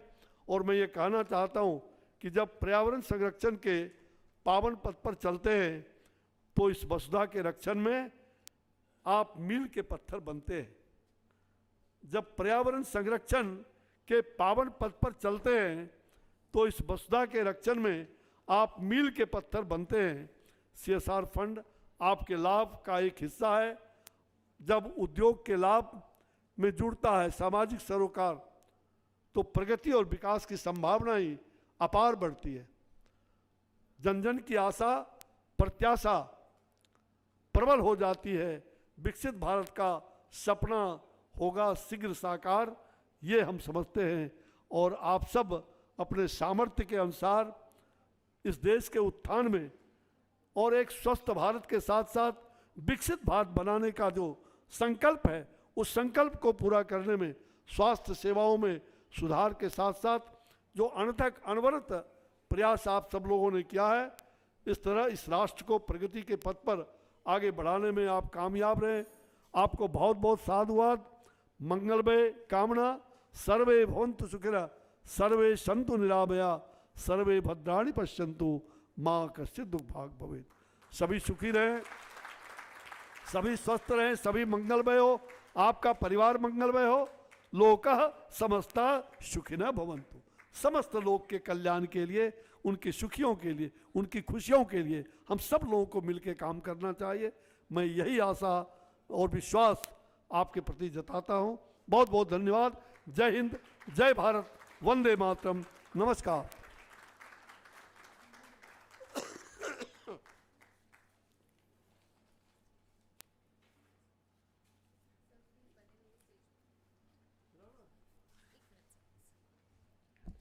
It is an absolute privilege to have you with us, sir, here.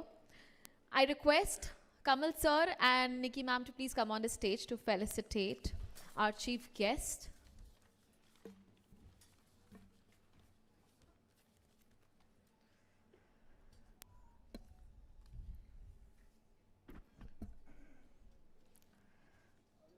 Ladies and gentlemen, please give a huge round of applause for our chief guest, Shri Ashwini Chaubey ji.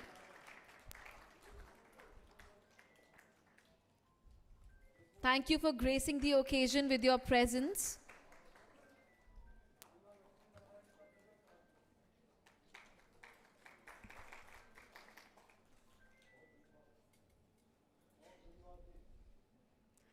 Thank you, sir. Thank you. Thank you, ma'am. I request all of you to please, all the winners, to please come on the stage for a group picture.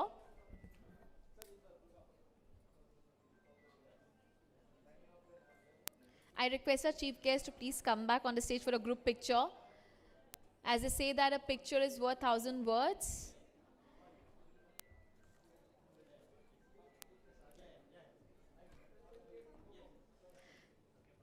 Let's go for a nice, big, huge group picture.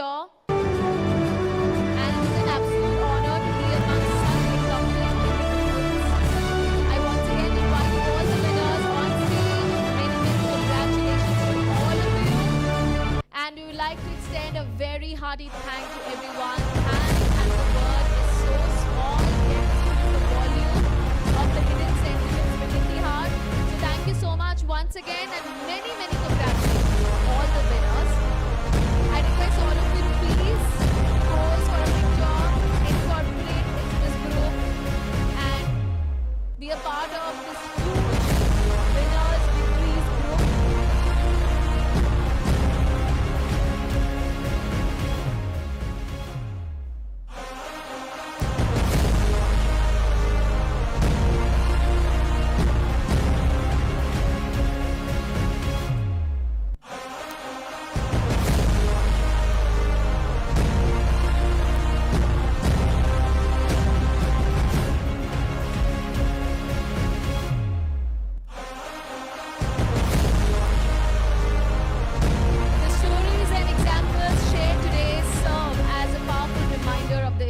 Responsible business practices can have on society and the environment.